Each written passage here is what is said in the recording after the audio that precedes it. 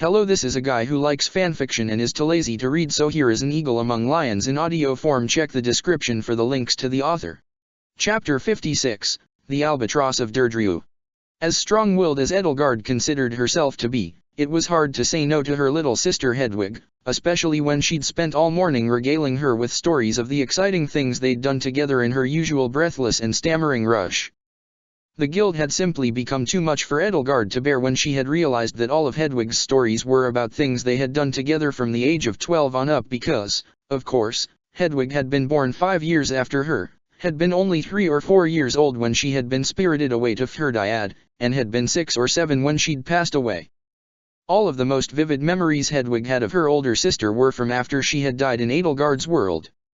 That was why that afternoon, when Hedwig, Pascal, and Flayn asked her if she would please show them what she looked like as a dragon, though it was Hedwig and Flayn doing most of the pleading and Pascal reminding them that Edelgard didn't have to if she didn't want to, she decided that she would, just this once. She decided to start out small, though, so as not to overwhelm her with the sight of such a dramatic transformation and for the sake of her own comfort. First came the horns, and Hedwig gasped at the sight of them, eyes sparkling. They'll look just like B. Burke's CC crown, she exclaimed, reaching out to take hold of them. Be careful with them, Edelgard cautioned her, though her horns hadn't hurt at all since they'd first grown in. I wonder why they look so much like it, Flayn said. Maybe there was a dragon long ago who had horns just like those, Pascal wondered aloud, and the crown was based on it. Remembering to be cautious, Hedwig gently laid the tip of her finger on the tip of one of the horns and pulled it back. It's SS sharp, she mumbled, sticking her finger in her mouth. It didn't prick you, did it? Edelgard gasped, her heart suddenly racing as she took hold of Hedwig's wrist and gently pulled her hand away. Hedwig shook her head. There looked to be a little impression on the tip of her finger, but no blood welled up, and Edelgard felt her pulse slow and her heart calm itself. Your horns do look sharp, Flayn noted. Edelgard, if you don't mind me asking, do you file them at all? Mostly I simply ignore them, Edelgard admitted, for the first time noticing that the thick talons sprouting from her scaly fingertips looked dangerously sharp as well. She suddenly felt worried that she had handled Hedwig's wrist with these veritable knives coming a hair's breadth from her young and unscarred flesh and hurriedly released her. Hetty, are you all right? Hedwig nodded. I wanna see more, she said, undeterred. I want to see your wings. She has a lovely tail, too, Flayn reminded her. A tail. I wanna see your TT tail.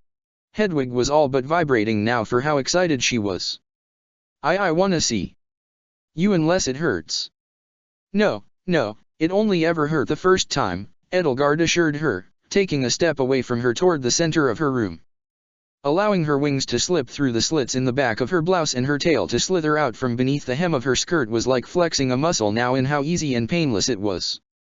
As her wings gently spread themselves out, their plumage growing and thickening to cover them, the chicks in the brooding box on her desk peeped in alarm, as though worried for her. Pascal seemed stupefied by the sight, but Hedwig was quick to action. So you do wings, she mumbled, eyes wide, jaw slack, mouth agape. She pulled off her glasses and rubbed them clean on her blouse before reapplying them. Those FF feathers are so pretty. They're like a big BB black eagle. You could say your big sister is a real black eagle, I suppose. Flayn told her. Although, Edelgard, your feathers seem a little dull. Have you been preening them? Edelgard sighed. For a moment, part of her recalled the way Anselm had fawned over her transformation when she had still been reeling in horror from it and felt a pang of unease. But this was different. Hedwig's joy wasn't so self-serving and narcissistic, was it? I haven't tended to them much at all, I suppose, she admitted. When was the last time she had cared for her feathers or scales? She vividly remembered the first time, or rather, the first time Ingrid had helped her with a twinge of guilt bordering on nausea, but couldn't recall the last time.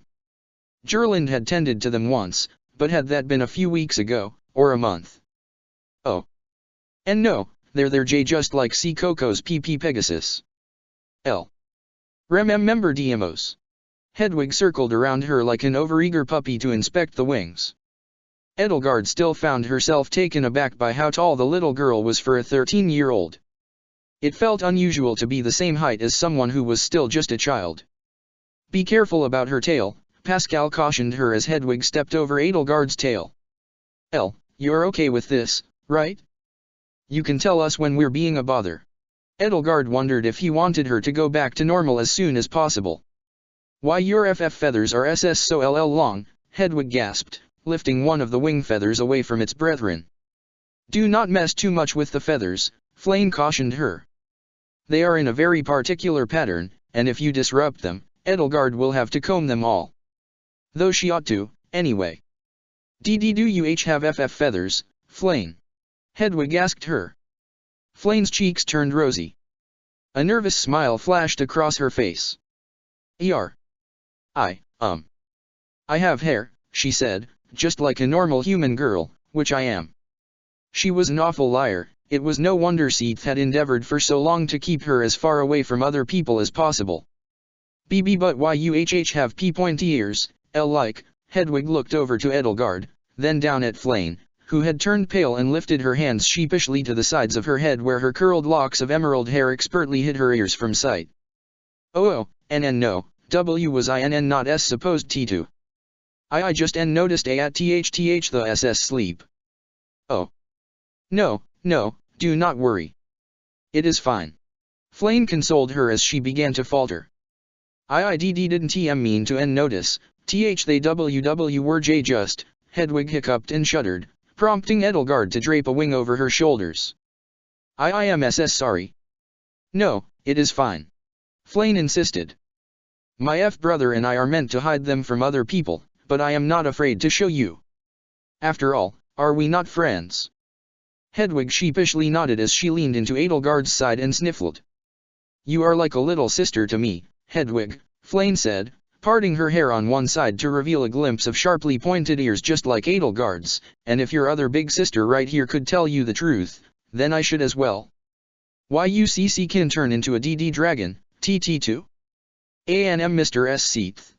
Hedwig whispered. We could once, Flame explained to her.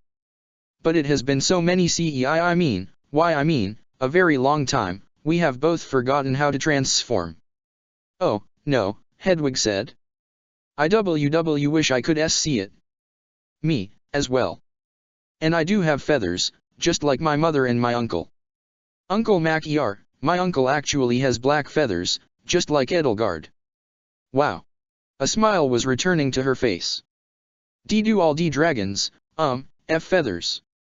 No, actually, my other uncle lives at the bottom of a lake, and he has a great big tortoise shell on his back. Flame told her. Are there a lot of you in the world? Pascal asked. The only dragon I've ever read about in history books is the Immaculate One. No, Flame said, her cheer dissipating. There are very few of us now. Until Aunt Rhea did, what she did to Edelgard, I had not met another in a very long time. Oh. I'm sorry, Pascal said. Archbishop Rhea must have been lonely. It is all right. Now, Edelgard, can you go further? If you do not mind, of course Hetty and I would very much like to see you. Hedwig nodded. I wanna see you go all the way. If you want T2, of CC course. I wouldn't mind, Edelgard said, though deep down she wondered if she did. She'd only ever transformed completely 3 times, once when she and Ellie had worked to complete the transformation so they could change back freely, once when Ingrid had been struck down before her, and once when Cornelia had forced her to attack her friends, and those latter 2 times had been erased from history by Byleth's powers. It was still somewhat uncharted territory for her. But the smile on Hedwig's face was just so intoxicating, and Edelgard supposed that on top of that she was still riding on a high from all the nervous energy that had welled up within her when she'd told her family the truth the other night. And Flame, she could tell, was just desperate to see another of her kind, even if Edelgard was the closest she could get right now. I wouldn't mind, she repeated. Are you sure? Pascal asked. Great. I am so curious, Flame said. Oh, shall we go someplace with more room? Hetty, when we dragons transform for the first time, We are nearly the size of a fully grown wyvern. Wow, Hedwig gasped, enraptured. That won't be necessary, Edelgard said. I suppose that as far as dragons go, I'm a bit of a runt, she admitted. I'm scarcely much bigger than I am now. I just need to ask you three to stand back a bit and turn around. Why? Hedwig asked, stepping away from her. Because I'd like not to ruin my clothes. I'll tell you when I'm ready. Oh. Oh, okay. She took Flayn and Pascal by the hands and went over to the door, and the three of them dutifully turned around to afford Edelgard some privacy. Edelgard was quick to strip down, removing her blouse and skirt and then her underclothes.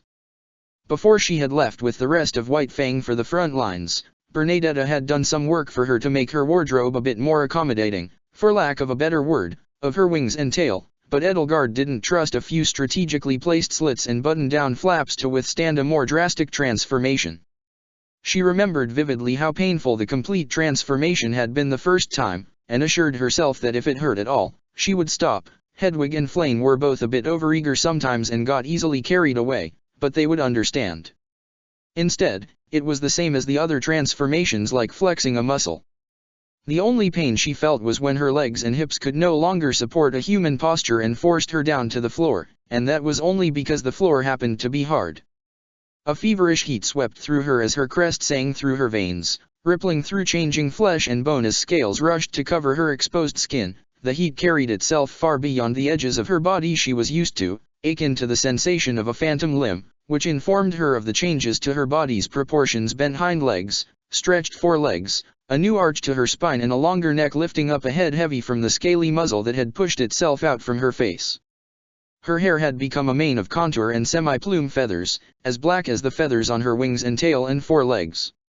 L.A.R.U.O.O.K.K. Hedwig seemed to be upon her in an instant, laying hands upon her scaly flank. I'm fine, Edelgard assured her, blinking as she grew accustomed to seeing the world through fully transformed eyes. Colors were different, some popped out, some receded into a more muted haze, and everything in the world had a sharper and more distinct scent, from the sweat on Hedwig's brow to the dust laying upon the rug. It didn't hurt. You are small, Flayn remarked, kneeling with Hedwig at her side. It is adorable. I do not think there has ever been such a tiny dragon in all the world.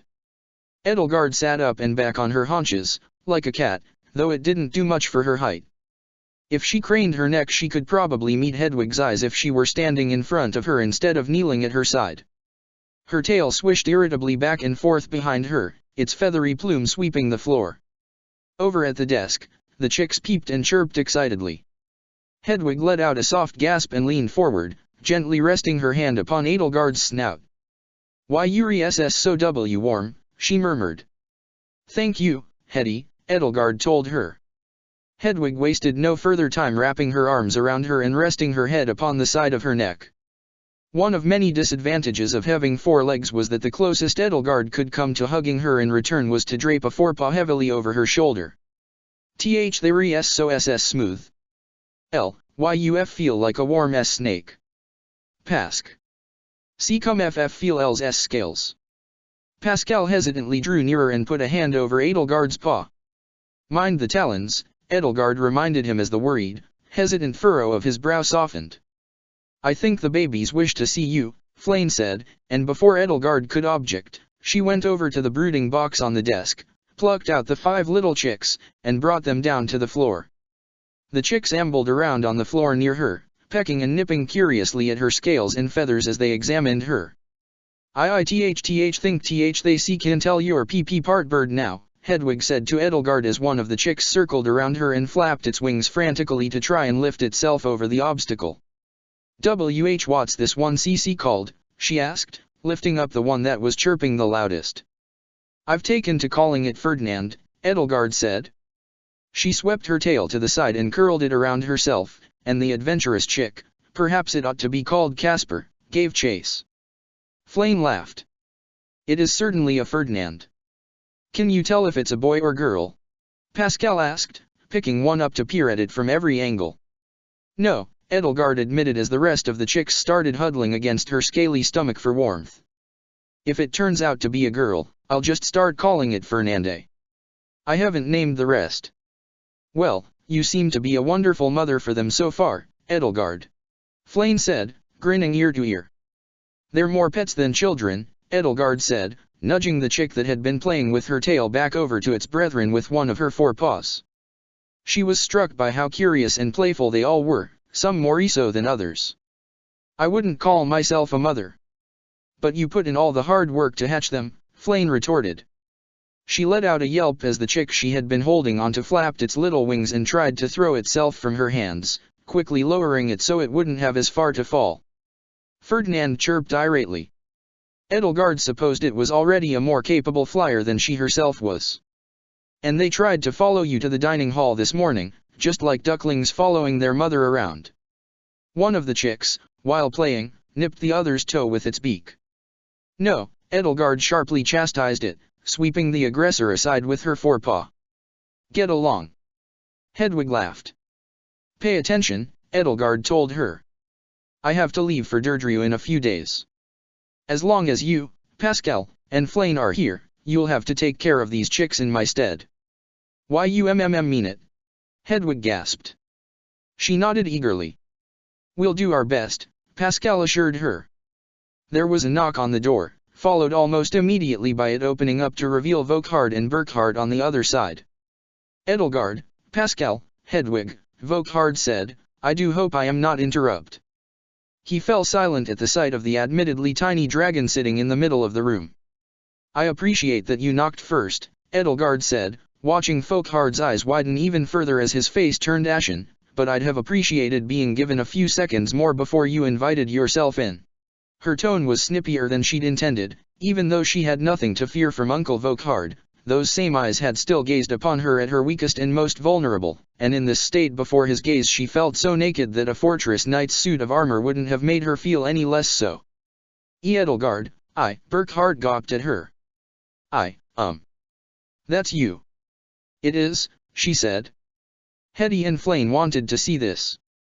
It's just that we heard you both talking, he added, his cheeks flushing crimson, so it stood to reason that both of you and Flayn were, decent. We didn't expect you to be, covered in scales. So, Volkhard said, averting his eyes. This is what Rhea has done to you. Good goddess above. I think she's pretty, Hedwig mumbled. The fault is mine, Lord Arundel, Flayn said, bowing her head, for encouraging Lady Edelgard to take this shape. She can change back, if that is what concerns you. She looked over at Edelgard. You can change back, correct? Hetty and I never would have asked if you couldn't. Yes, I'll be just fine, Edelgard assured her. If you can all give me a moment of privacy, I can change back right now. Wait, Burkhard said. Ellie, your scales and feathers are so dull. You haven't been taking care of them at all, have you? No, Edelgard admitted sheepishly. I suppose I haven't. I will ask Joachim and Gerlinde to make some time for you today. For her tea to what? Hedwig asked. Oh, she exclaimed as she, like Edelgard, realized what he was talking about. Almost all of the elder Hresvelg siblings had experience with Pegasi and wyverns, and that included grooming and upkeep, both of which Edelgard's dragon form, she had to admit, sorely needed. She would find that delightful. Flayn spoke on Edelgard's behalf. Well, as long as this is not permanent, Volkhard said with a sad shake of his head, I suppose I cannot be too concerned. To see it with my own eyes, though, to think the Archbishop has the power to transform people into monsters. Edelgard could see a little wobble in Flayn's lips. I'd hardly call myself a monster, she said. Oh, I meant no sort of disrespect, Volkhard blustered. Of course, you are not a monster, my niece. It still felt a little odd to see Volkhard behaving in such a human way, such a compassionate way. He took a few hesitant steps toward her and rested a hand softly and cautiously upon her head. Edelgard flinched and he pulled himself away. But I digress, he said. Pascal, Hedwig, it is nearly time for me to set out for Arundel. I merely wish to see the three of you off. Hedwig promptly detached herself from Edelgard and threw herself at Volkhard. Oh okay. Be safe. I hope things aren't too bad in Arundel, Pascal said. I heard that White Fang beat back Hevering's forces, but I am sure things will settle down there once I have returned, Volkhard said, patting Hedwig upon the head. It is my fault for being away for so long. The heads of the noble houses have a responsibility to the lands they oversee, and I have been shirking it. I'm sorry, Pascal said. All this time you spent with us in Gloucester, all because you worried Hedwig and I wouldn't be safe in the Empire. But even the heads of noble houses are only human, Uncle Volkhard, Burkhard said. And we humans have a responsibility to our families as well. Elle and I can't thank you enough for looking after Hetty and Pask. That's right, Edelgard said. Just like her world's Volkhard, this one had a strong sense of duty to protect his niece and her veritable army of half-siblings. In her world, the last she had ever seen of Volkhard before he'd been replaced had been when he had fled the Empire with her and brought her and her mother to Fhirdiad. He had abandoned his territory then, too, and his seat of power, and when he had returned he had found it filled by a monster who wore his face. That's right. Uncle Volkhard. You've always put family first. The church does teach that the goddess smiles upon those who put their family above all things, Volkhard mused.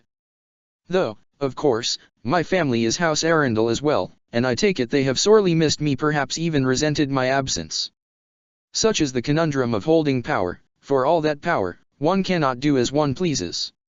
You've done a great service to your emperor, Uncle Volkhard, Burkhard assured him.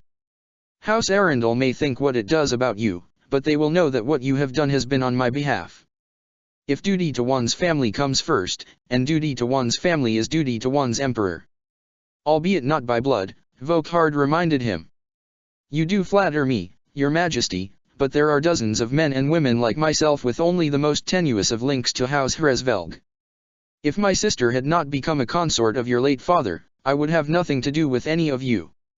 Well, then, we're thankful she did, Pascal said. I mean no disrespect to any of the others, but I think you're our favorite uncle.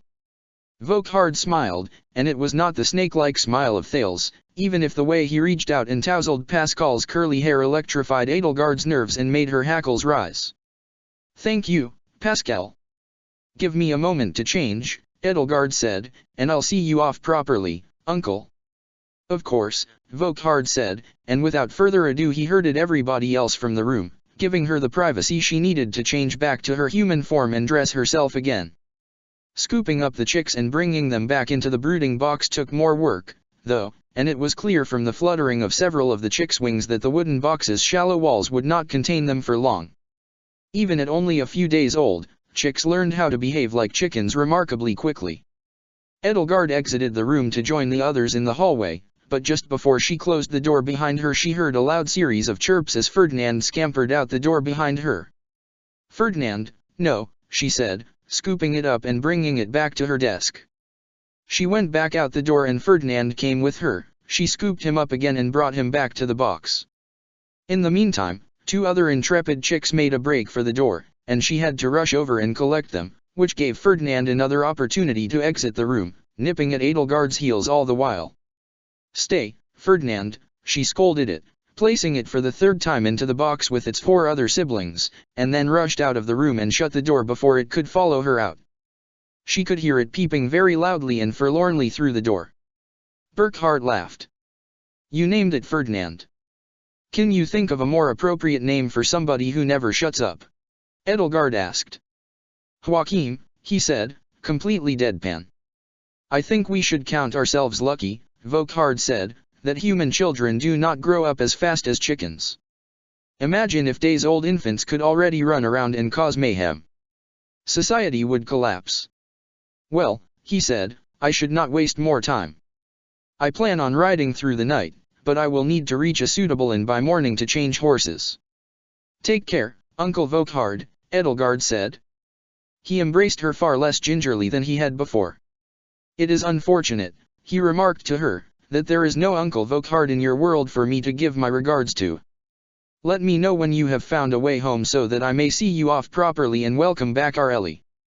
Edelgard suddenly felt tears spring to her eyes. That might be soon, she said, wiping them away on her sleeve. Thank you, Uncle. I am glad to hear it though, of course, I think I speak for all of us when I say we will miss you. You've done quite a lot for us in your counterpart's stead, and I would be remiss if I did not express my sorrow that you will be returning to a world without us.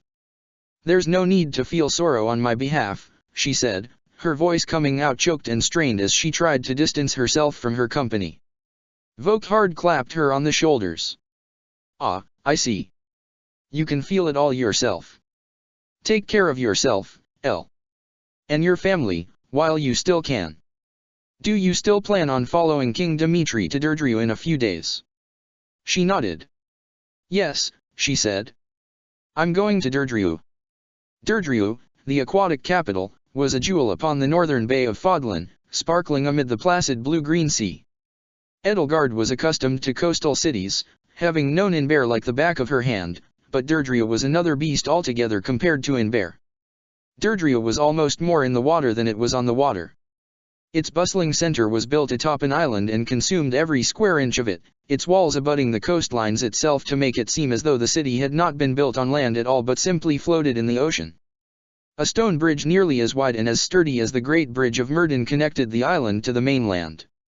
There were gaps in the city walls where canals flowed into the city as neatly and orderly as the roads around them, though these gaps in no way made the city any less impregnable.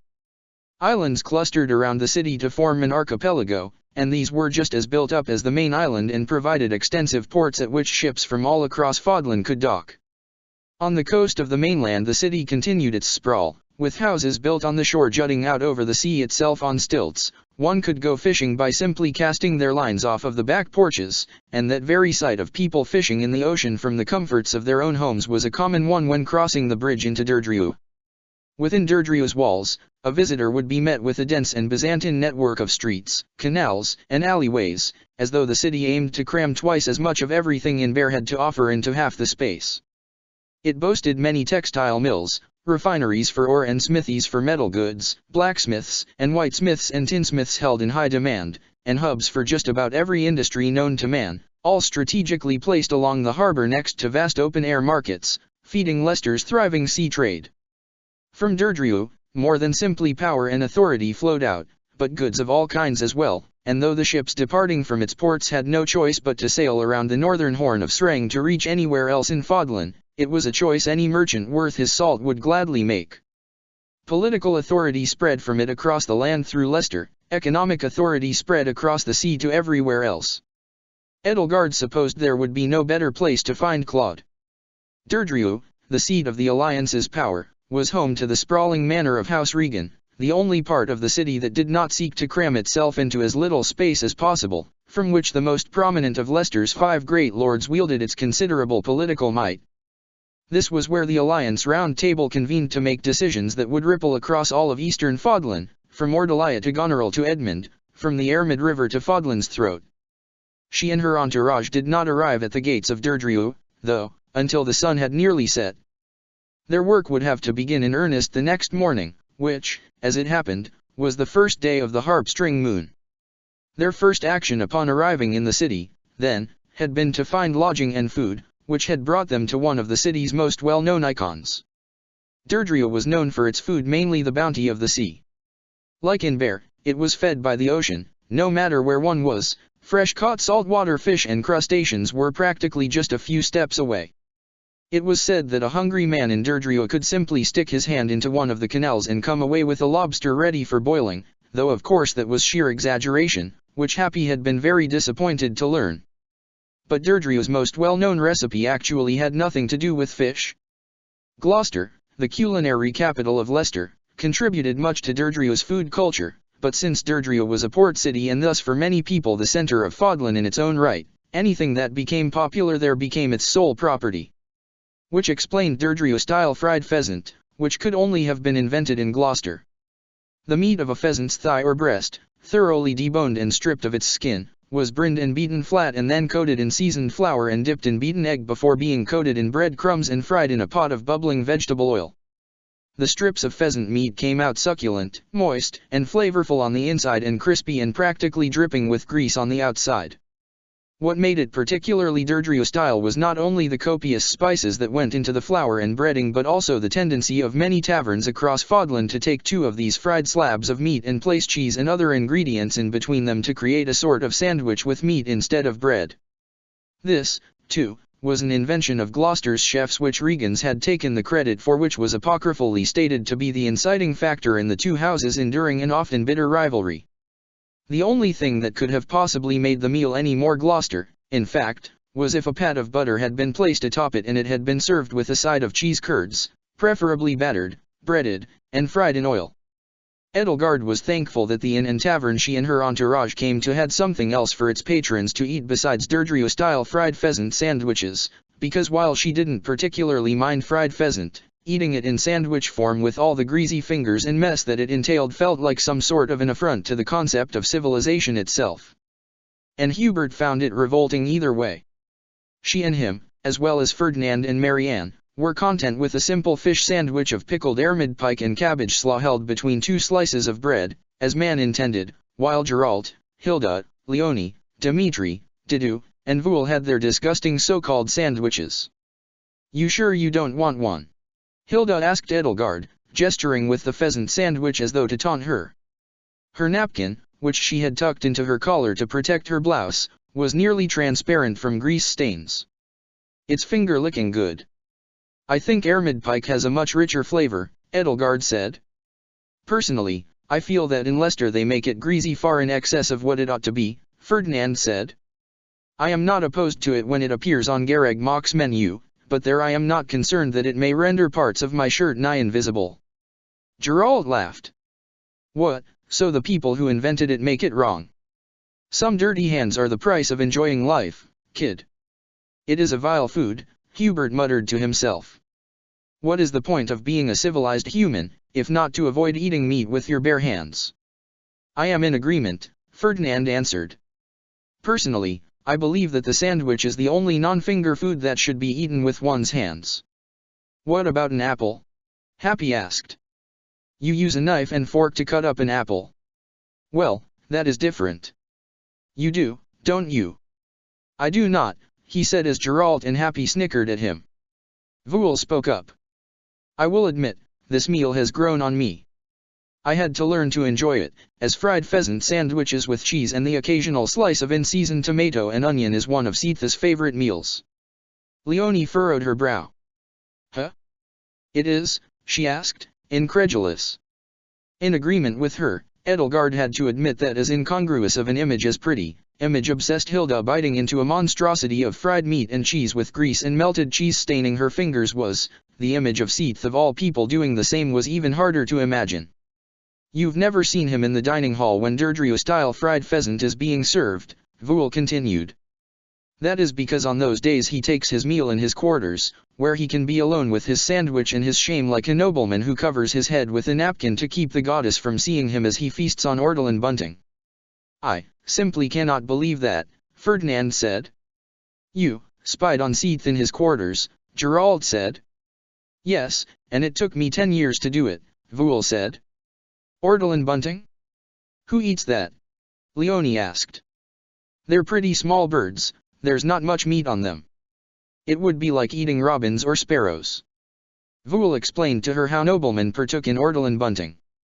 The birds were blinded and gorged on millet half to death, then drowned and marinated in wine brandy, roasted and plucked, and eaten whole. It was traditional for gourmands partaking in such a decadent meal to drape a large napkin over their heads, either to help savor the taste and aroma of the meal, to more discreetly spit out the larger bones, or to hide the shame of such a revoltingly and disgracefully decadent act from the goddess. Edelgard had never tried such a meal and had no intention of ever doing so. Cornelia had eaten one in front of her once sans napkin, of course, and spat its little skull out at her. That had been the closest Edelgard had ever wanted to get to the experience.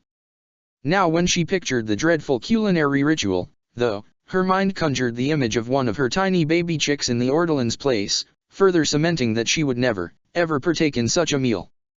Leonie simply stared at Voul the whole time, every detail of his description prompting her to lower her half-eaten sandwich another inch or so toward the plate.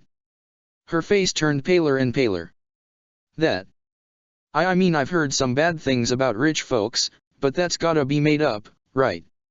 Ferdinand glanced uncomfortably around the table. It is, it is getting late, and we should not be conversing about such, he faltered, pierced by the gazes of his peers. No, Leonie, Edelgard said. It's very true. It's cruel, Marianne muttered. I have never partaken, Ferdinand added, eager to defend his own moral pride. It is very rarely prepared, from what I have heard, and is quite an acquired taste. Acquired taste? It's disgusting. It's wasteful, it's sadistic, it's... Just you wait until you find out how foie gras is made, Voul said. Or sausage. I know how sausage is made, Leonie snapped at him. She looked to Edelgard. You're right. The nobility needs to be taken down a peg or two or three. People shouldn't be allowed to live like that. If only Edelgard had known how easy it would have been to sway her to her side.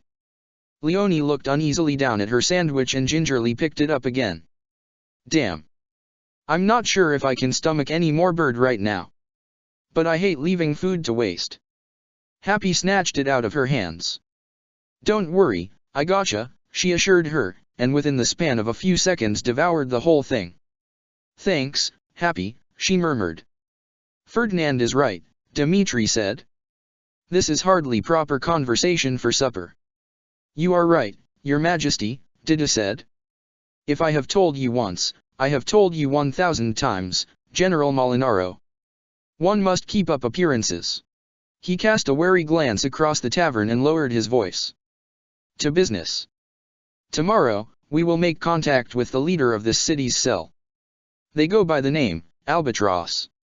So, while His Majesty and her soon-to-be Majesty are off having brunch with Margrave Edmund, Geralt said, the rest of us will be tracking this guy down.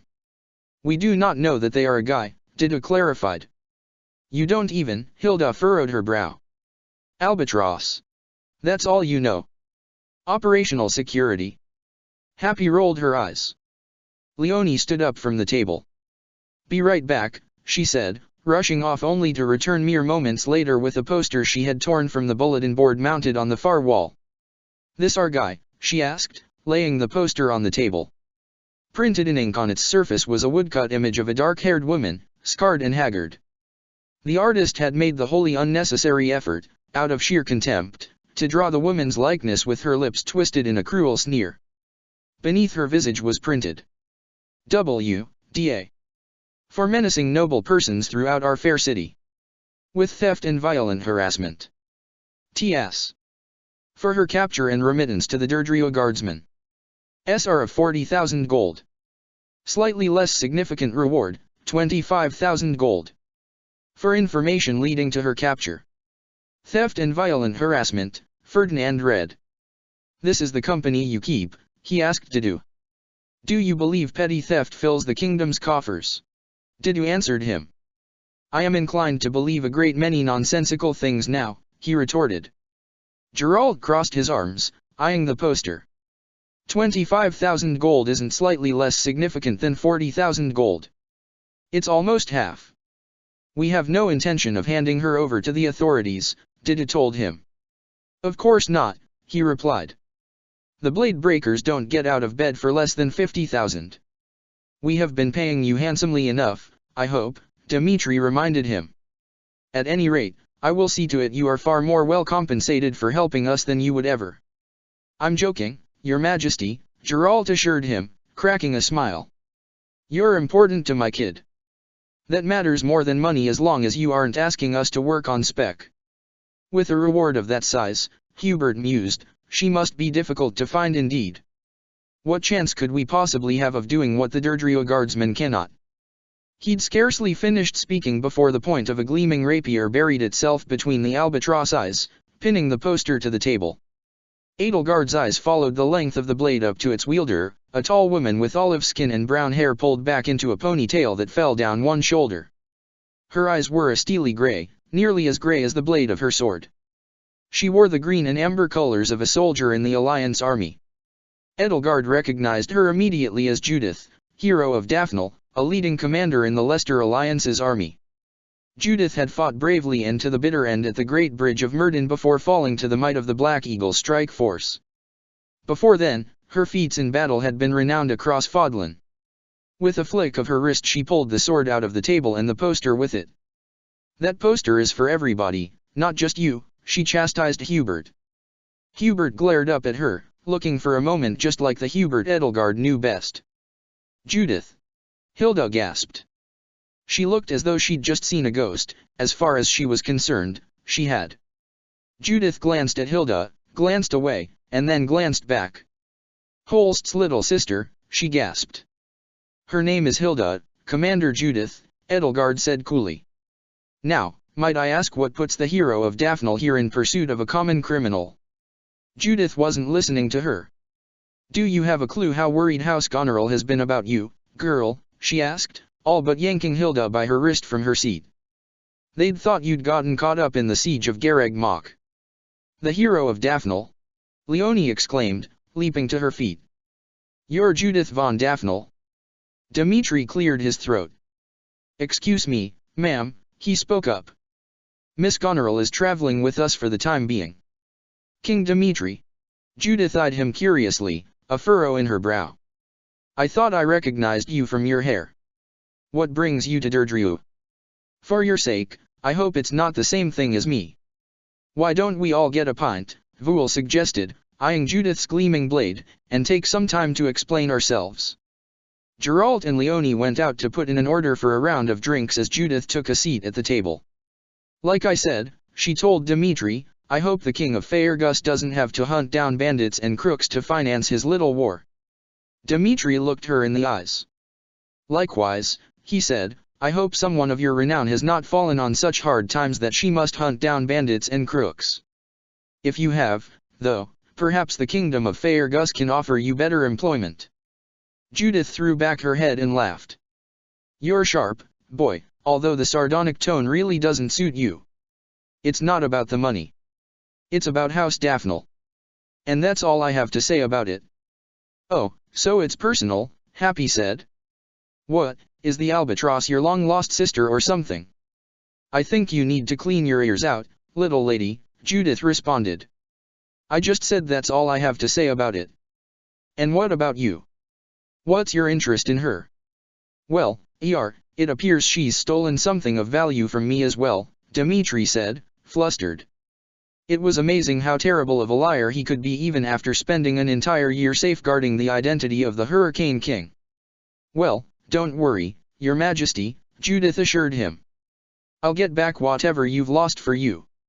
And if you need the reward, well, maybe I can let you help me bring her to the gallows." Geralt and Leonie returned with plenty of drinks to butter up their new guest, though Edelgard suspected that even for Geralt, drinking Judith von Daphnel under the table might prove a challenge. "Judith?" Hilda asked, and Edelgard could feel how uncomfortable she was addressing somebody she was seeing for the first time in this world who was dead in hers. You wouldn't happen to know where Claude is, would you?" "Claude? I don't know where else the kid would be than home at Regan Manor," Judith told her, taking a moment to take a draught of ale. "Then again, I only got into town a few days ago. I haven't exactly had tea with him, wherever he is." Hilda looked disappointed. "And you came here to find that criminal?" "Maybe it's because I've been away from home for so long," she said, "but this is the first I've ever heard of the albatross. What does she do, anyway?" "Like it says on the poster, she steals from nobles and merchants. She's a violent character, as you might expect. Done a lot more than bloody a few noses here and there. People have died from her attacks. Important people." "We are nobles," Ferdinand pointed out, perturbed. "Lady Edelgard, have no fear, I, your dutiful fiancé, swear to protect you." Judith's steely gaze focused itself on Edelgard. "Edelgard? As in the Adrestian princess?" Self-conscious, Edelgard found her hands rising to the buns she'd tied her hair into to hide the points to her ears as though to make sure they were still well hidden. "The one and only," she said. "And I must say, it's a pleasure to make the hero of Daphnel's acquaintance." "No need to flatter me," Judith said. "Well, your dutiful fiancé's right, girl. Now's a bad time to be a noble in Derdriu. And between the Albatross and the Church of Ceros, it's an especially bad time to be Princess Edelgard. Hubert went pale. What about the church? He hissed, his hand unconsciously flying to the stump of his severed wrist. The Eastern Church is a few days east of here, she explained. With the war on, there's a lot of big shots from the headquarters hanging around here, doing their best to curry favor with the nobility. Considering their weakness, they've got plenty of reason to be concerned if Lester decides to side against the Archbishop. She leaned forward, her piercing glare darkening as she gazed into Edelgard's eyes. But just because the Eastern Church doesn't have a standing army doesn't mean they aren't dangerous. And I wouldn't expect them to pass up an opportunity to recapture such a high-profile prisoner. Watch your back, or you might be on a carriage back to wherever the archbishops fled to. Edelgard looked to Ferdinand and Hubert both, feeling a heavy lump of guilt in the pit of her stomach twist itself into a knot. Deirdre, it seemed, was even more dangerous than she'd anticipated. And she'd asked these two still practically boys compared to their counterparts in her world to give it their all to defend her. The church will not dare come near me, Dmitri spat, glowering. Edelgard is under my protection as well, and those dastards shall never harm another hair on her head. I swear on my father's grave. They will avoid me if they know what is best. Judith gave him a wry smile. You know, there's an old saying about warfare, she said. It's always useful to face an enemy who's prepared to die for his country that way. The two of you have the same goal in mind.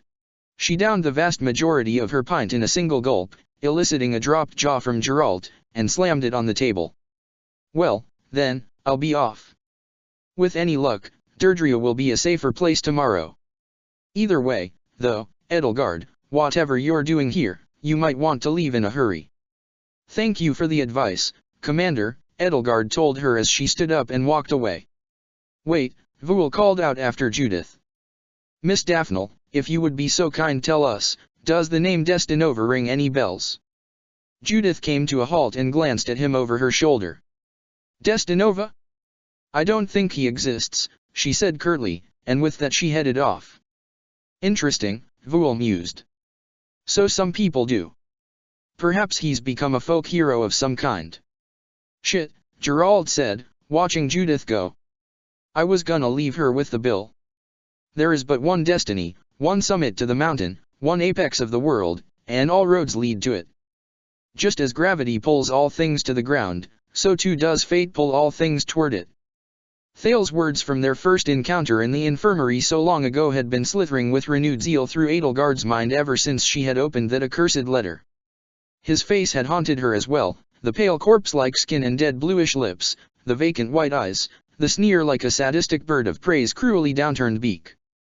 My flame emperor, you will serve me yet.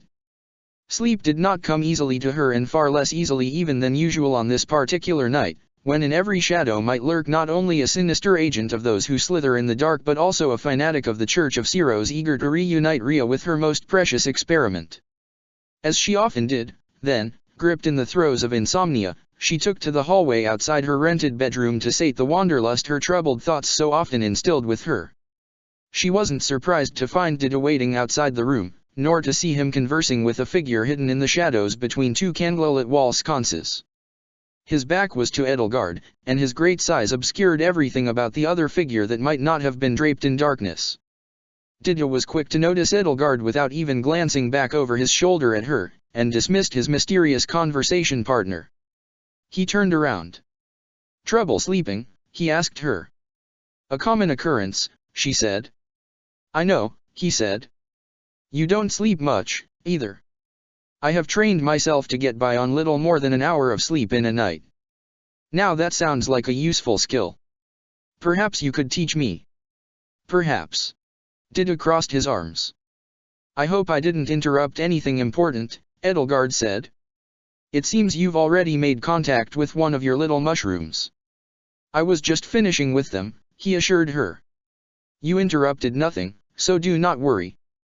Gladly. If you are not too busy, though, might I ask you something, Didu? Edelgard asked. If you would care for a private conversation. He led her up to the attic of the inn, and then the roof, and she supposed as the two of them lifted themselves up upon the shingles that this would give Didu a very good chance at killing her if he so chose to. But, then again, she had wings now, and could fly somewhat passably even if landing was still problematic, or at the very least slow her descent. The sky was dark. Only a waxing crescent moon and a field of stars lit it with a cold, pale, weak, and distant light. Deirdre was fast asleep and dark as pitch, save for a few lanterns which kept some parts of the roads and walls lit and the occasional lamplight from a window here and there across the cramped cityscape. Edelgard swore that even from up here, well away from the city's shore, she could taste and smell brine in the air. "Ask your question," Dida told her. "But I will not promise that I can answer it." "What do you want the world to look like?" she asked. He thought for a moment. "Home," he said after a long pause. To live in Duscur was hardly perfect. But it was good. Compared to the common man in Fodlan, who slaves away for some count or baron, our people were free. We worked for each other and for our neighbors. Is that what you want all of Fodlan to look like? I know it sounds daunting. You know I can admire a daunting vision. Do you think tearing down the nobility will make it so? It will be a good start. Of course. Yes, the nobility, the church, it all starts there. But what if, for all your efforts, you end up creating a power vacuum and some eager would-be warlord rushes to fill it? In the darkness, it was impossible to see the expression on Dida's face. The silver light of the horned moon was far too dim tonight. And yet from his tone of voice he seemed to almost smile. "Somebody like you." "I wouldn't call myself a warlord," Edelgard said, though she had to admit that she'd had little experience of governing in peacetime between the end of the war and her arrival in this world. "A conqueror, yes, I'll accept such an epithet. But not by choice. I was made to be a conqueror. I chose to be a reformer as well." "How are you reforming your world?" he asked. "Did you notice the schoolhouse when we passed through Sauron village on our way here?" He nodded, and Edelgard could at least discern that. "Yes," he added, though, just in case she couldn't. "Here in Leicester, such institutions can be found in all but the most destitute and remote villages. While far from perfect, they've given commoners more chances to discover their talents and rise through the ranks of society than exist in Adrestia and Faerghus. But it doesn't go far enough. All across Fodlan, there are orphaned children in the streets who rarely see the inside of a house, let alone a schoolhouse." "I know," Dida said. "When the Crest experiments ran their course, I turned my ire upon the corrupt nobility who used their overwhelming power to trample and oppress the weak. I saw that by the Crest system and the teachings of the Church, they had created a system where their own absolute power was unassailable. They could even torture and murder innocent children with impunity. I'd never felt so weak and helpless, but I realized that there were so many other people who were weaker and more helpless even than I because Fodlan's aristocracy made it impossible for them to lift themselves up by their own power. Even the most strong-willed person cannot stand up with a boot so firmly planted on their face." Dida nodded to Edelgard as if to tell her to go on. "My goal was to break the nobility's monopoly on success," she explained. "Starting with the Crest system, I wanted to do away altogether with the idea that one's blood alone made them superior. I wanted everybody, no matter their circumstances, to have the opportunity to rise on their own merits. If it hadn't been for those who slither in the dark raising me to be a tool of their war, I would have probably endeavored to make Adrestia more closely resemble Leicester, encourage the growth of the mercantile class, and provide more opportunities for commoners to rise on their own merit and ambitions and eventually rival hereditary nobility." She had to admit, though, if not to Dida then to herself, that the educational angle hadn't occurred to her until Ferdinand had thought it up, several years into the war. If not for him and the rest of her Black Eagles, she would have probably simply impotently floundered against the nobility until they deposed her in a coup. In fact, if it hadn't been for the war in general, she might have had almost no luck whatsoever putting her reforms into practice. No matter how salient and well thought out her plans had been, Adrestian nobility would have simply removed her from power directly, just as they had her father, or, failing that, sought the help of their fellow aristocrats throughout Fodlan to pressure Adrestia into submission. "But because they raised you for war," Dida began, "I wasn't permitted the narrowness of vision to limit myself to Adrestia's borders." "Yes. Nor was I. As a matter of fact," Edelgard noted, "without the help of those who slither in the dark to disrupt the Empire's political system and install me as an emperor with absolute authority to conquer Fodlan, I probably would have been promptly deposed and murdered before any of my reforms could be implemented altogether. I almost have to thank them for giving me the golden opportunity to purge all of my staunchest adversaries from power. Including themselves. Yes. Edelgard. It was apparent in the lightning tone of his deep voice that his lips had produced a rare smirk, bitter yet somehow still warm. You have a strange sense of optimism. You think so? I find my mind frequently dwells on the worst possible outcomes. Listen to your words. You cannot contemplate a cloud without considering its silver lining. I'd never thought about myself like that before, Edelgard said.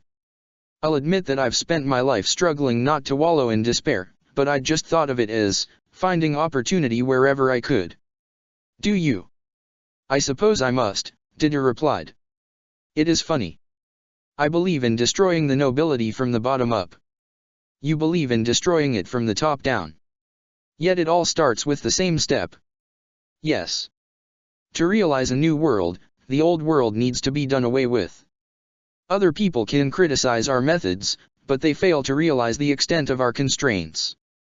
We must work with what we have, in the time we've been allotted, and we do not always have the luxury of choosing the moral high ground when the only road open to us is a path of thorns.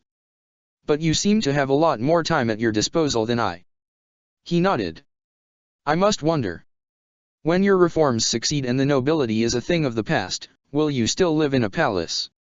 Edelgard ought to have been used to Dida's bluntness, but she still found herself taken aback by his question. You worry I won't be able to relinquish the power I've seized once it's no longer needed. Thale's mocking words from weeks ago rang in her ears. The people will continue to prove that your only choice is to remain firmly in control. That is why the friends I've made are so important. They keep me honest. They hold me to my promises. They keep me from losing sense of myself and my goals. Who do you think will abandon you first? Then, will you? I never intended to live long enough to need to give up my power. But that aside, I don't intend to rule long anyway. In fact, when education has become commonplace in Fodlan, I want the people to choose their own rulers from the best among them, rather than letting heredity and the whims of a handful of entrenched patriarchs decide for them. I see. How long do you think that will take? We'll see. If it takes too long, I'll have to appoint a successor I trust to run things in my stead, specifically to avoid becoming too used to wielding that power myself. You have thought of everything, Dida said. But what will happen, in a world where people choose their own rulers, if they choose poorly? You mean if they willingly choose to follow a tyrant? If they can be tricked into signing away the very freedom they have been granted? People will never be fit to choose their own destinies. I suppose it is just as possible as somebody in your new world trying to seize power and recreate the same social strata of the old world anew. It will be up to the people, he said, to defend their way of life from those who would oppress them. I will have taught them that. I hope I will have taught them that as well, she agreed. Whatever we do, however far our efforts to reshape society go, eventually it will all be left out of our hands.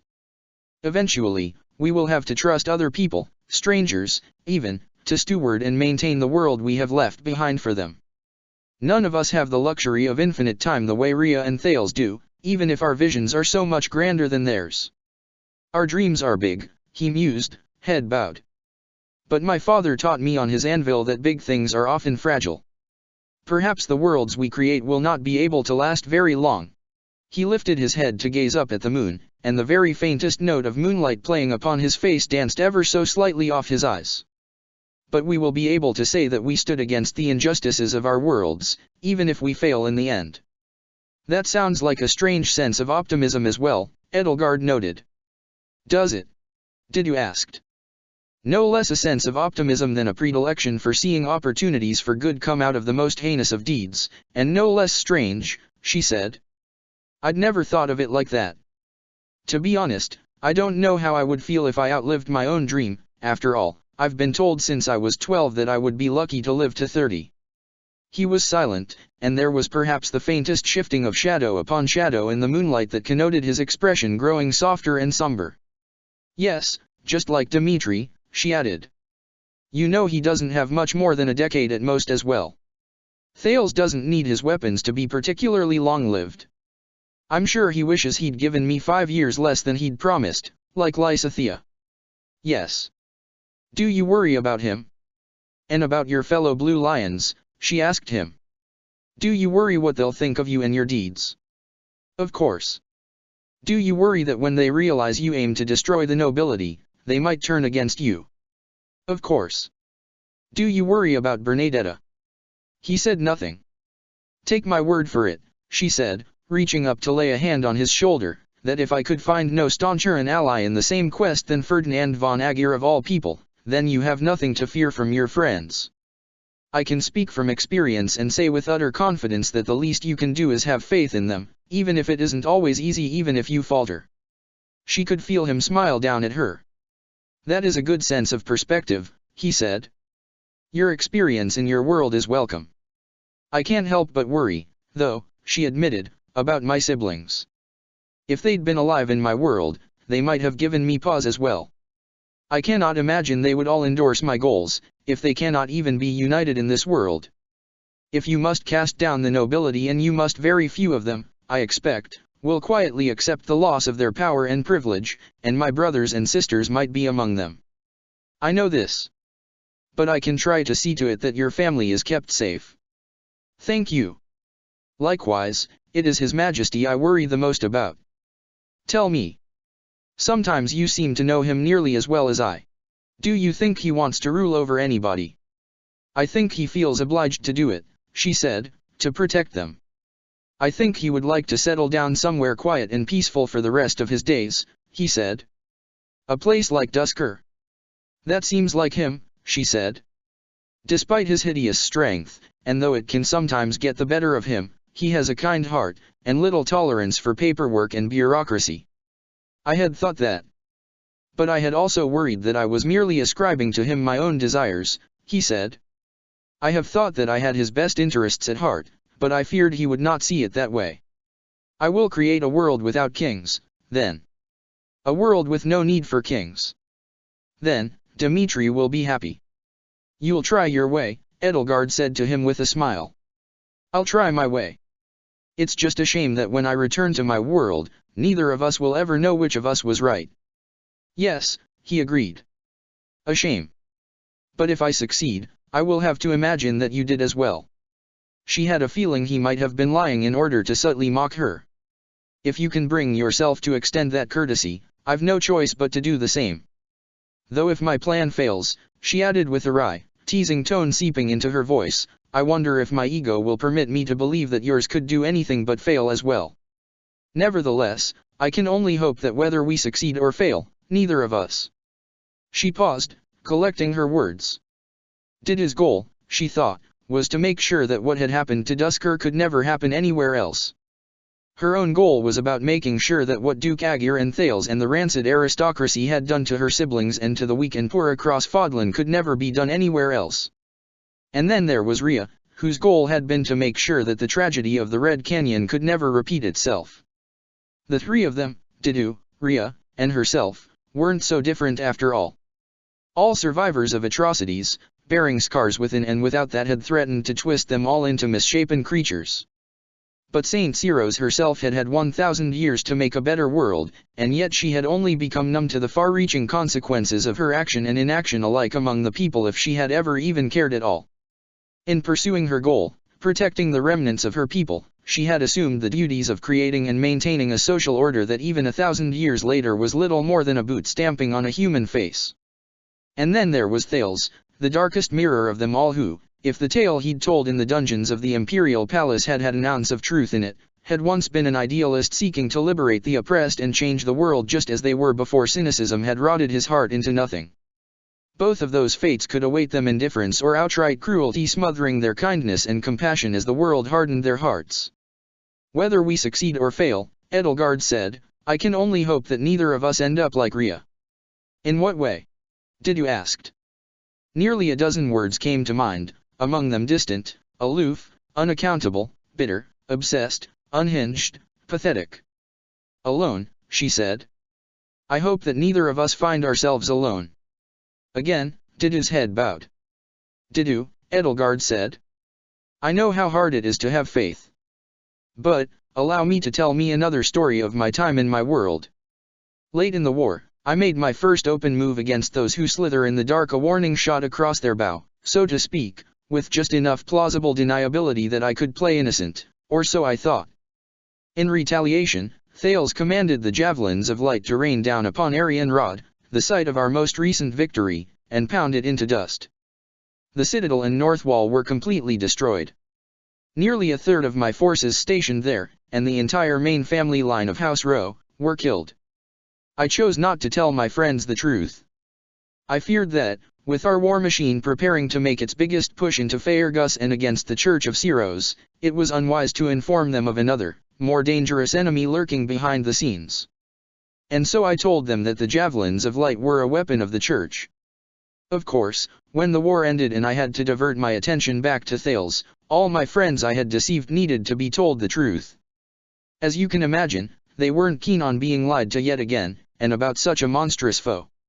I wondered often after that, if I had allowed them all to be co-conspirators in my and Hubert's Cold War against Agartha earlier on, things might have turned out differently, and perhaps even for the better.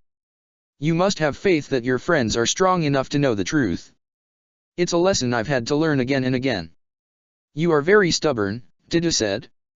It is no surprise that you must learn a lesson many times over before you understand it. He nodded sagely to himself.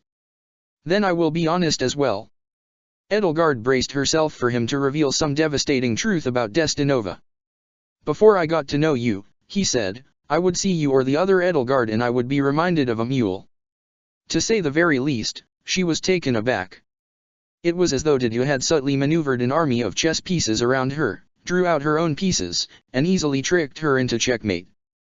His words hit her with the force of a blow to the kidney and she nearly lost her footing and stumbled down the gentle slope of the roof. Why, you what? A mule. She had to admit that she'd left herself wide open for an insult. In effect, she had, to pardon the tired turn of phrase, made an ass of herself, but she had never expected that one would come from Dido of all people. Mules are smart, Dido pointed out while she sputtered. Sometimes they know better than to obey their masters. That is why people call them stubborn, lazy, stupid. At home, one of my neighbors had one that was much smarter than him. And every child in Duscur learns the legend of our god of deceit and mischief, who would often appear as a mule to mock men who thought themselves wise. Despite how he had just raised her ire, Edelgard couldn't help but raise her eyebrows as well. So, are you likening me to a god? Or are you the god encouraging me to make an ass of myself? That is up to you to decide. Well, this god must surely be your patron, she said with a sigh, hoping to calm her rankled nerves. But I digress. Dido, you need to be more forthcoming about Destinova's nature. We all need to know whatever you know about Claude, wherever or whenever he comes from. Dido was silent for a while, and still. I do not know how he came to this world or when, he finally said, as the horns of the crescent moon slowly drifted degree by degree down toward the horizon. I met him soon after I came to Garreg Mach. Our meetings would be kept an even more closely guarded secret than my meetings with the Men in Black or my work with the Hurricane King and Death Knight. I sometimes tried to track him and see where he might hide himself beyond our meetings, but never found anything. He vanishes like a ghost. But I came to trust him and welcome him into my organization because... Edelgard felt a chill run up her spine as she anticipated what answer Dido could give to explain why he of all people would come to trust somebody so quickly. He knows things about me, he concluded, that even the Men in Black do not. If he does come from the future, then it is one where I trust him completely, more even than His Majesty. The next morning, on the first day of the harp-string moon, Dimitri and Marianne were to meet with Margrave Edmund. Dido remained with Geralt, Leonie, Voul, and happy to assist Judith with finding the albatross. The others Edelgard, Hubert, Ferdinand, and Hilda traveled with Dimitri and Marianne to meet with the head of House Edmund, who had arrived at the Regan estate the previous night. The streets of Derdria were a maze of tightly packed roads and alleyways.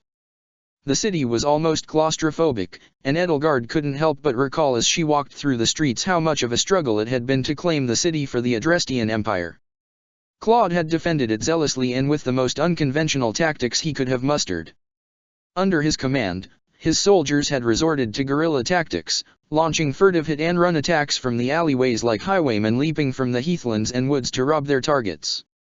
He had made the assault on Deirdre a slog even before Nader and his immortal corps had arrived to rain terror from the skies. The city itself had been both his shield and his sword, in a way, and the memory of that combat rose to the forefront of her mind and inflamed her nerves as she made her way down the cobblestone streets she had once stained with blood. This time, it was not the soldiers of the Leicester Alliance defending the capital she had to worry about, though, but of agents of the Eastern Church that might try to snatch her away on top of whatever threat the Albatross might have posed. Who knew what other threats beyond those lurked in the shadows and hid themselves in plain sight? "The last time I was here," Hilda muttered to Edelgard as they approached the gates to Regan Manor, "you were trying to kill me." "I wouldn't say I was specifically trying to kill you," Edelgard retorted. "You were simply in my way." Hilda rolled her eyes. Perhaps, Ferdinand wondered as they were all led onto the manor's grounds, Claude will simply have been here, in his house, all along. And he can simply tell us everything about this Destinova character. Would that things could ever be so simple, Hubert grumbled. People who are connected to our Edelgard's counterpart seem to be cursed with complicated lives. If I could help it, Hubert, I would, Edelgard said. Any bickering and banter between them ceased when they were led to the manor's parlour, where Margrave Montague von Edmund was already waiting for them. He and Marianne were only distantly related, and it showed. There was not a single shred of similarity between the two of them. They shared not a drop of blood, and neither did they have any features of their faces or mannerisms in common. The Margrave was a tall man, broad-shouldered, nearly rivaling Dede for height, though not for his physique and bulk. When he stood up he seemed to unfold himself, his legs like the curling legs of a spider. His slate-grey eyes peered out like hawk's eyes from behind small spectacles, and his slate-grey hair was as short and bristly on his head as it was over his upper lip. Dmitri looked his best. He'd even combed his white hair back to keep it out of his face. But because no hair fell upon his brow, it was clearer than ever that he was nervous to be facing the father of the girl he loved. "Your Majesty, King Dmitri," Montague said, offering a polite little bow, "thank you for taking the time to meet with me here." Though his greeting was quiet and reserved, his tone of voice called to mind a tiger pacing back and forth behind a cage of iron. Montague von Edmund was a man blessed with drive and ambition in excess, some might even call it avarice, with a reputation as a great and fierce orator. Under him and his shrewdness and acumen, Edmund was a rising star. If Dmitri found an ally in him, the rest of the Leicester Alliance might easily be swayed into putting its full might behind the kingdom of Faerghus to crush the Church of Syros. "I hope I have not left you waiting long, Margrave," Dmitri said. "It is merely impressive that you have made this journey at all," Montague replied. "You do have a war to fight." Edelgard could see Marianne trembling before her adoptive father's intensity. He seemed to have an aura about him that thickened and electrified the world around him like the air after a lightning strike. Hilda took her by the hand to offer her some comfort. "I do," Dmitri said, "but there are good hands I can place it within, at least for a little while. Shall we, sit and have some tea? Oh, but before I forget, allow me to introduce my companions. They were kind enough to accompany Marianne and I both here. This is Princess Edelgard von Hresvelg, 9th Princess of Adrestia, and with her is Hubert von Vestra, her retainer, and Ferdinand von Aegir, son of the Adrestian Prime Minister. And with us as well is Hilda von Goneril." "Hilda Valentine Goneril," Hilda hissed at him. "Pardon me. Hilda Valentine Goneril." "A pleasure to meet you all," Montague said. "Miss Hilda, it comes as some surprise that you have not returned to House Goneril. Your brother is worried. And as for you, Marianne." Marianne's head snapped up. "Why yes, father," she yelped. "I had hoped you would have returned right back to Edmund Manor as soon as the war had concluded. Before your letter had arrived, I had feared for your safety." He spoke as curtly to his daughter as he did to anybody else. I am sorry I should have sent a letter sooner," she mumbled, again lowering her head. "I hope you can forgive her for being preoccupied, Margrave Edmund," Dmitri said, "when you find out what had preoccupied her. And you ought to have seen the spells she cast in battle," Ferdinand added. "I have seen few mages so versatile, so talented in so many fields." If his words made any impact on Montague, he didn't show it as he sat back down on his chair. "Don't stand on my behalf, Your Majesty. Take a seat, Marianne. And the rest of you as well." Dmitri took a seat across the table from Montague, Marianne took one next to him, and their peers hewed close to them. "I have always hoped that my daughter would marry well," Montague said, peering at Dmitri. "Well, if I may speak my piece, a king certainly is marrying well," Ferdinand said. Edelgard and Hubert shushed him.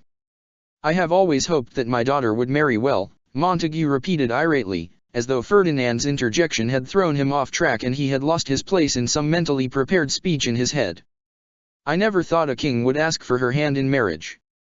But I suppose it isn't inconceivable that one might wish to curry her father's favor." Edelgard caught Hilda's gaze, and for a moment in her eyes there was a look that seemed to say, "Can you believe the ego of this guy?" It was a look that Edelgard could understand quite well. "Listen well, King Dmitri. I would not have adopted this girl if I did not care deeply for her.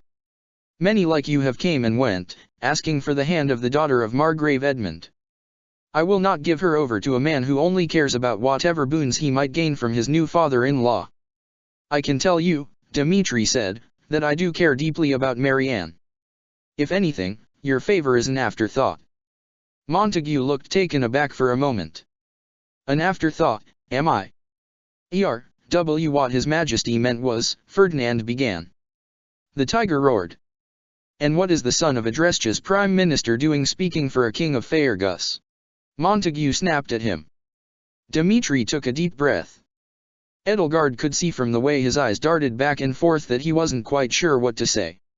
She knew he'd been rehearsing something in his head all the way from Garreg Mach to Derdriu, but all his planned words seemed to have left him upon contact with Margrave Edmund's mien. The Margrave tended to have such an effect on people. It was no wonder Marianne had grown to become the way she was, with parents such as him, children either sank or swam.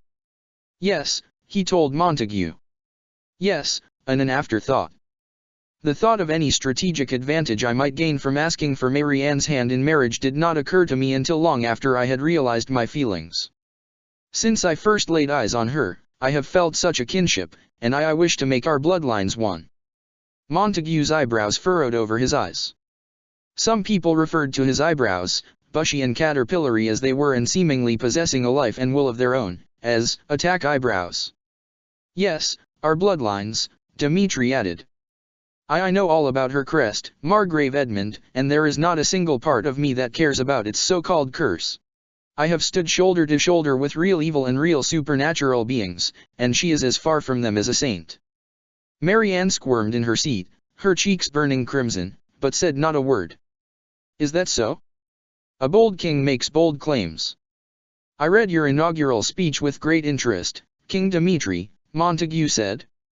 "Aside from your proposal, it was the only piece of writing I had of yours. Tell me, where is the fire I felt when reading those words? Where is the fire that set alight a war against the Church of Syros itself?" He leaned forward, steepling his fingers.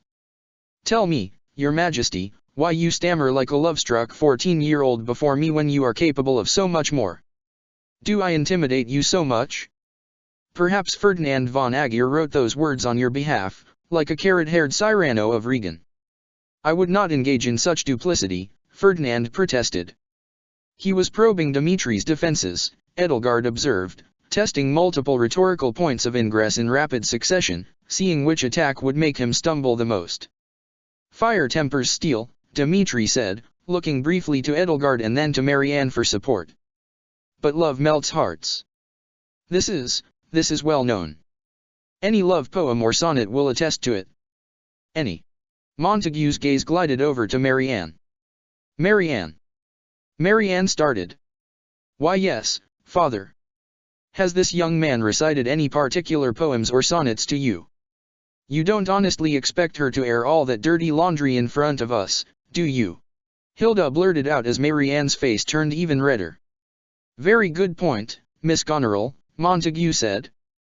"The rest of you, leave. Lady Edelgard, at the very least, is here to provide moral support," Dmitri hastily interjected. "She is my closest family, and has been a rock to the both of us in our times of need." "Is she?" Montague turned to Edelgard, who found herself newly subjected to his scrutiny, as Ferdinand took Hubert and Hilda from the parlour. Lady Edelgard von Hresvelg, 9th Princess of the late Ionius IX. I had heard you were recently a prisoner of the Church of Syros. I was, she said. And it was due to your daughter here, Marianne von Edmund, that I am a free woman today. She pressed onward before he could even open his mouth to get a word in edgewise. Margrave Edmund, I know we are not much acquainted, but I understand your concern. You have swatted away dozens of men nearly as greedy as yourself who have tried to use every trick in the book to win your daughter's hand for their own selfish ends. As much as you crave for her to find a suitable husband, somebody to satisfy your own enormous ambition, you are wary of giving her away to insincere men. I can assure you that Dmitri Alexander Bladdid is sincere to a fault, especially when it comes to your daughter. And while you may not be able to look at her and see much of a difference between her and the shy, delicate young girl who left home a year ago for the officers' academy, I can attest that there is steel within her and an unmatched strength, steel and strength that Dmitri has helped her realize. She was instrumental in facilitating my escape from Archbishop Ria's custody, my flight back to the Empire, and my return to Garag Mach under the banner of war. And as Dmitri can attest, her skills saved his life more than once during the siege of Garag Mach, and those of many others as well. She knew how to talk to Margrave Montague von Edmund and, more importantly, how to win. Conversations were battles, arguments were soldiers charging across the field. This was a preemptive strike against every argument he could have had, and as long as she kept up the bombardment, his possible retaliatory moves dwindled with each passing sentence. She would have liked to have struck sooner, but had known that speaking out of turn would have only been to her detriment. Sure enough, for a moment Montague was speechless. Edelgard is right, Dmitri said, seizing upon that moment. I know how deeply you wish to protect Marianne. But you have not seen her at her strongest, Margrave Edmund. She no longer needs your protection. Montague leaned back and stroked his bristling mustache. I see. But be that as it may, I still have misgivings. Father, please, Marianne blurted out to him, gripping the edge of the table in her hands so tightly that her knuckles turned white. You may be my father, but you haven't seen me like they have. It's been a year and, her voice grew quieter with every word until it was inaudible. She took a deep breath, her chest heaving. I have grown stronger. I may not look it, but I have grown stronger, just as Edelgard and Dmitri have said. His glare didn't let up for a moment. He was a cold man, and even his love was cold. I see, he said as noncommittally as one possibly could. Congratulations, then. I'm proud of you. The look on her face made it clear he'd never said that to her. King Dmitri, your majesty, he said, leaning back. You are indeed sincerely in love with my daughter, and for that, I am happy. But here are my misgivings. First off, I am a devout man. I believe in the goddess and that the archbishop is her earthly representative. The provincial churches can bicker among themselves and us nobles, and we can bicker back in turn. But as for the central church, to turn a blade against it is to turn a blade against the goddess herself. And so, here are my terms. I will gladly offer to you my daughter's hand in marriage only when the Church of Syros has flown the white flag and Archbishop Ria or the closest equivalent kneels in surrender to you. Dmitri was speechless for a moment, but his eyes turned icy and hard. I see. Because you think it is impossible. But if you were to put your influence behind the kingdom of Faergus. Fate bends to the invisible hand of the goddess, Montague said brusquely, cutting him off. You could muster all the armies in the world, with all the world's riches in your pockets, and yet you will still fail if the goddess wills it. My daughter Marianne, my only daughter, is everything to me, and I will not lose her to an impossible and hopeless cause. I and my friends, Dmitri said, have a way of making the impossible happen. If anything, the goddess is with us. Be that as it may, if you understand my concern at all, then you will accept it without question, Montague said. I wonder, Margrave Edmund, if the church is exerting some undue influence on you. Edelgard asked. Montague gave her an incredulous look. Excuse me, Lady Edelgard. To turn a blade against it is to turn a blade against the goddess herself. I know you are a religious man, but you are far, far from a coward, and I know that you do not shy away from risk simply because the goddess wills it, Edelgard said. Men as ambitious as you make their own fates. The church, or perhaps my brother Anselm, has something on you to ensure, at the very least, your neutrality. She'd known from the first word that Montague's misgivings were hollow. In her world, he'd been neutral, but only because he hadn't cared which side would win either way. He would still make sure to reap a healthy profit. He had no reason, though, to speak with such fear about the church. Perhaps your imprisonment has rendered you paranoid, Montague told her. The church has nothing on me, but should the silver nemesis fall in battle, the wife of the blasphemous king will have her head placed on the chopping block as well. It's simple pragmatism, Your Highness. So, yes. In a way, I suppose you could say that the church is holding my daughter hostage. My hands are tied as long as her safety is my concern. Father, Mary Ann spoke up. I understand if you want Dmitri to prove before you give me over to him that he can do the impossible. But either way, I am going to stay at his side, no matter what you ask of me. I want to see the new world he dreams of. One where none of us will be feared as monsters. An iron bite had seeped into her voice, her hands were balled into fists. Her brown doish eyes had turned hard and resolute. And I have raised a sword to defend myself and my friends, she added, forcing herself to speak above a whisper so that he could hear her. Dmitri taught me that when you never could, Father. With your blessing or not, I will be here for him. Montague lowered his head. I see, he said. Still, though, King Dmitri, I shall permit you to marry my daughter when Fodlan is once more at peace, and no sooner. Otherwise, you will never have my blessing. And if she insists on staying by your side, then you had better protect her with your life. For if she dies fighting in your crusade, then mark my words, I will see to it that you never know peace again in this life or the next. He stood up. Good day, Your Majesty. For your sake, I wish you a swift victory. With that, and with no more words to hurl like javelins at his foes, he walked out of the parlor, leaving Dmitri, Mary Ann, and Edelgard behind. Mary Ann took a deep, shuddering breath, prompting Dmitri to put a tender arm around her and Edelgard to take her hand. Thank you, she stammered, her voice a hushed whisper. She shuddered and shivered like a fawn on unsteady hooves. Thank you for being here. We could do no less, Edelgard assured her, wrapping her cold and shaking hand up tightly in hers. You did well, Mary Ann. Edelgard. If not for you, she said, I could never have said what I just said to him. I think few people can, Edelgard said. Dmitri glanced sheepishly away from her, but pressed Mary Ann just a little closer to his side. I must admit, even I felt quite tongue-tied in his presence, he said, as though that had not been obvious.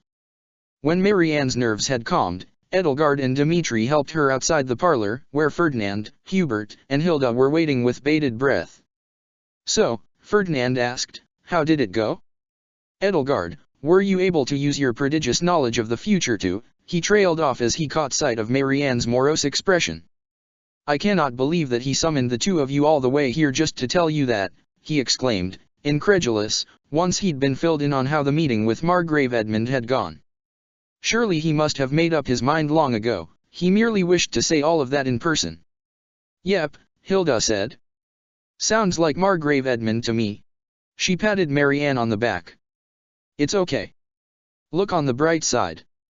He didn't say you can't marry him, did he? He just said you can't marry him now. The look on her face she was trying her best to hide, and failing, made it clear that as much sympathy she felt for Mary Ann, though, she couldn't help but still disapprove of her falling for Dmitri in the first place. Still, how uncouth of him. He knows that you are fighting a war, King Dmitri, Ferdinand continued. A letter would have sufficed. I will tell Lawrence about this ungentlemanly behavior, and when word reaches Count Gloucester, I wonder if Margrave Edmund will change his tune. He is, after all, only a recent addition to the 5 great lords. It would behoove him to be more noble, in stature and in oration. Sometimes, Edelgard thought, Ferdinand certainly meant well, but sometimes he sounded far too much like Lawrence to be quite as tolerable as his counterpart. I wouldn't count on making him budge, Ferdinand. I suppose you are right, he said. You must have butted heads with him quite frequently, Edelgard. I must say, I was taken aback. I did not think anybody could be more intense than Hubert's father. Hubert crossed his arms. Nor did I. He may have been brusque and harsh, but he had a point all the same, Dmitri remarked. If I lose this war, I will die a madman and a heretic, and all of those closest to me will be tarred by that same brush. You already knew you had no choice but to win, Edelgard told him. Yes, he said, but suddenly, it feels different. He shook his head. It was clear that Margrave Edmund's words hung heavily on his conscience, as though he now finally understood the full weight and full extent of the potential consequences of his resolution. But I suppose it is improper for a ruler to be expressing such sentiments before his allies, especially here. At any rate, our business here is done. We should regroup with Dudu and the others and collect information about the Albatross and Destinova. Hilda put a hand over her mouth to stifle an exaggerated yawn. Ugh, so boring. Your Majesty, you and Edelgard here might be all business, but the rest of us here are normal human beings. We're in the commerce capital of Fodlan. Why don't we take the afternoon to have lunch, check out the shops, do some sightseeing, and just tell everyone else we had a really long talk with Margrave Edmund? Hunting for a notorious thief sounds the exact opposite of boring, Hubert said. What it does sound, though, is dangerous. For once, I find myself agreeing with you, Lady Hilda. Yes, we would be far safer if we took a few hours to enjoy ourselves, Ferdinand said. Dmitri and Edelgard led them along to the foyer, escorted by two of House Regan's attendants. Edelgard supposed it would be for the best for them to stay out of danger, considering her promise to Hubert and Ferdinand, although she wouldn't have been surprised if they ran into the Albatross or somebody more dangerous entirely by chance. By chance, or by fate. And by chance or by fate, when they entered the foyer, they found a familiar sight greeting them at the top of the curved staircase that joined the upstairs hallway and mezzanine to the floor. A bishop and cardinal of the Church of Syros and 4 imperial officers with sabers at their sides were just beginning their descent down the stairs, 2 by 2, and leading the 6 of them was a plump, stout young woman in the ornate scarlet armor of a dark flyer and long, curled light brown hair that bounced with every step she took in a taller, dark-haired man at her side. Edelgard felt her heart skip a beat. That unfamiliar, yet familiar face even from a distance. That woman was her sister closest to her in age, only 3 years her senior, or, given her circumstances, rather 3 years her junior, Heidi Marie von Hresvelg. She must have come here on Anselm and Ria's behalf to curry favor among the 5 great lords for the Holy Adrestian Empire and the Church of Syros, Edelgard reasoned. Perhaps the Leicester alliance was less divided in opinion on the Adrestian schism and Faerghus war against the Central Church than it had seemed or anyone had assumed. Perhaps it was more ready than anybody had known to pick a side. A clash between the two parties was unavoidable. When Heidi Marie caught sight of Edelgard, she hurried down the stairs with her retainer and officers clustered protectively around her too quickly to allow for turning back or rushing for the entrance. She cried out, her face ashen. Oh, oh, goodness. Oh, darling Heidi Edelgard began. Heidi Marie looked up at Dmitri and glared, and her retainer Martel did the same. You. King Dmitri, the silver nemesis. How dare you bring my little sister with you on display like a trophy? What are you doing here in Derdriu? And you Hubert. To think a retainer to a Hresvelg could sink so low. And Ferdinand von Aegir, too. She shook her head sadly, as though infinitely disappointed. Now see here, your highness, Ferdinand spoke up. Heidi Marie, you seem to be misunderstanding, Edelgard said as coolly as she could before anybody else could speak. The furthest thing I am here is a trophy. The words had scarcely left her mouth before Heidi Marie's hand clamped down on her wrist like a vice and yanked her forward. She stumbled on her feet as Hubert and Ferdinand both reached out and took her by the shoulders. Anselm warned me you might not be thinking straight, Heidi Marie said. Ever since you were kidnapped from the Archbishop. Kidnapped? Edelgard repeated incredulously, wrenching her hand free of her grasp. Dmitri stepped forward, every muscle in his body tensed like a coiled spring, the stench of bloodlust seeping from the pores of his skin. Martel was quick to bear a dagger, and Dmitri was just as quick to grab him by the wrist and crunch the bones like brittle twigs. The dagger clattered to the floor. "Were you expecting to harm me with that, little man?" he growled, disdain dripping from his lips. "Gentlemen, please," one of the manor's stewards pleaded. Duke Regan would ask his guests not to come to blows in his foyer. Dmitri let go of Martel's wrist and both parties took a step back from each other.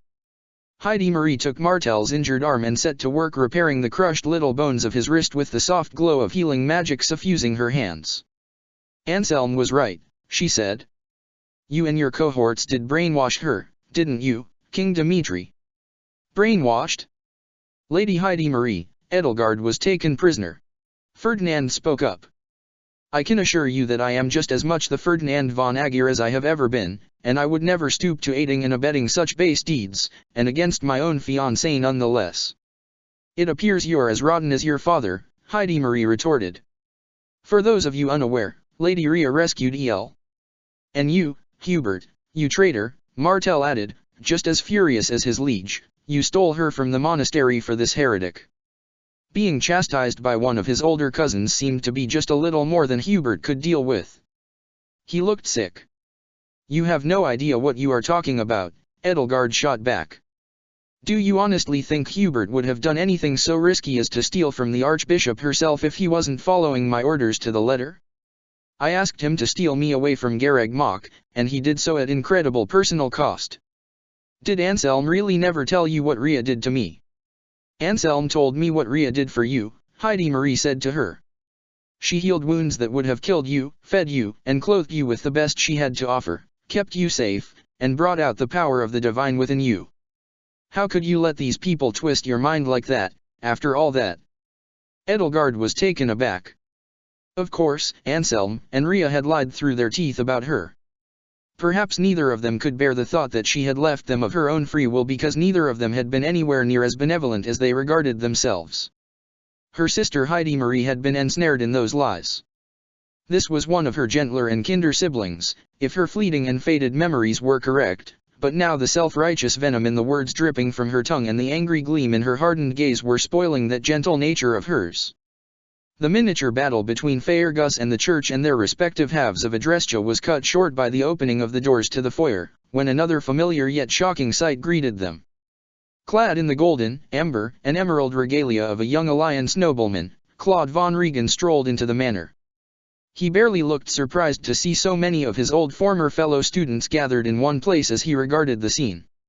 "Hey," he said, as casually as could be. "The next battle of the Eagle and Lion isn't until next Wyvern Moon, so hold your Pegasi, pals." "Claude!" Hilda cried out. "Hey, Hilda," he said to her. "Dmitri. Looking particularly kingly today, huh?" "And Edelgard.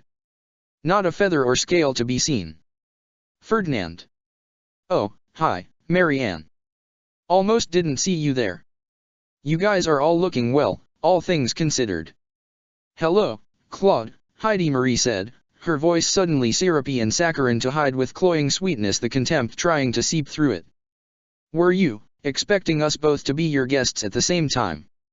"Well, I didn't expect His Majesty to bring so many friends up with him," he said, shrugging, "but I knew he had a meeting scheduled with old man Edmund. Speaking of old men, how's my grandpa? Hope you two hit it off." "We had quite a productive first day," she replied. "Duke Oswald is, of course, very sympathetic to the Holy Adrestian Empire's plight." "Is he? Huh. Well, don't let me or my school chums keep you from enjoying all the sights Derdriu has to offer." Claude clapped his hand against Dimitri's back.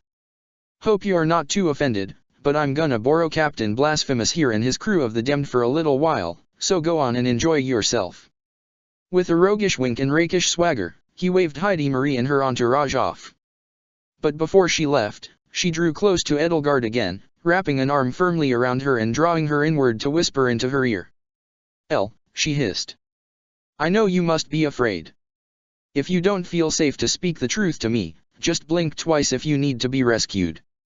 Edelgard did not blink at all. "It was nice seeing you again, Heidi," she said. "But the truth is that I can't forgive Ria for what she did to me. She and Anselm are lying to you." Heidi Marie looked crestfallen as her grip loosened. And your brother Joachim is worried about you, Edelgard finished, giving her another little push away from her. Go back to Anselm and have him stop this insane ego trip before somebody you love gets hurt or worse. I've no interest in seeing any Hresvelgs die. The words left her mouth as hard and cold as steel, but as soon as the last one fell from her lips, she felt her heart break just a little. Heidi Marie hurriedly averted her eyes from her and hurried off with Martel, the officers, and the church officials. Claude waited for them to leave out the front door. Sorry about that, Princess Heidi and her friends arrived just a couple days before you did. So, he asked Edelgard and the other former students of Gareg Mach, how'd you guys like to go on a tour of the canals after Lou?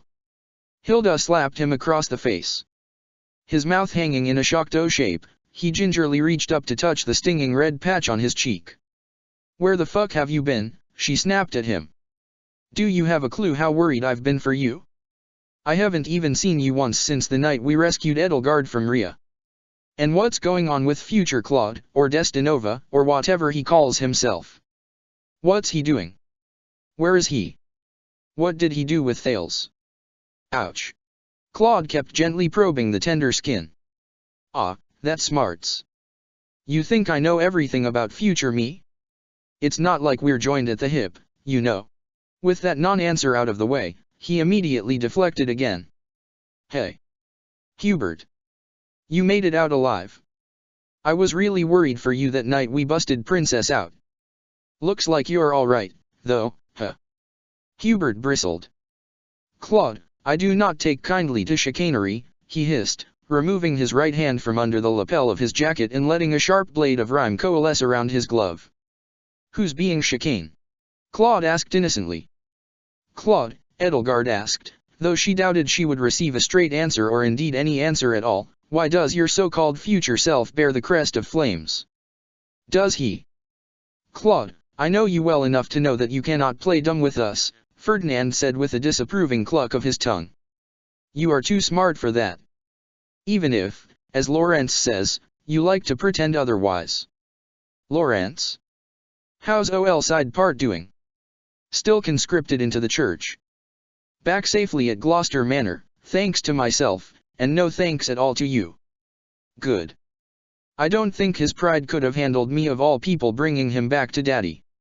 And you took care of Arcturus, too? How's Leonie doing? Oh, and Dmitri, how about Iggy and Rafe?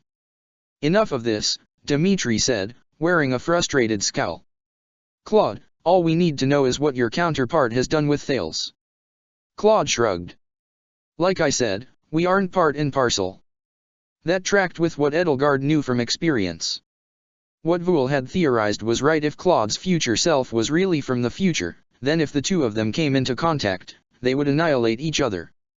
And removing Claude von Regen from existence, past and future, would have a far more serious effect on time than simply removing a dagger. It tracked with Dida's experience as well. Future Claude would have to be very, very good at making sure he couldn't be found or even stumbled upon in order to make him coming into contact with his past self impossible. Claude, she asked, have you ever seen future Claude? In person? Claude shook his head. Our relationship is purely epistolary. Let me guess you trust him because he knows things about you only you yourself could possibly know. He smiled. Yeah, you're catching on. If you can't trust yourself, who can you trust? Look, Princess, I know you're not keen on the idea of doing things because the future says they have to happen, but if your future self was sending you messages and telling you what to do, you wouldn't take it with a grain of salt, right? I mean, if you could send a message to your past self right now. His smile had taken on a somewhat sinister mocking timbre. Edelgard could feel herself bristling. Did he know about the letter she had received? Was it part of some plot by Destinova to lure her here? I wonder how much you would still trust your apparent future self, she said coolly, if you could see him in person. He has white hair, Claude, Hilda spoke up. Stark white. Like Dmitri, she added, though she couldn't help but look to Edelgard. Edelgard sighed. She'd wanted to keep that to herself for a little while longer and perhaps use it to see if Claude really was telling the truth about having never seen future Claude before, but Hilda had just had to step on her toes. That's right, Claude. If that's the inevitable future, then you ought to be very, very afraid of it. Well, if it's inevitable, what point is there in being afraid? Claude seemed rattled, but not too rattled. Was it enough to hint that he already knew? Or was Edelgard simply seeing things that weren't there? Dmitri lifted a hand to his forehead and tugged on a lock of white hair. Claude. I will admit that we are far from friends, but if this is in your future, then you should be afraid. You should be as afraid as your friends, Hilda and Marianne, Ignatz, Raphael, Leonie, who have been worried sick about you since you disappeared from Gareg Mach. You should be afraid of the possibility that Thales might still be out there and capable of performing such atrocities to more people like you. Claude took a step back as though repelled through sheer physical force by Dimitri's demeanor. His mouth hung open, jaw slack, eyes wide. My work at the monastery was done when I helped set those black powder barrels on the walls, he murmured, again dodging the subject. Didn't mean to make anyone worry, I swear. I'm just not a goodbye person. I snuck out and set out for Regan the instant I was done that morning. You've been here the whole time? Hilda asked. You could have sent a letter. What would one more of those have been compared to all the letters you've been trading with Destinova? Edelgard had rarely seen her so furious, so red-faced, so hurt, with such a lost and forlorn look in her eyes. This world's Claude had no idea how much Hilda cared about him. He didn't understand that in her eyes, she had been at his side for over 5 years. Perhaps even Hilda was unprepared to truly face how worried she was over the fate of a Claude whom she, in comparison, barely knew. A pair of servants came into the server and approached Claude, bowing as they came near. Young Regan, one said, your grandfather has need of you. Claude sighed and rolled his eyes. He does, huh? All right, all right. I'm coming. So much for that walking tour of Derdriu. You guys don't get lost, okay? City's a bit of a maze, you know. Maybe I'll be less busy tomorrow. Claude. Dmitri tried to put himself between Claude and the manor's help. Surely you can tell us more than that. Do you have any idea how dire things are? Yeah, he said, but it looks like I'll be busy today. Gramps likes to monopolize my time these days. Dmitri looked ready to seize Claude by the shoulders and carry him out of the manor by force, so Edelgard and Marianne both took his hands to better restrain him as Claude followed one of the servants upstairs and across the mezzanine deeper into the manor, and the other servant led Dmitri and his friends out into the courtyard and beyond the gate. That little Dmitri snarled, choking down an epithet that must have been quite ill-fitting of a king as the gate slammed shut behind him. Are we so insignificant to him and his future self's machinations? Does he truly not care about what fate might await him? You think he is avoiding us on purpose? Hubert inquired. I have heard rumors that Duke Regan is in somewhat poor health, Ferdinand said. Claude may be avoiding us on purpose, but I do think his grandfather really does have need of him, and if he plans on passing the torch, then Claude's work is certainly cut out for him. Hilda nodded. Edelgard, remember? In our world, Duke Regan passed away during the harp-string moon. Claude took his position on the Alliance Round Table immediately. And became a perennial thorn in my side from that point on, Edelgard added. That's true. It's possible that Claude really did flee to Derdriu as soon as the war began so he could prepare to take control of Leicester. But that doesn't preclude that he's been busy with his future self as well. We can't let go of him just yet.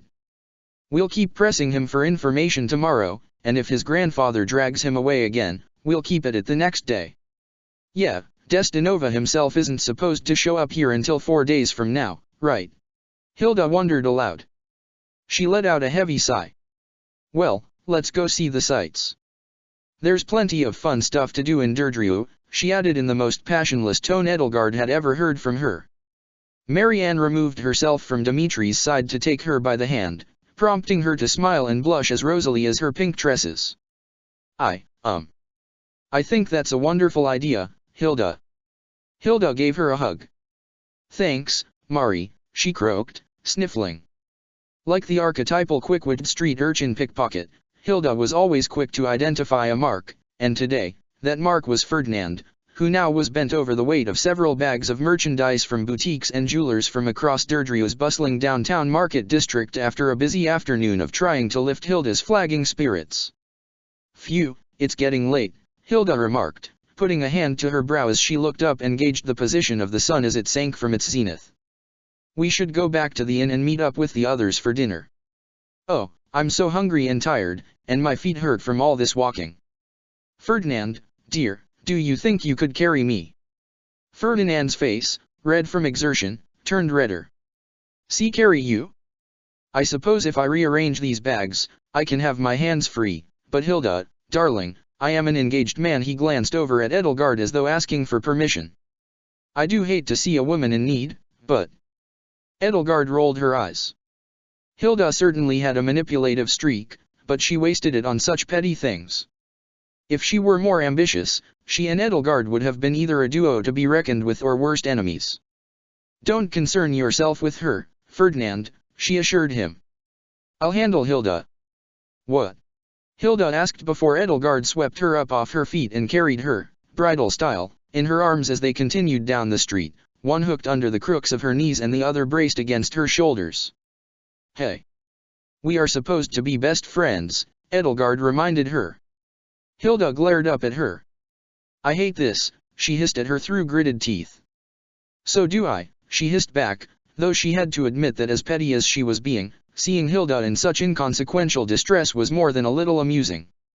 Lady Edelgard, Hubert said, we all know that you are both time travelers and that you both despise each other.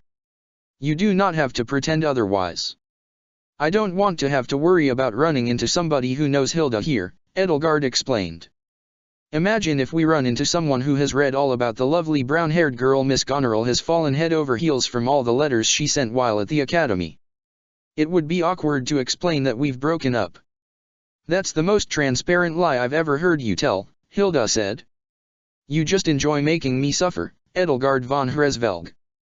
On the contrary, it pains me to do this, Edelgard said. Then why are you doing it? Because, my friend, only I may bully Ferdinand von Aegir. You encroached upon my territory. That's rich, coming from Miss Conquerall of Fodlan. If I'd had my way, I would have happily restricted my ambitions to Adrestja's borders. Suyur. Hilda reached up and tweaked Edelgard's nose. I think you like bossing people around way too much to keep your empire away from everybody else. I hope Dedu and Gerald have had better luck than us with that albatross, Dmitri grumbled.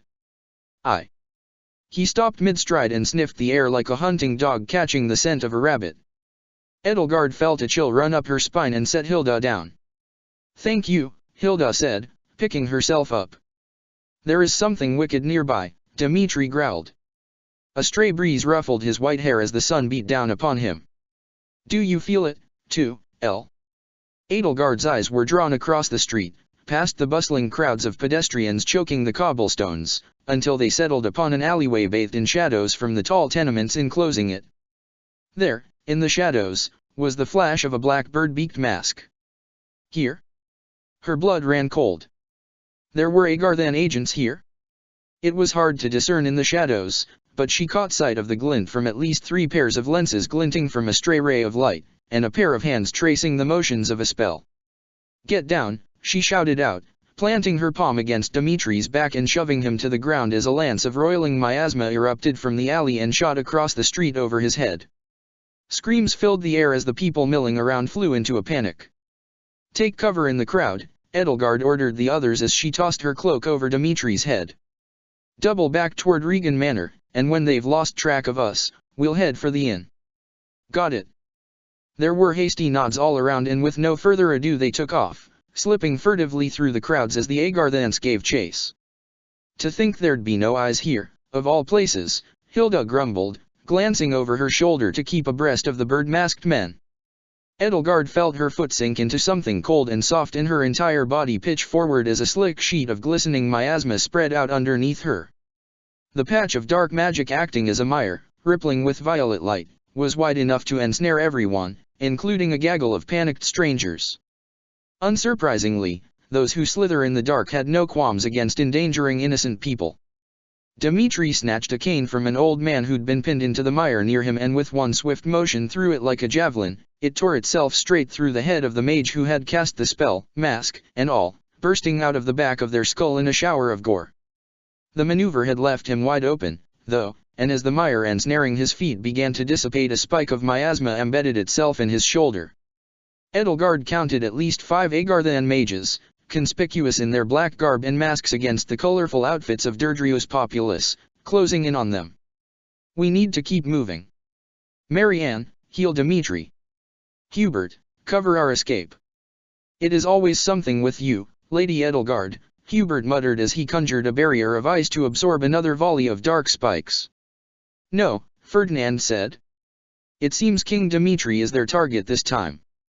A horse-drawn wagon had come to a stop in the middle of the street in the chaos. Edelgard led everyone behind it, at least for the moment. Blood seeped through Dimitri's fingers as he held his palm fast to the wound in his shoulder. He'd started bleeding like a stuck pig as soon as the magical blade had disintegrated. "Let me see it," Marianne said, prying his hand away and preparing to heal the wound. "Listen!" Edelgard shouted out to the wagon's driver as a salvo of dark magic ripped smoldering holes in the wagon's canvas roof. "Leave now if you value your life." The driver didn't need to be told twice. The last word had scarcely left Edelgard's lips before he'd thrown himself off the driver's seat, cut the horses free, and ran off. Another spiny arrow of miasma cut through the wagon, releasing a cloud of white dust that engulfed everyone hiding behind it. Hilda coughed as the brunt of the dust settled on her, lightening her pink hair to an even paler shade and speckling her fine clothes. "This isn't a good hiding spot," she choked, coughing. Edelgard wiped the dust from her face and examined it. Mingled with sweat, it made a thin white paste. "Ferdinand, take a bag of flour," she said. Ferdinand looked aghast. "Stile. Do whatever mental gymnastics it takes to justify it. I need a bag of flour. Dimitri, are you ready to go?" Dimitri nodded, though the grimace on his face suggested otherwise, and he pulled himself to his feet, pushing Marianne behind him. One of the Agarthans came around the back of the wagon with a sword in hand. Dimitri stamped his foot on the ground, tearing a fissure through the streets and launching a loosened cobblestone into the Agarthan's stomach with enough force to knock him off his feet. As he fell, Marianne conjured a blade of ice and hurled it at him, burying it in his chest. An arc of blood fell with him. Another salvo of dark spikes tore through the wagon, tearing apart more bags of flour and hurling clouds of white dust into the air. "Run," Edelgard ordered, and they ran clear of the billowing cloud as the remaining Agarthans gave chase. "Everybody, run." The streets were beginning to clear out as 3 more Agarthan mages and 4 more blade-wielding assassins circled around the pillar of flour dust. It seemed they'd brought along more help than had been initially apparent. Whenever they appeared, they seemed to multiply. Edelgard figured there would be no less than a dozen in total, and only 2 had been killed so far. I have your flour, Lady Edelgard," Ferdinand panted, a burlap sack slung over his shoulder. The flour dust had made his carrot-red hair nearly as white as Dimitri's. "What do I?" "Just hold on to it for now," Edelgard said as she conjured a fireball and hurled it at the wagon. The cloud of fire dust ignited in an instant. Hardly a split second passed before the white dust became utterly consumed by intense sun-yellow fire, every last inch of it a column of roiling flames sprouting from the ground. The wagon was instantly consumed by the fireball, and the Agarthans along with it. Ferdinand gawked at the explosion as the flames faded away to a billowing cloud of smoke, then looked to the bag of flour he'd taken. "That's in case they keep following us," Edelgard explained. "I didn't know flour could explode," Hilda mumbled, cowed by the pyrotechnic display. "Neither did I, until Vul told me. He likes telling me about things that explode. It has to be finely dispersed in the air, though." Ferdinand looked at least a little relieved, but it was short-lived. "Wait," he said. "We cannot just blow things up as we please and act like soldiers. Derdriu is neutral territory. And these men are not with the Church or Empire," Dimitri grunted. "So this is not an act of war. What if we hurt somebody?" "Better them than us," Edelgard said. One of the Agarthan assassins sprinted along their right flank and drew nearer. The swing of his blade was parried by a blade of ice sprouting from Hubert's left wrist in the place of a hand. Marianne shot a beam of lightning over his shoulder at the assassin, piercing his beaked mask between the eyes and killing him instantly. He crumpled to the ground. Hilda scooped up the discarded sword. "It's no axe, but it'll do," she muttered. Edelgard and the others weaved through the streets in hot pursuit until half a dozen more masked Agarthans emerged in front of them. Just before Edelgard's spirits could fall, the newly appeared soldiers began hurling spells at the other Agarthans behind them. Edelgard couldn't say she understood what was going on, but she pulled everyone else aside and let the two factions clash and do so with each other as they pleased, diverting themselves into an alleyway. "Why are those no-eyes attacking each other?" Hilda asked as she panted and caught her breath, pressing her hand to her chest. "I don't know," Edelgard said, "but I won't complain. Let's keep moving until we're sure we've left them behind." "It seems one faction wishes to kill you, Your Majesty," Ferdinand said. "And the other wishes to stop them, perhaps." "One must be working on Thal's behalf," Dimitri said. "The others? I would not put faith in them having any benevolent intentions toward us in particular," Hubert said. "See the sights," he grumbled under his breath as the group continued on. Water dripped from his ice blade as magical frost rippled across its edge. "Plenty of fun stuff to do in Derdriu." "It will be all right, Hubert," Ferdinand assured him. Edelgard, dear. Do you still want me to carry this flower along? I feel like a common thief." A few of the pursuing Agarthan soldiers, a mage, and an assassin, managed to break free of the opposing faction and rushed into the alleyway after them. Spells flew through the narrow confines of the alley. The assassin gained on them quickly. Hilda parried the strikes of his blade, but one errant sweep of the short assassin's sword bit into her arm. The assassin leaped out of the path of a volley of ice from Hubert and Marianne, planting his feet on the wall and launching himself overhead. He landed in front of Edelgard and Dimitri, sword bared and ready to strike. "Ferdinand, the flower. Throw it!" Edelgard shouted, grabbing Dimitri by the waist and releasing her wings. She leaped up as best she could, carrying him, and with a flap of her wings ascended just above the assassin's swinging blade as the bag of flour careened into him, a small cloud engulfing him and bleaching his black cloak and mask as his sword cut through the bag instead of the flesh it had been expecting. Edelgard lobbed a fireball down at the assassin as she rose to the apex of her wing-assisted vertical leap before the cloud of flour could dissipate. With a throaty whoosh and a rush of air, a column of flames engulfed the assassin, who fell dead to the ground as crackling flames set his black robes alight. She flapped her wings a few more times to make her descent more gentle and retracted them as soon as her and Dimitri's feet began skimming the ground. They landed just outside the alley. The others were quick to catch up to them, Hubert and Marianne conjuring another wall of ice to shield themselves from the pursuing mage's attacks. "Do I still have both of my eyebrows?" Ferdinand mumbled, dazed and rattled from the small explosion, as he lifted his hands to his flour-stained and slightly singed face. A burst of dark magic bored a ragged hole into the icy barrier Hubert and Marianne had erected, sending flecks and chunks of ice flying through the air.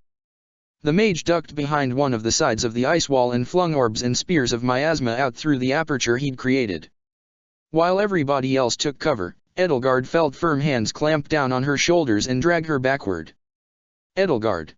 Dimitri shouted out as 1,000 swirling motes of white light struck him and knocked him off his feet. Edelgard glanced over her shoulder and found the bishop from Regan Manor gripping her tightly. "Your Highness, I've got her," he called out.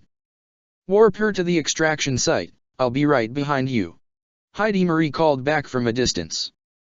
As the bishop tightened his grip on her, Edelgard called upon the power of her crest, summoning her wings and tail.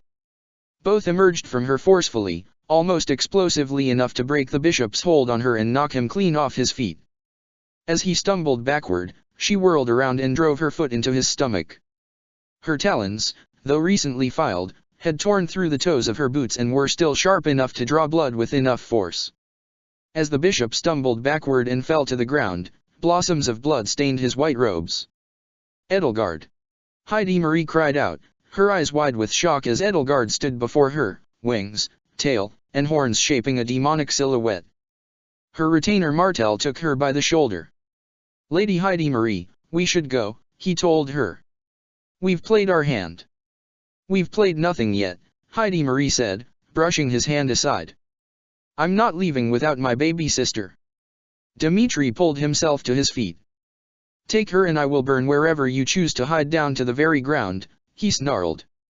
Before he could take another step forward, a glistening, translucent barrier of white light sprang up from the ground, separating him from Edelgard and stretching nearly as high as a two-story building. He pounded his fist against the barrier, sending ripples of golden light through it and forming a small crevice which he then hooked his fingers into and began to tear it open. Heidi Marie wasted no time. She covered the distance between herself and Edelgard and grabbed her by the arm. "Let go of me," Edelgard hissed, wrenching her arm free. Heidi Marie tackled her and pinned her to the barrier. "Let go of me. Heidi, you have no idea what you're." The world around her turned stark white and disappeared. When the world returned, it was a completely different part of the city. Edelgard felt a wave of dizziness and disorientation wash over her and felt her knees buckle as the world spun and swirled around her. "You're safe now, Elle," Heidi Marie said, putting an arm around her waist to hold her steady. There was a relieved smile stretching across her soft, round face from one cheek to the other. The sunlight made her long, curling waves of fallow brown hair gleam like gold. "It's okay. I've taken you away from those awful people." Edelgard wrenched herself out of her grasp as she tried to get her bearings. She was near one of the canals, in a less populous part of the city. Heidmary's warp spell must have carried them all the way from downtown Derdriu to the outskirts. The city wall was in sight, just beyond the length of the canal, which emptied into a gated portal at the base of the wall. A midnight black Pegasus and a roan Pegasus were stabled nearby. "What have you done?" she asked, fury burning in her heart. "Heidi, what have you done?" "What have I done?" "I've rescued you, Ellie." "I said I didn't need you to rescue me." "I could tell you were saying it under duress," Heidi Marie said. "I knew you needed me, I could see it in your eyes, Elle. I've always been able to see it." "Then where were you when I needed you?" Edelgard snapped. She flapped her wings and let her tail swish itself irritably behind her. "Look, Heidi. Look at what Rhea did to me." "I know, Elle, you're beautiful. Don't you dare say that to me. You don't get to say that." She took a deep breath and tried to calm her nerves. "I'm not going anywhere with you. Go home, Heidi. Stay far away from this war. I don't want you getting hurt." "I don't want you getting hurt," Heidi Marie retorted. "Elle, do you know what will happen if you side with Dimitri against Archbishop Rhea? You'll be branded as a heretic and put to the sword. And Joachim, and Hedwig, and Burkhard, are you going to put them to the sword as well?" Edelgard snapped. "Heidi, if you side with Anselm, you are going to end up very lonely. Do you want that?" Heidi Marie shook her head. "You don't know what you're talking about, Ellie. But I could tell that when you said you didn't need me to save you, you weren't being yourself. I'm going to bring you back to safety and make things right no matter how much you protest." Shouts rang out in the distance. Edelgard wondered if they were really as far away from everyone else as she'd initially assumed. Maybe Dimitri and the others were already on their way here. Martel appeared in a column of red light. "Lady Heidi Marie," he said. "We need to go." "You heard your retainer," Edelgard said.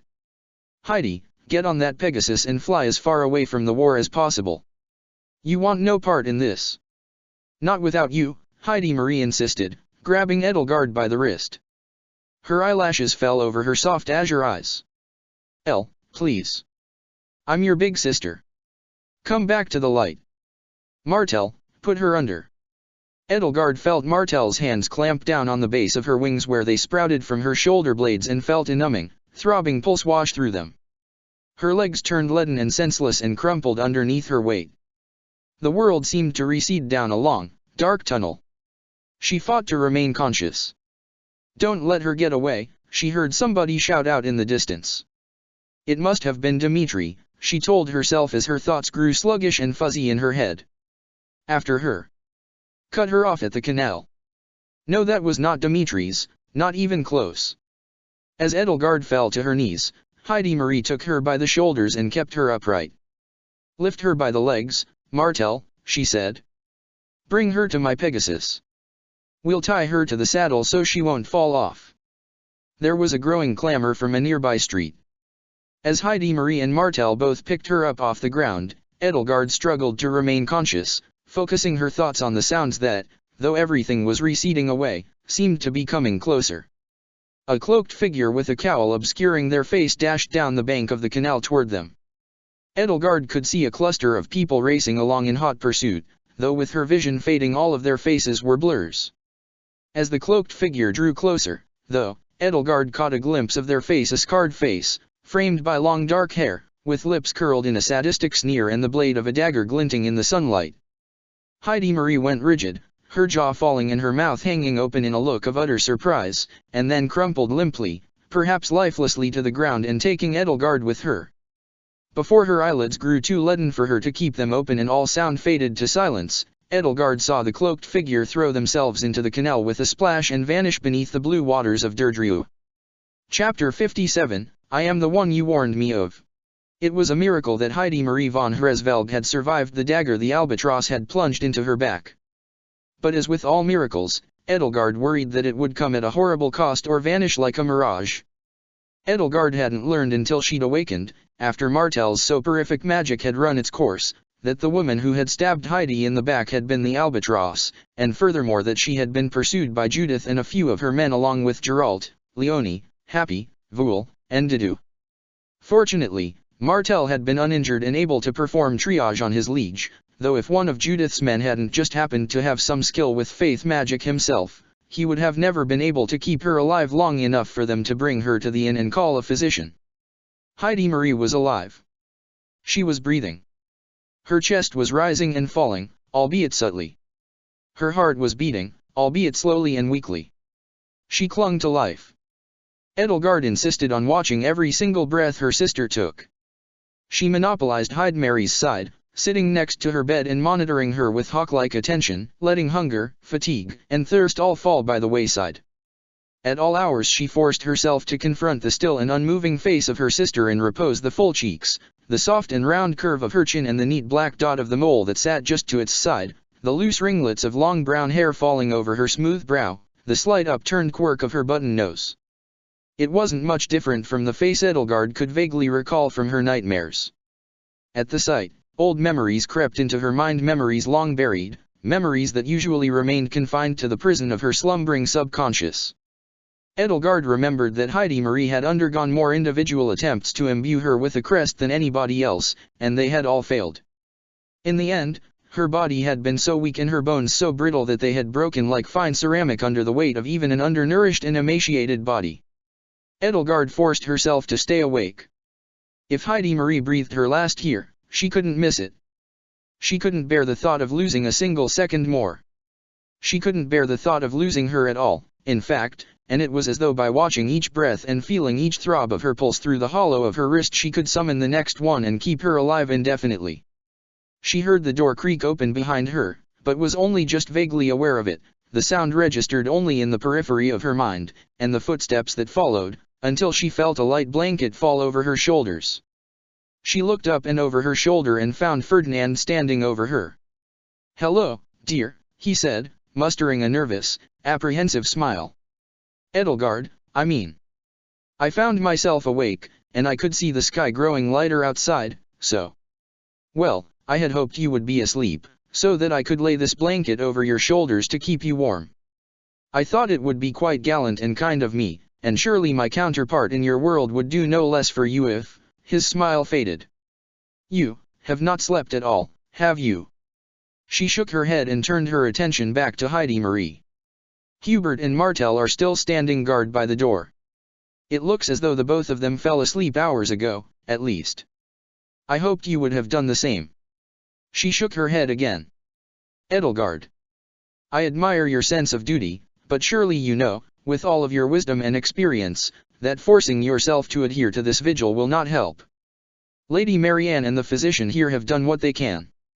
Now her life is in the goddess' hands, not yours or anybody else's." That last phrase rankled her. She wanted to snap at him for it. He rested his hand on her shoulder, as though he'd figured the turn of phrase might not have consoled her. "What I mean is that the goddess would not ask you to suffer so that her life can be spared. I spoke to the physician yesterday evening. Lady Heidi Marie is in good enough condition that she ought to wake up soon. You may come to bed, if you want. Sleep the day away if you would like." Edelgard parted her dry lips. It was like ripping a barely healed wound open. She tried to speak, but for a few seconds no sound could pass from her throat over her tongue, so parched was her mouth. "Do you need water?" Ferdinand asked. "If she died while I was asleep," she finally croaked, her voice a hoarse whisper, "I would never forgive myself for it." "Ah. Well. Could I perhaps bring you something to eat?" "I'm not hungry," she answered as her stomach growled and whined and twisted itself into a knot. "You sound quite—" "Just go," she snapped at him. "I appreciate your gestures, but you have no idea what this means to me. Do you want me to wake up Dmitri?" She shook her head. "He doesn't deserve that." He knew her pain, and that was all the more reason she couldn't bear to share it with him. It would hurt him too much, it would reopen too many old wounds. There was no sense in dragging him down with her. It struck her how few people she truly had to rely on here. Everyone knew the truth about her here, but none of them save for a scant few knew the whole truth, and none of those select few knew the gory details that haunted her in her deepest nightmares. And now the nightmare was real. Just as it had been real all those years ago, then, it was real again now. And for once, she couldn't push that away. For once, she couldn't shove that all aside and leave it in a corner of her mind to fester while the rest of her remained hard at work and continued on as normal. "Lady Edelgard. I only need to be alone with her," she insisted. "I am trying to be the better man you know me to be. I don't need you to be better right now, Ferdinand, I need you to be absent," she spat. Ferdinand fell silent for a few painful seconds. "Then I hope she awakens soon," he said, and he left. Edelgard wasn't sure how much time had passed after that. She hardly paid any attention to the brightness of the light behind the curtains that fell over the window, but eventually, another visitor came to her, and she was prepared to rebuff him just like Ferdinand and everybody else who had tried to bother her until he knelt down beside her. "Morning, kiddo," Geralt said, taking one scarred, calloused, rough hand and laying it atop the one she was using to feel Mary's weak pulse. "Breakfast is gonna be ready in a few." For a moment, Edelgard felt something that might have been peace. Geralt's hand was warm. It was, despite its roughness and weight, gentle in its own right. If she closed her eyes but she dared not, she might have imagined that Byleth was in the room with her, and that it was her hand atop hers. She'd managed for a while now to not feel so crushingly alone without her Byleth, but now she had neither her Byleth nor this world's Byleth, and to have neither made the loneliness all the more oppressive and intolerable. But a mercenary's hand, weathered and scarred and made hard by years of hard living yet still falling with gentleness and care upon her own, was for a moment a convincing illusion. And it hurt like pressing on a fresh bruise. Edelgard had spent more than 8 months in this world, away from her beloved, as away as one could possibly or impossibly get. Though the pain had dulled with another 4 or 5 months since the debacle of the winter ball when she'd missed Byleth more than ever thanks to the many distractions she had found, Dmitri and Ingrid among them, it was still there. Like a bruise that ached if it was pressed on or a broken leg that wasn't yet ready to support her weight, it was there. In her hour of need, the part of herself she needed to lean on wasn't there for her. Her stomach lurched, like she could feel herself stumbling after her foot took one more step down a staircase than it needed. It didn't take much more than that to break what little composure she had left to clothe her scarred mind. She felt the room blur around her and the colors melt and run like watercolors on wet canvas. Her chest heaved and she choked down a violent sob that made her chest and shoulders quake and spasm as though her heart were trying to tear itself free of her ribs and throw itself upon Mary's prone and unconscious body.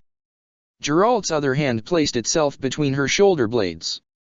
There, kid," he told her, his rough and gravelly voice quiet and soft. "Get it all out if you have to." "I don't know what to do," Edelgard choked out. I don't know what I can do here, but I can't," she shuddered. "I just can't." "You can't leave her. You're afraid to leave her. I get it." She nodded. "But it won't help at all if I stay, if I leave, if I keep myself awake, or if I sleep, and yet how can I tear myself away?" Her eyes might as well have been closed. Anyway, they were so choked with tears that welled up faster than they could stream down her cheeks that she was as blind as a bat. If I hadn't been here, if she hadn't insisted on saving me, if she hadn't been so damn certain she'd known what was best for me, it was all because I was here. Because I chose to be here. You can't blame yourself for where that damn albatross dagger ended up, kiddo. I can. If it wasn't for me, she wouldn't have been in that place at that exact time, she sniffled and choked back another sob that felt as though it would tear her asunder. The letter told me to be in Deirdre on the 5th. If I'd left later, none of this would have happened. Is this my doing? Is this punishment for defying fate? I don't know anything about this time travel bullshit, Geralt told her. But look. You don't believe the goddess punishes people, do you? So why would time, or fate, or whatever? You think those things are more powerful than her? Or more interested in pushing us around? I don't know. She shook her head. I don't believe in any of those things, but I can't. If only Byleth were here if she were here, I'd know how to face this. What am I without her? When she was gone for 5 years, my black eagles lifted me up. Without her, I can't stand alone. And her. I can't even imagine how deeply she must miss me, and here I am, after all these months, no closer to finding my way back to her. Nothing more came from her but tears and sobs. Geralt held her tighter. Just let it out, he told her. Don't hold it back. I know you're too good at that for your own good. Edelgard wept into his arms. I must seem utterly useless and pathetic without her at my side, she moaned, feeling a bitter pang of self-loathing. Here, now, laid bare, she was nothing more than a helpless little girl yet again. Everything else had been stripped away, and how she hated the feeling of being so emotionally naked, raw nerves exposed to open air. I'm nothing without her. Nothing without her? Saint fucking Sikal, kiddo. My girl must have seen something in you. Cool it with the self-loathing. It's not helping. She managed to take a deep breath and force it back out. Thank you, she croaked. Feeling better? Perhaps. She forced herself to slow her breathing. It hurt. It hurt so much in her heart, akin almost to the pain that haunted her nightmares, to be so alone in this situation. 5 months this time, she murmured. The last time you had to console me about Byleth, it hadn't been so long. Huh? Oh, the ball. Yeah, you're right. Well, you came here to look for a way home, Geralt said, so let's hope it won't be much longer. He patted her on the back. Anyway, look. Ferdinand thought you might still be up even now, so he badgered the physician into giving him something to help you sleep, Geralt told her, slipping a vial from his pocket. Give it a shot. Edelgard shook her head. It makes no difference. She looked down at Heidi Marie in her uncertain repose. What I see before me, is a waking nightmare. The same nightmare that comes for me in my sleep. Awake or asleep, I can't escape it. I might as well face reality. When's the longest you've ever gone without sleep, kid? She thought for a moment. It already hurt to think, thoughts burned in her head as they traveled their sluggish paths. I think it was during the first year of the war. 3 days. I think. By comparison, this is nothing. Looks like something to me. He took her hands, thrust the vial into them, and curled her fingers around it. Well, no daughter or daughter-in-law of mine goes without sleep unless she's gotta work her ass off, and this isn't work. So drink up. Heidi. She'll be awake soon. Look at how pink her cheeks are. You know people on death's door don't look like that. Edelgard studied Heidemarie's face and had to admit to herself, as much as it pained her to do so, that Geralt was right. Her own anxiety and anguish had blinded her. Look, I know how you feel, he told her. When Citrai was, you know. I didn't want to leave her side for a moment, either. When Rhea made me leave when she pushed me out. Well, I'd never ask you to do that, kid. Or force you to. I appreciate that. But the physician's waiting outside to check up on her patient and doesn't need you in the way, so. Trust me, kid, your sister is going to be here when you wake up. I promise. Edelgard looked down at the vial and the familiar sight of the colored liquid inside. She knew from having had her insomnia treated many times over in this world and her own that this much of it was good for about 6 to 8 hours or so of peaceful, placid, and deep sleep, with nothing save for occasional dreams that were often strange but rarely distressing. She thought for a moment, then took the vial, put it to her lips, and drank from it. She remembered absolutely nothing from that point on. She slept for the rest of the morning, through the afternoon, and into the evening, awaking in the bed next to Hydemary's to find the sun setting outside. True to Geralt's word, her sister was still breathing and she looked far healthier than she had a day ago, or even just earlier that morning.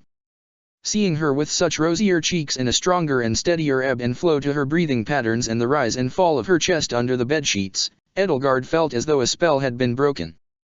Either crying it out with Geralt or getting some sleep for once, or both, had helped tremendously.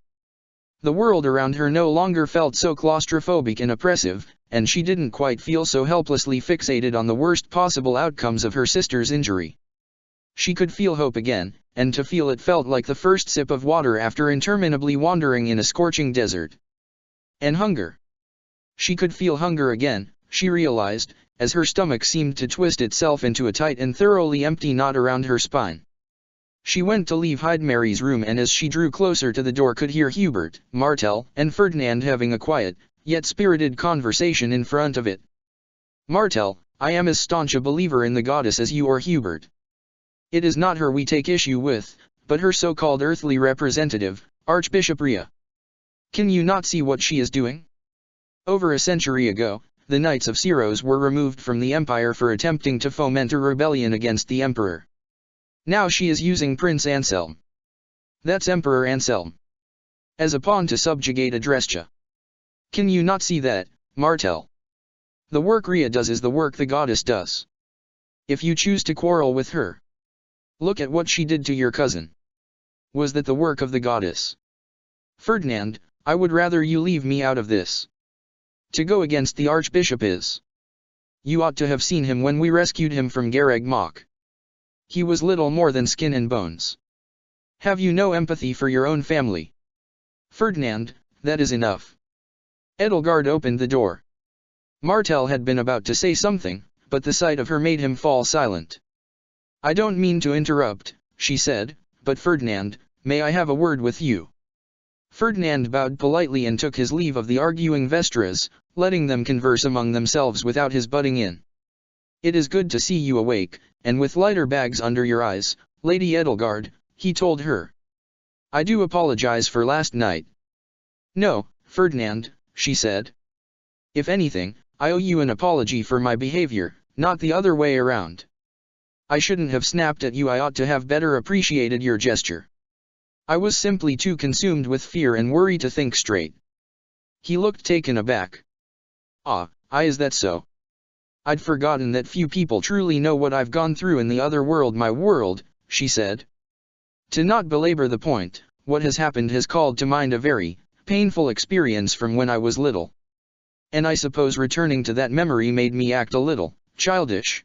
She could see Ferdinand beginning to open his mouth, so she added, I would rather not go into any further detail right now. Ferdinand closed his mouth. You aren't so different from the Ferdinand I knew, Edelgard added. You're a kind and thoughtful person, and you do care deeply about others, although sometimes your upbringing works to your detriment. You don't always understand how to help people, especially those who are different from you. But you will learn. I spent 5 years watching your counterpart learn. She put a hand to his shoulder.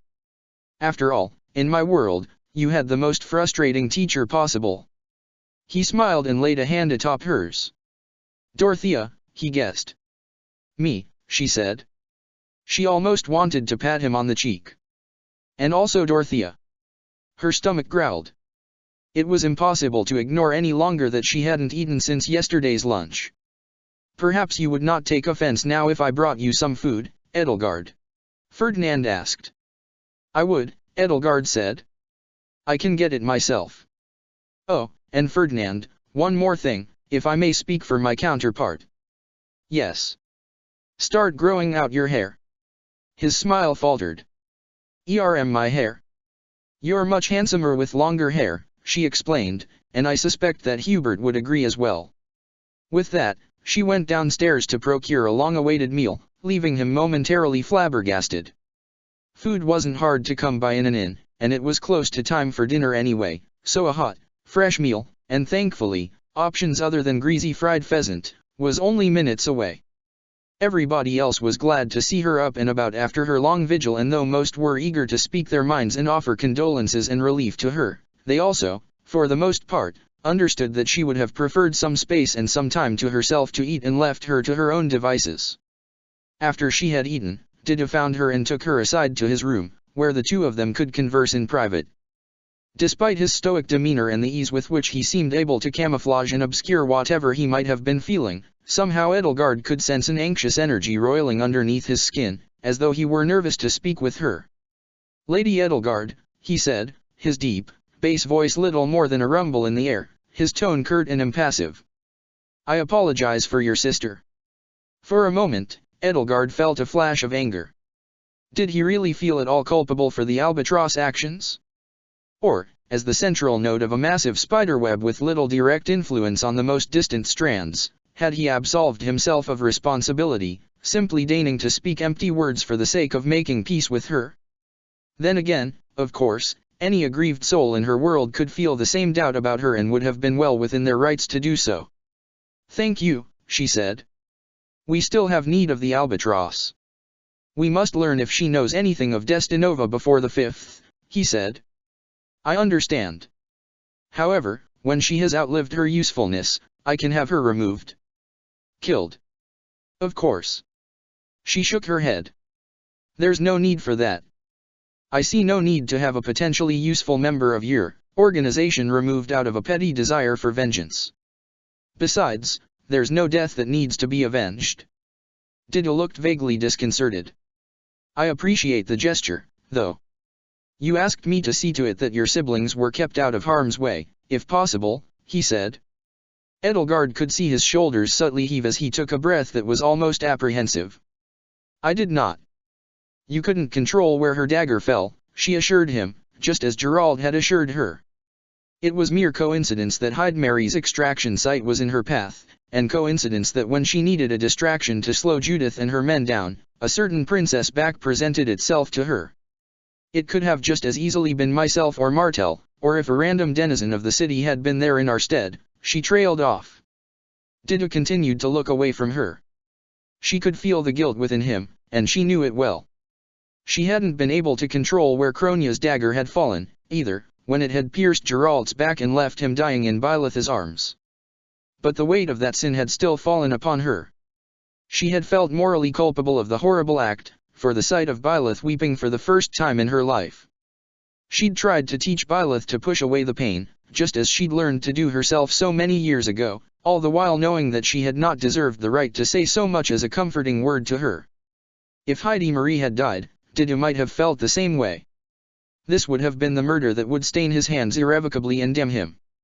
"Don't waste our energy blaming yourself," she said. "Unless, you know of some reason why the albatross might have been specifically targeting Heidi." He shook his head. "Aside from a general distaste for nobles, I have no reason to believe so." "You are right. It was all about creating an opportunity to escape. Nothing more." "And what about those two factions of the Agarthans who clashed while they pursued us?" Edelgard asked him. "Do you and Vul have any ideas about that?" "We have found nothing so far," he said. "The one faction seemed most interested in harming His Majesty. The other only seemed to care about stopping them. We may have stumbled into a civil war in Agartha. If the one faction is specifically targeting Dimitri," she mused, "perhaps they're loyal to Thales, wherever he is." "Were you able to speak with Claude at all today?" He shook his head. "I was with Judith, tracking the albatross." "Of course. She cannot be allowed to find her before I do. She is dangerous. She even has her own spy network. Not as extensive as my own, but still a threat." "I understand. But if anyone might have a clearer picture of what's going on, it would likely be Claude, not the albatross," she said. "All this time, he's known everything about Destinova, but he's as frustratingly insistent on keeping his secrets as always. I'm not sure the albatross will know anything that he can't tell us. It would just be a matter of forcing his hand." Dida raised his eyebrows. "You think we should be hunting Claude?" "I think we should get him to a place where he won't be able to run away," Edelgard said. "A place where he can't avoid our questions." Destinova is coming to this city in 3 days, so we have 2 days to prepare. We need to know what to expect before then, since she sighed. The author of the letter. Your future self. The author of the letter is so infuriatingly vague. Claude will not talk. Only if silence is in his best interest. We need to offer something more valuable than his secrets. She took a moment to think to herself. What did Claude want or need that he couldn't get on his own? He seemed well positioned, as the eminent head of the Leicester Alliance and a member of his great fungal secret society, to acquire whatever he wanted on his own or with his future self's help. Or what if an appeal to his better nature would work? An appeal to fighting a mutual enemy in those who slither in the dark.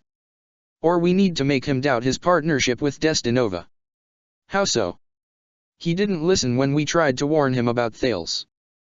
But the attack yesterday is powerful evidence that somehow, despite Destinova capturing him and spiriting him away, Thales is still a major player behind the scenes. If we can make him a captive audience, we can impress that upon him and hope he sees reason.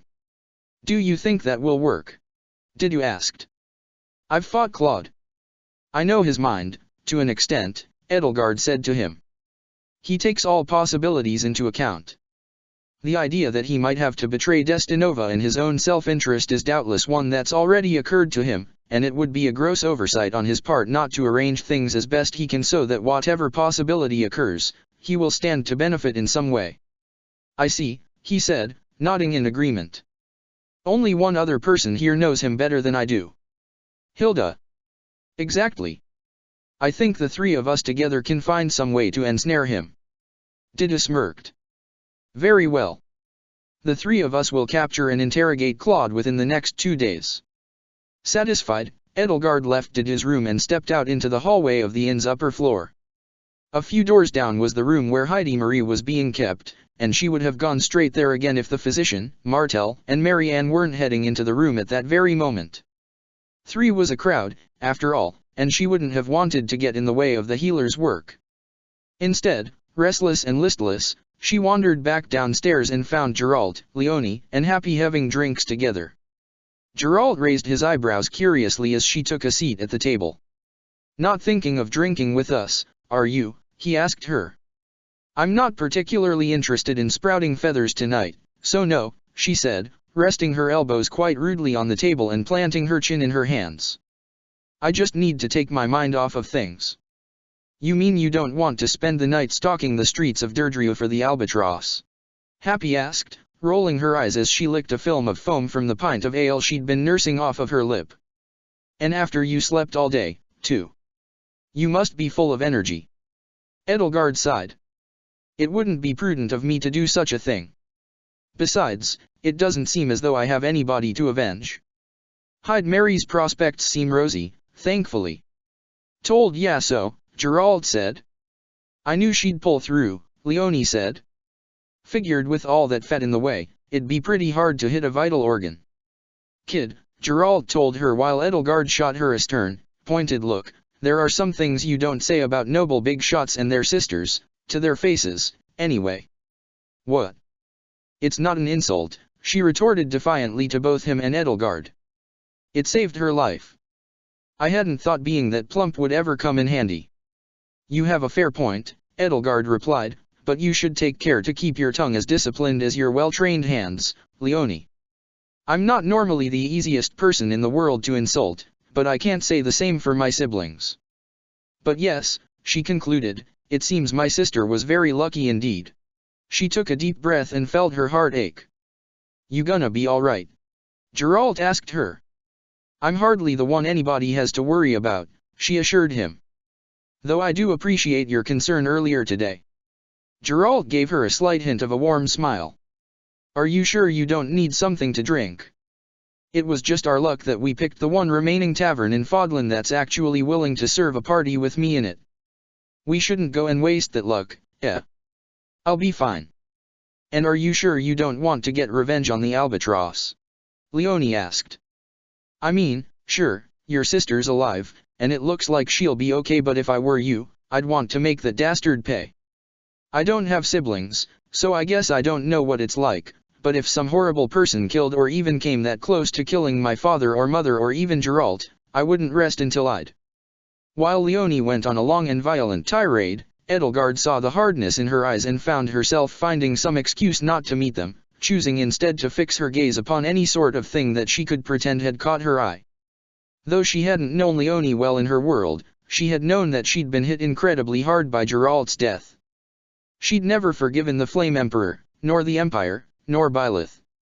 During the 5 years of war before she'd met her end on the Ermid River, she'd made a name for herself ambushing Imperial soldiers in sadistic snares of her own design, exercising her vengeance and contempt through bloodshed.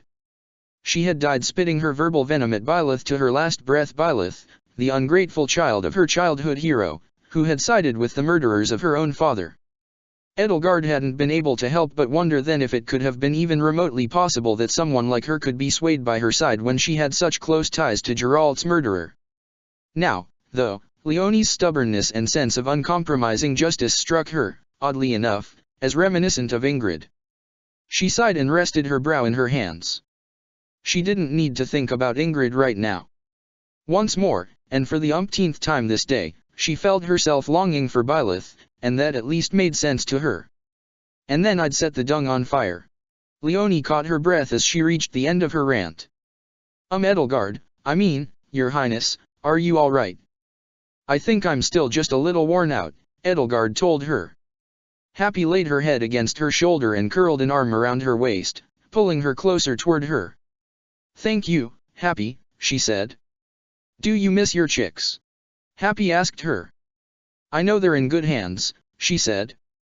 Yeah, but do you miss them? I've been a little preoccupied, as you can see, Edelgard said. They're your children. You're a horrible mother, Auntie El. Happy grinned and nuzzled her neck. Edelgard felt herself laugh. That tickles, she warned Happy. Really? I'm not even part cat right now. You're incorrigible. Fur and whiskers crept across Happy's cheeks. You have no idea how incorrigible I can be, Brain, she said as Edelgard felt sharp claws prick her side. Happy, you and I both know I have every idea how incorrigible you can be, Edelgard started before a fit of laughter drove the breath from her lungs. The night wore on, and Edelgard found herself relieved to have something to keep her mind off of her sister's condition. She even eventually deigned to have a little to drink herself, enough for a pleasant buzz and minimal scales, though Leonie, unfortunately, sought to match Geralt's thirst even though she, like just about any other human, couldn't help to match his prodigious tolerance. Eventually, when the sky outside the window was black as pitch and the lamplight had dwindled, the innkeeper had shooed them all away upstairs. Edelgard could feel an unevenness to her gait but assured herself that it was only because Happy insisted on hanging off her shoulder like a lead weight and not because of one measly pint of mead. Leonie, on the other hand, just about had to be walked up the stairs by Geralt. You know, Leonie slurred, one day, Geralt, I'll handle my beer as well as you. No, you won't, Geralt told her. Watch me. I'll drink you under the table one day, just you wait. Nah. You won't. Ever since Rhea gave me her blood, it's been damn near impossible for me to get drunk. I have to drink half a keg before I start getting tipsy. Happy yawned. Then why's Brain such a lightweight? Yes, why am I such a excuse you, Edelgard retorted. Your aunt deserves more respect, Happy. She had to admit, though, something didn't add up. If Rhea's blood made it difficult to get drunk, and Nabateans, if Seath was any indication, seemed virtually immune to alcohol, then why did it only take a few drinks for her to get, as the common parlance went, utterly plastered? Who knows? Geralt shrugged. Maybe Vul can tell you something. Not that any of us would understand it. He'd say something about complicated hydra bonbons or animal acids or something like that. Or maybe it means you're still more human than you think. Happy finally sloughed off of Edelgard and slunk into one of the rooms down the hall. Without her weight encumbering her, Edelgard had no choice but to admit that yes, she was a little drunk. You gonna be alright, kiddo? Geralt asked, laying a hand on her shoulder as she made for Hydemary's room. I'll be fine, she said. Thank you for everything, Geralt. I can't put into words how helpful you've been today. Well, alright. See ya in the morning, then, he said, giving her hair a thorough tooling before heading further down the hall. As Edelgard tried to straighten out her hair, she could see Leonie giving her a look that was not quite a glare but not quite a glower. She almost looked like she was pouting. "Something the matter, Leonie?" she asked. "What is it between you and him?" Leonie asked her pointedly, placing her hands on her hips. "If you're jealous, there's no need to be." "It's complicated," she assured her. Those last two words, she realized immediately even through the haze of her slightly dulled senses, had been a mistake. "I just can't figure out why he's always going over to your side and spending time with you," Leonie said. "I've followed in his footsteps ever since I met him, when I was just a kid. I've spent every day of my life since he saved my village trying to be his equal. You're just a princess. You didn't even know him until a year ago. I've known him a lot longer than that, Leonie. I'm from the future, as you might recall. Still, I just want to know why he dotes on you. Is it because you're Professor Byleth's favorite?" Edelgard felt her cheeks turn red. I'd hardly think I'm her favorite. I suspect it's Dimitri. As I recall, Byleth is attracted to people with striking silver hair, she answered, flustered. "So, what is it?" Leonie stepped closer, stumbling a bit across the floorboards. She was definitely getting just a little too belligerent for Edelgard's comfort, and Edelgard took a step back to maintain her distance. "How do you get to be his favorite?" "By marrying his daughter," Edelgard blurted out. Leonie stared at her with a mouth agape in shock. "In the other world," she hastily clarified. "That makes me Geralt Eisner's daughter-in-law." "But," Leonie was quick to retort, "you're not this Geralt's daughter-in-law." "Well, that's where it gets complicated, I'm afraid." "What, is he a time traveler, too?" "No, he's dead in my world," Edelgard said, mincing not a single word. Leonie started pacing in front of her like a tiger in a cage. She put a hand to her brow. "How could the Blade Breaker die?" she asked.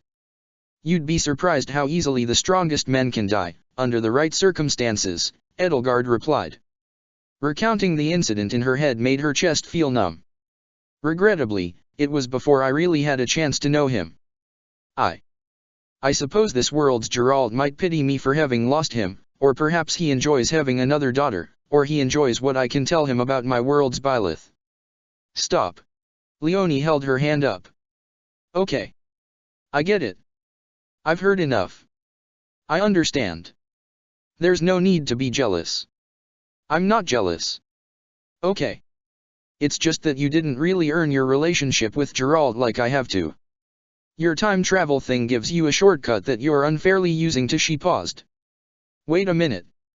You're married to Professor Byleth in the other world?" "Yes," Edelgard said, feeling a twinge of dread sluggishly crawl through her weary and drunken mind. It was strange how she could sleep the entire day and still be tired again at night. Perhaps it was the alcohol. Whatever it was, it wasn't disagreeable, because she wouldn't want to disrupt the rhythm of her sleep schedule and end up sleeping at odd hours of the day like Lynn. "Well, it was really obvious that you've had strong feelings for Ingrid," so realization slowly dawned on Leonie's face. "Sethleen's tits, Edelgard, you cheated on Geralt's daughter." As if things ever went so far with her, Edelgard began to dissemble. "You're disgusting. It sounds bad when you put it like that, but it wasn't as though." Leonie rolled up her sleeves. "I'm telling Geralt." "No, don't," Edelgard said as Leonie marched past her and promptly tripped and fell. Suddenly, time stopped, and Edelgard had never been so thankful for it. Hopefully this entire ill-fated conversation would be undone. A frozen instant of time later, when the world had burned away into a stark white void, she found herself whisked away to a vast plush bed in a dark room that, although it was pitch black, she knew well as her bedroom in the palace. She also suddenly felt about 3 times as drunk. The inside of her mouth felt like dry cotton. Perhaps Ellie had needed to drown her sorrows earlier this night, or perhaps she'd been celebrating something. "Ellie," she whispered. "Ellie." There was no response. She wondered, was Ellie asleep? And had her arrival jolted her body awake but not her mind? She heard someone at the side of the bed faintly mumble and rolled over. Her legs worked now, though just barely, so she must have recently graduated to crutches to look over the side. There she found a cot, low against the floor, and on that cot, visible as barely a silhouette in the darkness, was Byleth. There was a faint glistening light where Byleth's eyes were. Is that you?" she whispered. "Yes," Edelgard whispered back, "but I think Ellie might still be asleep. So we're alone." Byleth didn't wait for an answer before rising from the cot and hauling herself onto the bed, planting herself firmly atop Edelgard. "I missed you," she said. "I did, too," Edelgard said, though she felt a pang of guilt in her heart. The way Leonie had spat out disgusting at her was echoing in her head. Byleth wrapped her arms around her, running her fingers through her hair. "Is something wrong?" she asked. "I don't know why the other Byleth turned back time, if that's what you mean," Edelgard answered. "We're actually quite far away from each other right now." It wasn't until the words had left her mouth that she realized that something serious must have happened to force the other world's Byleth to use her powers, since she was loath to use them for anything short of reversing death in light of the side effects and the toll it took on her. Had somebody among the White Fang assault team died just now? Was the other Byleth working frantically to undo it? "I don't mean that," Byleth said as Edelgard felt her other hand clasp hers and their fingers intertwine. "I meant if something is wrong with you." "No. You seem distant." "It's all right." The refrain of disgusting, disgusting, disgusting rang through her mind, prompting her to pull herself away from her. Please." Byleth pulled her closer, and Edelgard felt her lips press against her cheek. She felt her lips press once, twice, 3 times. Edelgard recoiled again. It felt as though a knife had planted itself in her heart. A part of her yearned for that embrace, for those kisses, for all of this, to pour out her heart about Heidi Marie, and yet. "You don't need to worry about me," she said, feeling her voice crack and come close to shattering. "Is this about Ingrid?" No, Edelgard paused until the lump in her throat could be shoved down. "Are you all right?" Byleth was silent. You don't need to worry about me." "But you want to worry about me?" All this time, I've been crying to you about my loneliness and pouring my pain onto you, but I feel so burdensome, to be constantly relying on you. A burden is something you don't choose to carry. That's what Dad always told me. I choose to carry you. It doesn't matter how heavy you are. I thought that was what you liked about me. That you felt comfortable telling me when you hurt. I like everything about you, Edelgard said. But you. Why do I feel as though whenever I come here, you simply give, and I simply take? What in the world do I have to offer you? How can I be worth it anymore? What could you possibly still see in me after so long without me? Everything, Byleth answered, and Edelgard held her close enough to feel her heartbeat, and cried into her chest. She stroked her hair. I don't want you to worry about me. I just want you to love me. I worry about you because I love you, Edelgard sniffled. But I just fear, do I worry enough? I've been away for so long, and I've let myself become distracted so many times by so many things. What if what Thales said was true? What if I'll never stop finding excuses? What if? I love you, Byleth, but what if I don't love you enough to? Nothing Thales says is ever true, Byleth softly told her, still running her fingertips across her scalp. Her mere touch was electric. If he told me the sky was blue, I'd look outside to make sure. Edelgard laughed, though her mirth was short-lived. I wish I could discount his words so easily, she replied soberly. Byleth planted another kiss on her forehead. Edelgard shivered and curled up in her embrace. I've missed you so much, she said. I don't feel whole without you. That's true. You gave me everything, Elle. You gave me my heart back. So don't feel like all you do is take. I wouldn't trade away these tiny moments with you for all the gold in Fodlan. And I believe in you, even when you don't. Especially when you don't. Edelgard wept until she felt hollow inside, and when she wrapped her arms around Byleth she could feel the way her body trembled. Does that help? Byleth asked her. I suppose. Do you want to tell me what's wrong now? I suppose I can. It's my sister, Heidi Marie. She's been stabbed, in the back. Byleth gasped and held her tighter. Edelgard could feel the breath in her lungs freezing. What? It was just the other day, she hasn't woken up yet, though it seems she'll pull through, Edelgard explained. But I've worried so much about her, and I've felt so weak and alone without you. I hope she'll be fine. Me, too. So, if you can tell me, why am I drunk tonight? Today was your first day out of the wheelchair. Ellie decided to celebrate. Ah, at least it was for a joyous cause, then. By the way, I don't mean to kill the mood, but while I'm here, what exactly happened to Thales in this world? Oh, right. I'm sorry for jumping to such serious matters, but these opportunities are so rare. No, I understand. You should know. You ought to be very proud of Ellie. She's grown up a lot. Byleth held her close, and in hushed tones told the story of how Thales had met the grisly fate he had met. Edelgard learned a few things about Thales that night which she wished she wouldn't have had to know. It was not until the next morning that Heidi Marie regained consciousness, and Edelgard and Martel were both at her side when she did. Her azure eyes fluttered open behind a cage of eyelashes as the golden light of the rising sun passing through the window fell upon her face. For a moment, her eyes were sightless, then they fixed first on Edelgard, then on Martel. Her mouth opened, but before any sound could come out she winced and gritted her teeth. Lady Heidi Marie, Martel said, sounding so much like Hubert in the quiet urgency and devotion reflected in his tone, even though his voice was about as far from Hubert's breathy rasp as one could get. He laid his hands upon her shoulders to keep her from trying to lift herself up out of bed. His hands were bound, though with enough slack between them that he could still use them, and a ward had been placed on the binding to keep him from using magic. Please, stay still. You've been badly injured. It hurts, Heidi Marie gasped, her face wrenched and lips pulled back in a pained, silent snarl. Edelgard reached out for her, but Martel was there first, pulling a small vial from within his cloak. The physician said to give you this when you woke up, he said, uncorking the little vial and putting it to her lips. It will dull the pain. Heidi Marie choked down a breath of fresh air and sank limply back into bed, letting him dribble the medicine from the vial into her mouth. I'm sorry, Your Highness, he said.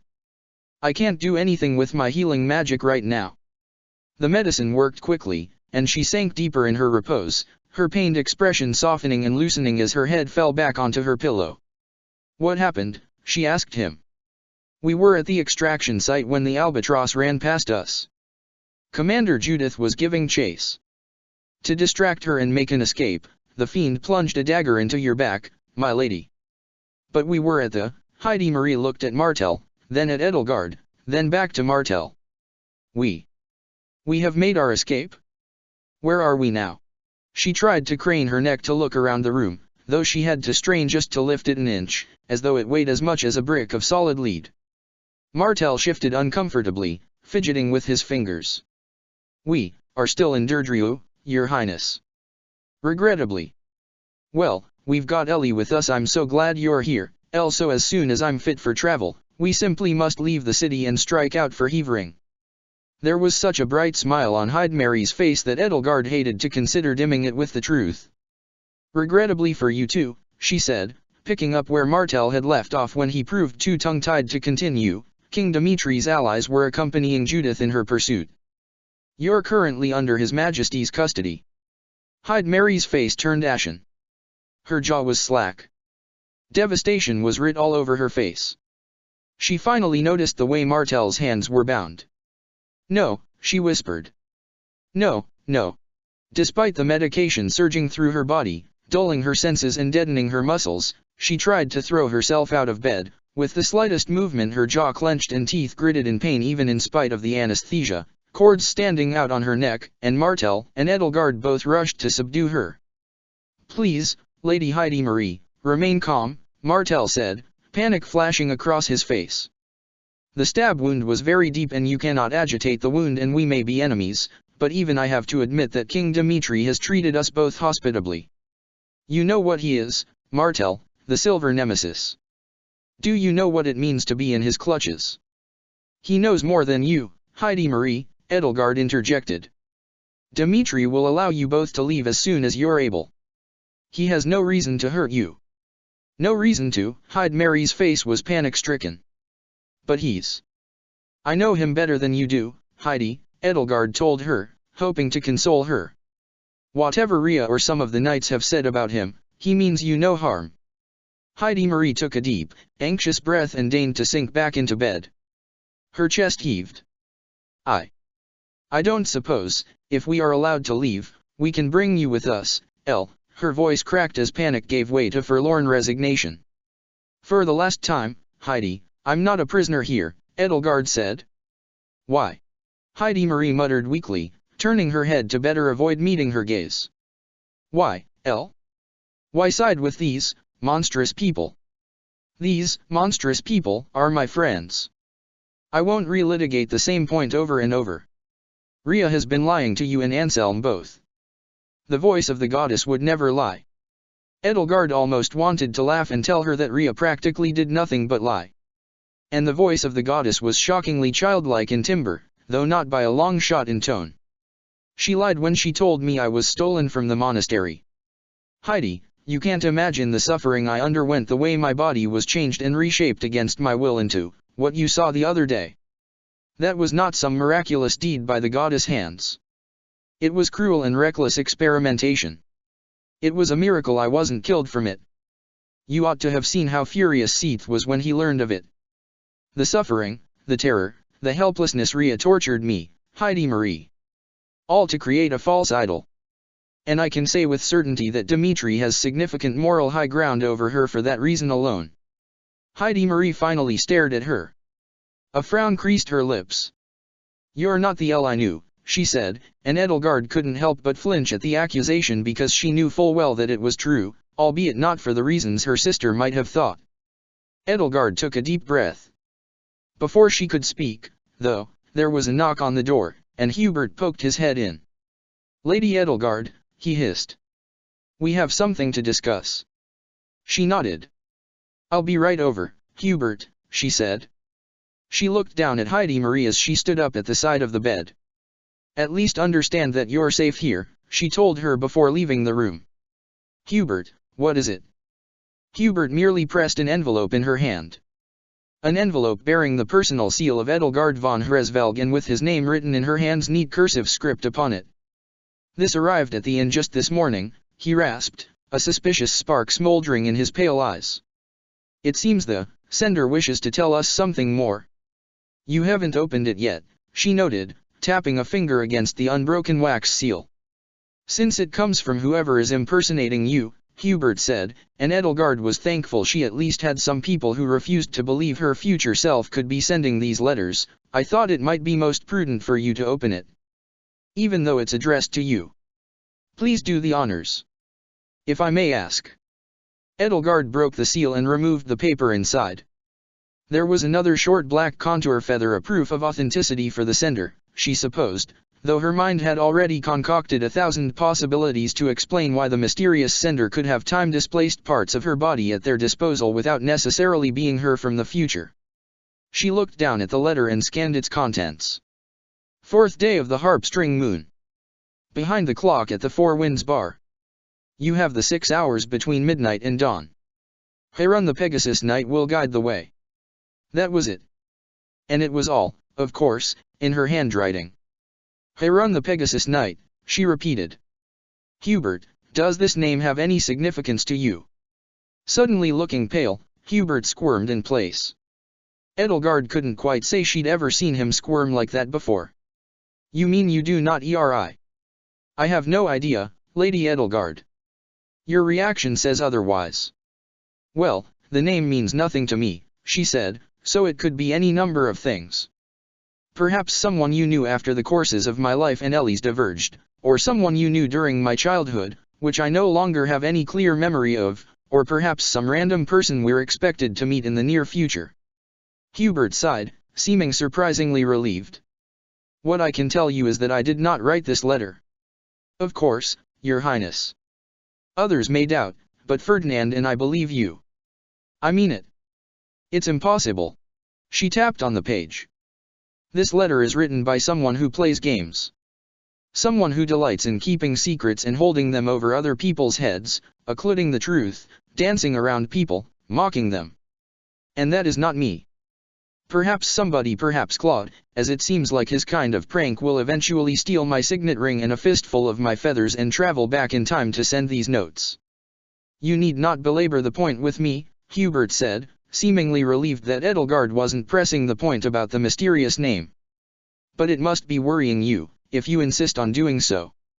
You know me better than you think, Edelgard admitted to him. The truth is, all this talk about the future, and our actions from here on out being constrained by the demands of events that haven't happened yet. I just worry that perhaps the agency I have over my life is an illusion. That I'm marching toward some inevitable fate I can't avoid, and I'm dragging you and Ferdinand with me toward it. And if my decisions are predetermined, then I can't hold myself responsible for making them. Yet if I cannot take responsibility, then perhaps I am the wrong person to speak to about this, Hubert said. Surely Voul must know more. Of course Voul knew more. But Edelgard wasn't sure how many more lectures on time travel she could take from him. She could have tolerated hours of Suthi's haughty and self-righteous scolding more easily than minutes of Voul's compulsive need to prove the vastness of his forbidden Agarthan knowledge to his primitive human peers. You're right, Edelgard said, folding up the letter and slipping it back into its envelope.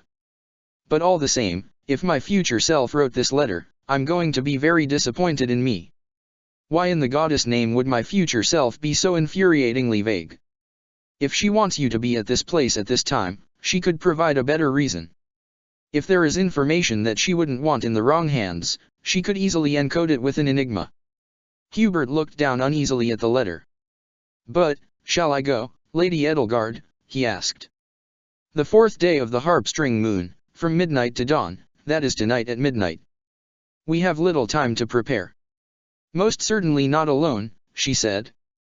This reeks of Destinova. More of us should accompany you. Hubert picked up the feather. Shall I dispose of this? He asked. Please, and thoroughly, she replied, shuddering as a tingle went up her spine, the memory of how near she'd come to being erased from existence the last time flashing before her eyes. But for now, let's get to do. We should investigate this bar today before deciding if we should be there tonight, especially if it's meant to be a trap. A tidal surge struck her like an axe to the back of her skull and she crumpled to her knees, gritting her teeth against the wave of pain that flowed through her as the world around her flickered and wavered. The sensation of Hubert's hand falling to her shoulder ebbed and flowed as sensations from one world and the other faded and strengthened like the tides. The moment passed as swiftly as it had arrived. Are you all right, Lady Edelgard? Hubert asked her, his brow furrowed. It's nothing, she assured him. Edelgard caught her breath as she felt her racing pulse slow itself. It's nothing, just another sign that Thales is still hard at work. Operation Antediluvian. Exactly. We need to find out what Destinova is up to, and where these experiments are being conducted. Do you think this letter might? If it's from me? Yes. If it's from him? I doubt it. That's why we should see what's in this Four Winds bar before we go on any midnight jaunts. She rubbed her brow, her head still throbbing from the tidal surge. Now, if you'll excuse me. I'd like to spend some more time with my sister and convince her that Dmitri and his friends are not, in fact, devils made flesh. Hubert nodded. I understand, Your Highness. I will collect you when the others are ready to depart. Thank you, Hubert, she said. As he turned his back to her, though, she reached out for him again. Wait.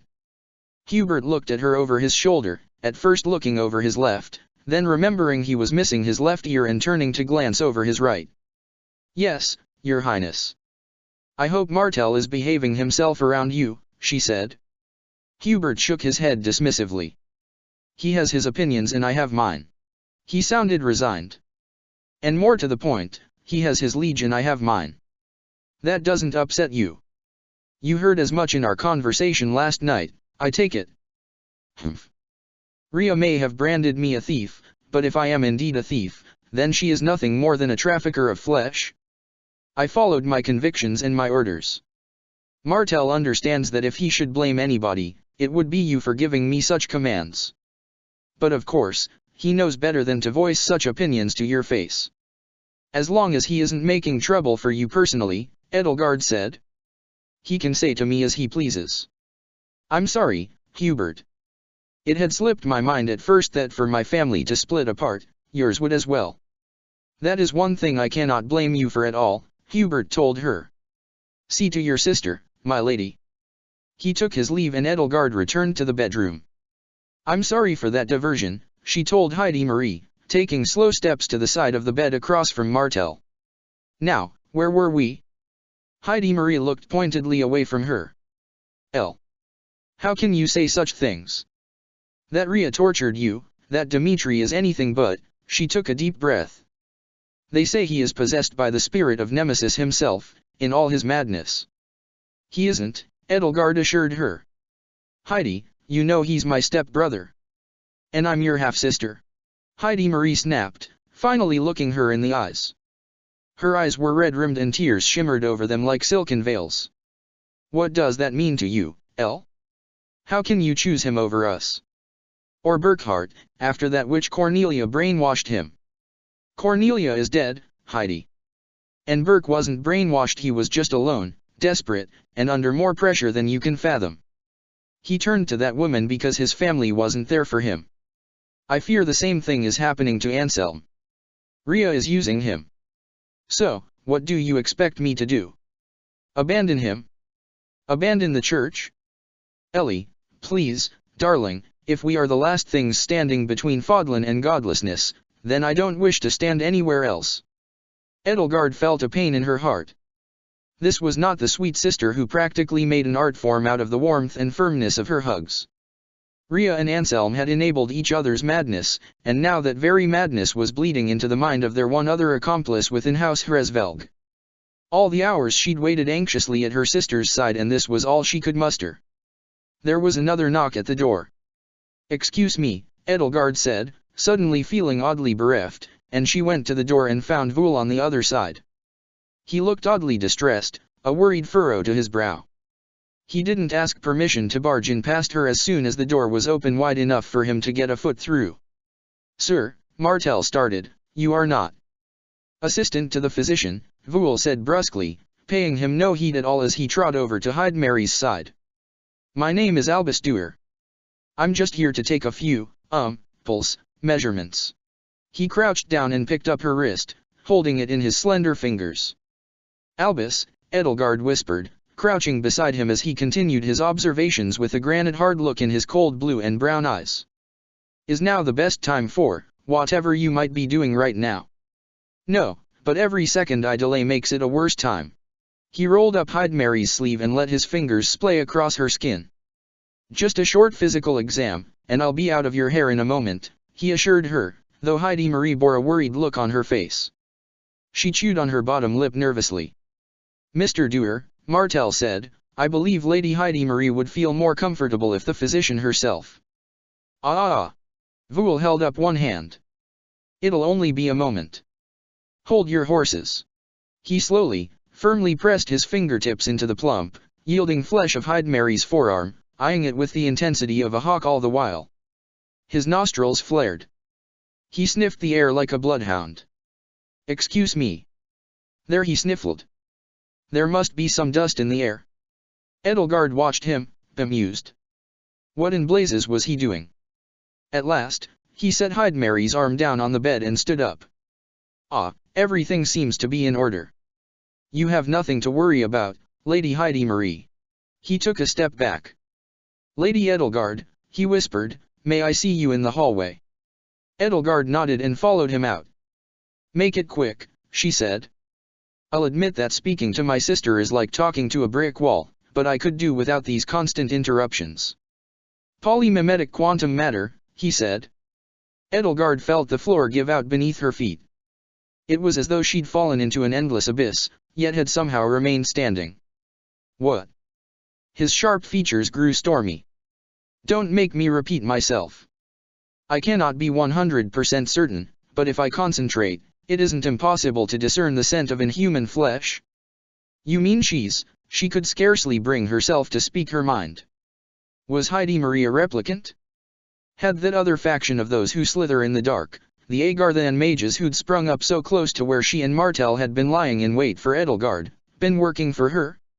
Was this some labyrinth in Agarthan plot within a plot? That's impossible, she said. How could you tell that she's a replicant from sight and smell alone? I didn't say I could tell she was a replicant, he said. I said I could tell she was heteromorphic. She isn't human. His blonde eyebrows curled, nearly leaping off his face in their intensity. That leaves us with two options. She's not a replicant, Edelgard insisted. She knows things that only... She stopped short. Did she know anything that only the real Heidi Marie would know? Edelgard couldn't even tell because she didn't belong in this world. If she isn't a replicant, then that leaves one more possible option, Vuul said. I have two more possible options. You could simply be wrong. Edelgard put her hand on the doorknob. Wait out here for me, in case something goes awry. Vuul nodded. Of course. Scream if she tries to murder you. She opened the door and slipped back into the room. Every step she took toward Heidi Marie felt heavier, as though the air around her was growing thicker and more oppressive with every inch nearer she came. Heidi Marie couldn't be a replicant. Would Thales have done such a thing? Absolutely, if he thought he could. But could he? Edelgard watched Heidi Marie's body language intently as she drew near. She was nervous. Too nervous to be a replicant. Agarthans designed for infiltration didn't give themselves away so readily. Or was that what she wanted her to believe, to make her lower her guard? No. The whole situation was patently ridiculous. And yet... Lady Edelgard, Martel asked, what are you doing? Edelgard crouched down and took a lock of Heidi Marie's lustrous brown sugar hair between her fingers and pulled it away, revealing nestled in the long, wavy mane a distinctly pointed ear. She'd have felt relieved if she didn't also know what that entailed. The one more possible option. Oh, Heidi, she gasped. She could feel scales beneath her skin struggling to break free, as though her dragon half could sense nearby kin. Rhea didn't. Heidi Marie pulled her hair free and tried to roll onto her side to avoid Edelgard, only for the exertion to agitate the deep, still healing wound. A small, pitiful cry escaped her lips as Martel rushed to steady her. Edelgard was still dumbfounded. Rhea had transformed her sister into a dragon, and now the same writhing scaly beast that slithered under her own skin dwelt within her as well. It was almost impossible to believe. But Rhea must have brought the Chalice of Beginnings and a collection of crest stones with her when she'd fled the monastery, because the experiments she had done at Garreg Mach were continuing in Adrestia. Heidi Marie. She couldn't avoid letting an angry iron tone seep into her voice, all the better to keep it from trembling. I know what Rhea did to you. Heidi Marie didn't answer. She only looked away, as though ashamed. Why did she do that to you? Who else has she done it to? Lady Edelgard, Martel said, and it was clear from the way his eyebrows almost knitted that he was trying not to glare at her. Lady Heidi Marie needs rest. You've upset her. You knew about this all along. Of course I did. Maybe now you understand why she is so afraid to be under King Dimitri's custody. He won't do anything to harm you, Edelgard insisted. Lady Rhea told me what Nemesis did to us, all those years ago, Heidi Marie said. Edelgard could feel the restrained terror in her voice. Us? She'd likely only been a Nabatean for no more than a month. Edelgard would have voiced that comment, but felt it wise to hold her tongue. Why did Rhea do this to you? She asked. What in blazes was Rhea making new Nabateans for? For war? Out of some perverse maternal urge? In some new desperate and ultimately doomed attempt to bring Suthies back from death? I asked for it, Heidi Marie said, trying to cover up the terror with defiance in true Hresvelg fashion. Lady Rhea wanted to do it to whoever pledged to defend her with all their hearts. Why did you ask her to do that? Why did you take on that kind of burden? Edelgard asked, unable to help but sound somewhat indignant at the very least. Heidi Marie finally turned her head to look at her. You talk like she's turned us into monsters. Is that what Dimitri and your other friends have done to you? If you had just stayed with Rhea and let her take care of you, you would have realized that she gave you a gift. Martel looked down at Heidi Marie, then up at Edelgard, a hard look in his eyes. Lady Edelgard, I'm in no position to give you orders, but I need to ask you to leave. Edelgard sighed.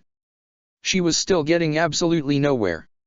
It was the curse of the younger sibling. Heidi Marie wasn't going to listen to her. And learning the truth about her and her origins likely wasn't going to endear her to her. Heidi, you don't have anything to fear from any of my friends, she concluded. I hope you can understand that soon. With little else to say, she left the room with unease curdling in the pit of her stomach and frustration cling against her brain. Vool was waiting for her. So, she isn't a replicant, I take it, he asked, treading a few steps behind her as she stormed down the hall. She isn't, she said, and that was all he needed to know. Incredible, he said, chuckling darkly. I cannot wait to rub this in Seetha's face. His glib words were all she needed for the lingering unease and frustration from her conversation with Heidi Marie to morph into a thoroughly and tempestuously foul mood. Why, she snapped at him. Why are you so delighted to see him bear witness to Ria's depravity? I'll admit that he can frustrate me at times, and that he's turned a blind eye to Ria's flaws far longer than he should have, but your conduct around him seems to belie the respect you have always claimed to have for him. Vool stared at her, flabbergasted. He looked away. I suppose You're like a schoolboy pulling on a girl's hair because he doesn't know how to say he fancies her. She took a deep breath as she watched his face redden. Pardon me for misspeaking, she added sheepishly. Tensions have been running high, I suppose, and no higher than in that bedroom. Your apology won't be necessary, he said, though he seemed cowed enough that he could only mumble the words, as though the words she'd said in her fit of pique had shredded his pride to ribbons. I do understand families, as hard as that might be to believe. He glanced over to the bedroom door. With that injury still healing, I doubt she's well enough to voluntarily transform, or be able to do much even in a transformed state. Still, I suppose we should devise some countermeasures, in case she tries to use her transformation to escape or harm somebody. See to it you do what must be done, Edelgard told him, and sent him on his way. She came downstairs to find Dimitri sitting with Dudu and Marianne at a table, crocheting the last few stitches of what looked like a long scarf out of a skein of lilac-colored yarn. Even months after Bernadetta had taught him to knit, Edelgard still found it infinitely amusing to see such a sight. Dimitri Alexander Bladdid, the Hurricane King, the so-called silver nemesis with such beastly strength, deftly wielding crocheting needles with hands that were better suited to grasp the hilts of swords and the hafts of spears and lances, and it couldn't help but lift her spirits at least a little. Oh, Dimitri said, looking up from his knitting. We were waiting for you to start breakfast. Is your sister awake yet? She nodded. She must be worried. After all, we are her enemy. He set down the needles and picked up the scarf, handling it as though he feared it would fall apart in his grasp, however light and delicate his grasp was. I have, I don't suppose he paused. This might sound silly, but, perhaps she would appreciate a peace offering. I suppose anything is worth trying to make her see that you are a human being, not a demon, Edelgard answered. Yes, Marianne agreed, offering Dimitri a hopeful smile. Anything to show that you are just as human as she is. The four winds blew to and from all four corners of the world, carrying people and things in from afar and out to the furthest reaches of the world. There was no better symbol for a tavern situated so close to the harbor to adorn itself with. Its clientele were those both returning from and setting out on long voyages, resulting in a bustling trade of information, much of it, though, of dubious quality. After merely walking through the front doors, Edelgard had heard no less than a dozen egregiously false rumors about Dimitri, Archbishop Ria, and herself, each more absurd than the last. Sailors, soldiers, and merchants crowded the tables and sat at the bar, furtive whispers passing between them. There was no in business to capitalize on all these customers as they drank away their nerves. Though the bar was an annex to a larger building which had once had rooms to spare, the adjacent building looked to have been gutted by fire quite recently. The two doors in the tavern off to the side which led to the annex were both blockaded with iron bars which to a more paranoid mind might have seemed to be keeping something out just as well as in. Gerald took a look around as he walked in. Shit, he said. I think I'm starting to remember this place. Hilda groaned. You ran up a tab here, too. They're not going to kick you out or anything, are they?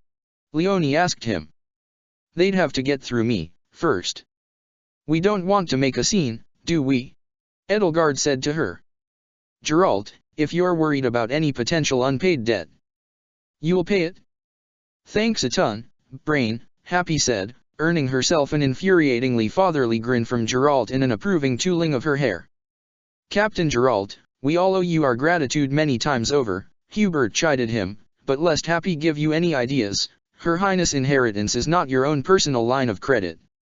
I was going to say, Edelgard said, raising her voice to speak over her conspirators, that if Geralt is worried about being accosted over money, perhaps he and Leonie could take charge of inspecting the perimeter. With pleasure, Geralt said. You kids take care of yourselves here. Don't drink anything I wouldn't drink, he said, taking Leonie and ducking back outside. Where shall we begin? Didu asked, scanning the crowd, his eyes roving from one face to the next. Several were beginning to look his way. A towering Duscurite drew stares no matter what part of Fodlan he was in, even outside Faerghus. Evidently, he made his own decision, because he immediately began to walk off on his own. Why ask if you already knew? Voul muttered aloud. Happy, keep an eye on him, Edelgard whispered, her voice low enough that only Happy's sensitive ears could pick it up.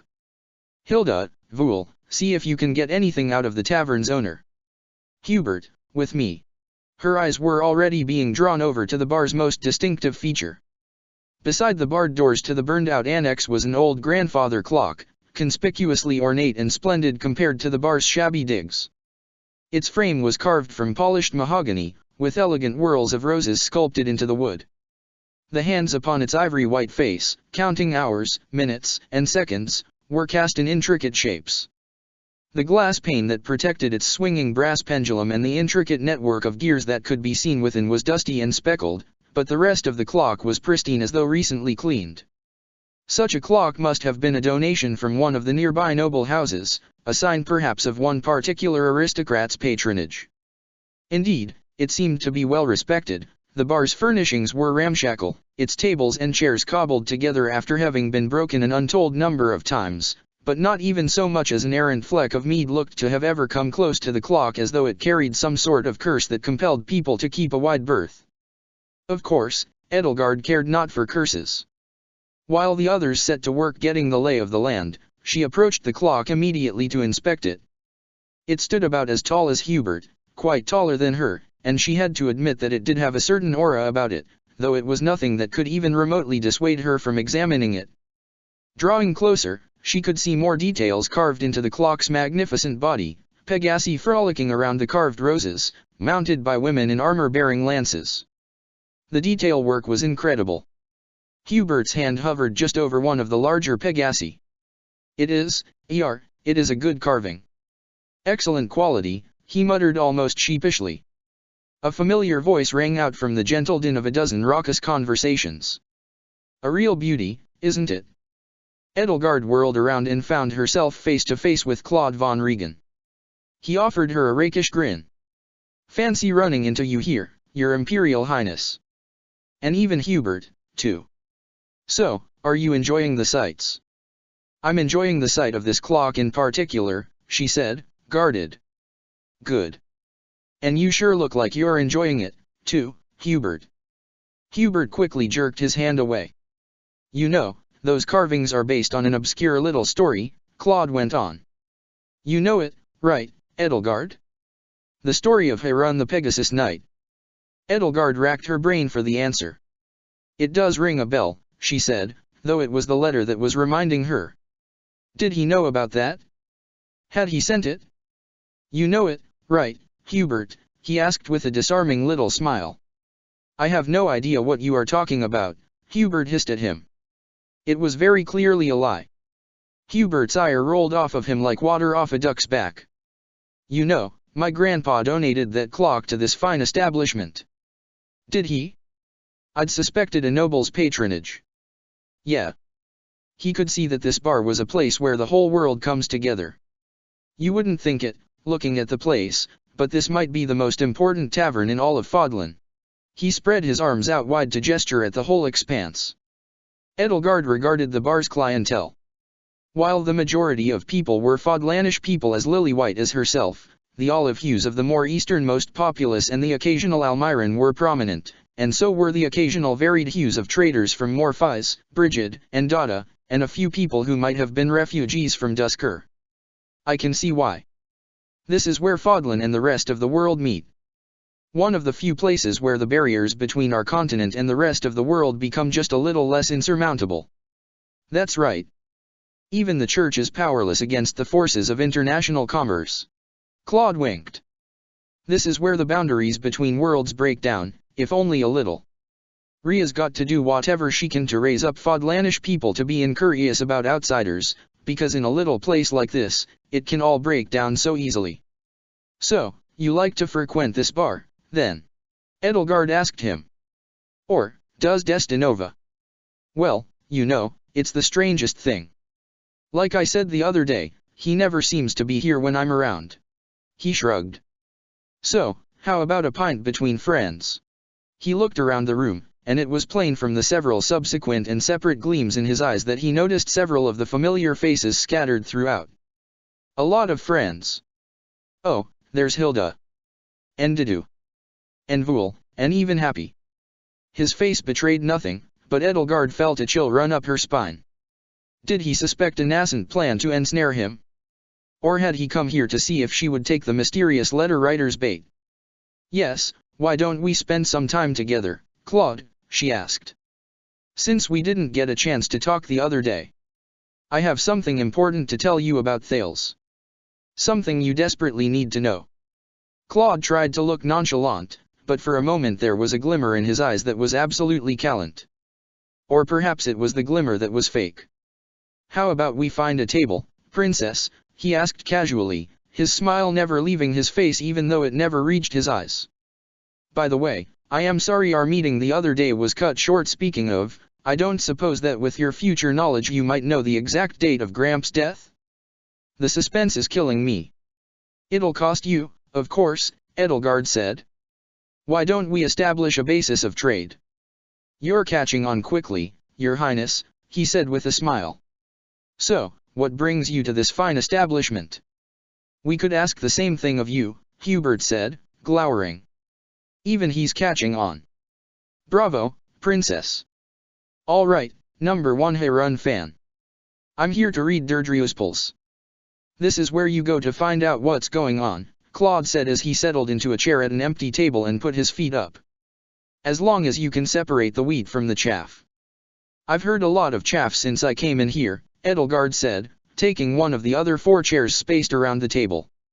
The thing about your sister isn't one of them, is it? Claude asked her.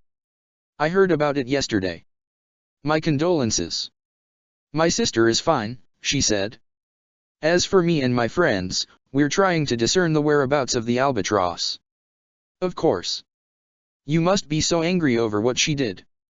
I hardly have any intent to thank her for what she did, Edelgard said, although she had to admit that Heidi Marie and Martel would likely have been able to spirit her away if the albatross hadn't conveniently led Geralt and the others right to her by sheer coincidence, or perhaps something more. Well, if you want to know more about the albatross, here's the perfect place, Claude said. She's the talk of the town. She and my stunningly handsome I assume future self, that is. I hear he's set to arrive in this city soon, Edelgard ventured. I hear he's up to something big. Well, I only know what he tells me. He keeps his letters pretty cryptic, you know. Oh, yes, I know. But you don't plan on getting involved, do you? You're looking for a way home. And I have some reason, at least, to believe that Destinova knows something about that. Edelgard leaned forward. You wouldn't happen to know what he knows, would you? Maybe, Claude said with a coy little shrug. Well, I might know something you don't know about him. Rather, about something very important that he hasn't told you. She took a deep breath. I know that Thales has escaped his custody and is running amok. And since Destinova has stark white hair and a crest of flames, I'd say that bodes poorly for you. And how do you know that? Claude's eyebrows arched, tracing a curious furrow to his brow. Edelgard knew she had piqued his interest, or rather his paranoia. He'd glibly brushed off any doubt in public, but here, in a more intimate venue for conversation, his armor was far weaker. Because, Edelgard said, I know what he's capable of. Thales has done something to his body. There is a sort of metal frame over his skeleton that moves his body for him, even when he's completely unconscious. It's capable of bending open the bars of a prison cell and tearing a man limb from limb. She felt a chill run up her spine and a pang of sympathy in her heart as she recalled what Byleth had told her about what Thales had done to Ferdinand. He's entirely capable of escaping from Destinova's custody at his leisure. Hubert gawked at her, his complexion even queasier than before. Lady Edelgard, he hissed, how? She silenced him with a wave of her hand. And so, the question is, has Thales escaped from Destinova's custody? It's so incredibly likely that I'd put the odds nearly at 1 to 1. And if he hasn't, is he waiting for just the right chance to betray your future self? Or has he already? Or does he not need to? She could tell that Claude was hiding how perturbed he was. It was evident in the flight of his jade green eyes, the subtle twitches of his fingers. He didn't want to admit it, but he was losing faith in his partnership with his future self. So she had gotten through to him, just as planned. Ask yourself, Claude, is Destinova truly the man you wish to become? She asked. How do you feel, knowing that your future self is working against your best wishes? You sounded awfully personal just then, Claude said, folding his hands behind his head as he leaned farther back. Are you getting worrying letters, too? So you do feel a sense of doubt? No. But I can tell that you do. Look, if the future's just a past that hasn't happened yet, there's no point in worrying about it. You just need to keep a stiff upper lip and face it head on. That isn't the Claude von Regan I know, Edelgard said, irked that he was closing himself off again. It isn't the Claude von Regan Hilda knows, and let me tell you, Claude, in the world we came from, she would have died for you. She crossed a desert for you. The Claude we knew always looked for a way out. A stiff upper lip. You couldn't be more dishonest if you tried. Well, I'm not the Claude you know. Different timeline, different pasts, different future.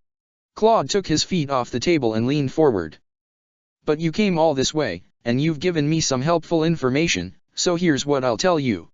He rested his elbows on the table, steepling his fingers pensively, a serious gleam hardening the jade of his eyes. Destinova's already here. And the albatross knows where he is. And as for her, well, he glanced furtively to and fro, as though making sure nobody was listening in on them.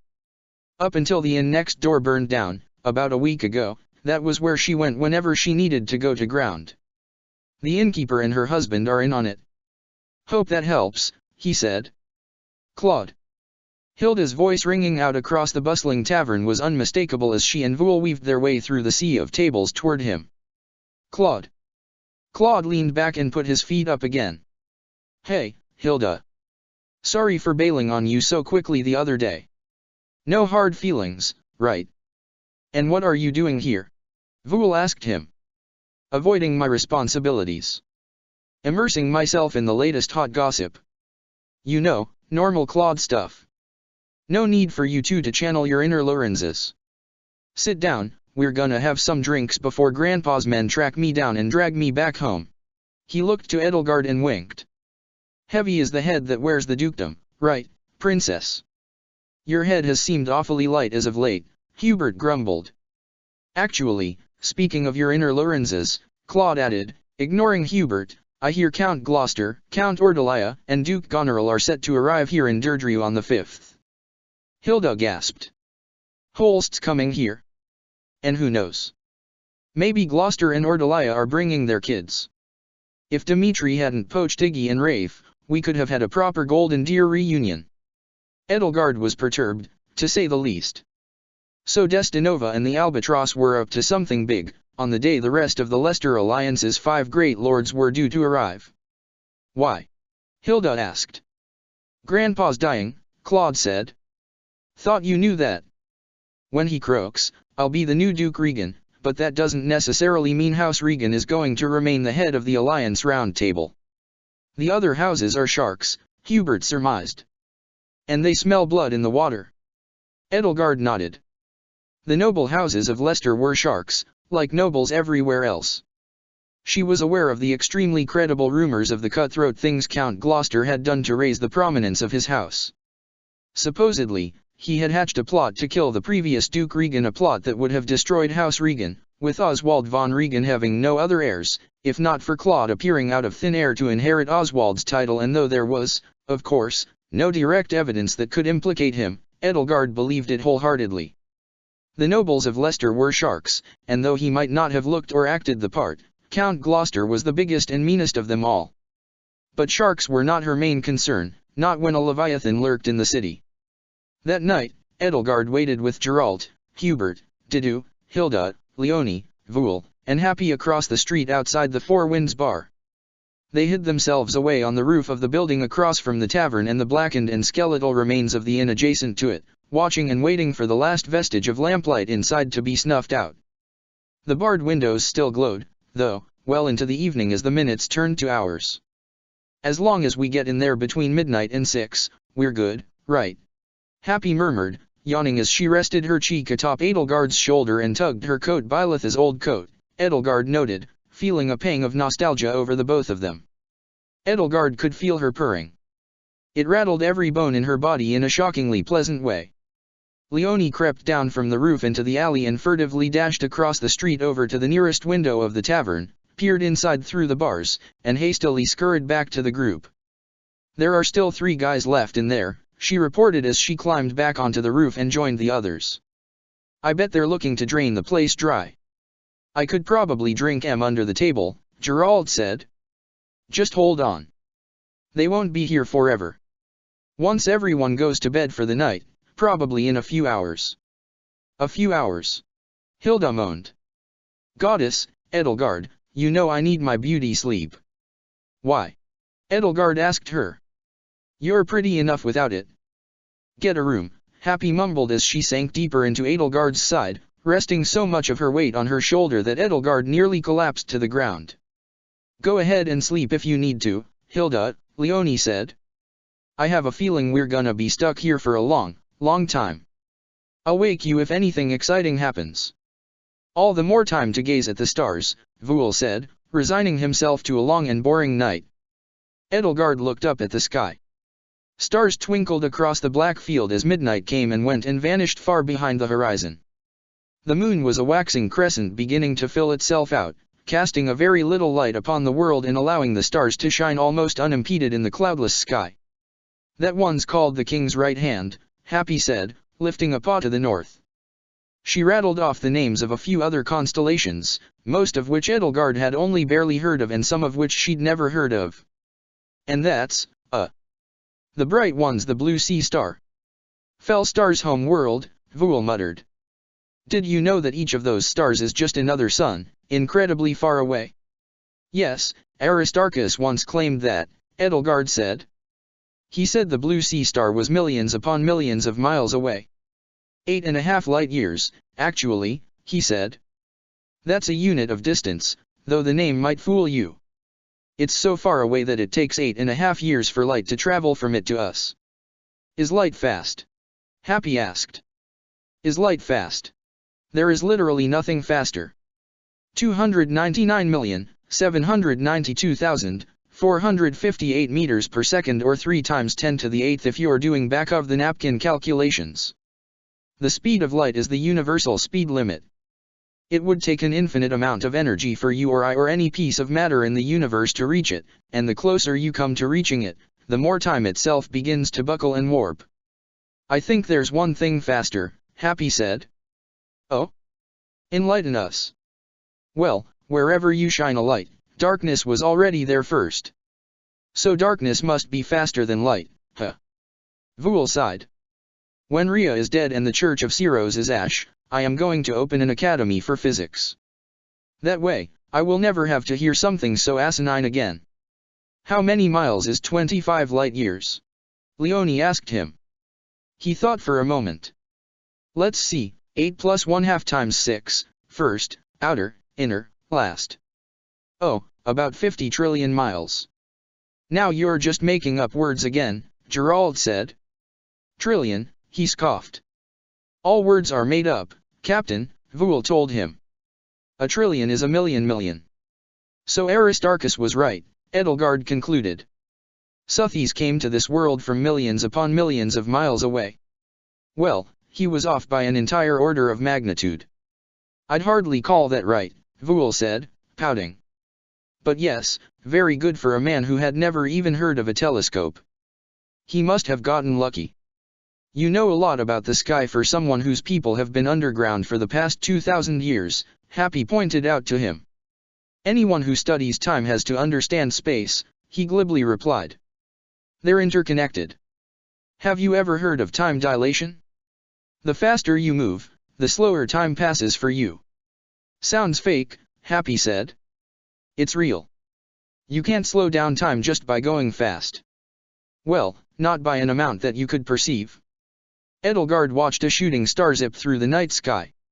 See that? Voul pointed excitedly. That was probably a satellite. In the antediluvian era, humans put thousands of devices into orbit around the planet, and some of them are still up there, those whose orbits haven't decayed. They used those devices to talk to people from all across the world, to measure the weather. And to rain death upon the world, Hilda muttered. The javelins of light are up there, aren't they? In a geosynchronous orbit, Voul said. The weapons platform could be any one of these stars. And there are even worse weapons, Edelgard finished, which Thales hopes to recover from the past. Can you explain what could be worse than those things? Well, let me answer your question with another, Edelgard. What if you could throw a canister of ash up into the air and spread a plague across an entire continent? It takes a dozen javelins to raise a city, but early humans could be much more brutally efficient. Edelgard tried to read Dedu's face, as he'd maintained the stoic silence he'd been known for all the while through the conversation. But with nothing but a lone lantern to light up the rooftop, and with him remaining just out of the light's reach as he stood and kept a silent vigil, his face was too obscured in shadow to read. At long last, the lights in the Four Winds bar went out. Edelgard wasn't sure how much time had passed, other than knowing that everybody had spent some time sleeping in shifts to cram what little rest they could into the night. She herself had to be roused awake by Hubert when the time had come. The group descended from the roof and crossed the street to the Four Winds bar. On their way out that afternoon, Dedu and Happy had swiped a spare key for the front door, which they now used to open the door and usher everybody inside. Voul and I will stand guard, he told the others. In case the Albatross decides to spend the night. Edelgard nodded. Fair enough. She trusted Voul to keep an eye on Dedu. The rest of us will secure the interior. Whether or not we can trust this mysterious letter Hubert was given, this place is important enough that surely something can be found in it. They entered the tavern. It was empty now, eerily quiet, the chairs stacked on the tables and the stools on the bar called to mind gravestones in a cemetery from how their silhouettes barely distinguished themselves from the darkness. Hilda held the lantern, letting it push back long shadows across the room. The Four Winds bar suddenly felt like a derelict ship adrift, as in the ghost stories of lost vessels appearing leagues away from the nearest harbor with not a soul aboard. Happy, Edelgard whispered, you took some sleep medication from the physician's bag like I asked, right? Happy nodded. You are going to go upstairs and drug the innkeeper and her husband. That way, we won't have to worry about them intruding on us. Just a few drops each in their mouths ought to keep them down all night. Okay, Happy said, heading up the stairs and leaving the others downstairs as she crept up to the upstairs rooms where the innkeeper and her husband lived. She moved slowly, carefully, creeping along with cat-like grace and silence, relying on a cat's keen eyesight to navigate the darkness. Happy vanished into the shadows and Edelgard found herself waiting with bated breath and ears tuned to hear the slightest creak of a floorboard. After a fraught few minutes, Happy came back and gave everybody else the go-ahead to continue. Edelgard and Hilda led the way to the corner of the tavern's vast dining area, which felt so much vaster with not a soul there to eat and drink, where the magnificent clock, adorned in roses and Pegasi, awaited them. Happy and Gerald both pushed the clock aside and found a wood panel set into a hole in the wall behind it. The tavern's outer walls were stone, irregular cobblestones mortared firmly together, and on the interior the cobblestones rose to about hip height before giving way to long wooden planks like floorboards that gave the place a more inviting feel. The panel sat on the top of the stone, embedded into the wooden boards. Hubert apprehensively reached out to open the panel. Hilda held the lantern closer. Edelgard craned her neck to look over Hubert's shoulder as he removed the panel and set it aside. Behind the panel was a box made of lead, simple and unadorned, and of course, locked. The keyhole stared up at them like a hollow eye socket as Geralt brushed Hubert aside to pull the heavy box out of the wall, but it wouldn't come out. It seemed to be firmly fixed in the stone. "Do you think the two of us can pull it out?" Leonie asked Geralt. "It looks quite set in the stone," Hubert said. "It would make a ghastly noise, even if we could move it perhaps enough to wake our sleeping hosts. Perhaps we should not risk it." "Got a point there," Geralt said. "We don't want any neighbors or anyone walking by in the street to hear, either." "But the box appears to open from this angle," Edelgard said, placing her hand on the cool metal surface of the face of the box that faced outward from the hole in the wall. "If we only had a key for it." "And, of course," Happy said, "the mysterious letter said nothing about a key. It gave us a 6-hour window to retrieve whatever was behind the box," Edelgard mused. "The letter writer must have expected us to search for it." Hubert stroked his chin thoughtfully. "Harun, the Pegasus Knight, will guide the way. That is what the letter said, is it not, Lady Edelgard?" "Oh, I get it," Hilda said. "And the clock has Pegasus Knights carved into it." Leonie shushed her. "Right." She lowered her voice. "The clock has Pegasus Knights carved in it. So we just have to figure out which of the knights is Harun," she said, "and it'll point the way to wherever the key's been hidden." Hilda would have been a genius to be reckoned with if only she applied herself, Edelgard mused. No wonder she and Claude had always worked together so well, at least, until he'd stopped trusting her. "Does anyone know how to pick a lock?" Leonie asked. "I find it surprising that you do not," Hubert said. "Huh? What do you mean by that?" "I mean you seem to know how to do just about anything else." "I can pick locks," Geralt said, for a split second looking as though he had been enjoying watching Hubert and Leonie quarrel. Without further ado, he crouched down in front of the box, slipped a small tool from his cloak, and set to work. Everybody watched him with bated breath as the seconds seemed to stretch into minutes. Geralt sighed. "Never seen a lock like this before," he muttered, sadly shaking his head. "Hilda, hold the lantern steadier," Leonie said. "Give him some more light." "We should divide our efforts," Edelgard said. "Many hands make light work. While Geralt studies the lock, the rest of us can search for the key." "You could say we shouldn't put all our eggs in one basket," Happy teased her. "Yes, exactly," she sighed. "Hubert, help me inspect the clock." Me, Lady Edelgard," he sputtered, suddenly looking a little under the weather. "I'm not even remotely familiar with Harun the Pegasus Knight, but you seem to be." "Yes." He took a deep, nervous breath. "Yes, you are right. Well, we shouldn't tarry, I suppose," he mumbled, shuffling over to the clock as Edelgard followed him. Edelgard and Hubert both studied the carvings on the clock's body. All in all, they counted about 12 knights in total between them, and it was a testament to the clockmaker's craftsmanship that they appeared to be so detailed despite their diminutive size. Perhaps it was only the low light wreathing them in shadow, or the flickering of the lantern light causing those shadows to ebb and flow, but they looked as though they might leap off of the clock and begin flying through the air. "Each Pegasus Knight looks entirely unique," Edelgard noted, conjuring a small and carefully modulated flame to light up her and Hubert's observations. "No one stands out among the others." "True," Hubert said to her. "And their lances all point in different directions, as well." "Do they?" she wondered, studying the clock's carvings. "Not all," she said. "Look. There are 3 pointing to the left, 2 pointing to the right, 4 pointing up, and another 2 pointing down. But," she explained, circling the clock and studying it carefully, "there is only one Pegasus Knight whose lance points directly forward, this one on the right side." Her hand brushed against one Pegasus Knight in particular, letting a fingertip trace the contour of the lance the wooden warrior wielded. She raised an arm and flung it out in the direction of the lance's tip, periodically looking from the tips of her fingers to the miniature sculpture and back again as she adjusted the position of her arm. "I suppose I should go in the direction you are pointing," Hubert sighed, shuffling across the room. Edelgard watched him reach the far wall, nearly vanishing into the shadows, and carefully position himself directly in front of her pointing finger. She then gestured for him to move a little to the right, the clock's left, since the clock had been moved to the right of its original location to reveal the hidden box, then held up her hand to signal to him that he needed to stop. She hurried as silently as she could across the room toward him. Harun's lance was pointing slightly upward at an angle, she said, and, if I'm not mistaken, the angle lines up about. She reached up and placed her hand on the wall just beside his shoulder. This general area. Hubert withdrew from the wall and studied where she'd placed her hand. It seems like just a wall, he said. Perhaps that was not Harun after all.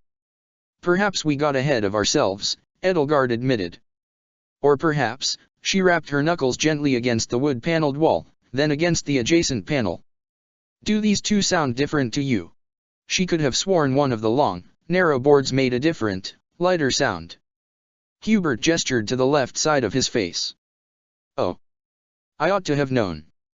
My apologies, Hubert. An understandable lapse in judgment, Lady Edelgard.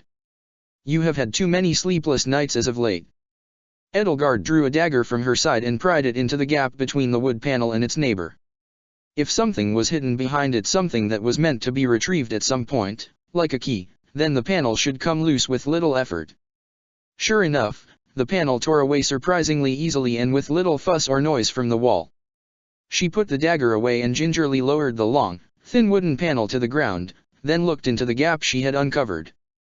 A sheet of mortared together stones, the outer wall of the tavern, which extended all the way up to the second floor where it gave way to simpler wood, greeted her, along with a hook embedded in the stone. And on that hook was a glittering metal key. Edelgard took the key off the hook and brought it back to the others. As she neared Hilda and the lantern, she could see the key in greater detail. It was like none she had ever seen before. She had expected a skeleton key, something one would find jangling on a ring. But instead, a long, thin metal cylinder with alien grooves running irregularly up and down its length, protruding like a dagger's blade from a small handle that felt as rigid as iron and yet as smooth to the touch as wax. I've found the key, she told the others. Or, at least, I'm left to assume this is a key. It seems picking the lock hasn't proven fruitful. Geralt rose to his full height, towering over everybody else. No, he said. This damn lock's like nothing I've ever seen before. That fits, because the key is like nothing I've ever seen before, either, Edelgard said. I suppose it's Agarthan technology. I'll try it out, Leonie said, swiping the key from her hand and kneeling in front of the box. Just call me the master of unlocking. Her hand shook just a little as she brought the alien key to bear, aligning it with the keyhole just right. Now let's see what's in this box. Edelgard felt a cold spike of utter dread drive itself into her spine and shuddered.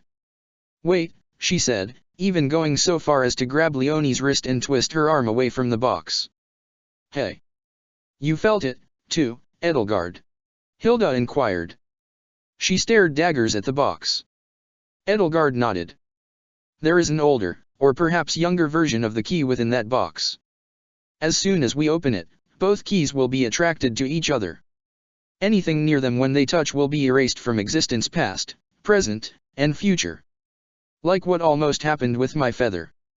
Like what Voul said would have happened if Claude and future Claude ever met in person, Geralt added. Exactly, she said. Now, why would my future self have led us to this temporal booby trap without a word of warning? Destinova must have led us here. This is a trap, we just need to figure out a way to outsmart it. Why? Why not just leave? Hilda asked. Yeah, I'm with Pinky on this one, Happy chimed in. If we opened the box safely, Hubert mused, and collected both keys, and kept them apart, we could use it to set a trap of our own.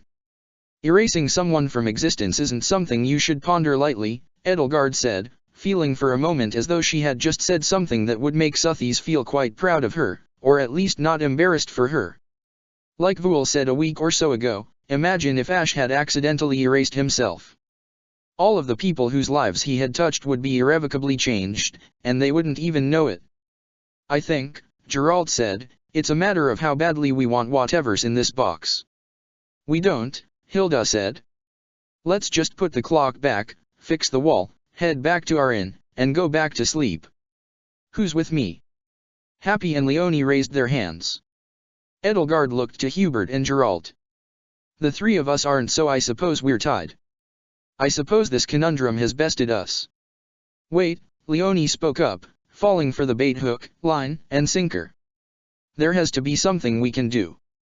You were just agreeing with me? Hilda hissed at her, incredulous.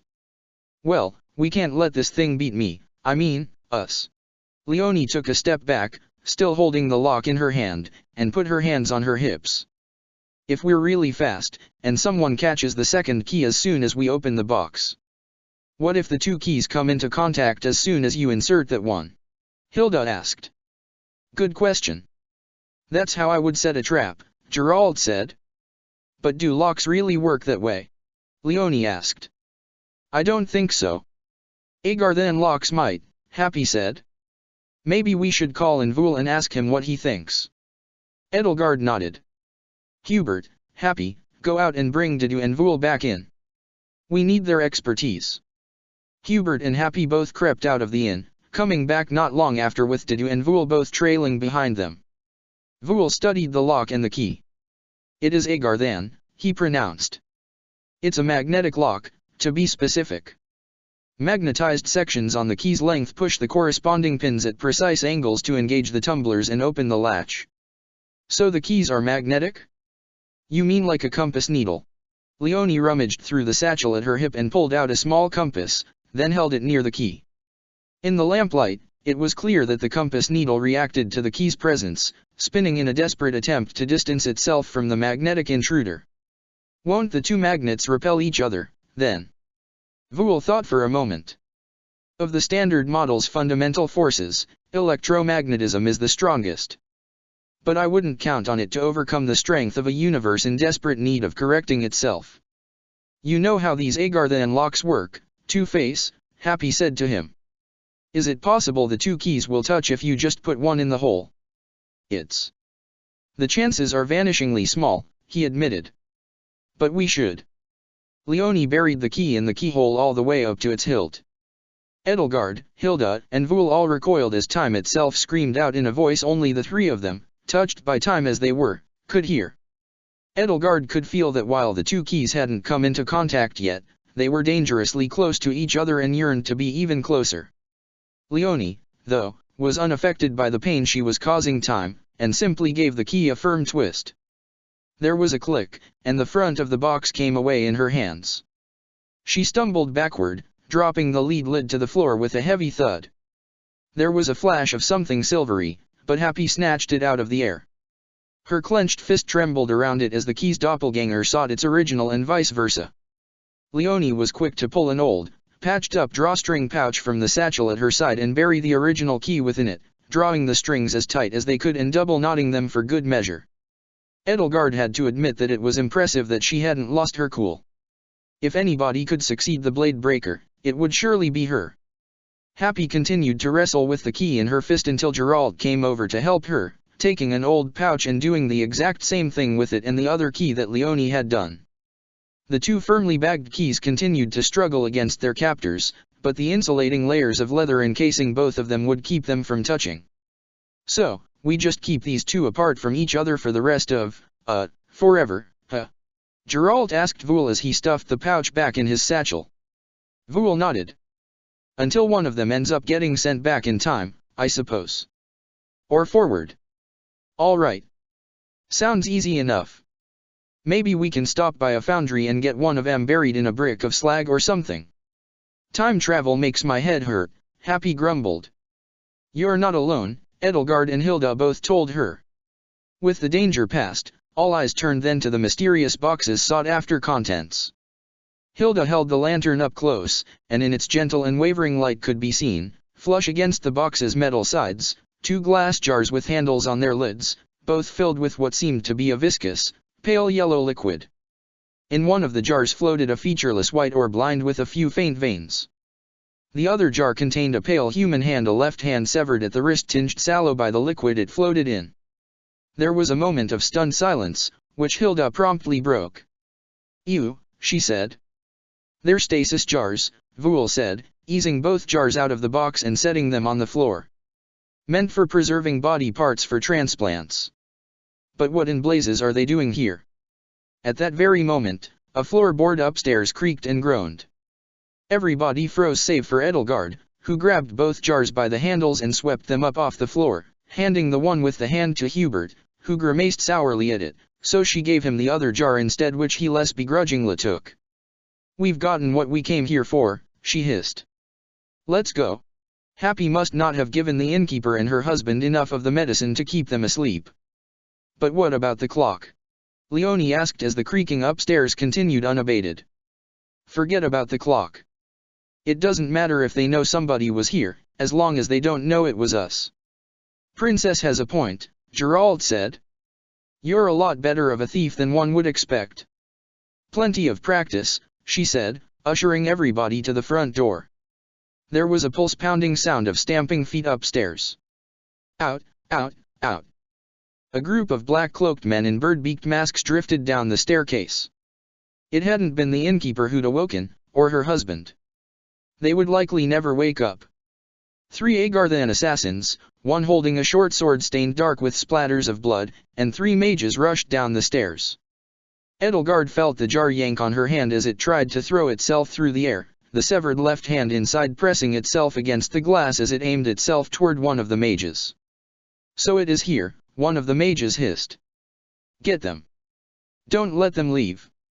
Edelgard struggled against the magnetic pull of the jar and ran after the others. Gerald grabbed her by the wrist and pulled her over the threshold as they left the Four Winds bar behind and escaped into the street. "Don't let them get away. We need that hand and eye," the mage shouted out after them. Edelgard couldn't help but feel as though his voice were eerily, spine-tinglingly familiar, but couldn't quite place it in all the havoc and panic. All she could discern, as her heart pounded, was that it made her skin crawl. "Hubert, give your jar to Geralt." "Leonie, I'm giving you mine." "You two are going to split up," Edelgard said, struggling to keep her presence of mind. Her mind raced to keep pace with her heart, but it was racing in all the wrong directions. Of course there were still Agarthan operatives in this city. And this time, she couldn't count on a convenient interfaction dispute to get rid of them. Happy, Didu, go with Geralt. Hilda, Vul, go with Leonie.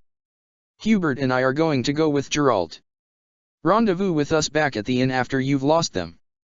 Leonie took the hand from her and Geralt took the eye from Hubert, and the group split into 3 teams. At the next crossroads, Leonie veered left with the hand tucked under her arm and Hilda and Vul following her, and Geralt veered right with the eye in his grasp and Happy and Didu following him. Edelgard and Hubert went off with Geralt. The 6 Agarthans split themselves likewise into 2 groups of 3 and hurried off after each group. Hubert's breath grew more and more ragged with every step he took. Edelgard couldn't help but feel as though once more she was pushing him further than he could handle. "Geralt," she said, "Hubert and I are going to split off at the next alleyway.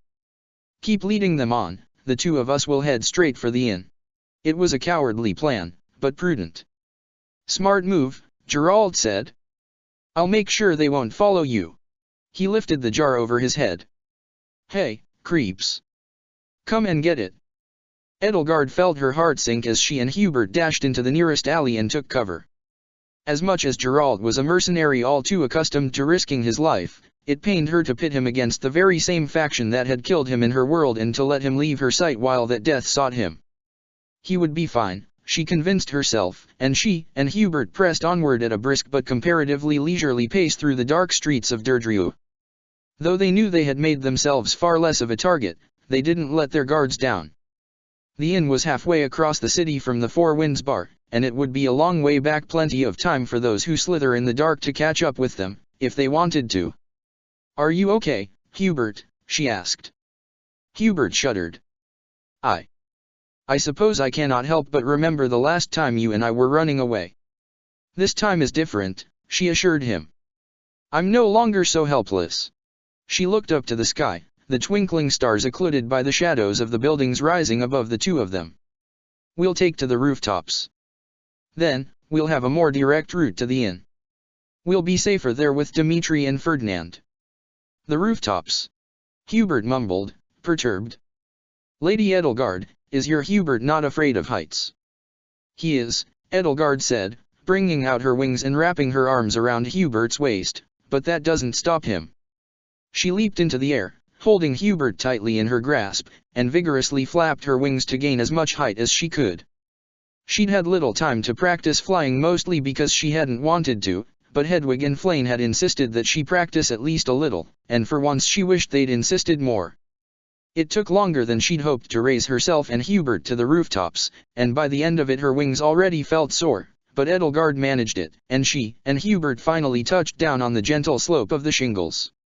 From this vantage point, the city stretched before them, and it was easier to plot a course to safety than wandering the maze-like streets on foot would have been.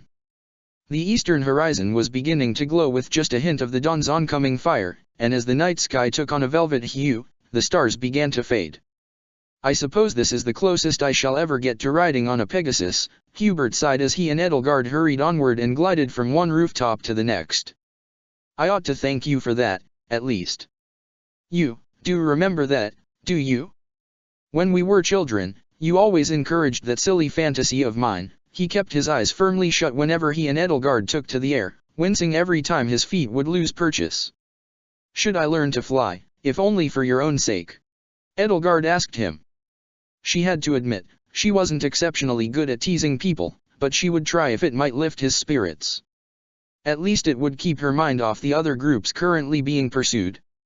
"I'll admit that I'm quite small for a dragon, but it seems I can carry your weight." "That will not be necessary," Hubert sputtered. I would never ask something like that of you, Lady Edelgard, your highness." "We'll have to see what your Edelgard thinks about it," Edelgard said. When she returned to her world, Ellie would have to adjust to everything. Perhaps she might take to being a dragon better and more readily. She might volunteer to do it. "There is no need to get my hopes up." Edelgard flexed her wings which, with every leap from one rooftop to the next, grew sorer and crossed the next gap with Hubert in her arms, only for a sharp, burning pain to tear itself through her left wing. The stench of dark magic stung her nostrils as she plummeted into the alleyway beneath her. She had just enough time and presence of mind to try as best she could to position herself underneath Hubert before she hit the ground. Everything went black. She must not have been passed out for very long, a few seconds at most. Her back screamed in agony, and her left wing was pinned awkwardly between it and the cobblestone street and screaming twice as loudly between the hole gouged in it and what was definitely a break in the bone. When she opened her eyes, a red film pressed against the edges of her line of sight. Hubert was pulling himself away from her. "Lady Edelgard," he hissed. "Lady Edelgard, how hurt are you?" One of the black-cloaked, bird-masked Agarthan mages drew closer, taking slow steps toward her and Hubert that either radiated caution or overconfidence. Well, the mage hissed as he loomed over her and Hubert. His voice was identical to that of the leader of the group. "It's been a long time since we've crossed paths, dear El." Edelgard's blood ran cold as she realized why his voice sounded so familiar. Her mind hadn't processed it before because she hadn't been used to hearing it muffled and modulated by one of those beaked face masks. "Thales," she gasped. "Yes," he said, and she could hear the sadistic smile in his voice. "And I've spent so long away from it all, watching the world pass me by, waiting for everything to fall into place. I finally hear the call to action I've been waiting for, and who do I find in my path but you?" He began to laugh.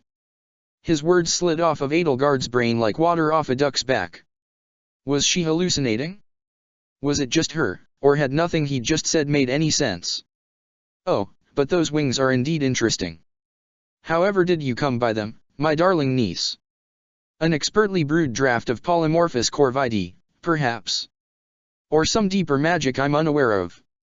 Edelgard felt him grab her right wing and wrench it upward. She gritted her teeth against the pain as the joints twisted and bone ground against bone and choked down a scream. "How very interesting," he hissed. "Let go of Lady Edelgard," Hubert rasped, hurling at Thales a spike of ice shaped into a wicked spearhead. Thales leaped back, surprised, as the blade nicked his hood and pulled it down to uncover his head and masked face. "Well, isn't this a surprise?" Thales mused, drawing up his cowl again. "I knew another Hubert once who would have killed me by now."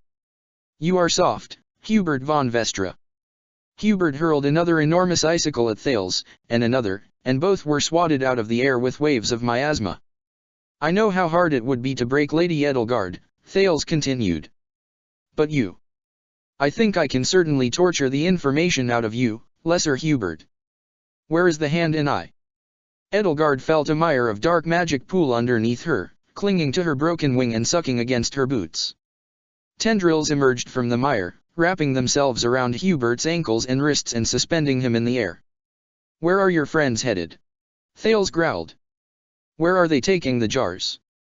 I shall not tell, Hubert gasped, teeth grinding against each other in a clenched jaw as the tendrils yanked on each limb in turn. I shall dislocate both legs and arms, Thales told him.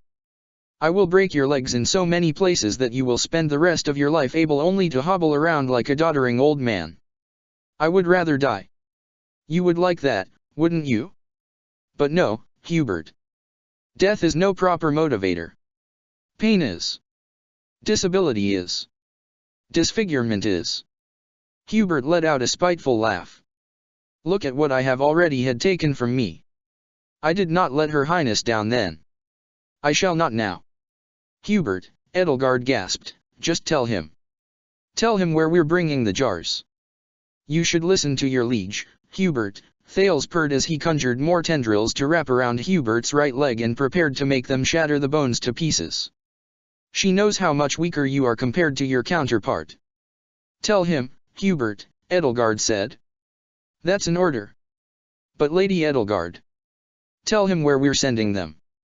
If you don't talk, Thales is going to kill you eventually. Your body can only handle so much pain. I can't condemn your Edelgard to return to a world without you. Wise words, Hubert, Thales said. From a foolish girl.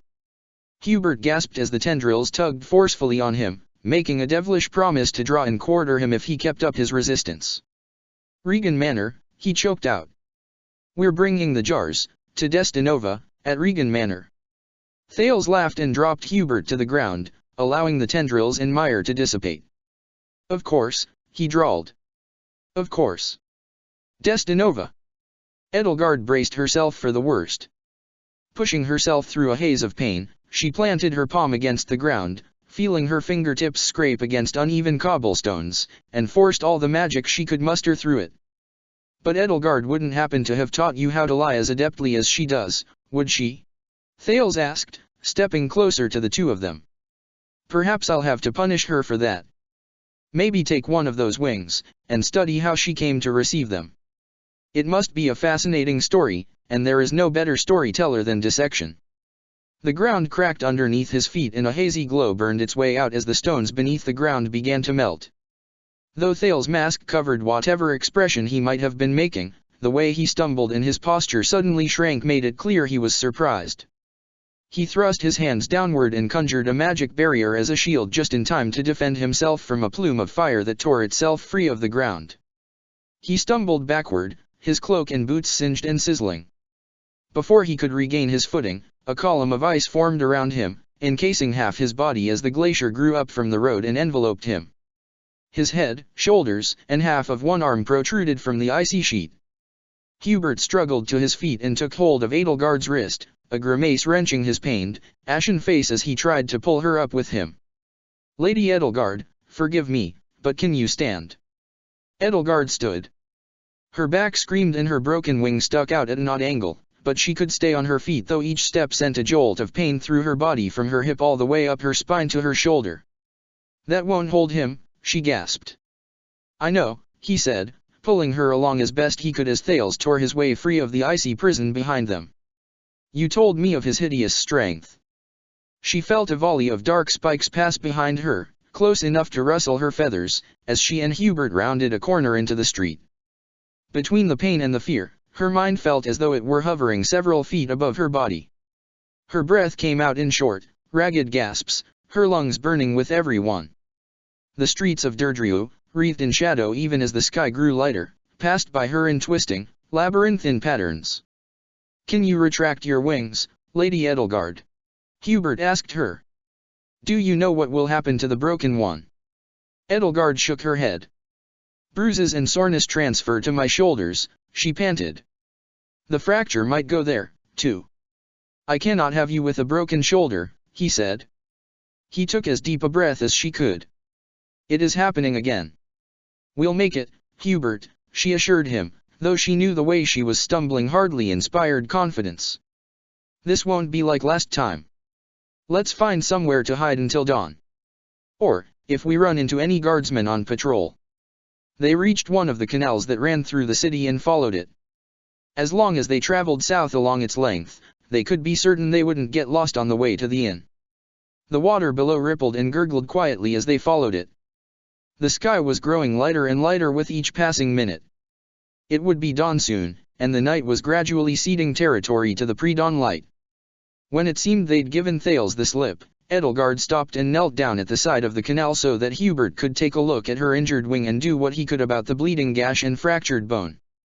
He managed to dull the throbbing pain of the broken bone considerably, but Edelgard could tell from the way it still sharply ached when she tried to move it that it was still broken, just not as badly.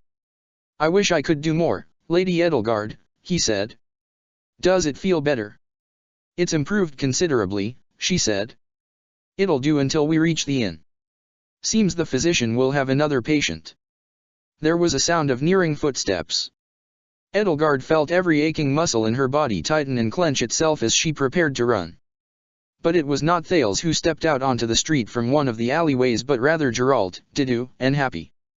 Geralt still had the jar with the hand tucked under his arm. Kid, you all right? He asked, rushing to her side ahead of the others, though Happy was hot on his tail. You aren't looking too good. You either, Hubert. I'll live, Edelgard said. We took care of the creeps chasing us, he said, but they were one short. We'd figured the missing one might have gone after you. Thank fuck you had the same idea as us, using the canal to guide yourselves.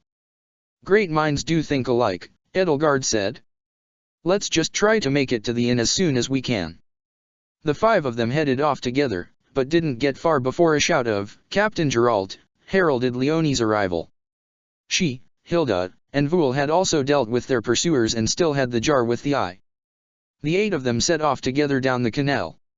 So, Thales is running amok here in Derdriu, Geralt mused after Edelgard had filled him in on her and Hubert's encounter. As if there weren't enough problems in Derdriu. But what the hell does he want these body parts for? They're Agarthan body parts, I think, Vul said, ensconced in Agarthan technology. Not something he or anybody else wants in the hands of primitive surface dwellers. The real question is, what were they doing behind a clock in an inn? Hilda asked. Who hid them there? Somebody who was planning to go back to them, Dido mused, or keeping them away from somebody else. The letter writer clearly wanted us to find them, Edelgard said. So that begs the question of how they knew where they were. Well, if it was your future self, Hilda said, then obviously she knew back then because you know now. Then why didn't my future self mention that we would be camped out from midnight to the earliest hours of the morning, or that Agarthans would show up, or that Thales would be there? Edelgard retorted.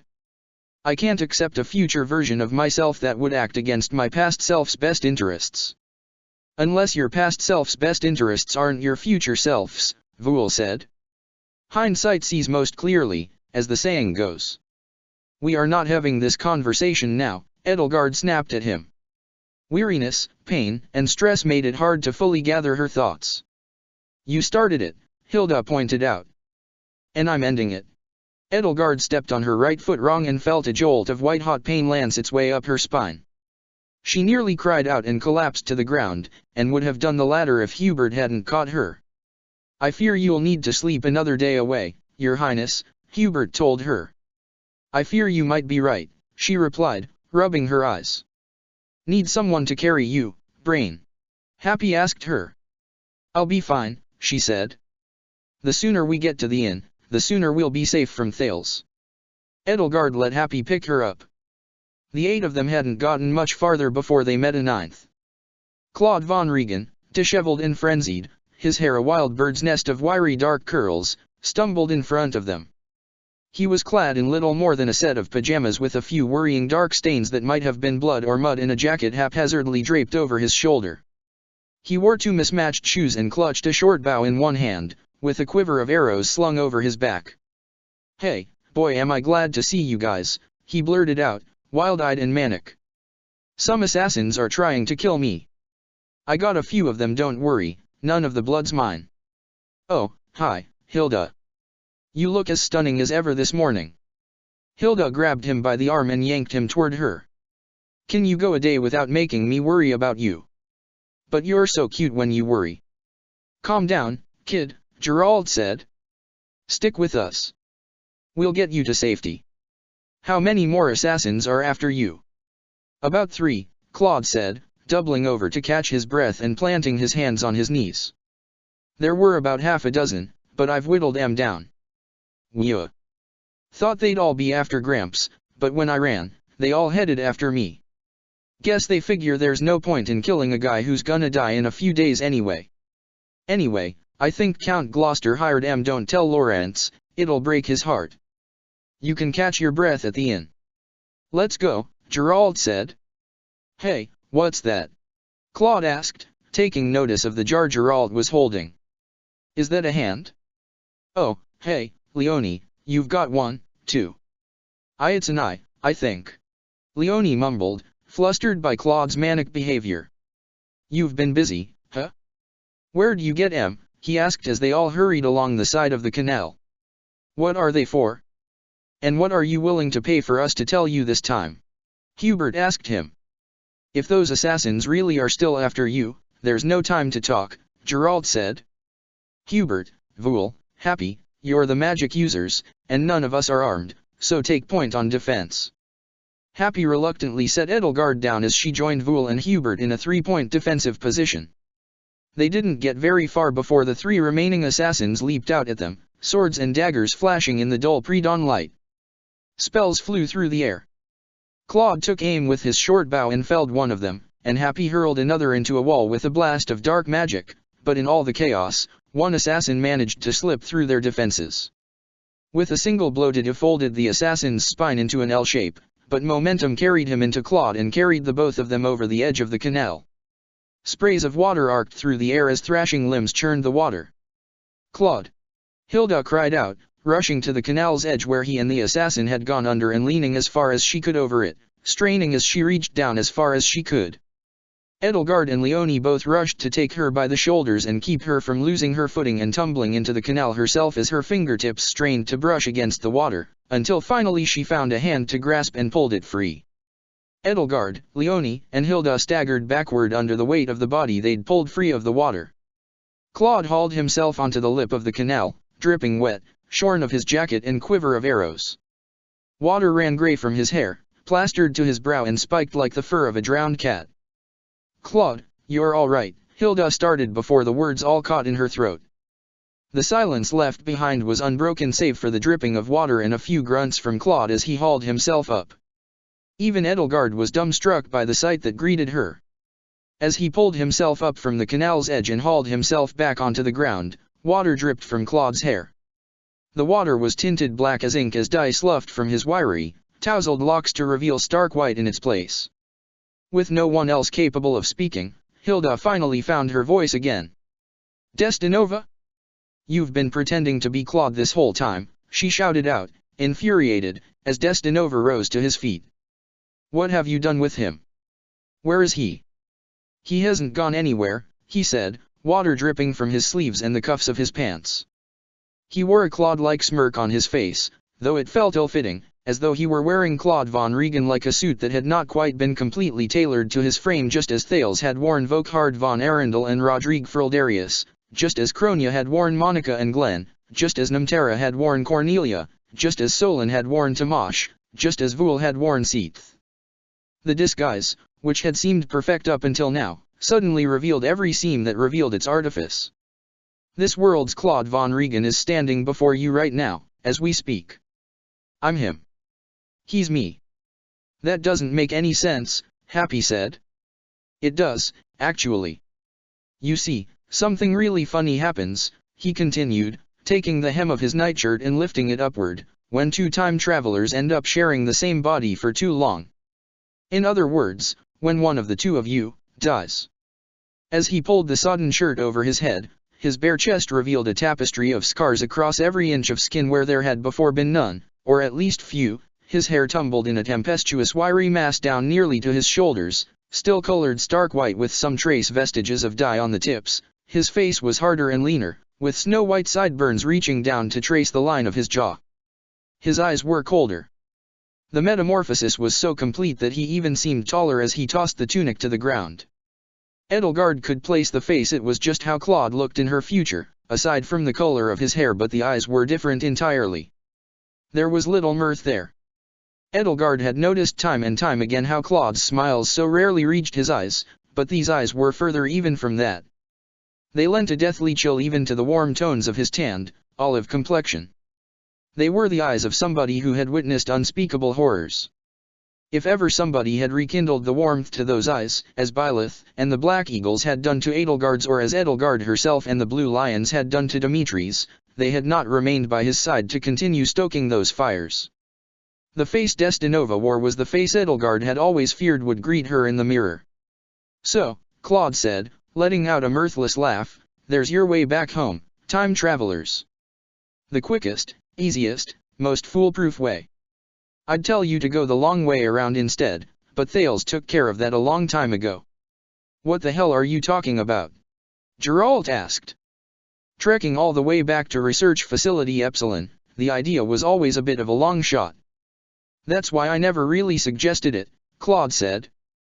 "Though I'm sure you two have thought of it on your own," he added, focusing his attention on Edelgard and Hilda. "Capturing Thales confirmed my suspicions. He had the facility raided and the device inside destroyed after the two of you came to this world." "What? That's insane.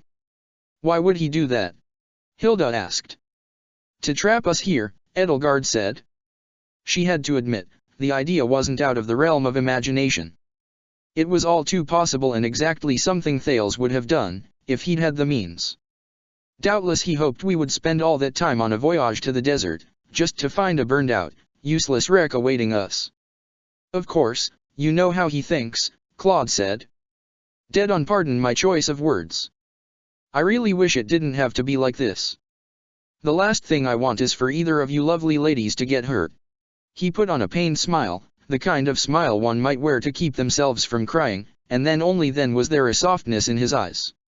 "Wish I had better news for you. But you're both stuck here until you die. I'll leave that up to you how soon that is." "And why do you believe him?" Edelgard asked. "If Thales told me that grass was green, I'd go outside and check." "Because I've seen the device that would bring you two home," he said. "I've gotten a good, long look at it. Because, that's how I came to this world, too." He drew a hand into his pocket and withdrew a small, glittering crystal slate that looked as though it had been snapped in half from how jagged one edge of it was. He let it fall to the ground at his feet. "And I know what the most important part of it looks like. Half of it is right here."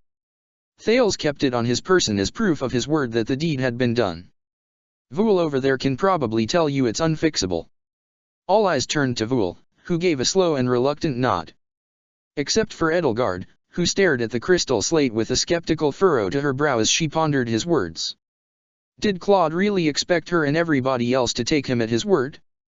"Believe me or not, it's up to you to decide what to do next," he said, reading her expression as if he could read her mind. "My advice? Make it quick. Make it painless. And tell your counterparts you're sorry when you come back. Because eventually, there's only going to be one of you, and the stronger mind always wins out in the end." A plume of smoke burst up from where he stood and completely enveloped him, and when the plume dissipated in the cool morning air into curling wisps floating skyward, it left behind nothing but the sodden nightshirt he'd peeled off of his back and the broken half of crystal slate he'd dropped at his feet. Chapter 58, Leap of Faith. After the ordeal of the last night and the toll it had taken on Edelgard, she'd had little choice but to sleep the morning away, whether she'd wanted to or not. Exhaustion had simply washed through her like rough waves from the storm-tossed ocean crashing upon the shore roughly, almost violently. But as tired as she'd been when she and the others had returned to the inn, as exhausted both in body and in mind, as pained as her bones were and as much as the revelation of Destinova's true nature had left her in shock, the dreams that left her restless still hounded her. Mostly, they were the same dreams as ever until Edelgard found herself standing in the greenhouse of Garreg Mach, where she'd spent so many contemplative moments during the war.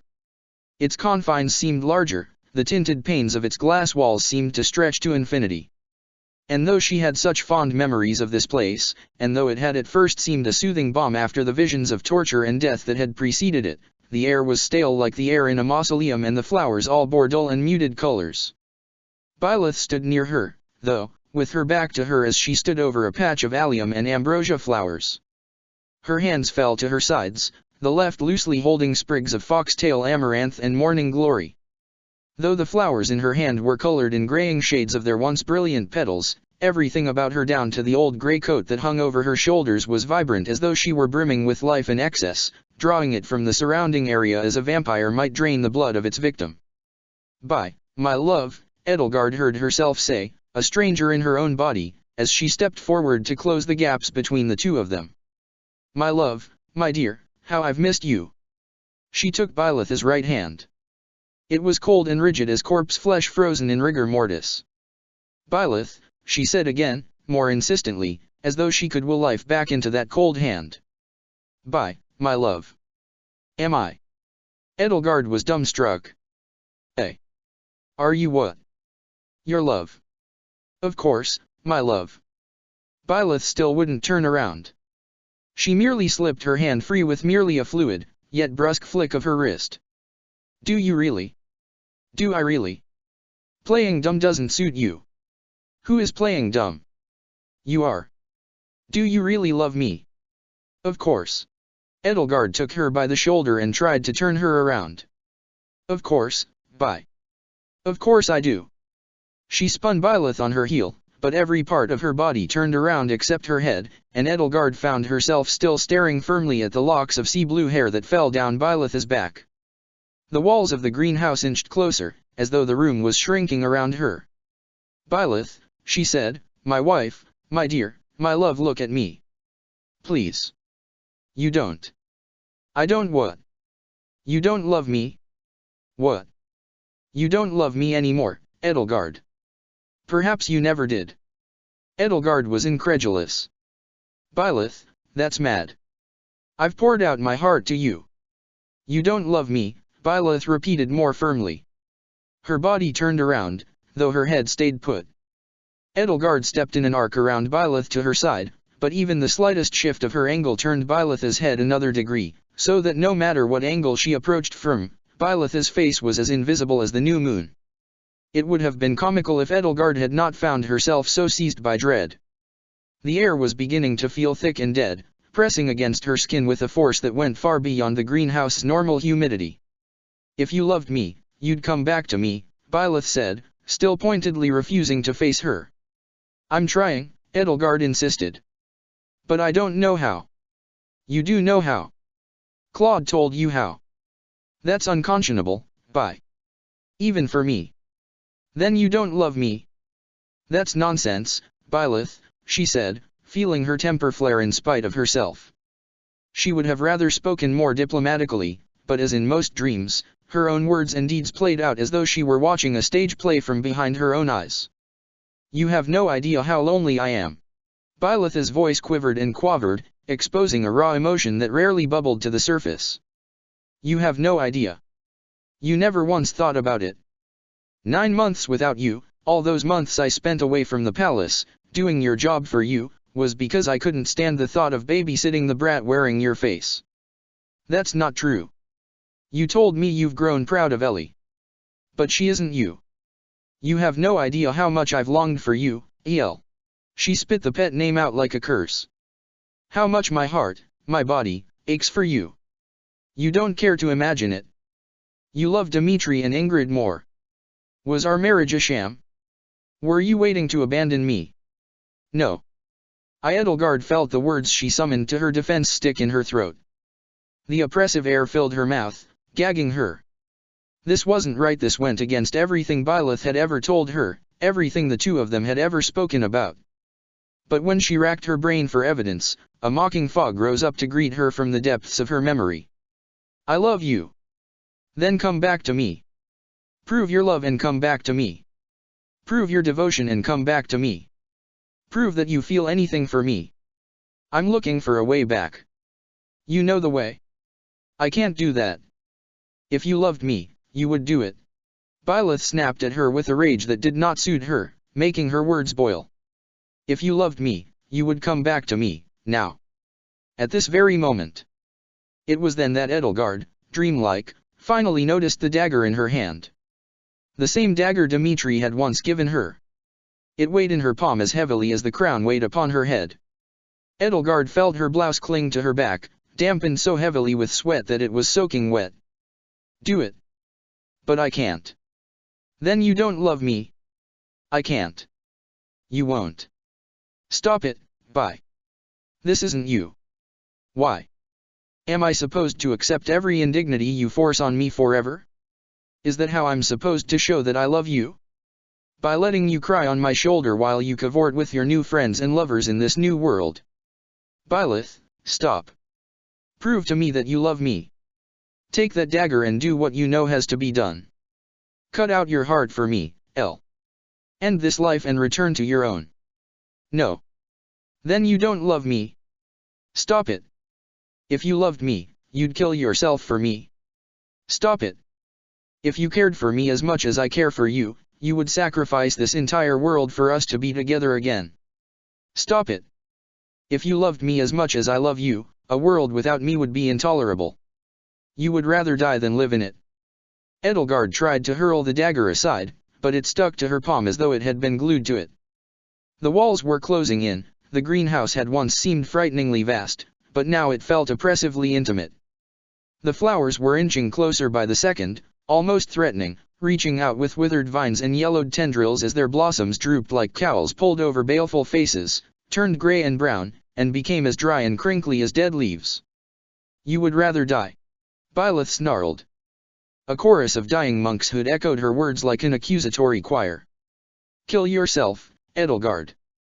Kill yourself and come back to me, so we can be together forever. I can't. I can't possibly do that to Ellie. Edelgard protested, forcing each word through a narrower and narrower windpipe as the cloying air stifled her. Then I'll do it for you. At last, Byleth whirled around, head and all, and Edelgard found herself staring into eyes glowing like hot coals in a face that was as gaunt and withered as the flowers filling the greenhouse. Her skin was pallid and stuck to sharp cheekbones, tracing every contour of the eye sockets and brow.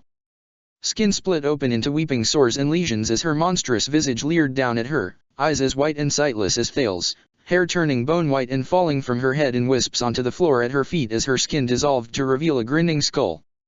The amaranth and morning glory in her hand had transformed themselves into a wicked dagger just like the one that had once taken Geralt's life, an Agarthan blade, midnight black and sickly bronze, and before Edelgard could resist, the curved blade buried itself in her chest with an excruciating lighting bolt of white-hot agony. She snapped awake.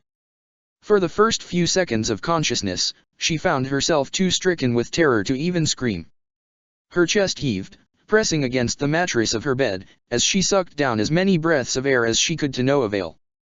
She had to pull her face free of the pillow it had been pressed against before she could breathe again.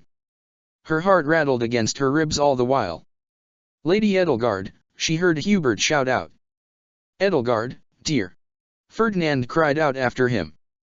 No, Hubert, you need not get up, you still need your rest, I will see to her. I'm fine, Edelgard said as she tried to roll over.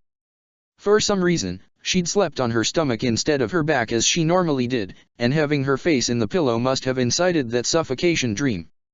The exertion sent a jolt of pain through her side, though, and up through her left wing. Wings. That was right. She still had both her wings. That was why she had to lie on her stomach instead of her back. Not wanting to see what would happen if she retracted a broken wing, she'd decided to keep them both out and have the left one tied in a splint for as long as it took for the physician, with Marianne's help, as she was far more skilled at using her healing magic for winged and four-legged creatures of all shapes and sizes than a physician accustomed to humans would be, to heal the fracture. Her broken wing ached faintly, a sign that the pain relief medication she'd been given before she'd fallen asleep was beginning to wear off. Were you having a nightmare? Ferdinand asked her, his brow furrowing. I noticed you moving in your sleep and mumbling. It was nothing, Edelgard insisted, though her mind was still rattled. It was nothing, Ferdinand. But I appreciate your concern. I can only be concerned. You had a, quite frankly, horrifying night. Would that you had taken me along. We needed somebody to stay behind with Dimitri and Marianne to watch Heidi Marie and Martel. Of course, and I accept that. But be that as it may, what would I have done with myself if you and Hubert had both died? We hadn't considered running into Thales. No, of course not. Nor Destinova, no doubt. But even so. Edelgard, I am merely glad that you are okay, all things considered. Although, Ferdinand's lips pursed and puckered in a sour expression. While you slept, Hubert told me what Claude, or Destinova, or whatever we are calling him now, said. About how you and Lady Hilda might return to your own worlds. Yes? And he grabbed her by the shoulders, his eyes so wide with fright they seemed fit to leap from their sockets. I can scarcely imagine such a grave course of action. Lady Edelgard, I want you to swear on your honor as a Hresvelg that you will not, under any circumstances, take your life. I swear, Edelgard said, sitting up and brushing his hands aside. He grabbed her again. Swear it, please, Edelgard. I swear, she repeated, brushing away his hands again. Again he laid his hands on his shoulder and gave her a shake for good measure. Again, please. I must have you. Ferdinand, Hubert called out to him from his bed, that is quite enough. I think she understands. Yes, yes, I swear, on any oath I could possibly take, she snapped brusquely, wrenching herself free of Ferdinand's grip.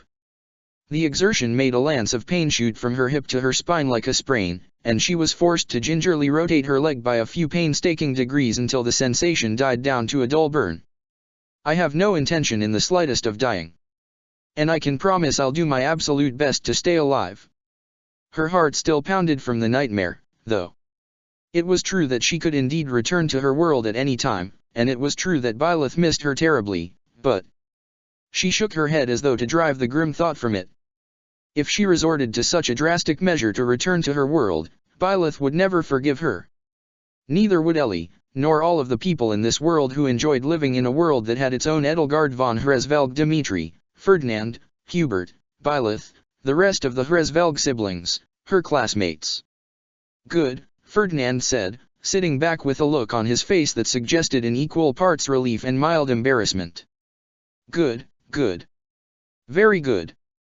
I just worried, and wished to make certain you were not considering.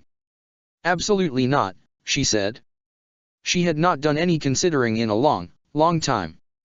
For 12 years now she had told herself that her reasons to live were far stronger than any reason she had to die, and after she'd met Byleth and the Black Eagles she had finally begun to believe it. Perhaps that was why Destinova's revelation seemed to haunt her nightmares so pertinently.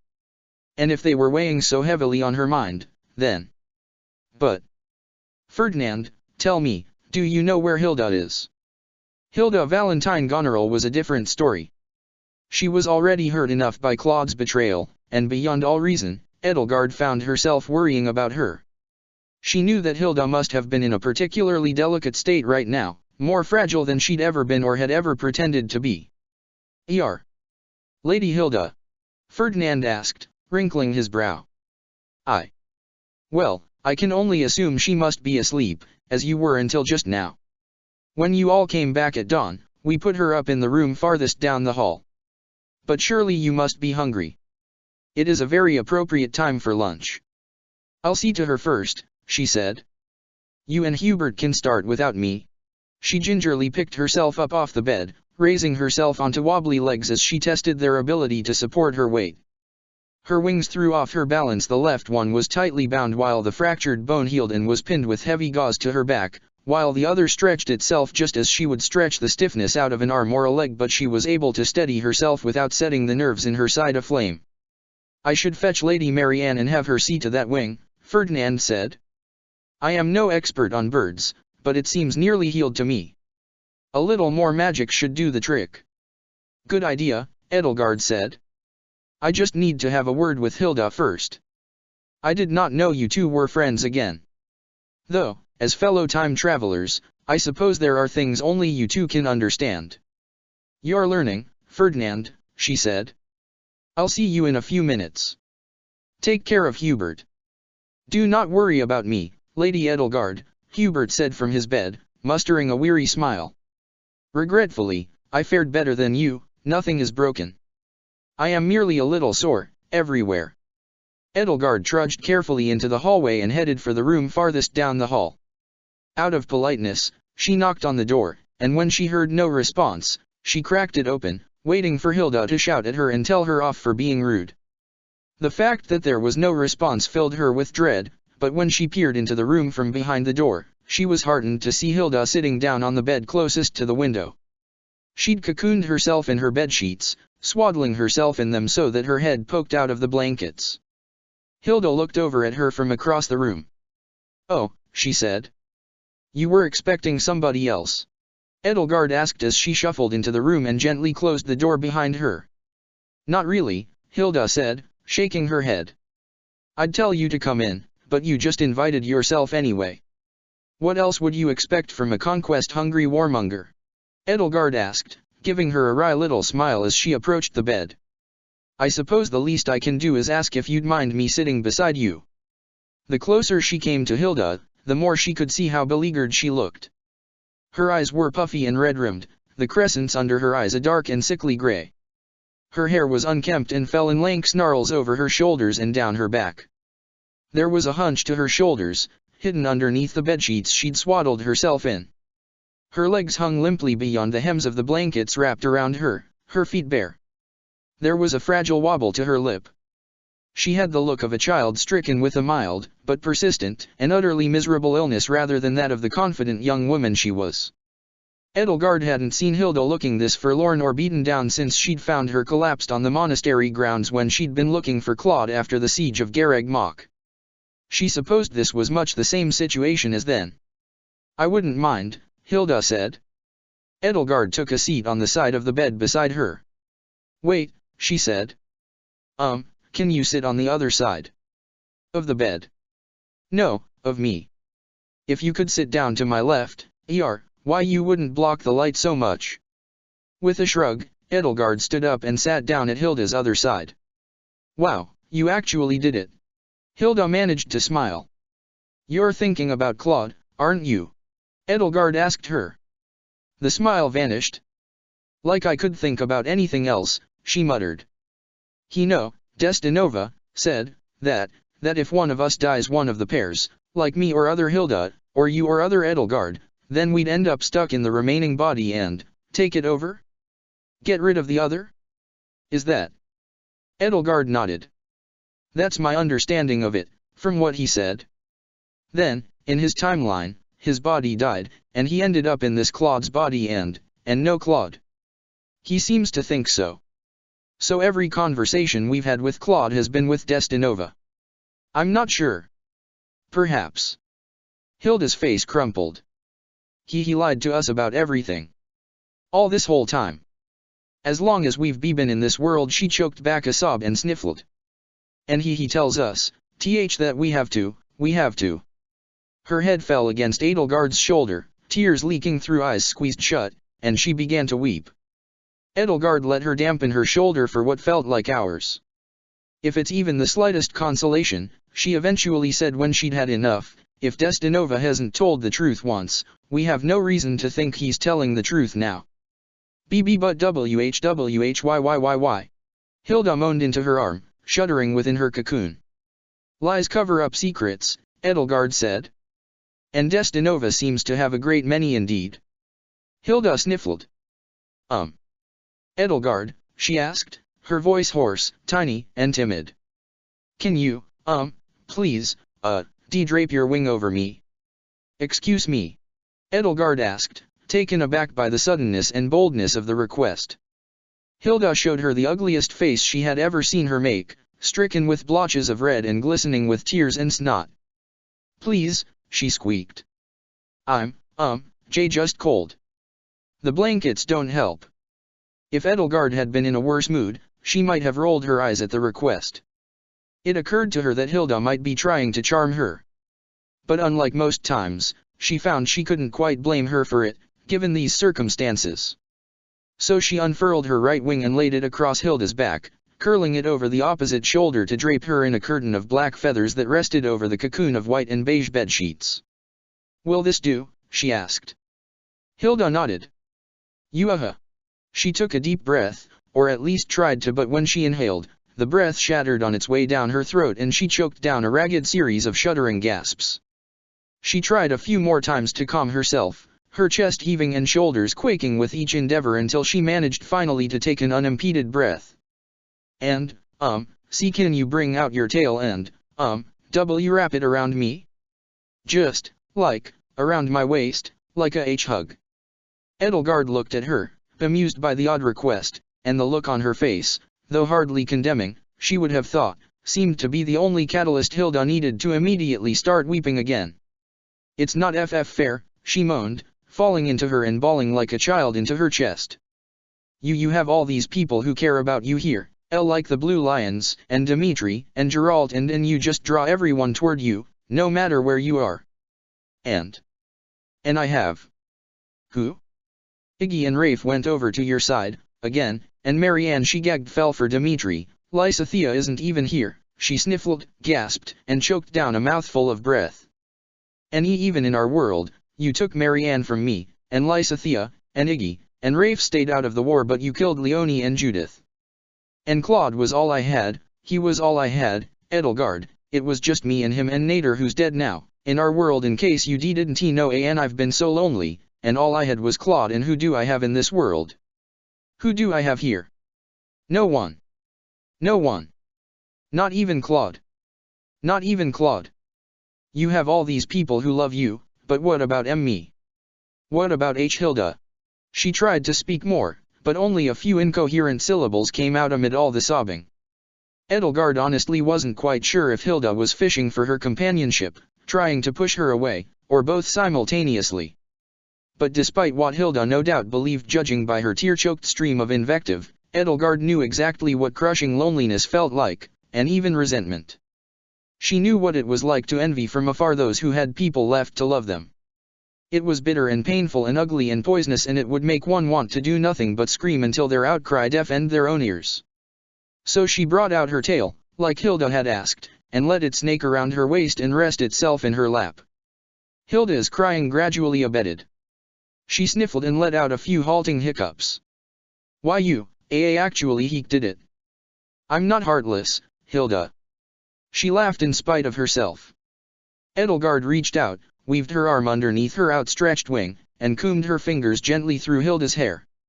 For all the bad blood between the two of them, and although they'd only ever barely gotten along, all Edelgard could see in Hilda right now was a hurt and bereft young woman who needed comfort. "I know we've never been close," she said, "and you have every right to resent me and your lot in life. But we're both in the same situation, so all we can do is weather it together." To her surprise, Hilda leaned into her touch.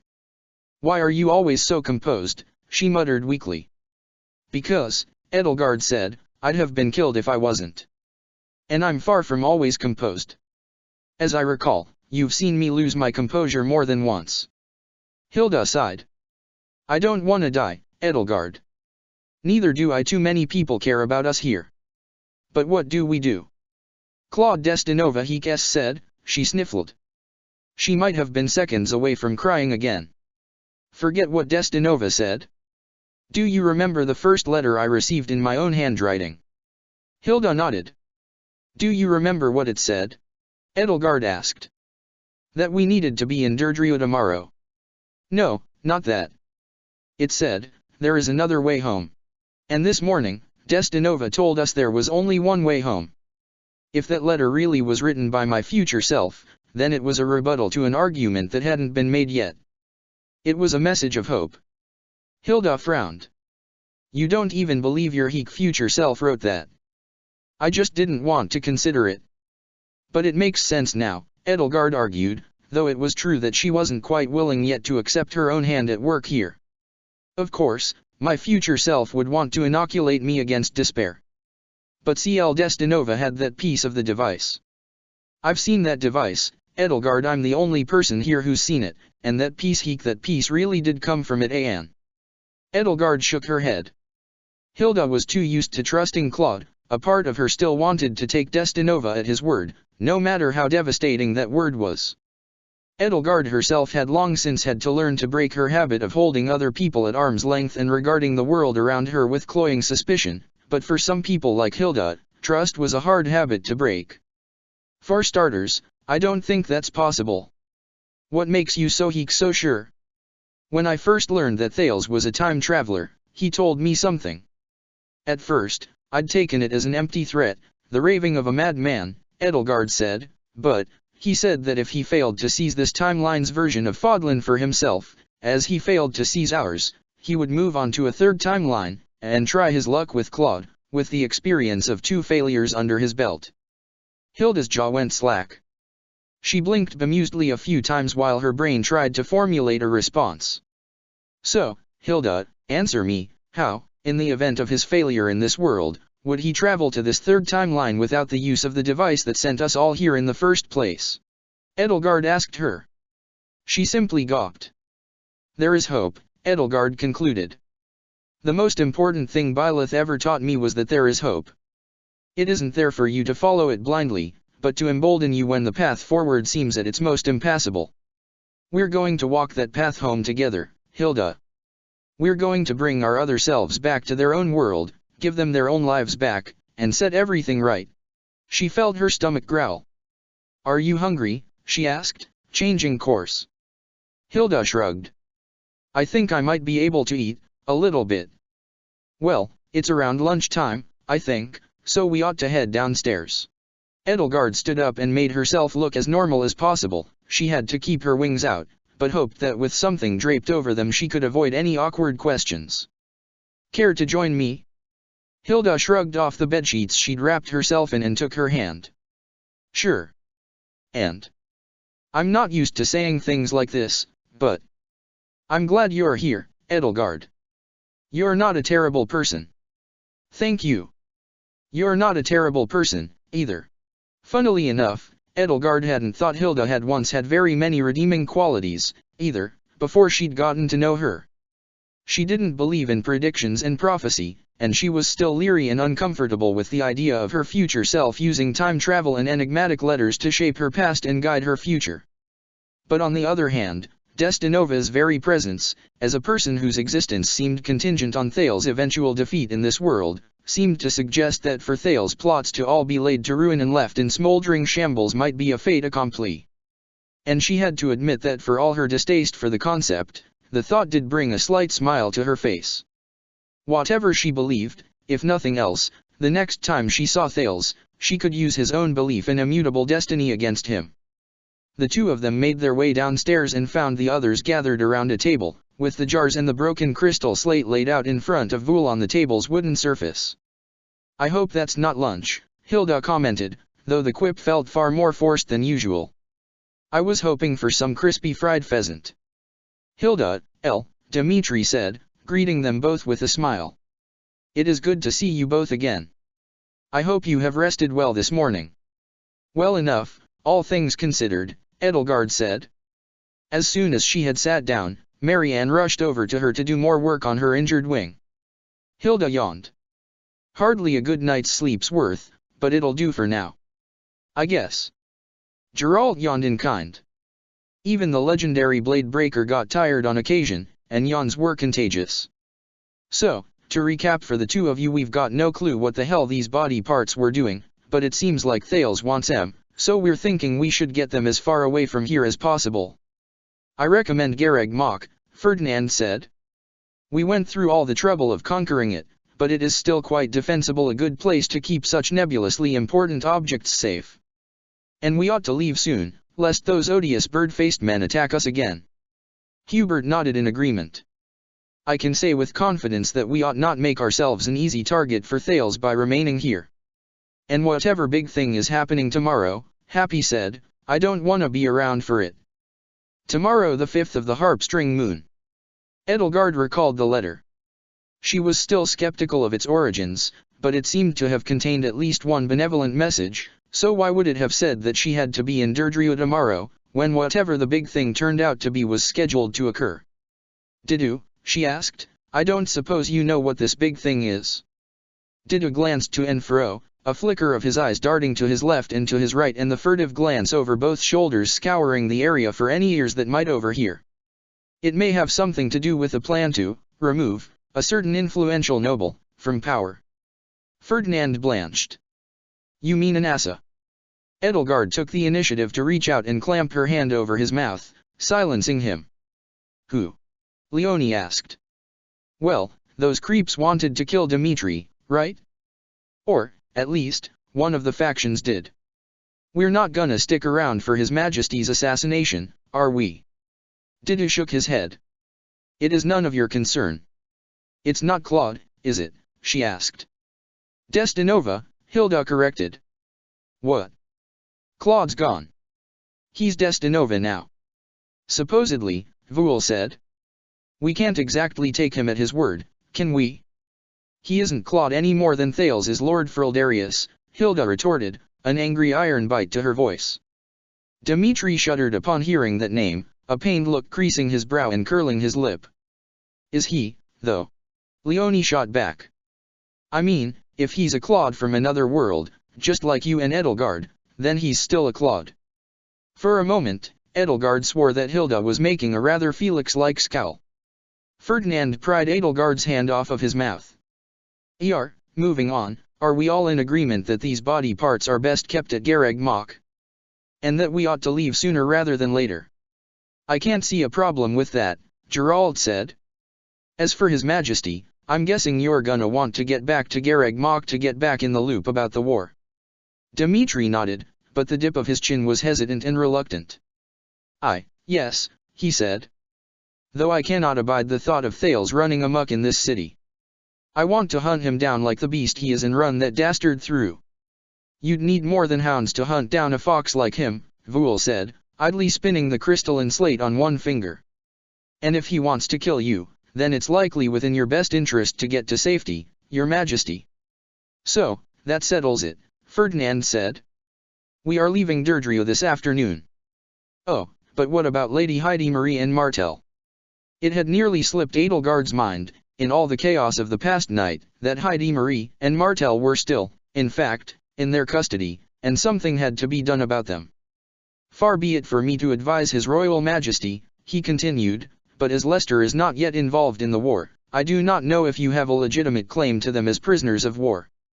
We should take them to Garreg Mach with us, Edelgard said. Rhea has been taking advantage of her and Anselm's relative isolation. I'm not sure how much sense I alone can talk into her, but if anybody can help her see the truth about Rhea, it would be the rest of my family, and Seath and Flane might prove helpful as well. Would it, Lady Edelgard? Hubert mused, meaning to prop his chin up against his left hand before remembering that he no longer had one. I should remind you that while Lady Heidi Marie was staying with your other older siblings at Garreg Mach, she was quite outspoken to the rest of them about Anselm being the true heir, and quite stubborn. Nearly as stubborn as you, in fact. I doubt she will be any less contentious now than she was then. Perhaps we ought to release them, Ferdinand said. Lord Anselm and Lady Rhea could very well use our abducting them as ammunition against us, if they seek to woo the Leicester Alliance into supporting their side of the war against our side. A bit too late for that, Carrot Top, Happy said to him, prompting him to self-consciously run a hand through his coppery hair. We got them locked in a room upstairs against their will. But, we're treating Lady Hyde Mary's wound, Marianne piped up. Yeah, but she doesn't see it like that, does she? Maybe Dimmy should knit her another scarf. That might work. Dmitri looked up at the ceiling as though too embarrassed to meet anybody's gaze. Well, when you need to calm down a spooked animal, Leone said, you move carefully and don't make any sudden movements or loud noises, right, Marianne? Marianne nodded. She's probably afraid we'll boil the meat off her bones, and then eat the meat and turn her bones into an axe, or whatever you Agarthans did to the rest of the Nabateans, Leone added with a pointed look toward Voul. That was more than 600 years before I existed, Voul muttered. But do we have time to soothe the frightened dragon? Ferdinand asked. If we are to leave today, and I would most certainly like to then. There was a loud knock on the in-front door. Its bell rang, and not long afterward the innkeeper hurried out from the back room of the tavern. On the other side of the door was a phalanx of municipal guards, the Derdrieu guardsman, clad in the green and gold regalia of House Regan and bearing the coat of arms of the municipal court. Judith was with them, along with a tall and muscular man of striking stature and even more striking rose-pink hair. "You can retract your wings now," Marianne whispered to Edelgard, who promptly did so and was rewarded with a sharp ache that stabbed deep into her shoulder blades as the battered and tender flesh of her wings transferred their weakness and weariness into the rest of her body. The guards filtered in, with Judith and the pink man. Edelgard pegged him immediately as Duke Holst Sigiswald Goneril, which was made even more obvious by not only the color of his bristly hair but by the spiny head of the hero's relic-free Kugel, though a white cloth had been wrapped around the distinctive bone blade and tied with a piece knot to the haft, resting in his hand at his side bringing up the rear. "Holst!" Hilda yelped, so shocked that her eyes seemed ready to leap from her skull. "Hi, sis," Holst said. He looked over at Judith. "So, as I was saying, you would be impressed by—" He looked back at Hilda, eyes bulging, jaw slack. "Hilda?" "Hi, everyone," Judith said as the guardsmen broke rank and formed a semicircle around the table Edelgard and her peers were sitting at. Didya surreptitiously slipped the jars containing the hand and eye under the table as they drew near. "Got some bad news for some of you." The leader of the guardsmen stepped forward with a bundle of envelopes under one arm, brandishing a scroll. He cleared his throat. "Excuse me. Ahem. Pardon. King Dmitri Alexander Bladdid, I have here for you from the Chief Magistrate of the Municipality of Derdrieu, in his authority as Chief Legal Administrator of this town, a formal writ of censure for your actions within the city's jurisdiction on the first day of the harp-string moon of this year, 1181 of the imperial era." Dmitri stared at him, utterly befuddled, as one of the envelopes was thrust into his waiting hand. "As for, excuse me, the rest of these letters I have here," the leader continued, pausing to let out a phlegmy cough into one hand, "these are subpoenas relating to the incident of the first day of the harp-string moon of this year, 1181 of the imperial era, for Marianne von Edmund, Hilda Valentine Goneril, Ferdinand von Aegir, Hubert von Vestra, and Edelgard von Hresvelg, who have been identified by eyewitnesses as similarly involved." He handed an envelope to each of the named parties in turn. Edelgard could tell that each envelope was sealed with the coat of arms of the municipal court and bore the chief magistrate's initials. Further details are within the subpoena documents. You will be expected to have read and fully understood the charges before your appearance in court, currently scheduled for the day after tomorrow, the 6th of the harp-string moon, at 20 minutes past noon sharp. Failure to appear will place you in contempt of court. He took a deep breath. "Pardon me for the late arrival, there has been a several-day backlog of legal paperwork. Any questions?" Ferdinand raised his eyebrows. Excuse me, good sir, but this would not happen to be a joke of some practical sort, would it?" he asked. Dmitri simply stared down at the envelope containing his writ of censure as though it was covered in ancient Almiran script. Marianne started shivering. "Holst," Hilda complained, flapping her envelope at her older brother, "what's this about?" "The subpoenas contain a comprehensive list of charges," the leader of the guardsmen said. "Put simply, though, the 6 of you are hereby charged with the destruction of public and private property, the wanton disregard and endangerment of innocent human and animal life, the use of faith and reason magic with intent to harm on a public street, and the taking of no less than a dozen lives." "What? What in blazes are you talking about?" Dmitri asked. "King Dmitri, eyewitnesses have you ripping the cane from an elderly man's hands and promptly using it to decapitate another man. Another man who was, trying to kill him," Hilda pointed out. "Holst, I can't go to court." "Can't you do anything?" she pleaded with her brother. Holst scratched his beard. "Well, I suppose I can make a statement on your behalf." "Ugh. Come on. Now, Ferdinand said, opening his letter to peruse the charges against him in particular, "the law is the law, I suppose extenuating circumstances aside." He shook his head sadly. "Oh, Ferdinand," he berated himself, "what will father say? Stealing a bag of flour like a common thief." Hubert patted him on the shoulder. There, he consoled him. "We will be able to argue our case in court. I doubt they will take so much as a finger." "Hey," Happy spoke up, looking at Geralt, Leonie, Voul, and Didu. "Why don't we get Subpenis. His face turning as red as a tomato, Gerald snorted and very obviously bit his tongue so that he wouldn't burst out laughing. I mean, we broke a lot of stuff that day, she added. Like those fruit carts, and that giant pane of glass. Judith stepped forward. Because I'd had this guy deputize the 5 of you for the afternoon, she said. You were temporarily acting members of the Deirdre Guardsmen. I'm sorry about this, but House Regan can't even have kings going around breaking the law and disturbing the peace without consequences. You'll just be asked to explain yourselves in court, and since I'm sure it was all self-defense, I doubt you'll have to deal with anything more than a fine and a slap on the wrist. The leader of the guardsmen produced another batch of envelopes. In addition, I have subpoenas for Gerald Reus Eisner, Happy von Rusalka. Von Hresvelg, Happy corrected. Albus Duer, Leone Pinelli, Didu Molinaro, Edelgard von Hresvelg, Hilda Valentine Goneril, and Hubert von Vestra, all of whom are wanted for questioning regarding attempted robbery and arson of the Four Winds Bar on the morning of the 4th day of the harp string moon. Arson. Happy's brow furrowed. We didn't set anything on fire. Leone stamped on her foot to keep her from saying anything else incriminating. That, Judith said, I can't help you with. Diplomatic immunity, Didu spoke up, his voice a deep, but loud, and clear rumble. Excuse me, the leader of the guardsmen said. Diplomatic immunity, Didu repeated. We are visiting officials from Faergus on official business. We have diplomatic immunity. Ferdinand raised his hand, as though the leader of the guardsmen was a teacher in a classroom.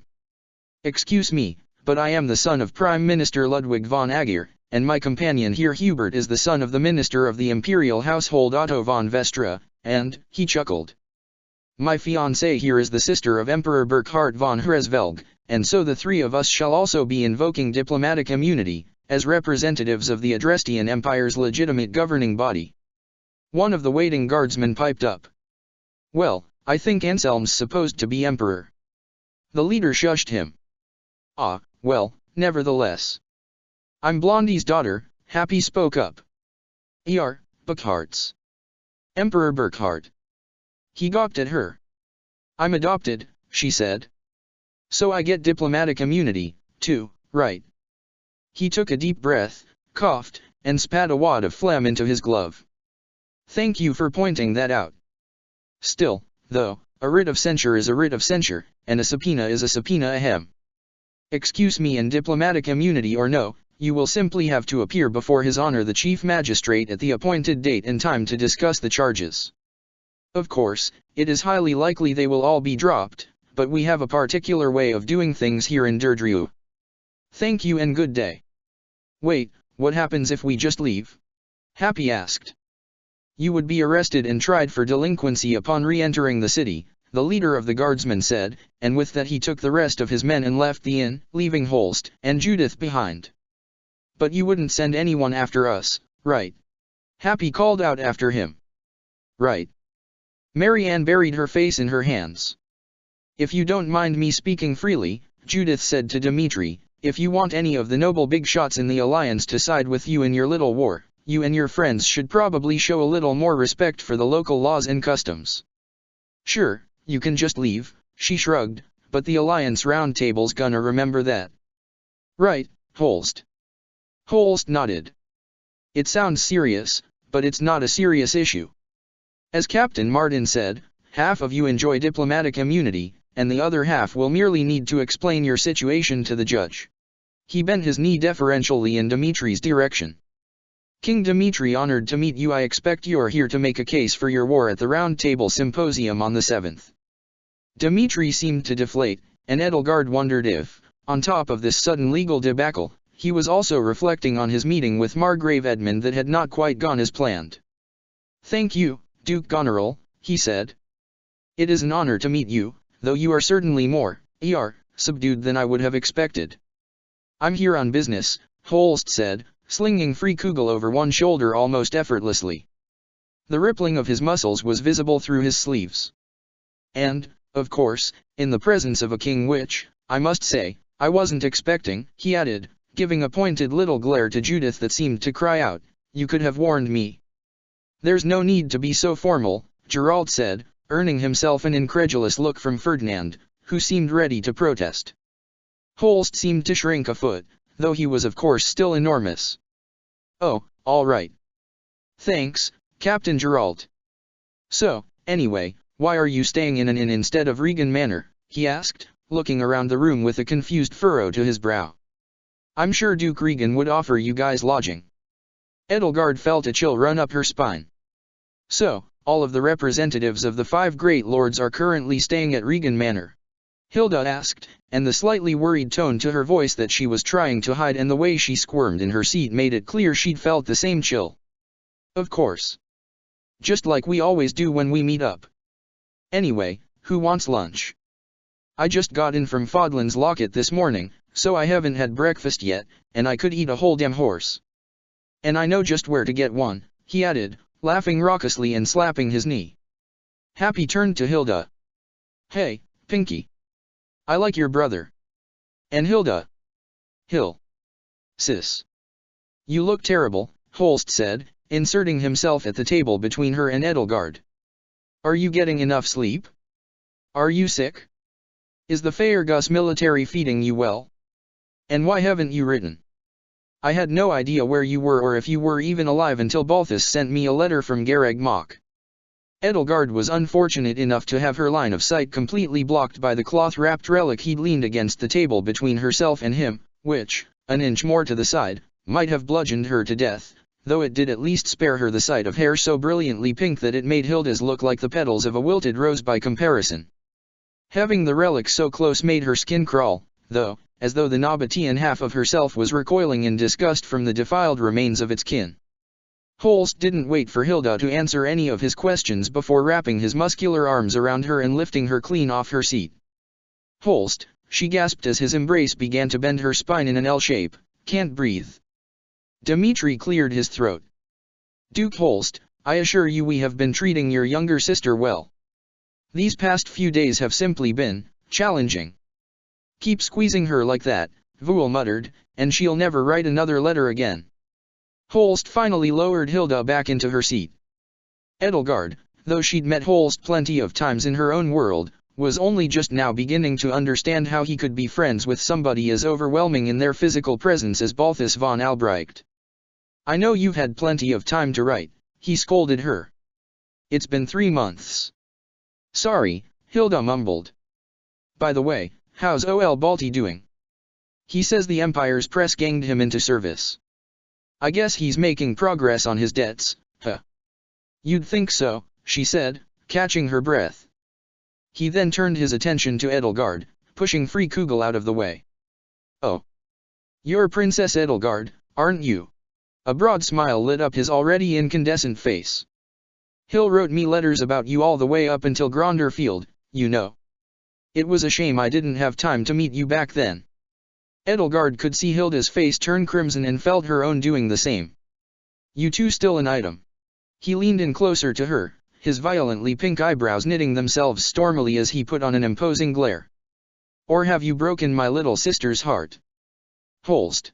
Hilda whined, suddenly seeming exactly her age. "You're embarrassing me." "Of course I am, I'm your big brother," he said. "Ugh. Can we please talk in private? The thing with Ella's, it's delicate, you know. We've got pretty much the whole upstairs rented out," Geralt informed him. "If you want to, hash out family stuff without getting us involved." Holst picked Free Kugel up in one hand and Hilda in the other. "Oh, all right. We'll see you in a few hours," he said, and he tramped up the staircase with footsteps so resounding it was as though they could rattle the inn to its foundations. Without him, a hush descended upon the table. "So, Judith," Edelgard said, breaking the silence almost immediately, "a meeting with the Alliance Round Table is tomorrow? Is this why you've been in such dogged pursuit of the Albatross? Protecting the 5 great lords from a violent rabble-rouser with an axe to grind against the nobility could possibly boost House Daphnel's standing among the nobility, she assumed, which was sorely needed after the schism that had produced House Galatea and the subsequent near collapse of House Daphnel had robbed it of a seat at the table in favor of the up-and-coming House Edmund. "One of many reasons," Judith answered testily, "but that's none of your business, kid." Her glare softened. But speaking of that stab-happy dastard, how's your sister? Healthy, but obstinate, Edelgard said. Though I'd expect no less from a Hresvelg. Yeah, Gerald told me all about that gamble you made with Thunder Catherine over a few drinks the other day, Judith replied, crossing her arms haughtily over her chest. No offense, but you Hresvelgs seem completely mad, from what I can tell. I can't quite dispute that, Edelgard said. Frankly, I think anybody with noble blood is mad in their own way. Judith grinned. Well, I can tell you from personal experience, you're not wrong. She turned her attention briefly to the staircase. Well, Duke Goneril will be ready on his own terms, I guess. As for me, there's still plenty of work to do. Let's hope we don't run into each other again. Nothing personal, just wishing you all the best. She left through the front door, leaving Edelgard and company alone. So, we're stuck here until the 6th. Leonie grumbled. She looked under the table where Didu had hidden the jars from sight. What are we gonna do about those? I must admit, I do believe that Lady Edelgard, Hubert, and I at the very least need to leave, Ferdinand said. But how could we bear to shirk our civic duties? As men and women of noble birth and upbringing, for the most part we owe it to ourselves to set good examples for the common man, and that does include participating in the legal system, he sighed. Even when we run afoul of it. On the other hand, Thales is out there, Gerald reminded him. This is not an easy decision, Captain. Ferdinand retorted, looking as though he were seconds away from tearing his hair out.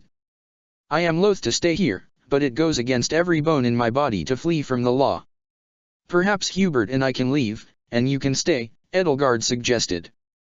I'm sure you can explain our delinquency in court. I can take those jars back to Garreg Mach with me, Voul said. Albus Duer is just one of many faces, and outstanding legal trouble is no object for me. I can simply choose another identity. Certainly not alone, though, Dmitri said. But if you bring Elle and Hubert with you, you will be all the more desirable a target. I managed to deal with my Agartha and brethren alone for decades here and there over the past 400 years, Voul said.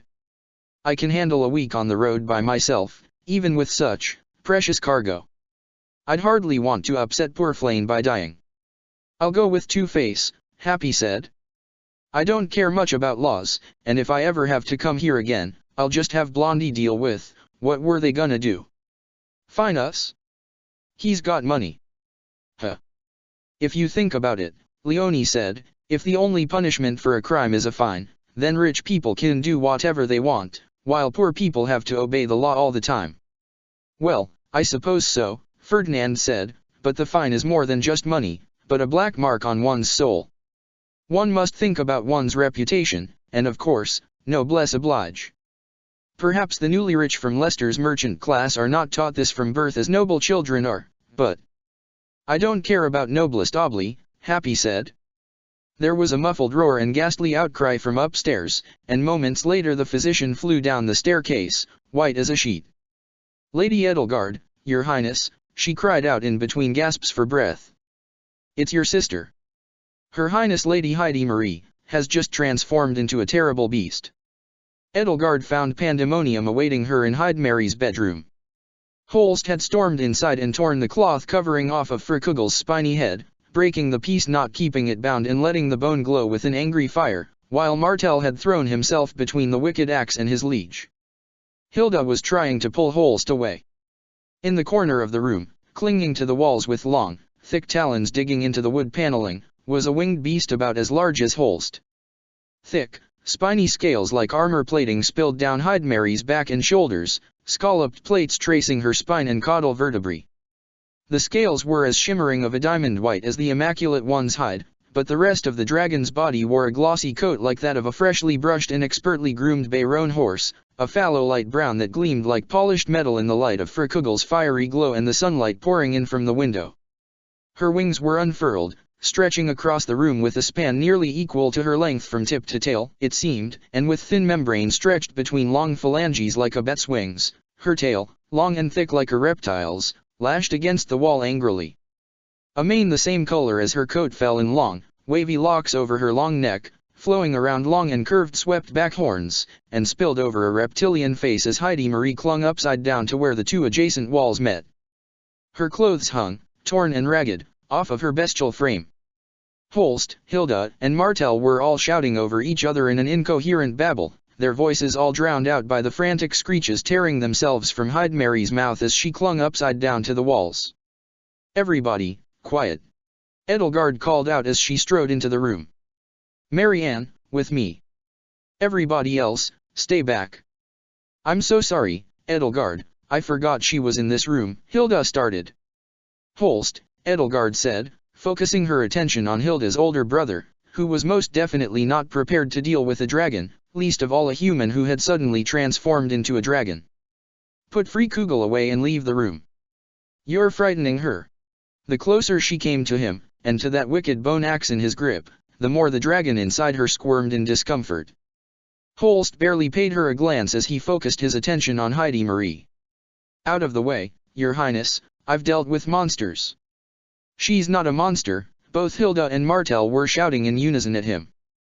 But they were both shouting over each other, their voices overlapping in just the right way to make them both incoherent.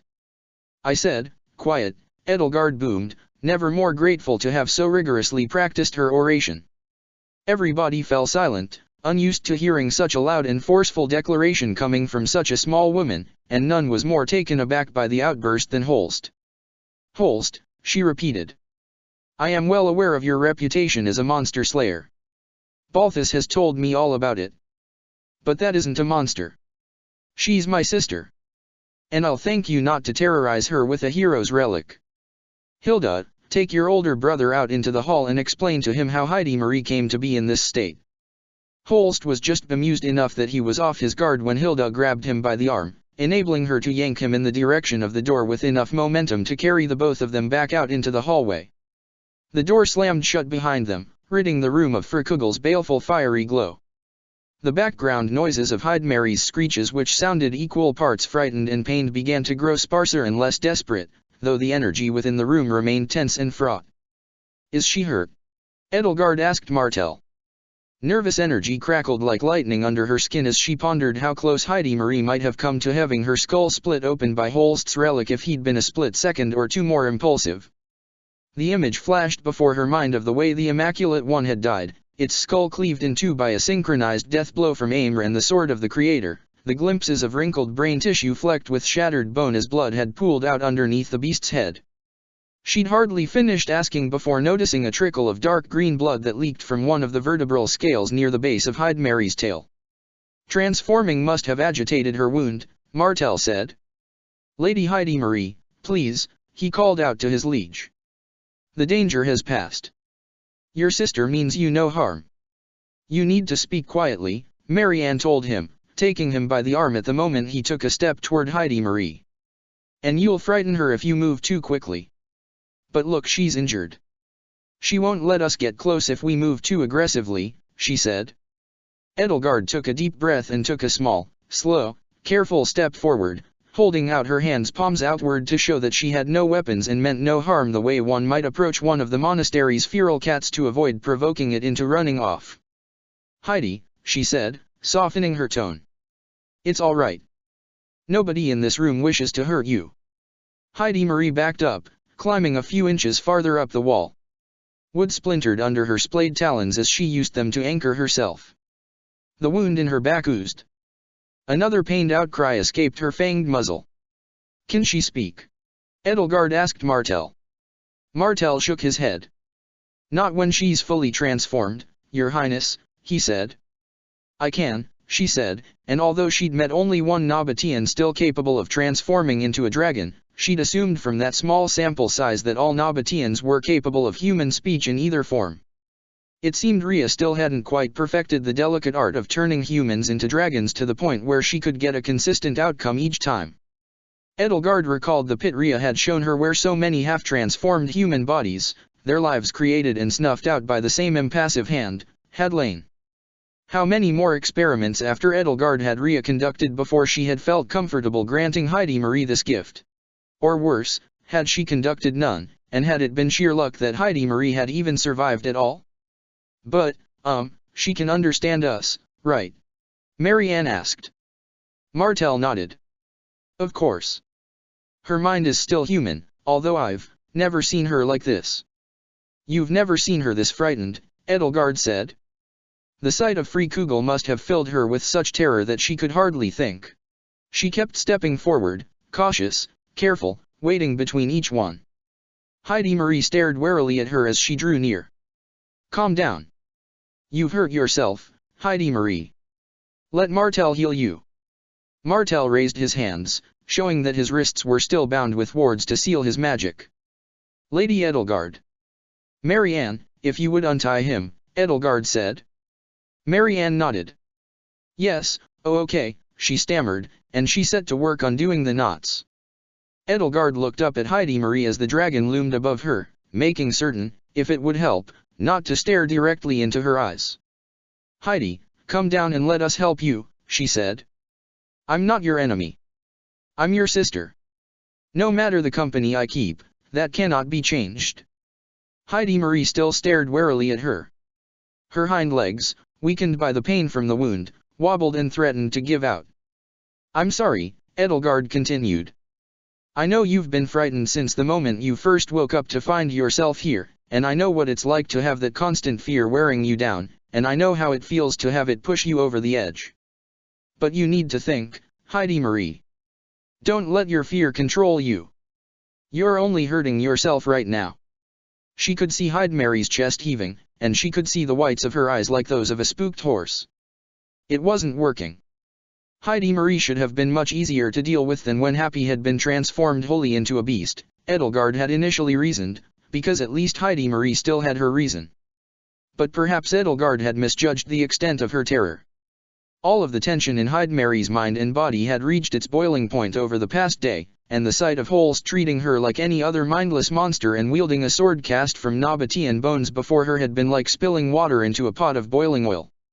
What could she do to reach her now? Heidi Marie let out another anguished shriek, and this time tears rolled down her snout from the pain as she squeezed her eyes shut from the pain. Lady Heidi Marie! Martel cried out. Edelgard took a deep breath. The dragon inside her writhed and squirmed restlessly, as though frustrated by her lack of progress. With a resigned sigh, she took her blouse by the hem and pulled it up over her head. If the two of you could please avert your eyes, she said to Marianne and Martel. When she no longer felt their gazes upon her, she finished disrobing and stood naked before Heidi Marie's monstrous form looming over her. This was as vulnerable as she could possibly be. No, not quite. Not yet. She fell on all fours, white-hot ripples surging through her veins and muscles as her bones reshaped themselves like soft clay. Scales flowed over skin, feathers protruded and unfurled, jaws stretched, vertebrae lengthened, and multiplied all the way to the end of a long tail, shoulders split and bore new feather-covered limbs that stretched and unfurled. Muscles unspooled and wrapped themselves in new configurations around a new, bestial skeleton. Within seconds, she had completed her transformation, and now met Heidi Marie eye to eye, one dragon to another. Look at me, Edelgard said, feeling her own voice emerge from a long, bestial throat. You and I are the same, Heidi Marie. And you are just as safe here as I am. Can you see that now? Do you see how unafraid I am to take this form? She'd never been so thankful that subsequent transformations after her first time didn't hurt. She wouldn't have been able to say that with a straight face otherwise, if the metamorphosis had been as intense to feel as it must have looked. Heidi Marie inched a little closer, bit by bit. Edelgard remained still, trying to keep every part of her body still, especially that damned tail, which kept trying to twitch or sway back and forth against her will. It wasn't long before Heidi Marie climbed over the bed and onto the floor, moving with slow, halting, and ginger movements as drips of green blood fell onto the sheets and the floor. Her wings folded themselves defensively against her flanks. Oh, thank the goddess, Lady Heidi Marie, Martel began, making to rush forward, but Marianne held him back.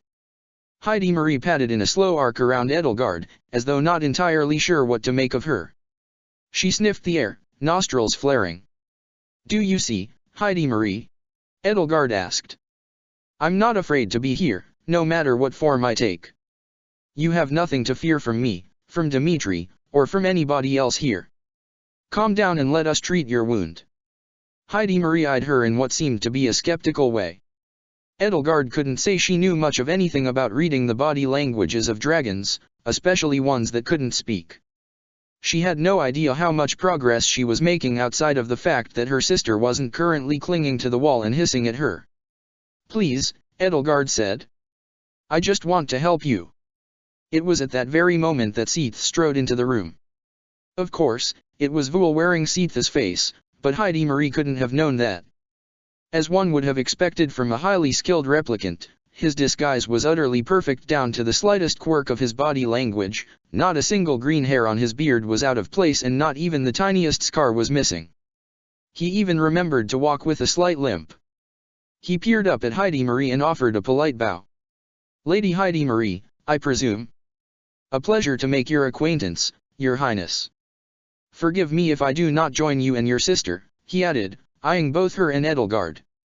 "Diminutive size notwithstanding, you both make quite handsome dragons." Heidi Marie painstakingly or simply pained prowled over to him and gave him a cursory sniff. "Yes, it's me," he said, "in the flesh. I take it Rhea has told you about myself and Flayn." She nodded. Voul smiled as he reached out and patted her gently on the snout. "You will have to pardon my excitement," he said. I must admit, it has been quite a long time since I have seen so many of my own kin in one place." Heidi Marie leaned into his touch, like a cat begging for pets. "As I am sure Lady Edelgard has been trying to tell you, you have nothing to fear from our involuntary hosts. Was it not said in the fable of Saint Indech and Saint Macule, it is good and wise to trust the arm which extends a helping hand? I am certain you have discerned by now who it was who wrote those very words.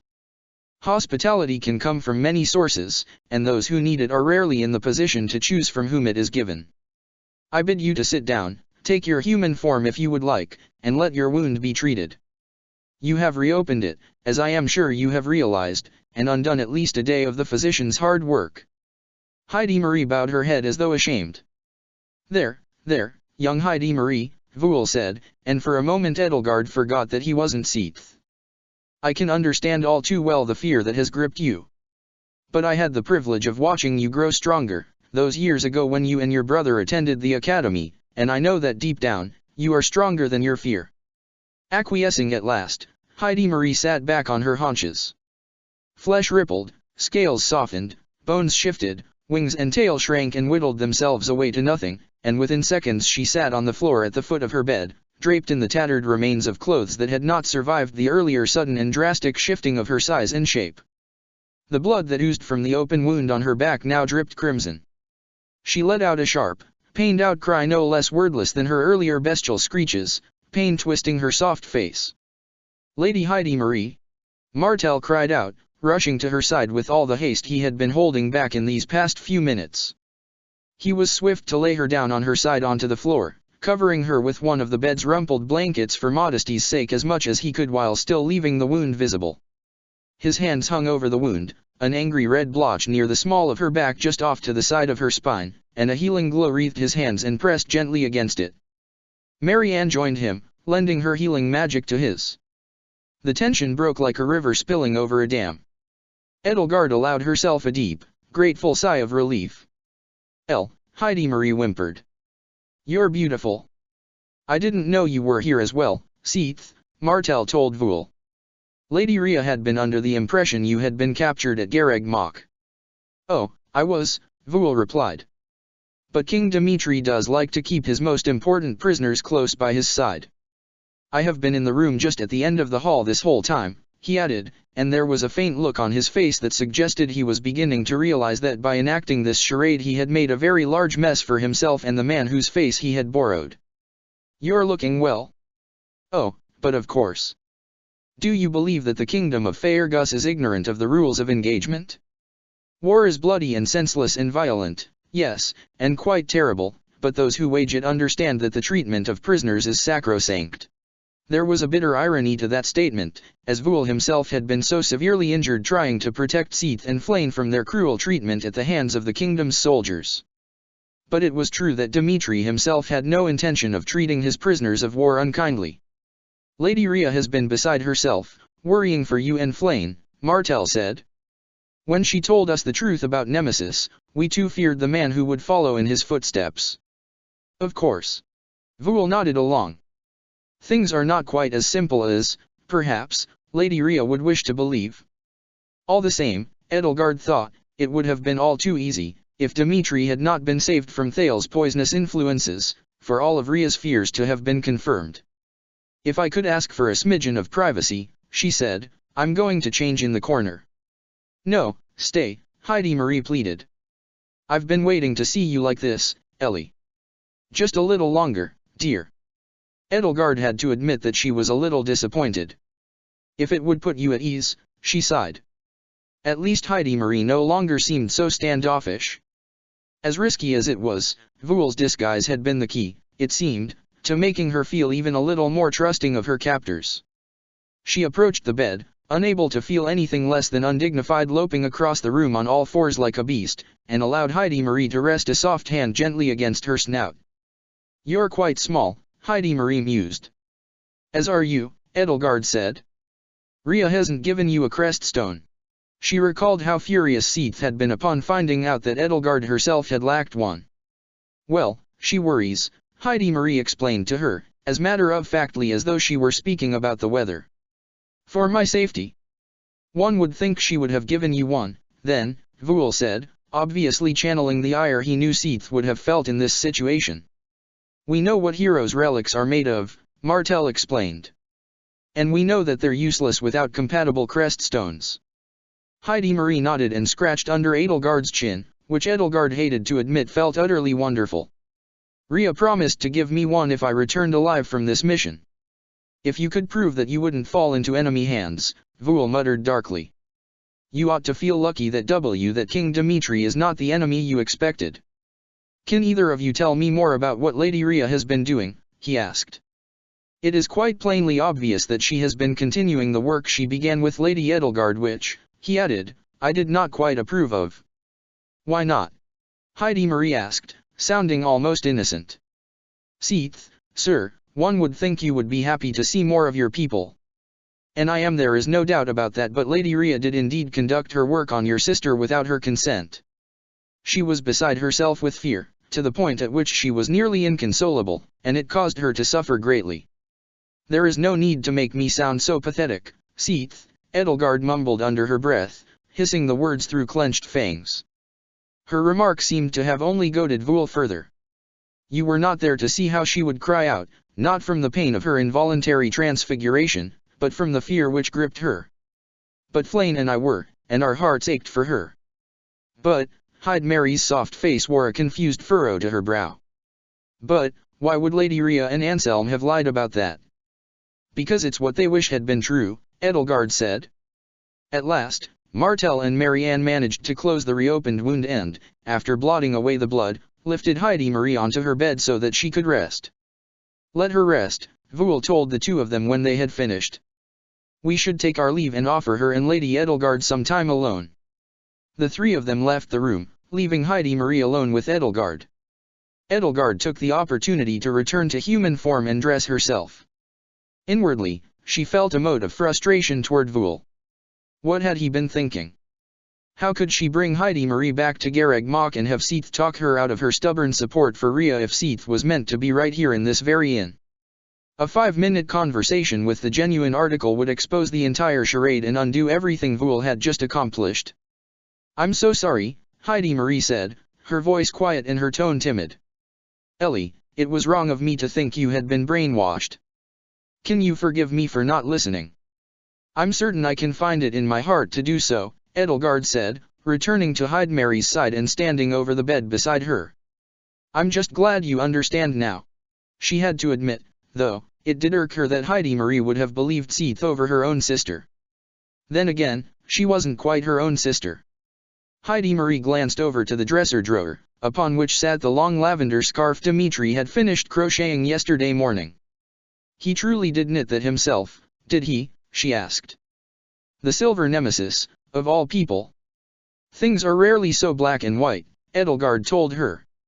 Even the dreaded Hurricane King, for all the ill he has done, can have a kind soul and a soft heart. I'm sorry that Martel and I tried to capture you, Heidi Marie said, her morose gaze coming to rest in her lap. I'd been so certain that I was doing the right thing, but if even Seath agrees with you, then the fault must have been my own. I suppose I was so wrapped up in my own feelings about what the two of us have become that I couldn't accept your own. I wish Anselm would have understood that, Edelgard said. He was so insistent in his enthusiasm, even when I was frightened out of my wits. He thought that just because he and Rhea were so elated, I ought to have been as well. I never knew, Heidi Marie said. Ansi always did want what was best for you, Elle, but he must have been wrong this time. I can't blame you for wanting to keep your distance from the church now. She let out a sigh. But still, you shouldn't stand by King Dimitri. Those who raise their blades against the goddess are fated to be destroyed.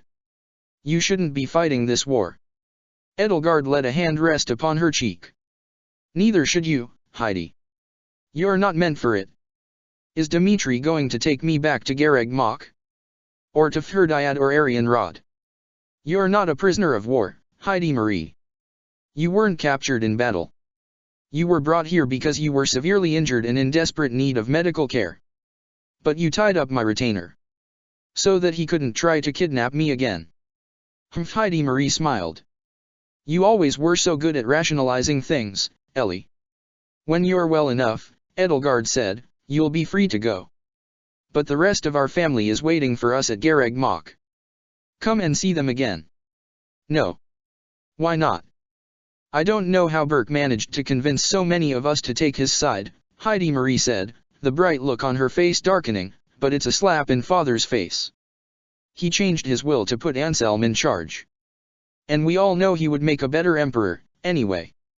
Edelgard chose to bite her tongue rather than take the bait to fan the flames of a political argument. Besides, Heidi Marie added, I chose my side. Lady Rhea asked for her staunchest defenders to take the blood and flesh she offered and become a true child of the goddess. I told her I would fight to my last in the name of Siros and Suthis.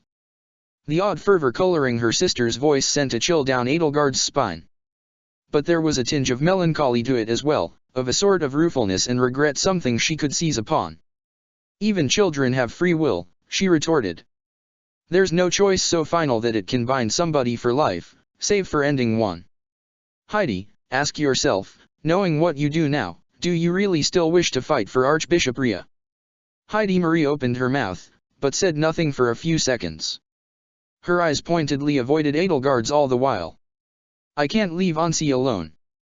I'm the only one of us who hasn't rejected him. And whose fault is that? Heidi, the rest of our older brothers and sisters are willing to fight to make Adrestia whole again. Are you willing to meet them in battle, if Rhea demands it? She laughed off the argument, but in a way that made it clear she couldn't fully dismiss it. This war has only just begun, Edelgard said. And there is still a chance for things to end peacefully before fields across Fodlan become stained by blood. Burkhard and Dimitri both desire nothing more than surrender from their enemies, but I know that Rhea desires nothing more than the eradication of those who stand against her. Think about that and ask yourself who the villains truly are. Heidi Marie smiled. I don't think you've ever been so fiercely opinionated since you were 12, complaining about the suitor father had chosen for you. I didn't think you'd ever take to politics. She reached out, clasping Edelgard's hand in hers. There's a real fire in your heart again, now. I suppose I should thank King Dimitri for lighting it. But please, if you're so concerned about seeing our older brothers and sisters in battle, use that rhetoric to talk some sense into them instead. Edelgard couldn't help but admit that she was growing frustrated again. No wonder Heidi Marie and Anselm had become as thick as thieves. Talking to either was like talking to a brick wall and expecting it to move out of the way. And Dimitri, he really is nothing like what I expected, and I mean that in the best possible way. If he lays down his arms and recants his heresies, there's a chance Lady Rhea won't have him put to death, Heidi Marie concluded. So please do try talking some sense into him as well. Do you really believe that? Edelgard asked. After everything Heidi Marie had learned about Rhea, could she really tell such a blatant falsehood and believe it? The goddess is nothing if not merciful, Heidi Marie said. She gave Edelgard's hand a firm, warm squeeze. It is written, her mercy droppeth as the gentle rain from heaven on the tender grass and herb, and blesses he who gives and takes alike, and who knows scripture more than the archbishop herself. With a smile, she added, I love you, El. Just, be careful, darling. I love you, too, Edelgard replied, taken aback by the declaration. Too often these moments of tenderness between herself and her siblings put her off guard. She could look into that soft face and remember it racked with unimaginable agonies, and any words she might have been prepared to say withered and died on her tongue. There was so much she still wanted to tell her, but all she could muster in that moment was, I love you, too, Heidi.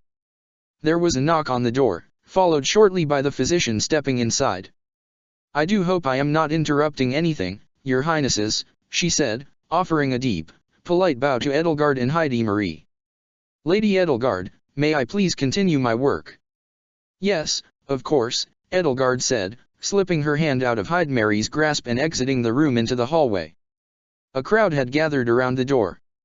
At the top of the stairs, Ferdinand was speaking to the innkeeper, and from the sound of it he was figuring out how much he would have to pay from House Aegir's coffers to make absolutely certain that not a single word about this incident reached anybody else. Well, Brain? Happy asked. How'd it go in there? Edelgard hated to admit that in terms of unwavering stubbornness, she may have met her match in Heidi Marie. A dizzying wave of melancholy swept through her, she stumbled on her feet, lightheaded, and hastily collected herself. It had just sunk in that in this world, Heidi Marie might never fully reconcile with the rest of her siblings. Her stomach growled pitifully, and she realized that between the legal troubles she'd found herself in and the matter of Heidi Marie's frightful transformation, she still hadn't eaten lunch yet. Lady Edelgard, Hubert said, taking her by the arm and guiding her through the hall. If the situation with Lady Heidi Marie is resolved, we should prepare for our departure. It would not do for us to linger much longer. Edelgard glanced down the hallway to Heidi Marie's room. What troubles you, your highness? Hubert asked her. King Dimitri and Captain Gerald will still be here to look after her until she has recovered. If Thales discovers what Ria's been doing, she mused, her lips pursed as a dozen grotesque possibilities passed by her mind's eye. Leave Thales to the others, he assured her. Our first thought must be our own safety. L. Dimitri met her and took her aside to speak with her. Is everything all right with your sister? Things are fine, I suppose, she said. It should come as no surprise that she's as stubborn as a mule. Is she still I am a dragon? He took her hands in his own. I am so sorry. If Ria is still forcing that upon people. Heidi Marie asked for it, Edelgard said. As hard as it is to believe, she asked Ria to make her like me, of her own free will, or so she says. Do you believe her? It's what she says, but I think Ria has ways of coercing people into doing what she wants, of their own free will, she said. I'm not sure if she consciously manipulates people or if it's as natural as breathing to her, but in everything she does, she takes those whom she can use and makes certain that they need her enough that the thought of leaving her side never occurs to them. Like Catherine, Dimitri said. Edelgard nodded. Heidi Marie took so long to believe me when I said I had this done against my will that Ria likely made sure that the idea she would do this to somebody without their enthusiastic consent never occurred to her. I fear that Ria is playing a long game here, taking the people most dedicated to her cause and isolating them from the rest of humanity in a very literal way. Dimitri's brow furrowed. You are not isolated. You have us, El. And that isn't what Ria wanted for me, is it?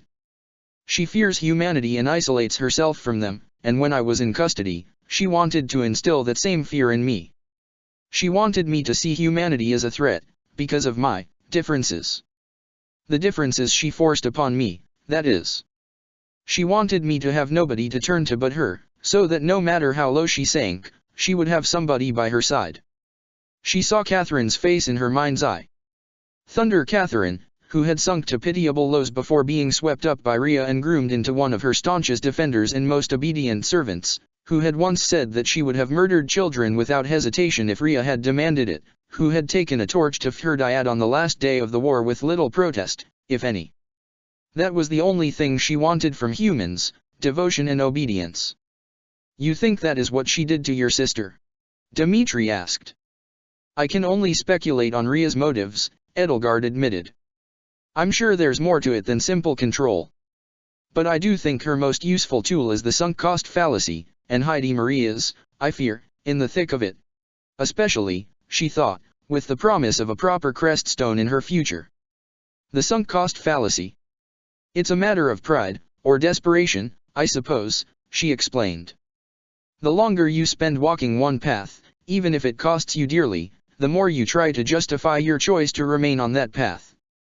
If my war in my world had ended in the worst possible way, I fear that even to the very end I would have convinced myself that I'd made all the right decisions, and that whatever and whoever I'd lost on the way were only further reasons to press onward. And likewise, already Heidi Marie cannot admit that she may have made a mistake. I'm afraid the world will see her burning a city to the ground on Ria's orders someday, all because she can't admit that she's gone too far on the wrong path. Each word came out quieter, less easily than the last. Ria was stealing her sister from her. So, what do we do? Dmitri asked. Do we take her back to Gareg Mach and try to heal her? To make her realize how much Ria has been brainwashing her? If I could be saved from Thales's manipulations, then surely there is hope for her. It's a decision you'd have to make, Edelgard said. The gloomy pallor of realpolitik settled like a fog in her mind. You're the king here, after all. But I'm starting to think that Ferdinand's argument from earlier was prudent. She and Martel are not prisoners of war. Derdriu is neutral territory, at least for now. And they were not captured in battle. We took them in and offered them essential medical care.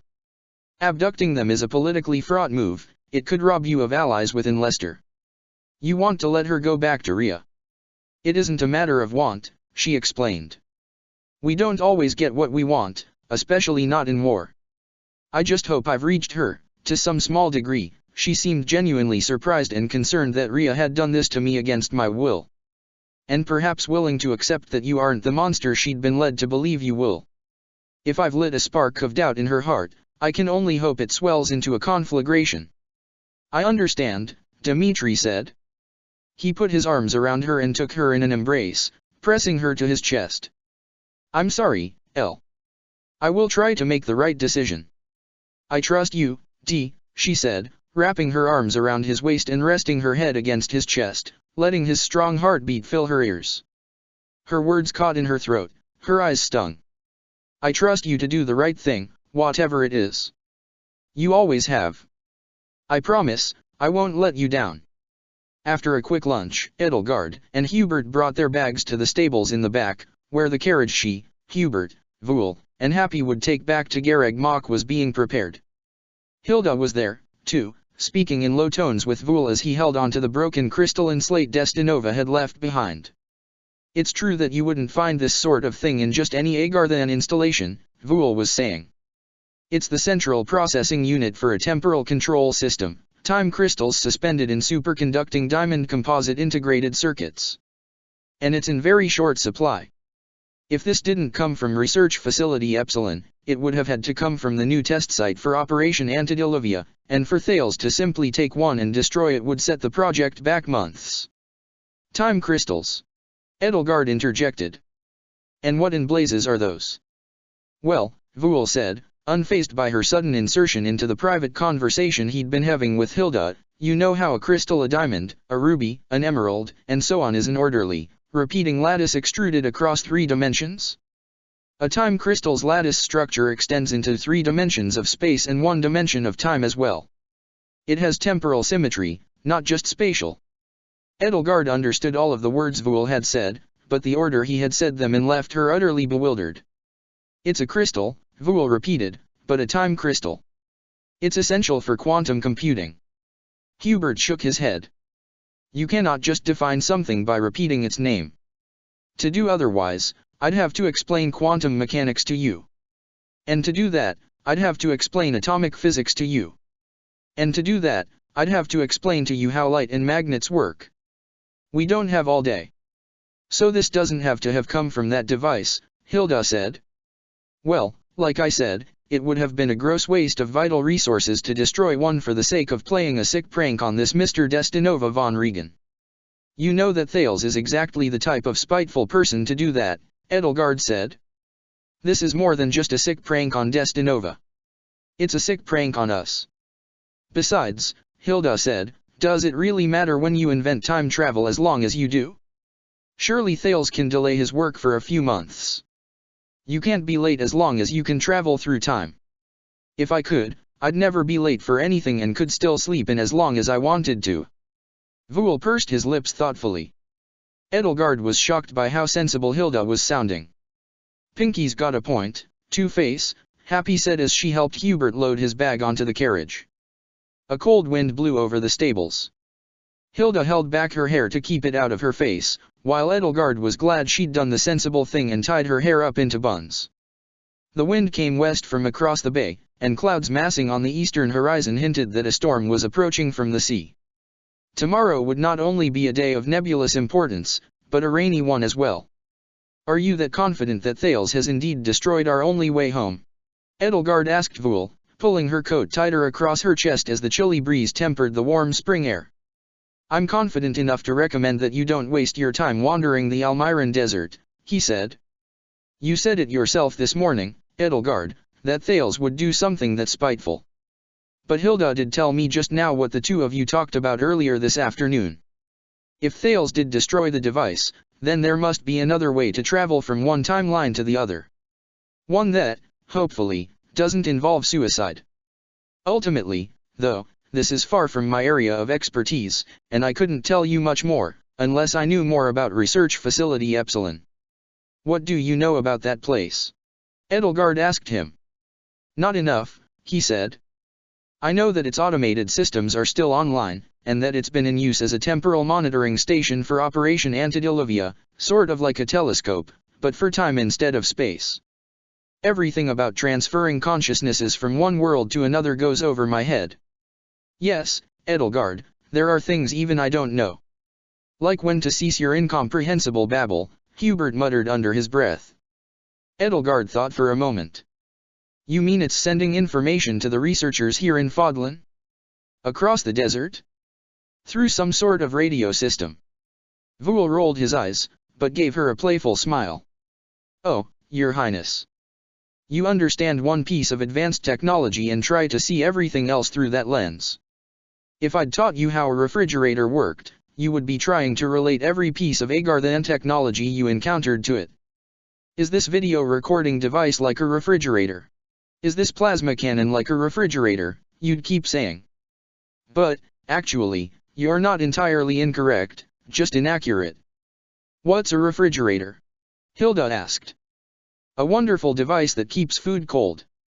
Rhea doesn't allow you humans to invent it, since it would render obsolete all the hard work mages do using ice magic to make sorbets and sherbets and the like. She doesn't want you dependent on machines that would make your lives easier. But I digress. So, somebody at the current facility for Operation Antediluvian, Edelgard reasoned, could tell us if the device at Research Facility Epsilon was still intact and capable of functioning. Or, better yet, one of the head researchers might be able to tell us how the device works in the first place, or how to build it here. Voul said. His excitement was swiftly tempered, though. Though I doubt they'd give up the information willingly to a traitor and a human, or, rather, a traitor and a half-Nabatean. Traitor. She raised her eyebrows. With all this conjecture of an Agarthan civil war afoot, you might be greeted as a liberator. Would you like to gamble on that, Your Highness? He asked. Well, at the end of the day, I suppose we do have options. Once everyone has regrouped at Gareg Mach, we'll be more equipped to discuss them. The conversation came to an abrupt halt as Holst's voice boomed across the stables. There's my little Begonia. By all rights, the sheer loudness of his vivid pink hair and beard ought to have alerted everybody to his entrance long before he could have opened his mouth, but heady subjects such as time travel were apparently quite distracting.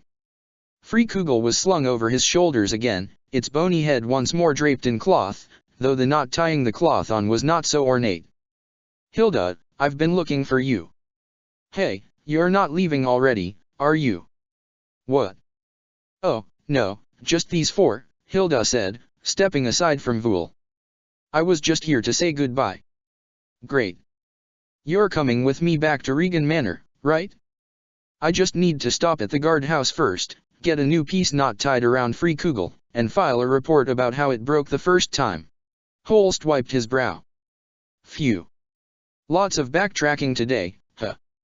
Ah. I'm not sure I said Regan Manor, Hilda said, uneasily biting her lower lip. I mean, there are some nicer inns than this one. Oh, you know Duke Regan's always happy to host the 5 great lords and their kin. Come on. I'll be stuck in that symposium for 5 straight days starting tomorrow morning. We've got to spend some time together before then. We still have most of the afternoon. Hilda rubbed her brow. Oh, I dunno, Holst. I'm still so tired from these past few days. There's a 4-poster bed in there with your name on it. No, I mean literally, it has your name on it. Duke Regan made accommodations for everyone. I mean, if you think about it, it'd be a waste for you not to make use of it. Holst was being, of course, as obnoxious as an older brother could possibly be toward his younger sister, something Edelgard herself had long forgotten about older brothers in her own world. It was, of course, only because he cared. And of course, with Hilda in the current state she was in, obviously much more fragile than the delicate little flower she often play-acted as being, to get out of work his sense of fraternal duty demanded his obnoxiousness like never before. Wait a minute, Edelgard said. Regan Manor? I heard that just this morning before dawn, assassins broke in and tried to kill Claude von Regan. Holst scratched his head. Huh? Claude? I didn't hear anything about that.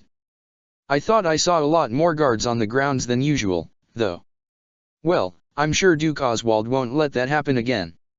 You know, with the Duke so, delicate right now, Claude's life might be the most valuable thing in all of Fodlan. He laughed. If there really are assassins after him, I wouldn't be surprised if they have him locked in the cellar for his own safety till the end of the symposium. Okay, Hilda sighed, relenting. I'll meet you out in front. Holst was finally satisfied. All right, see you in a bit, he said, finally taking his leave and returning to the inn. No sooner had he left than the innkeeper came out, making a beeline straight for Edelgard. Excuse me, Lady Goneril, he announced, brandishing an envelope. Edelgard's heart immediately sank at the sight of a very familiar seal on the envelope's back. This letter just arrived for you. Hilda took it, and Edelgard recognized, of course, her own handwriting and her own seal. She hadn't expected anything less. Oh, thank you, she said. By any chance, Edelgard asked the innkeeper, did you see who left it?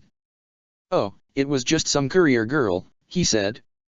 Running from address to address, satchel full of parcels. Judging by the Adrestian seal, that letter probably arrived at the municipal rookery by owl this morning from somewhere in the Empire. I see, Edelgard said. Well, could you describe the courier for me? Out of simple curiosity, nothing more.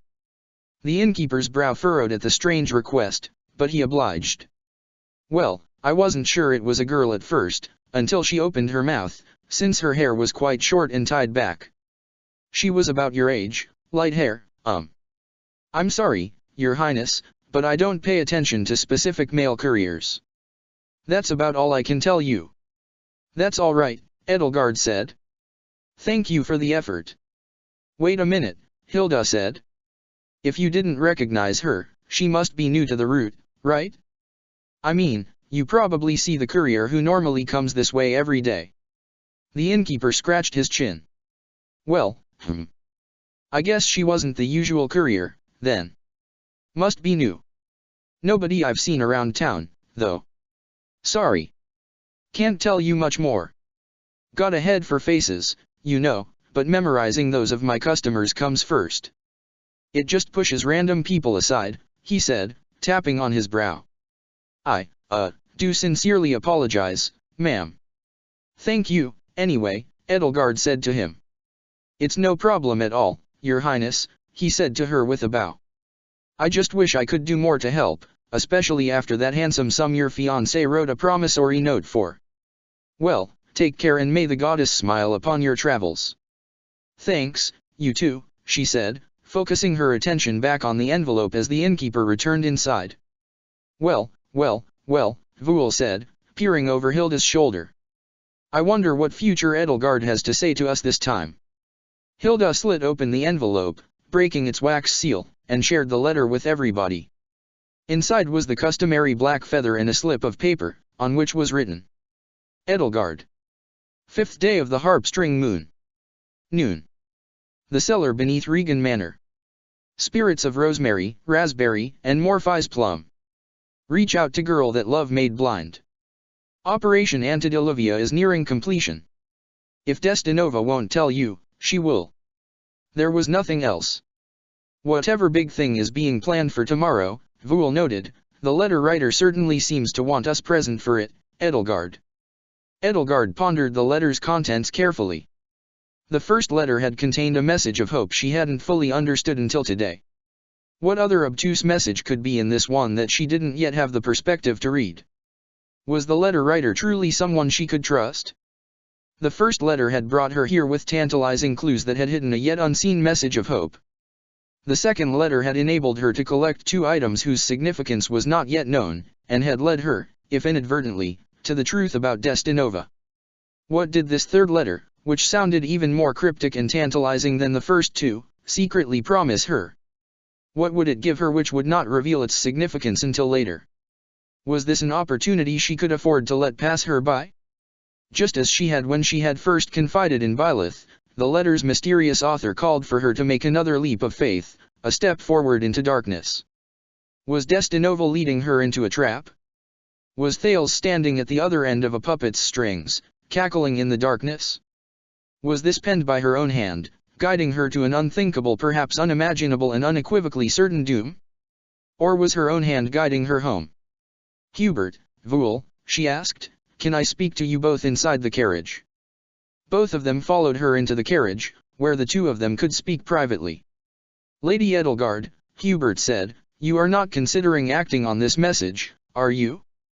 The last one nearly delivered us straight into Thales' hands. He made a face as though he'd just bitten into a lemon. You are. I am considering it. But you're right. Every message we've received so far has plunged us into danger, Edelgard said. And yet, the writing is in my hand, and the author knows something about myself that only I could know, so I am left to wonder, why leave these tantalizing clues without warning of the danger they carry with them? Why would I do that? She thought for a moment, recalling a sense of familiarity with this situation. In the letter Ash sent, from 3 centuries in the past, even then, he could only send me a message obliquely. I heeded that message, and because of it, I could be certain of my family's safety, for the most part. Voul, are those who live in the past but who know the future somehow simply incapable of being straightforward? Voul chuckled. I believe I once said that fate and free will are contentious roommates. They get along best when ample space is left between them. So, yes, anybody with an ounce of maturity and experience knows better than to spell out every little detail, lest somebody get too big for their proverbial britches. With a smile, he added, it sounds to me as though you're starting to believe that you did write these letters. Let's not get too carried away, Edelgard replied a little too forcefully. But if your future self exists in the present to write these letters, Hubert said, then, it means that in some point in the future, you are doomed to be sent to the past, just as Ash was. That's what worries me, she said. More than the thought of running into Thales again or finding myself in some other peril, the idea that these letters might be my future self trying to make certain that I walk the correct path, that I suborn my free will to hers. It's exactly what I'd first thought Destinova was doing to Claude. Well, let's not jump to the worst possible conclusion, Your Highness, Voul said at the exact moment Hubert opened his mouth to speak up. Given how stubborn you are and how much you despise these time shenanigans, your future self could just as easily be sending you letters to keep you from walking her path. You mean these letters might be things my future self wished she had acted on, but hadn't? Edelgard asked. She couldn't help but raise her eyebrows skeptically. That, or simply out of spite. And what would that do to time, she asked. Cause a paradox? Rip a hole in reality? Yes, Voul said.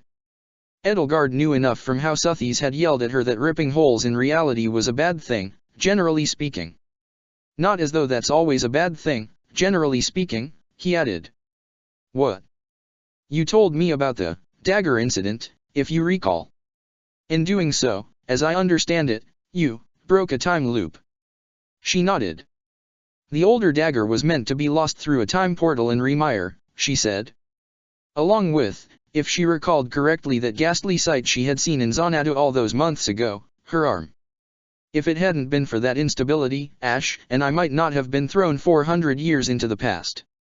You mean I might have been meant to break that time loop? Well, meant is a strong word, Your Highness, Vool said, gesturing airily at nothing in particular as though swirling an invisible glass of wine in one hand. But it all worked out for the best, didn't it? If I hadn't met Ash, I may have never overcome the prejudices of my birth feels like the wrong word, but manufacture doesn't seem quite right, either. And we would have never become friends, and where would you be without my extensive knowledge and skill set? Hubert spoke up. Vool, are you saying that it does not matter either way if Lady Edelgard heeds the letter or not? Well, of course it matters either way. A long time ago, when we were all just barely starting to figure out what this entire mess was, Edelgard said, reflecting on another long-ago conversation she'd had, Professor Hanneman in my world, not this one, theorized that these two worlds came about when the outcome of some event that had happened in the past was changed, splitting the world into two timelines. So, I don't mean to get too off topic, but is there a third timeline now, because of the time loop I broke? One where, perhaps, Ash never fell into the past, you never became an ally, and I am -1 arm. Maybe that's who's writing the letter, Vool chuckled. You are ambidextrous, right? Or perhaps that timeline is where this Destinova comes from. Vool, be serious, Hubert said, glowering at him on Edelgard's behalf. I am. I was only chuckling because it's also funny. I thought transferring matter from one timeline to another was impossible, though, Edelgard said, recalling an intercepted message from Solon she'd once read. I thought so, too, until this morning, Vool said. Honestly, I'm far more knowledgeable about time travel within this world as opposed to travel between parallel worlds. If I wasn't, I might have already found a way for you to go back home. He rubbed his brow. The antediluvian Agarthans must have understood time much more thoroughly than we do, considering they built the device that brought you here. Today's Agarthans really are a shadow of their former selves. For 2,000 years, we've been playing with the scraps our ancestors left behind for us. Perhaps your ancestors were hoping to flee the goddess wrath into a parallel world, Hubert suggested. Perhaps some of them did. Perhaps, Vool said. I suppose we might never know. Getting back to my initial question, Edelgard said, fascinated by the diversion but wanting to get back on topic, I'd like both of your advice as to how to proceed here. We should put quite a bit of distance between us and Thales, Hubert argued, gingerly rubbing the shoulder Thales had nearly dislocated earlier that morning. For your own safety, Lady Edelgard. I know you are loath to run and hide, but these letters have brought us nothing but trouble. They brought us the hand and eye, Vool retorted. They brought us the truth about Destinova, or at least a pertinent fragment of it. Like I said, nothing but trouble, Hubert said, glaring at the two jars Vool had stowed under one of the seats. If not for the letters, would we have learned what Rhea has been doing to people? Vool asked. If not for the letters, Lady Heidi Marie may not have been so terribly wounded. Edelgard felt a spike of guilt drive itself into her heart. Now, Hubert, she interjected. In all fairness, the first letter only told me to come here in time for the 5th. We ran into Heidi Marie because we came early, and that was because I followed Dimitri and Marianne here for their meeting with Margrave Edmund. Hubert bowed his head. I apologize, Lady Edelgard. I ought not to have jumped to such a spurious conclusion. The first letter also did warn us not to take Destinova at his word when he said there was only one other way home.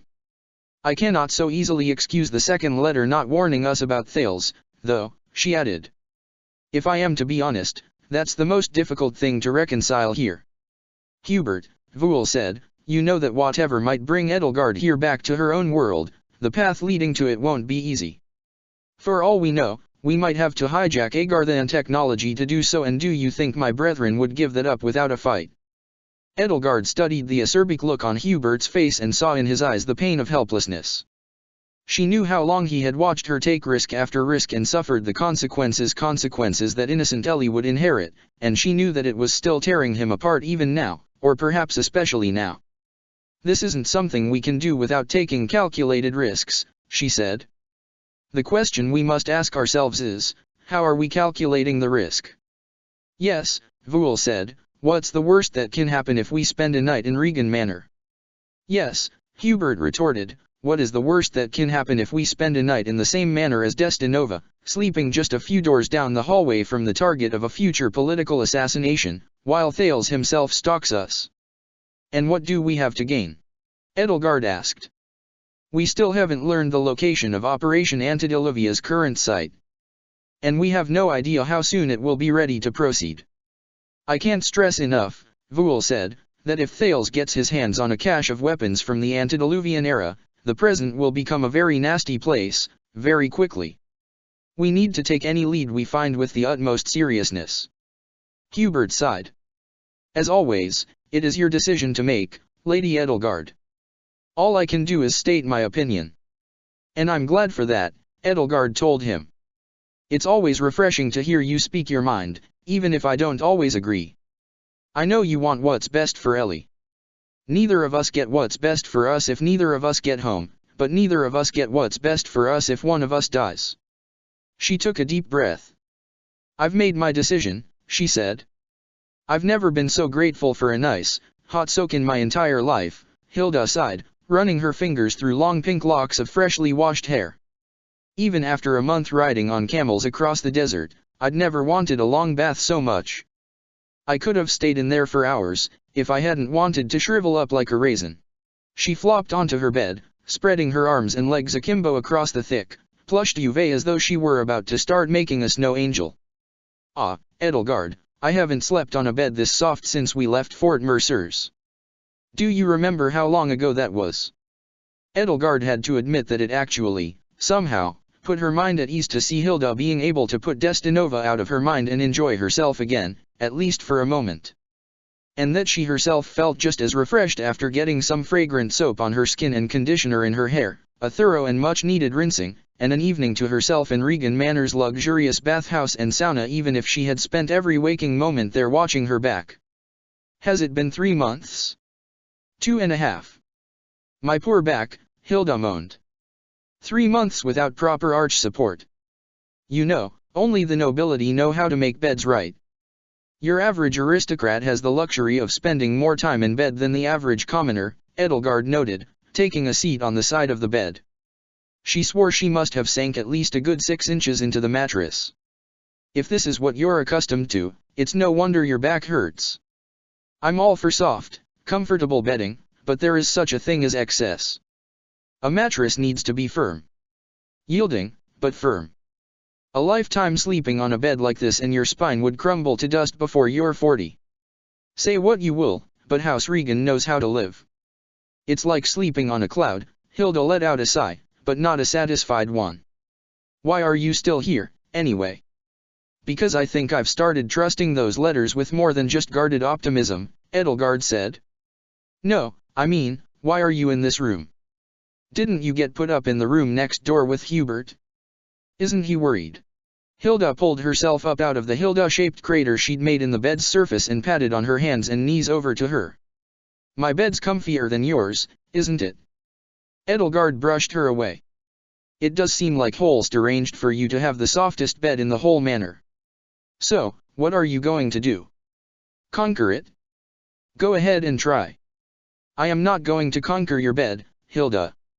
You're just itching to push me off of it and shove me into that wardrobe over there.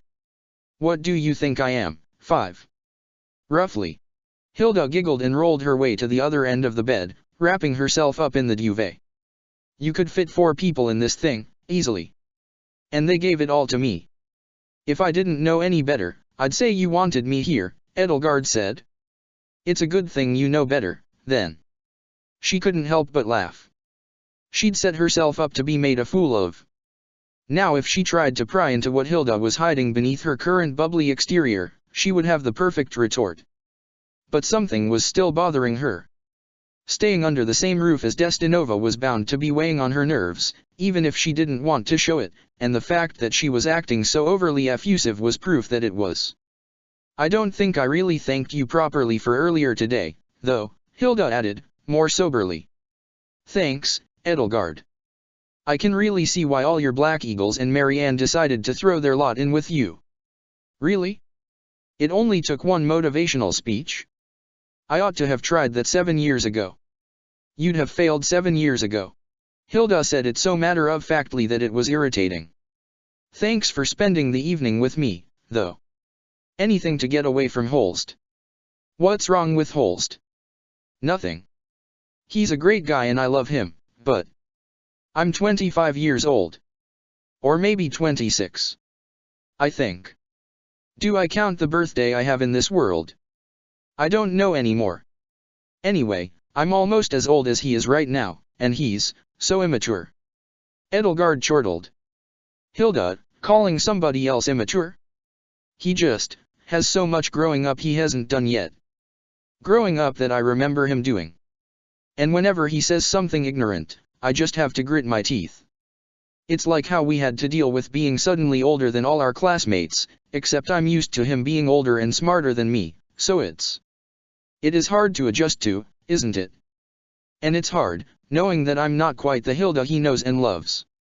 My life and hers aren't as different as yours and Ellie's are, but they're just different enough that it's hard to feel like I belong with him. Hilda laughed at herself. I guess that's how you feel around all your siblings, too. You mean you haven't told him that you're a time traveler yet? I know. I made fun of you for dragging your feet about telling your family the truth. Wait, when? Behind your back. I made fun of you for dragging your feet about telling your family the truth, but, oh, it's impossible. How do you even say something like that? Edelgard, from one friend to another, do you think you could tell him for me? You could write him a note, if it's too hard to tell him in person. Oh, okay. Dear Holst, that's a good start, right? So, what do I say next? Hilda propped up her chin in her hands, an alert and almost studious gleam in her eyes, though her smile looked more like a grimace. You're good at speeches. Do you have any advice? Somebody knocked on the door. Edelgard yanked the curtains of the four-poster bed around her, covering the bed from every angle, and knelt in the center of the bed to hide herself. What are you doing? Hilda hissed at her. Making sure anybody who comes by thinks I'm still in the room next door with Hubert, Edelgard hissed back. Answer it. And don't act strange. Oh, all right, Hilda sighed, sloughing her way off the bed and trudging to the door. From her hiding place behind the bed's satin curtains, Edelgard could hear the door swing open and heard the voice of Claude von Regen, or rather, Destinova. Hilda. It's good to see you again. Phew. I just got out of another long study session with Gramps. He wants me to take over the symposium if he croaks during it, so I haven't even had a chance to thank you for this morning. Hilda was obviously too bemused to slap him across the face, as she no doubt wanted to do. For this morning. Yeah. You, Captain Geralt, and your friends saved me from those assassins, remember? I mean, I don't remember much, honestly. After I slipped and fell into the canal, must have bumped my head too hard, I guess. But when I came to, I was back at Regen Manor, safe and sound, albeit soaking wet. Have you been here ever since? Edelgard was dumbfounded. What was Destinova playing at? Or was this Claude speaking sincerely now? Did Claude still exist, and was he completely unaware of whatever Destinova got up to in his body? Or was this all an elaborate act? That sense of utter innocence in his voice could have just as easily been the kind of sadism she expected from Thales or Cronia. Hilda seemed just as dumbfounded, given her lack of response. Why you're welcome, she stammered. I mean, I've been supposed to look after you all this time. That's what Holst said to me before the start of the term. Claude yawned. Ugh, gotta stop you right there, Hilda. That darn attack and all this studying has thrown off my whole sleep schedule. I've really got to get to my bed before something else tears me away from it. Let's talk in the morning, all right? Good night, sleep tight, don't let the bedbugs bite. The door slammed shut. Edelgard drew back the curtains as Hilda took slow, backward steps toward the foot of the bed and fell onto its surface, dazed. What the fuck was that? Hilda whispered to her. Claude, Edelgard said, apparently. Or Destinova posing as him. As she tried hard not to bury her fingernails so deeply into her palms that they would draw blood, she studied Hilda's face. Over the span of a few minutes, her demeanor had completely changed. All traces of levity had left her body, and her face had turned as white as a sheet. Her rose-pink hair, still darkened and damp, was splayed out around her head as she stared blankly up at the canopy of the four-poster bed hanging above her. "Do you really think he doesn't know what Destinova's doing with his body?" Hilda asked. "Destinova seemed to imply that the Claude of this world no longer exists." "Don't say it. But if he really meant that, then why put on that act for us?" Edelgard found herself wondering. What game was Destinova playing? What in blazes was he up to? She watched tears well up in Hilda's eyes. "Edelgard," Hilda asked, her voice shaking and tone gossamer soft and just as fragile as she clasped her hands worryingly over her chest. "Is this how you felt when you found out your uncle was Thales?" "I don't know if it's exactly how I felt," Edelgard said, "but you have my sympathy." She suddenly found herself struck by just how much Hilda's face resembled that of a cat that had just bared its belly and was daring the nearest person to place their hand on it. She knew what that looked like on a human face because of how often she'd seen Happy do it. "This is why you need to tell Holst the truth," she told Hilda. "You need somebody more fitting than myself to confide in. He might not be as mature as the Holst you know, but if I've learned anything here in this world, he's still your family." Hilda sighed. "I'm too tired and sad to get up right now," she said. "I think I'll have to make do with you for now, Edelgard." "I suppose you'll want me to drape my wings over you again," Edelgard muttered sardonically. She watched Hilda's face turn as pink as her hair. "And no," she gasped. I was fragile earlier today, you know that. And I suppose," she added, watching Hilda's face turn even pinker, "you'll want me to wrap my tail around you." "Stop it. If it makes you feel better, I suppose I could let you paint my talons some pretty pastel color." Hilda rolled over and buried her face in the ample bedsheets to hide how broadly she was smiling in spite of the deepening blush that had now spread to the tips of her ears. "It's no scales off my back if you don't want me to do any of those things, anyway," Edelgard said, laying down beside her. As soon as the back of her head touched the surface of the duvet, she realized how tired she was. Instantly she felt lead pour itself into her bones down to her fingers and toes, and her eyelids became so heavy that it seemed as though only the power of the crest of flames could keep them from shutting. She yawned. The morning's worth of sleep she'd gotten after last night's harrowing events hadn't been anywhere near enough. And now with herself, Hilda, Hubert, and Ferdinand here in Regan Manor to investigate the mysterious letter, Claude being whatever in blazes Claude even was now, the Albatross and Thales stalking the night, Voul and Happy heading off to Garreg Mach with the hand and eye so sought after by the Agarthans in their clutches, and Dimitri, Didu, Marianne, Geralt, and Leonie looking after Heidi Marie and Martel. There were enough people spread out beyond her reach and sight, allies and enemies alike, to thoroughly exhaust her worrying mind. "I think," she murmured, "I might have some trouble getting up right now." She closed her eyes and found herself unable to open them, but even so, it still took her perhaps half an hour by her reckoning to finally feel herself slip into sleep, though of course the gradient between sleeping and waking was so gradual and muddy that time seemed to slowly lose its hold over her. She had nearly the same dream as before.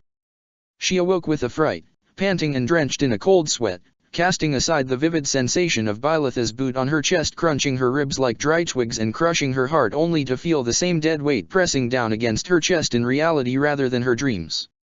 Panic seized her. Was she being murdered? Had an assassin snuck into the room to dispose of her? Her pulse and heartbeat slowed down to a calmer pace as her eyes adjusted to the dark, and she realized that, somehow, over the course of the night, Hilda had started using her as a pillow.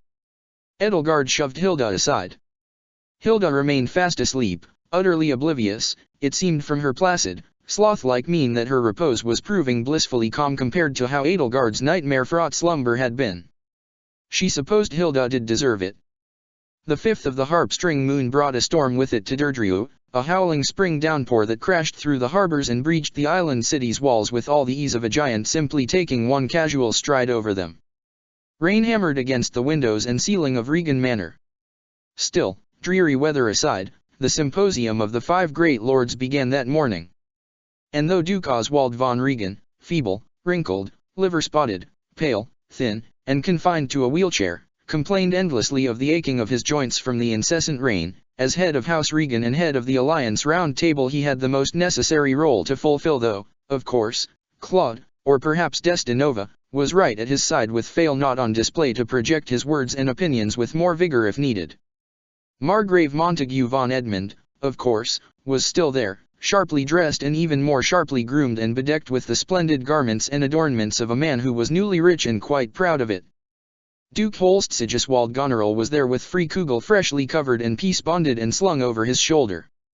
Count Hespros von Ordelia looked a great deal healthier, or at the very least had a much fuller head of hair, than how he had looked at this age in Edelgard's world, a testament to the easier life he had led without Thales turning his children into living science experiments.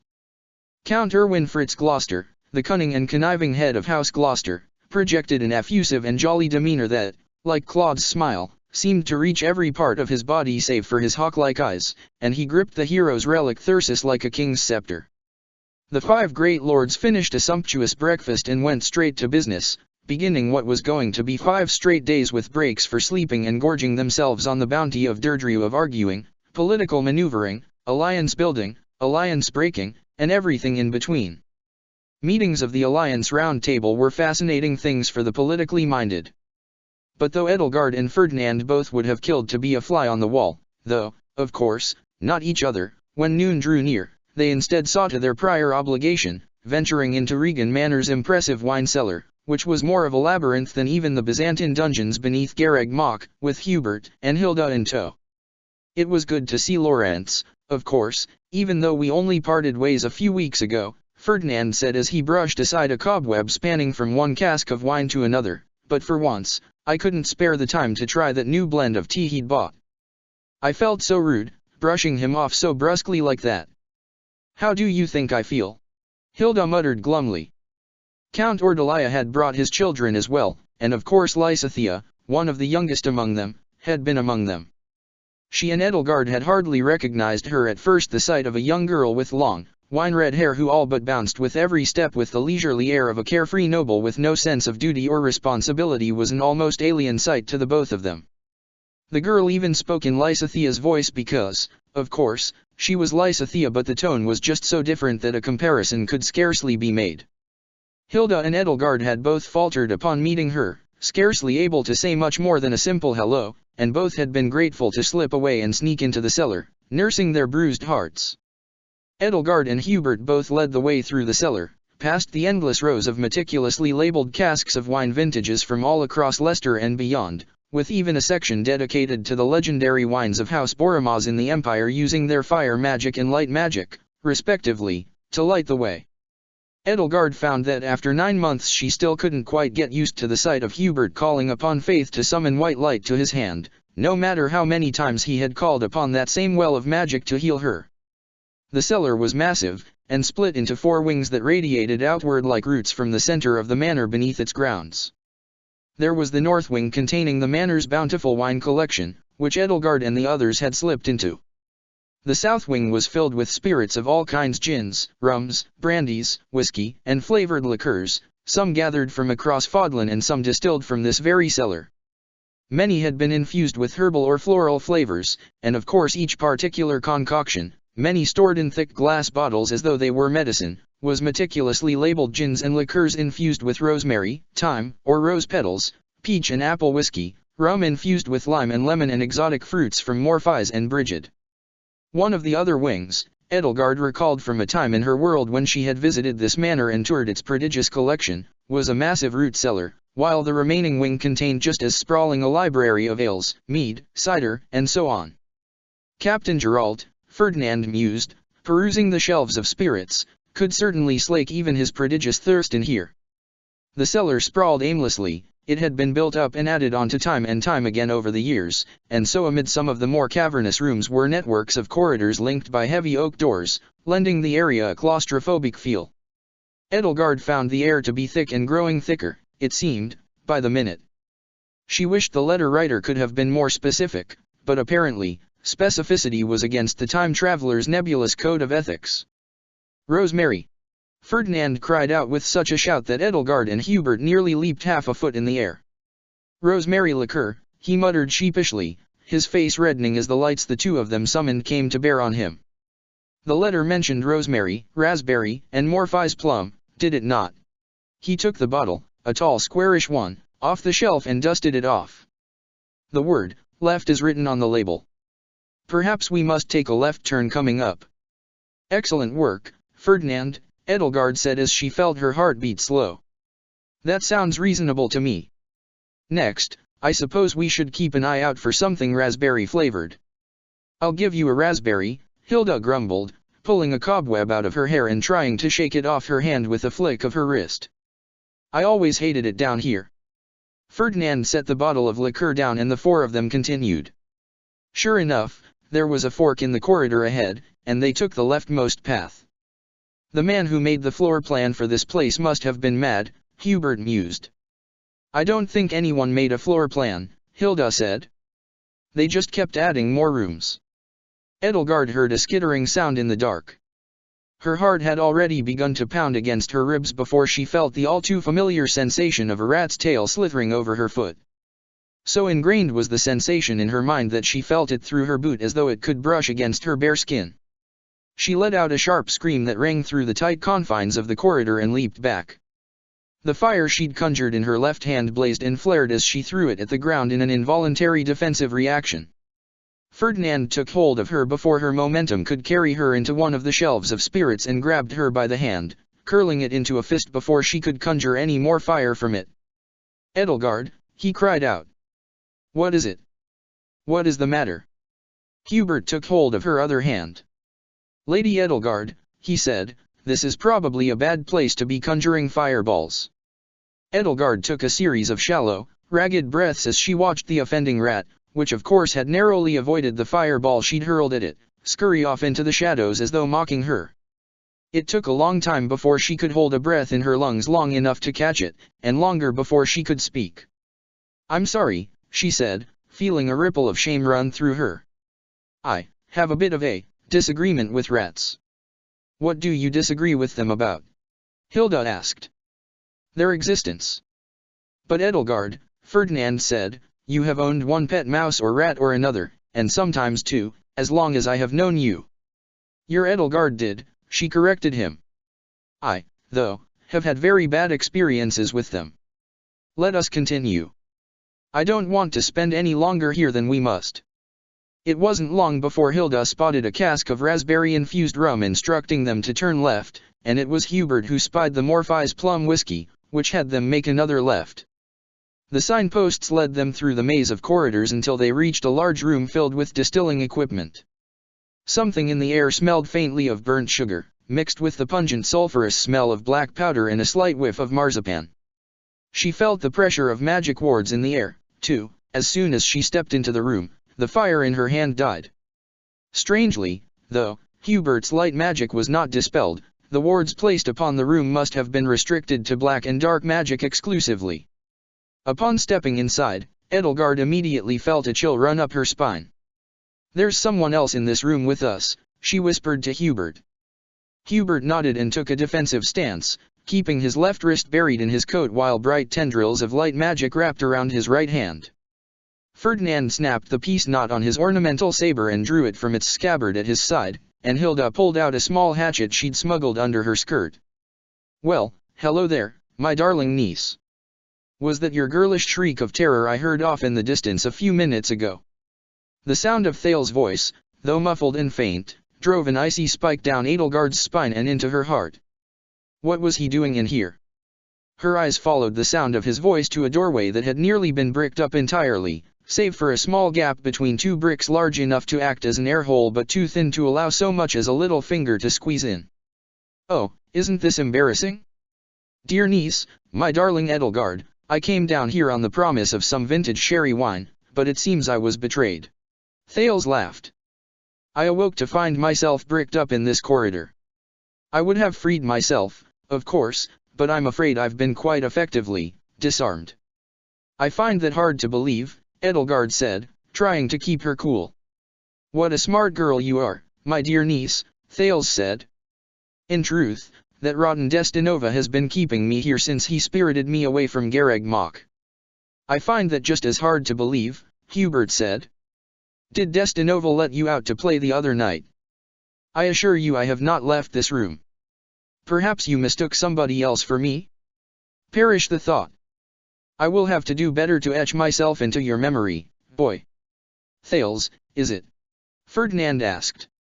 So you are the man who pretended to be Lord Frildarius in this world, and Lord Arundel in the other? You are the one responsible for causing Edelgard such horrible agony. In the flesh, dear boy. Thales cackled. Ah, Ferdinand von Aegir, your father and I had such a good time together. When I was Arundel, that toad of a man, and I delighted in seeing the fruits of our labors, the screams of dying princes, the sight of poor little Edelgard shivering in the corner of her cell, and best of all, the look on poor Emperor Ionia's face when we showed him what we'd done to his dear children. A rare flash of anger appeared on Ferdinand's face. You lie, he shouted out, and he might have gone so far as to throw himself at the brick wall separating him from Thales if Hubert and Hilda hadn't both rushed to grab him by the shoulders. My father and the late emperor were the best of friends. Every dispute they had, they settled amicably.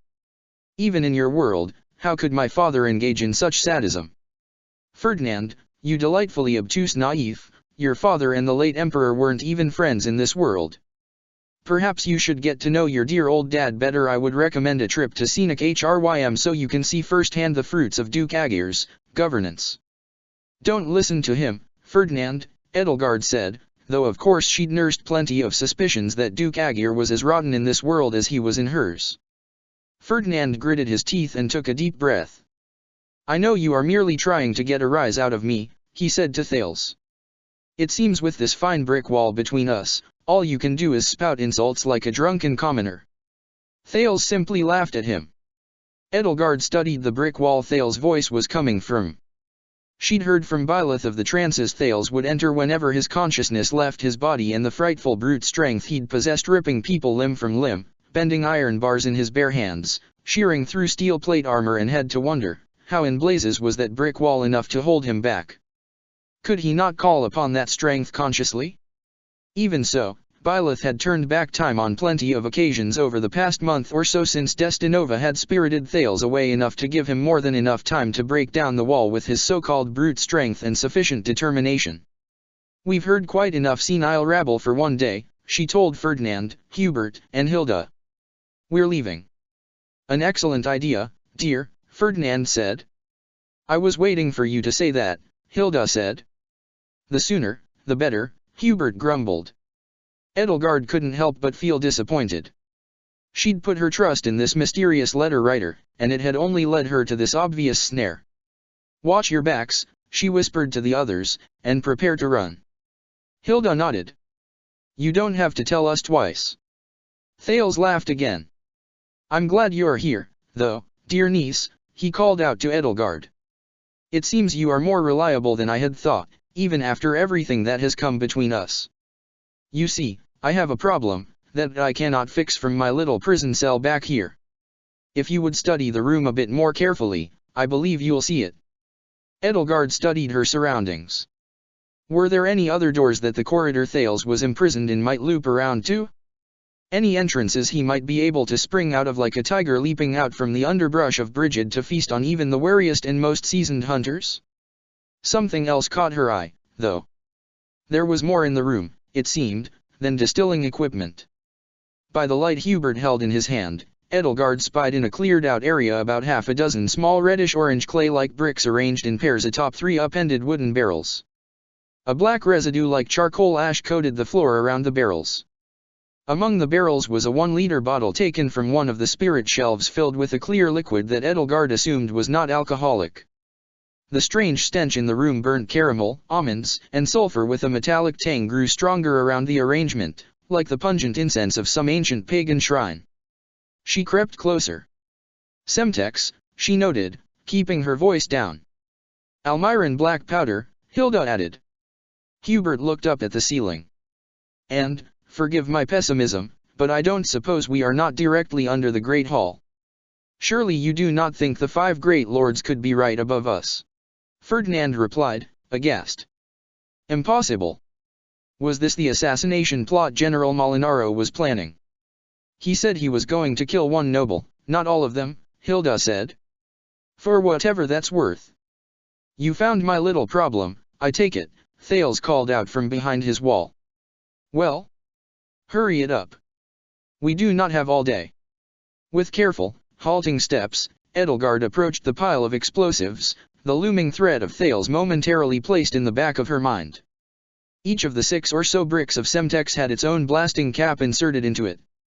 If nobody had come down here, the bricks would have exploded before anyone could have found out about them, igniting the barrel of black powder underneath them to create an even more powerful explosion, one capable of decapitating the Leicester Alliance's entire leadership in one fell swoop. No one could have anticipated such a murderous plot because only a handful of people in all of Fodlan even knew that such incredible explosive power existed at all outside of the realm of Heroes' relics. One by one, she began to take the blasting caps and gently slide them out of each brick. On each timer was about 10 minutes left until the blasting caps would send their charges through the bricks and set them off. Hilda, help me with this, she said, pull these things out of the bricks slowly and... I wouldn't touch those if I were you.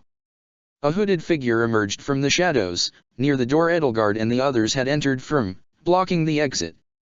The figure held a short bow, its string drawn and arrow nocked, and the arrow was aimed straight at Edelgard's heart.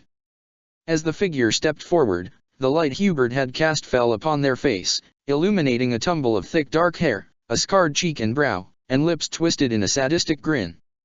Her cloak parted, revealing a lantern hanging from a hook on her hip. You, the albatross said, eyeing Edelgard up and down. The other day. I rescued you from that noble brat who was trying to kidnap you. Shame I have to run into you again here.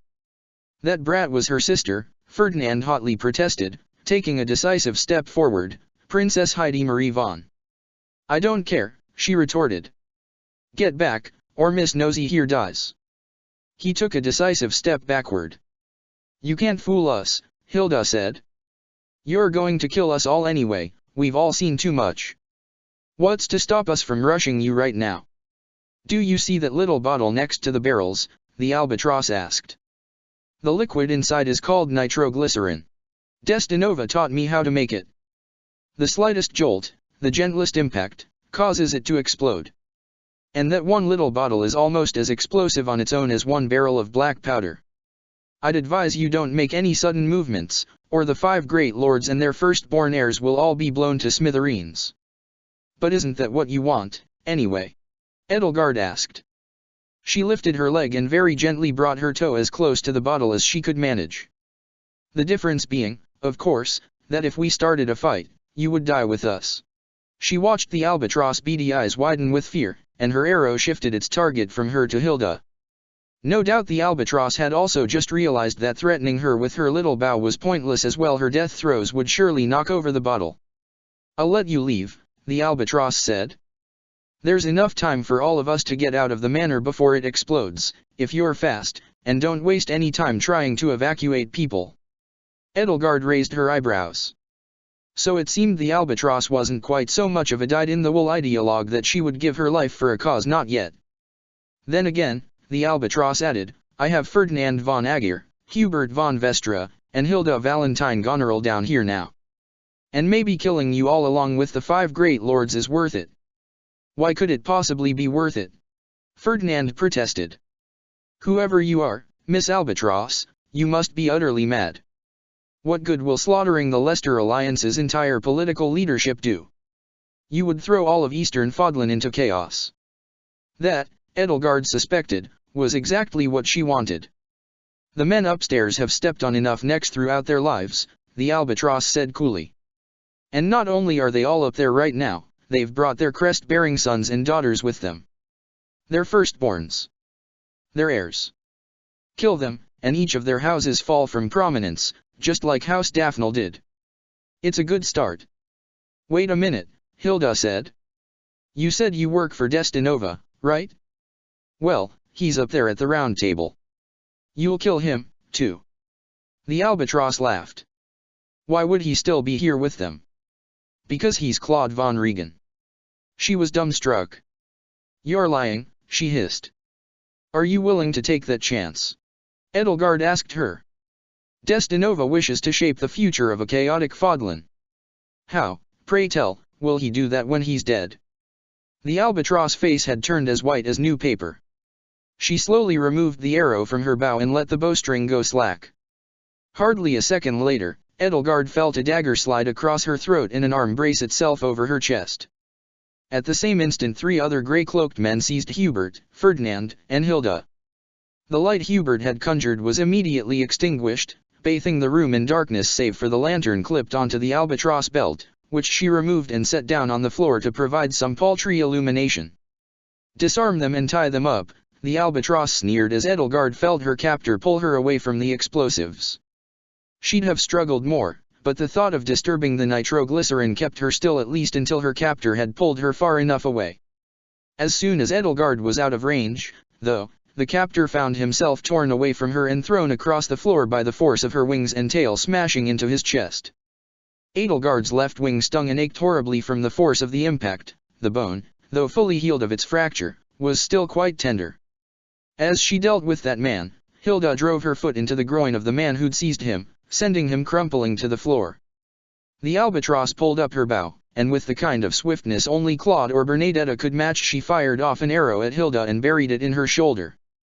"Get down on the ground," she snarled at her and Edelgard, nodding to the men who were holding Ferdinand and Hubert captive. "Or the boys die." "This is, very unwise of you," Ferdinand said. "My father is the Prime Minister of Adrestia, and I assure you, you could do without him as an enemy." Even in the dim light of the albatross little lantern, Edelgard could see the fear glistening in Hubert's eyes and felt her heart plunge into a sea of despair. If she had listened to him, the 4 of them would not be in this mess, alone underneath Regan Manor. But then nobody would have found the bomb. She lowered herself to her knees and placed her hands on the floor in front of her, retracting her wings and tail as suddenly as she'd brought them out. Hilda slowly did the same. "Good," the albatross said. "Turn, Shrike, are you two okay?" The man who'd been thrown backward by the force of Edelgard's brief partial transformation picked himself up and shakily nodded. The other man who'd been kicked in the groin remained curled in a fetal position, obviously needing a few more minutes. "Don't you move. Not a muscle," the albatross said to Edelgard, striding over to where Hilda knelt. "Gull, Pelican. Get out here." 2 more grey-cloaked men slipped out from behind the shadow-wreathed distillery equipment to take the fallen men's places. As one Pelican, perhaps, or maybe Gull took hold of her to tie her down, Edelgard felt her right hand twitch. Her signet ring slid up her finger just a little, and it felt as though its unbidden movement was tugging ever so gently on the rest of her hand, trying to pull it along with it. "I said, not a muscle," the albatross snapped, knocking another arrow and aiming it at Edelgard. "Ugh, you nosy little idiot. Why did you have to come here? Does the thought of murdering me bother you?" Edelgard asked as Pelican or Gull wrenched her hands behind her back. For a moment, she could see a conflicted frown flash across the albatross' hard, severe face, though it may have been a trick of the light. "If you carry on in this line of work, you'll have no shortage of bothersome thoughts like that. What do you know?" "Enough." Edelgard smirked. "Tell me, Albatross, have you ever killed this many people in one fell swoop before? With a single decision?" "Don't talk like you understand, you little brat," the albatross said. "Funny, though. If I hadn't stabbed that noblewoman in the back for you, you wouldn't be here right now. I guess I stuck my neck out for the wrong person." Edelgard felt a rope cinch itself around her wrists tightly enough to cut into her flesh. Her signet ring slipped down her fingers again, but by keeping her hands bunched up into fists she could make sure it didn't fall off. Her captor moved onto her ankles next, binding them just as tightly. "You do like to think of yourself as a hero of sorts, don't you?" she asked. "I've heard people talk about you and Destinova as folk heroes, dashing champions of the poor and downtrodden at the expense of the noble elites. When Regan Manor erupts into flames, will they know you did it? Do you think they'll still see you as a hero after that? Ask yourself, are you ready for that?" "Pelican, take a strip of cloth and gag her or something," the albatross muttered dismissively as she inspected the bindings holding down Hilda, Ferdinand, and Hubert in turn. "If you're going to do these things," Edelgard said, picking up the pace of her speech as Pelican pulled a spare length of cloth over her mouth, You need to be prepared for the very people you're fighting for to see you as a villain, a monster, AMMPH. Pelican finished knotting the cloth, silencing her at least for the moment. That's enough for now, he grunted. Good work, the albatross said as she moved on to inspect Edelgard. Turn, Shrike, Gull, Pelican, go take the escape route. I'll be right behind you. Skimmer, Gannet, put those blasting caps back in place, and make sure the timers aren't set for more than 15 minutes. We'll leave together. There was a chorus of yes, ma'am, and 4 of the half-dozen men slipped back into the shadows. The other 2 set to work on doing what Edelgard had done. Edelgard felt her eye twinge, recalling a death blow she had never received, and the dragon underneath her skin roiled frantically, helplessly, in dreadful anticipation of a fiery albeit likely mercifully quick death. The albatross checked over her bindings and, finding them to her satisfaction, went to the exit she'd prepared, waving Skimmer and Gannet over. Princess Edelgard, right, she called out before she left with the last of her men. You've got guts. Shame they'll be all over Derdriu soon. A door slammed shut behind her. As soon as the coast was clear, Thales began to laugh. Oh, my goodness. My dear little El, he called out. Ah, I cannot see much through this little peephole of mine, but what a drama to grace my ears. I think that albatross girl reminded you of somebody. Although, from the sound of it, you and all your little friends have been effectively subdued. I'm sorry. I must have put too much pressure on you to succeed. I suppose the failure is mine for having misplaced my confidence in you. Ferdinand gave Edelgard a pleading look. Edelgard, he asked, a miserable look on his face as the light flickered across it, do not suppose you have a plan to get us all out of here and stop that bomb from killing us? Edelgard, who had been in the process of sawing through the cloth gag with the help of some unexpected fangs, waited until she had freed her mouth. Who needs a plan? She asked. That bomb isn't going to explode. Isn't that right, Thales? She called out. And how would I know? Thales called back. I must remind you, I am aware of very little from this vantage point, save for your barbarian chatter. I'm sure you would like it if that bomb were to kill us all, she said. Especially if it was to kill you in the process. Excuse me. You've lost and you know it. Agartha is in chaos without you. Your assets have turned against you. Your carefully forged sword has developed a will quite contrary to your own, again. You stand once again in the ruins of your grandiose plans, Edelgard said, enjoying every rhetorical twist of the knife. Once again, I have left you with nothing and nowhere to turn. Death on your own terms would at least let you preserve what is left of your pride. Edelgard, Ferdinand whispered to her, what are you doing? Far be it from me to say this villainous creature does not deserve it, but are you not tickling a sleeping dragon?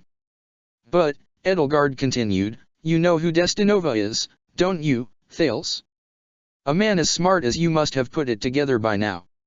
Which means you, at the very least, will not die here, because it is your fate, your destiny, as outside of your control as the words in a book you haven't finished reading yet, for you to run, coward that you are, to yet another unspoiled, pristine timeline to try this very same asinine plan of yours again.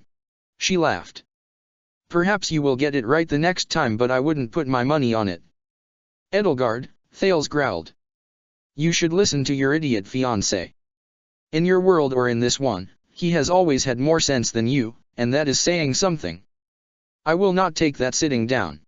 Ferdinand called out. I will take it kneeling down, he muttered. Thales, please, Edelgard said. You're perfectly capable of freeing yourself, and you know it. You want me to beg you to swoop in and come to our rescue, don't you? You want to relive those glory days when I had nobody to depend on but you and your loathsome ilk. You're waiting for me to swallow my pride. Edelgard, Hilda said. We're going to die. Of course we're not, Edelgard said. It's our destiny. Isn't that right, Thales? Thales let out another irritated growl. I assure you, he hissed through gritted teeth. I am quite trapped here. Are you waiting for me to beg you for salvation? You already are, Edelgard said as pleasantly as she could muster. Unfortunately, we're all tied up. Ferdinand, Hubert, and Hilda all looked at her as though she'd gone mad. "Do you expect me to plead for my life?" "No, Thales," she said, "I expect you to die. Unless, of course, you're right about everything, in which case surely something will happen to keep these explosives inert. After all, if the future cannot be changed, and you and I exist within it, then—" "Edelgard," he snarled, "you stupid, obstinate, ill-mannered, ungrateful little mule. All these years I've known you, nurtured you, tried to fill that primitive ape brain of yours with something that even vaguely resembled proper human intelligence, and after all that—" Edelgard listened quietly and politely to Thales' stream of insults as she unclenched her fists. The rope tying her wrists went just a little slacker as her muscles relaxed, enabling her with quite a bit of effort and pain to wrench her hands free. She called upon her crest, let just a little bit of the dragon back out, and used the talons sprouting from her fingertips to cut the ropes binding her ankles together and untie the gag from her mouth. She pulled herself to her feet and rushed over to the others, freeing each in turn, starting with Hubert, then Ferdinand, then Hilda. "SHH," she whispered to them. "Are you all right, Hilda?" she asked, addressing the arrow lodged in her shoulder. "Free me last." "I see how it is," Hilda grumbled. "I'm going to pull the arrow out," she warned, gripping the shaft. "Hubert, be ready to heal her. Ferdinand, you'll help me with those blasting caps." Ferdinand nodded. "Yes, at once," he said, picking himself up and rubbing the feeling back into his hands. Thales' stream of insults finally ran dry. "What are you whispering about?" he called out. "Just saying our last goodbyes in private to our friends and loved ones, Thales," Edelgard called out. "I expect you not to understand, after all, you don't have any. Grit your teeth, Hilda," she whispered as she ripped the arrow out of Hilda's shoulder. "Ow!" Hilda hissed through gritted teeth. "Could've counted to 3, first. How did you even stub your toe with your ankles tied behind you, you stupid girl?" Hubert chastised her as he swooped in to heal the wound. "I'm sorry for thinking you possessed even the slightest shred of competency," Thales spat. Edelgard went with Ferdinand to remove each of the 6 blasting caps. As she removed one, she felt her hand tremble again, as though her signet ring was trying to pull it away from her, and a pang of worry shot through her mind as she wondered if any mishandling could set the Semtex off. A few fraught seconds passed, though, with nothing happening, and she carried on her work.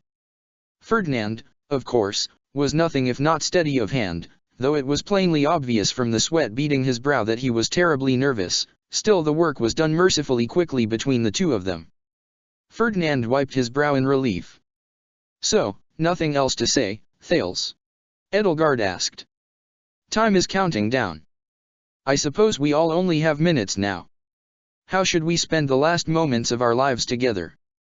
"Edelgard," Hubert whispered to her, "what if he breaks through that wall while we're still here?"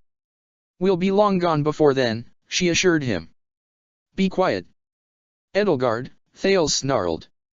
"The time for games is over. You are all helpless and powerless.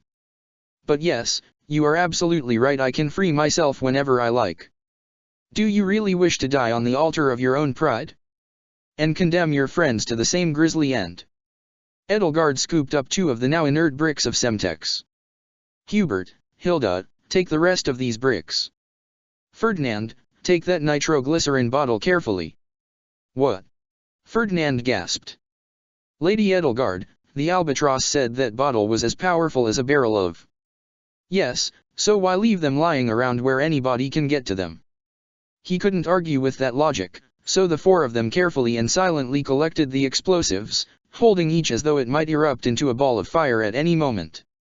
"And don't forget, Edelgard, that the fates of so many people hang in the balance," Thales concluded. "Perhaps you do not care about those decadent nobles, but what about their servants? Their children? I know you have such a soft spot for the likes of those. Will you condemn them to death? And I am sure you now know what will happen if I were to die, so knowing that, would you risk all of Derdriu itself? Think about it. All you have to say is, please. Edelgard, my dear niece, is that so hard?" "Sorry, uncle, but yes," Edelgard called out. "I suppose I shall see you in hell." She opened the door they'd come in through and stood back, propping it open with one foot. She felt her hand continue to drift, as though pulled by a very slight, very subtle magnetic force. "Ferdinand, you first," she whispered. "Hide the nitroglycerin in the very back of one of the liquor shelves, and take the bottle you replace it with for yourself." "Stealing," he gasped. "From Ducree." "Just do it, Ferdinand," Hilda huffed. Ferdinand crept into the corridor and swapped the bottle of nitroglycerin for a similarly shaped 1-liter bottle of what looked like either gin or white rum, and the others followed him. Edelgard quietly closed the door behind herself. "Now," she said, "we leave." They left. Once outside of the range of the distillery room's wards, Edelgard's fire returned, and she conjured a flame to light her way. They hadn't gotten far down the corridor, though, before Edelgard heard the muffled sound from the room they'd just left of stone shattering, or rather, bricks. Thales had gotten tired of waiting for his dear niece to show proper obeisance, or perhaps desperate. "Start running," she told the others, hurrying along with them. She didn't need to explain to the others why. At any rate, when the door behind them all but flew off its hinges, it answered that question for them. Thales took halting, puppet-like steps over the threshold, his body hanging limply like a marionette at the end of its strings, like a doll somehow animated without being capable of conscious thought. One arm hung limp at his side, its hand dripping blood from shattered knuckles, the other was tucked into his ragged cloak. Dried blood, blackened, stained half his face, one of his white eyes had gone completely dark and had vanished into the blood and shadow. He moved like a man possessed, every step was a halting, inhuman lurch forward. He snapped up, alert, and the last thing Edelgard saw of him as she glanced over her shoulder was of him vanishing in a column of light. Ferdinand let out a frightened scream and came to a halt ahead of them as Thales reappeared at the other end of the corridor. Edelgard felt herself fling out her hand forward, unbidden. A spearhead burning with a fiery light, pulsating bone carved into a curved, elegant blade, tore through Thales' side, liberating from his midsection a gout of blood. He was thrown aside, injured but not mortally, into the shelves of liquors which toppled over him, dousing him in a dozen distinct variations of rum, gin, and liquor as the glasses shattered over his head. Behind him stood the spear-wielder who had struck him down. She was clad in light steel armor hidden under a dark green cloak, around her neck was a pendant made from a ring on a chain, and the ring had lifted itself as though by magic into the air and was pointing directly toward Edelgard's signet ring like a magnet drawn to another. She was lit by the fiery light of her hero's relic, illuminating short, straw-gold hair that fell to her chin and framed a face that was all too familiar. She held out her hand to Edelgard. "Come with me if you want to live." Chapter 59, The Girl That Love Made Blind. She had the dream again. The same dream, with minor variations each time, had troubled her night after night for a long, long time now, and this one was the worst of them all. It started much the same as always, with a dreary bog, mud that sucked at the soles of her boots, a cloying mist curling around gnarled branches. Beyond that was blasted wilderness, scrubland, inhospitable earth with just a few scraggly plants here and there. And she was alone, pressing onward. No, there were other people, 2 of them. An older man, gruff and taciturn, clad in battered and tarnished knight's armor, and a young woman who bounded after him in his footsteps. But she felt alone, no matter how close they stood to her. The closer they came to her, in fact, the stronger the sense of distance felt, of separation, as though there was a barrier repelling them like 2 magnets that would push themselves apart all the more desperately the closer they came to each other. There were others, 2 men and women in armor, but they drifted in and out like spirits sculpted from fog, faceless and ephemeral. Days and nights would pass, eking out a simple and brutish existence on stale bread and tough salted meat when that was possible, and nothing when it wasn't. In the dream, she and the others would find themselves in opulent manors spread here and there across the wasteland, where the scent alone of the most opulent meals would make one's mouth water. The men who ruled these fiefdoms promised scraps from their tables, as one might feed a begging dog, in exchange for favors. And the food never seemed worth the blood and filth that would coat their armor and stain their weapons afterward. Underneath the mess, gold tarnished to bronze and then brass and then finally to cheap iron. At the end of every day, everybody's eyes seemed to be hollower and more sunken, duller, more dull-like, and nobody seemed to care. And that was the nightmare, night after night.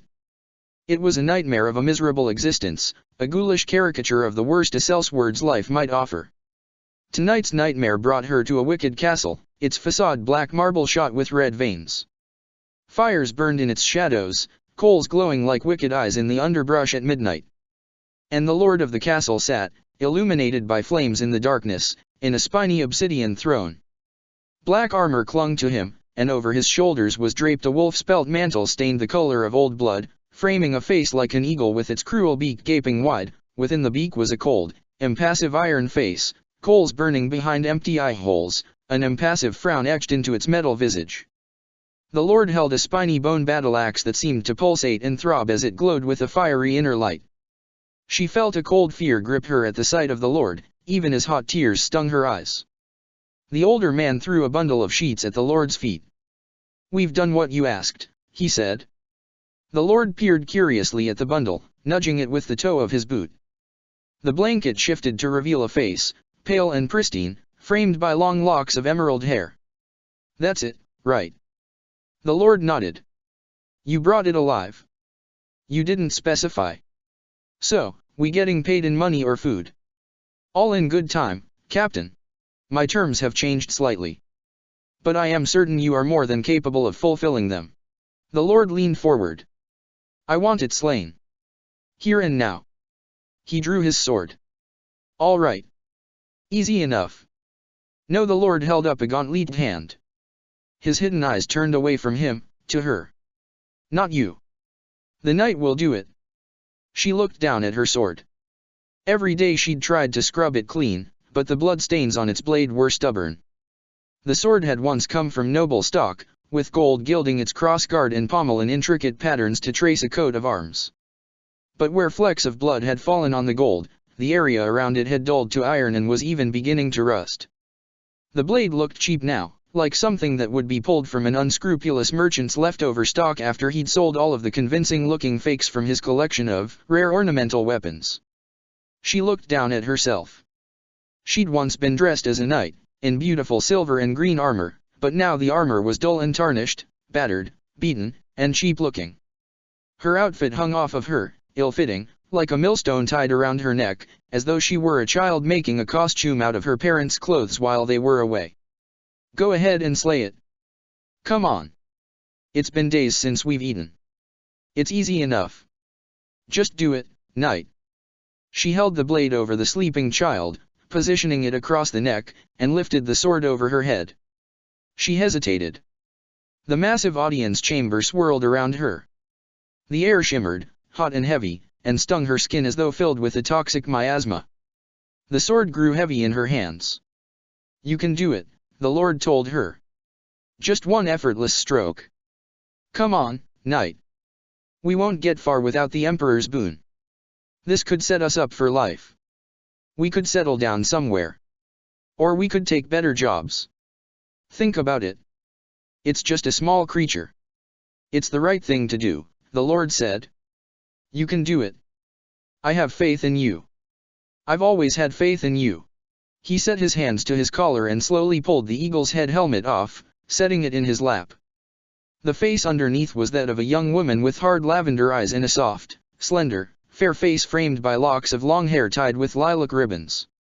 That hair had once been fallow, the light shade of brown like a deer's coat or brown sugar, but was now a snowy white with streaks of silver, tinted in ambers and oranges from the flickering flames. "Do it for me," Edelgard said. "Kill it, Ingrid." She awoke to the sound of a crackling fire, heat against her face, and light bleeding dully through her eyelids. She parted dry lips, cleaving her tongue from the inside of her mouth, and sat up atop her bedroll. Her muscles ached, her thighs most of all. She'd been on the back of her Pegasus all day, flying in formation with the other 7 flyers in the battalion and keeping pace with the ground forces.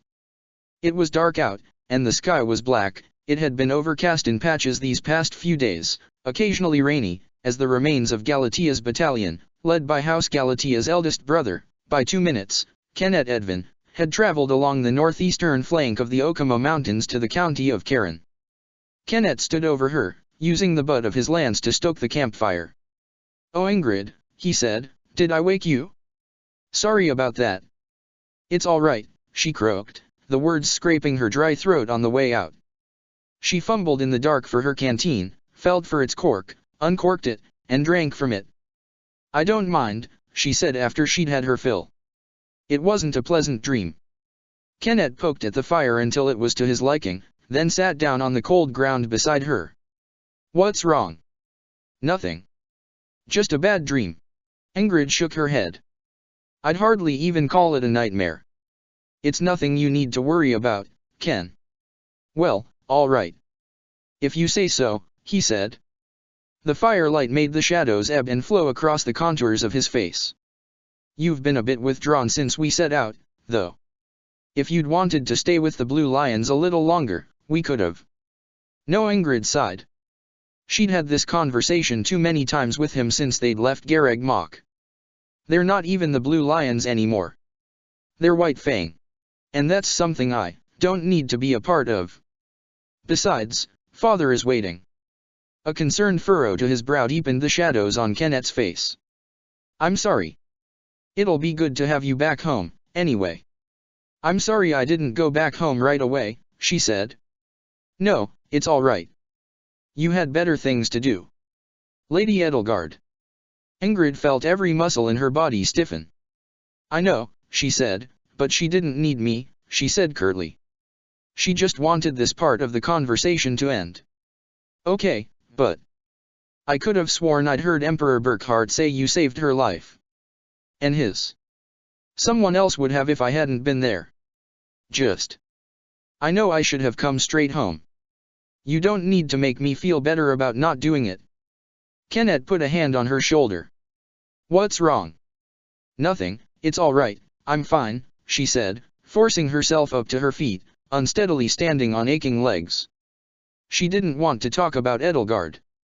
She didn't want to think about Edelgard. She didn't want to have anything to do with Edelgard. "I think I just need to stretch my legs." Kenneth just stared up at her. "All right," he said, shrugging. "Don't wander too far. It'll be a while longer till dawn." She wandered, but not too far, just to the edges of the campfire's light. There were other fires here and there amid the bivouac, around which were clustered the rest of the battalion with their horses and Pegasi. Forest encroached on the camp. The spiny evergreen trees of the mountains were only just starting to cede territory to the naked trees of the lowlands, many of which were just starting to bud now that the rains and warmth of spring had come to drive away the winter's heavy snow. It had been a few days since they'd left Garreg Mach. Due to scattered showers and storms that made the winding paths through the mountains difficult to navigate, the going had been slow, and of course the Pegasus riders and cavalry had had to keep pace with the infantry, but they'd reached Karen territory yesterday morning and had just gotten out of the northern foothills of the mountains. Eventually, lost in her thoughts, she wandered too far, and the world around her turned dark. She looked up at the sky through the forest's scant canopy and tried to see the stars, but with the patchwork of clouds, only a few were visible among the inky blackness. She'd never felt so alone. But it was not as intolerable as the alternative. Eventually, she saw distant lights in the darkness. Faint white lights blinking through the trees, fairy lights in soft greens and pale blues, and the occasional spark of a distant fire. She steeled herself. Something was amiss. Her nerves fired, her muscles tensed. She reached for the sword sheath at her hip, her fingers finding comfort around the hilt's leather bindings. Something dangerous was approaching, an ambush, perhaps. Her breath grew short, though she kept her breathing steady to calm her racing pulse. Edelgard's painful last words occurred to her. "The route you're taking home is the same one your father took." Had that been a selfish threat, or a genuine warning? Were these lights from the Agarthans, drawing nearer to snuff hers out, just as they had snuffed out her father's light on the treacherous snowy roads of the northern Okama Mountains? The bivouac. She had to warn the rest of the battalion. Ingrid turned around, drawing her sword, and looked through the trees for the campfires of the encampment. Fairy lights had split and flitted through the forest on either side of her, a pincer movement. By the time she caught sight of the fires again, she had already heard the first shout of alarm as blades in the dark were unsheathed. There were flashes of light. Was it them the people Edelgard had called those who slither in the dark? A branch snapped behind her. She whirled around again, and her sword met an assassin's blade as a cloaked figure leaped from the darkness. She could only hardly see him in the night. It had been sheer luck and the tenseness of her honed nerves that she had parried the blade. She felt a boot drive itself into her midsection and throw her to the ground. She rolled to the side as the blade that swung down upon her bit into a gnarled root. She could just barely make out the assassin's silhouette, just as she was certain he could barely make out hers. The two of them fought, blades probing shadows and illusions of the darkness, only occasionally meeting, until she felt her blade meet something yielding. There was a gurgling death rattle from the assassin, and Ingrid felt hot blood on her fingers. An explosion rocked the ground in the distance. Her mind and nerves racing, she slid the assassin off her blade and tried to get her bearings. The sudden attack had gotten her all turned around again, leaving her disorientated. But she felt something approaching and saw a light come near, and another assailant clad in lightweight armor and a dark cloak leaped at her from the shadows with a sword in one hand and a torch in the other. The torch's fiery end swept through the air in an arc, leaving a trail of sparks. Ingrid parried the sword, then the torch, sparks spilling onto her sleeves as her blade bit into the torch's length. She parried another strike of the blade and the assailant drove the torch into her stomach. She felt the heat of the flames like a brand through her metal cuirass and could do little else but scream as the heated steel seared her flesh.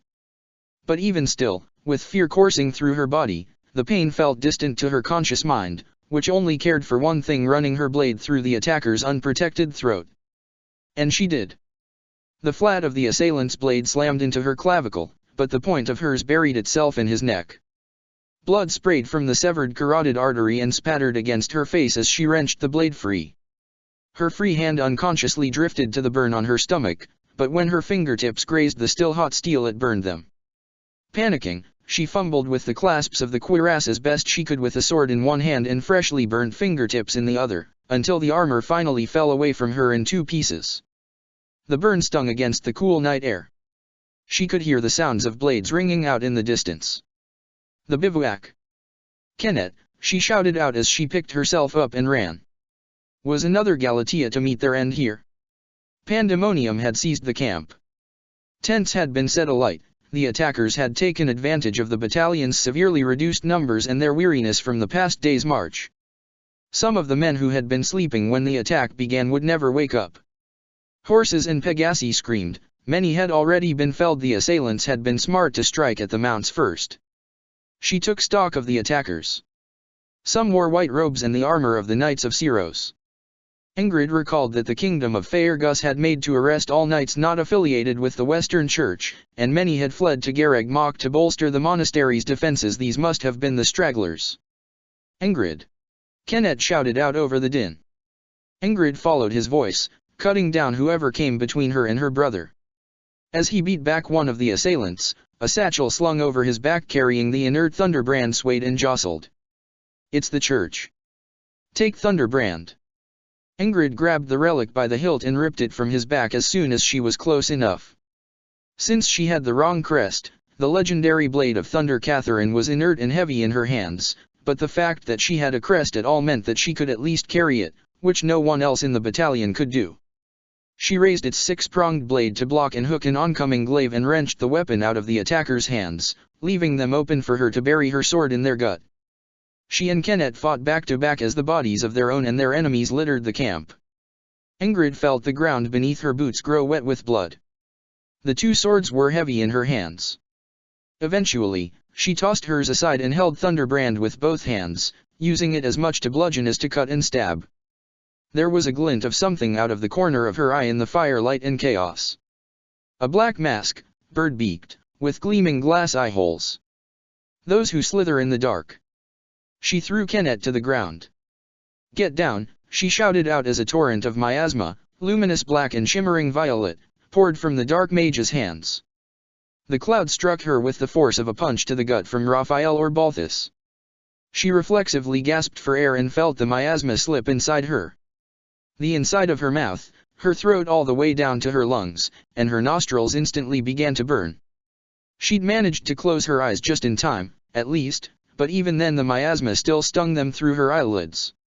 She stumbled and staggered, hacking and coughing out the miasma, and with every breath she tried to take her stomach heaved. She could feel the mage from a distance prepare to strike a killing blow, but all she could do was fall to her knees and vomit out a stomachful of bile, burning an already scraped raw throat. She felt a Pegasus wing drape itself over her, as though to shield her. She remembered the Pegasus Artemis, the first Pegasus she'd learned to ride, who had always taken her under his wing whenever it would rain while she was out riding. And she remembered Edelgard, who had once done the same. She cracked open her eyes. They burned and streamed with tears, but she could see, and furthermore she could see that the Pegasus who had come to her aid had been the same one she'd been riding these past few days. With her years of practice and training behind her, she hauled herself onto the steed's back more out of instinct than conscious thought. "Oberon, fly," she coughed out, taking the Pegasus by the reins in one hand while Thunderbrand dangled from the other. With a loud scream the Pegasus reared up, flapped his mighty wings, and carried her aloft. This was a battle horse, who knew from a lifetime of experience how to weave between volleys of arrows and offensive spells, and he hardly needed Ingrid's input at all to glide above the encampment. Ingrid's heart pounded in her chest as she surveyed the devastation. White-robed church mages and knights mingled with the black-cloaked dark mages of Agartha, and though their numbers were few and dwindling, so were the Galatea battalions. She dug her heels into the Pegasus' sides. "Dive," she ordered, holding Thunderbrand aloft, and the two of them swooped down. The dark mage who had struck her with the miasma looked up and readied a killing spell, but Ingrid buried Thunderbrand's pronged side in his before he could attack, and while she couldn't use the relic to its full potential like Catherine could, her own desperate strength and Oberon's momentum lent the blade enough force to tear the mage in half, sending everything from the waist up flying in a shower of gore. The next thing Ingrid knew, a javelin had torn itself all the way through the Pegasus' throat and out the other side, and she felt its blade cut a shallow furrow in the side of her head, nicking her ear. She and Oberon, who was already dead, plummeted like a stone from the air, and it was just her luck that she did not have far to fall. Still, she was thrown from the dead mount as a burly knight in cavalier's armor, bearing the symbol of the Church of Ceros emblazoned on his breastplate, closed in on her with a two-headed battle-axe in hand. "Heretic scum," he bellowed, raising the axe over her head. The chaotic firelight made the blood spatters on its gleaming blade seem to writhe like crimson maggots. "Burn in Alel." And then, just before he could bring the blade down, a torrent of hot blood spewed from his neck and he stumbled backward and fell limply to the ground. The hilt of a wicked-shaped dagger protruded from the hollow of his throat. Ingrid felt a pair of hands grab her by one shoulder and hoist her up and away from the Pegasus corpse. Her eyes stung, her legs throbbed, and breathing was still a torturous ordeal, but through the tears of irritation and pain she looked up and squinted at her rescuer. "Kenneth," she whispered. No, it wasn't Kenneth. The person who had come to her aid had grey skin, like a corpse, with a shock of red hair and sunken eyes like rubies in the dark. A sneering, exhilarated grin split her dark lips. Ingrid's heart plummeted into her stomach. "Oh, goddess, no," she moaned. "Hi there, Ingrid," Kronia said. "I'm here to, what's the opposite of kill you, again?" "Oh, right. Save you. I'm here to save you." The pre-dawn light revealed the extent of the devastation.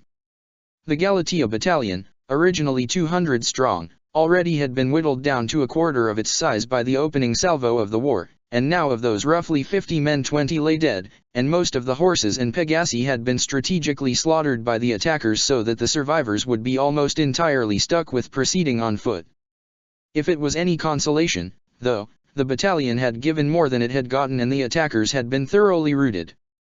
Ingrid counted herself lucky that among the survivors there was still somebody with a propensity for healing magic. Sigurd, a young commoner man from one of the towns nearest the Galatea Bladdid border, who'd apprenticed under his village's sole priest and physician before being sent to war. He was scrawny and mousy and small, which both made his survival over the past few weeks difficult to imagine and yet also easy to understand, and he reminded Ingrid just a little bit of Ash in his kindness and politeness, though the tone of his voice reminded her a bit of that one perennially cheerful gatekeeper from Garreg Mach everybody regarded so fondly. "How does it feel now, Lady Ingrid?" Sigurd asked, pulling his hands away from her bare stomach, where the burned skin had turned from raw and blistered to a pale and glassy sheen. "It still stings," she admitted to him. Her voice was still a croak, and the effort of speaking agitated every inch of her throat. "But it's much better than before." "Good," he said. "I can try to do more, Don't strain yourself. You're our only healer, there are more people than me who need you. Yes, but, ma'am, you're a lady of Galatea. You and Lord Kennet come first. Is Kennet all right?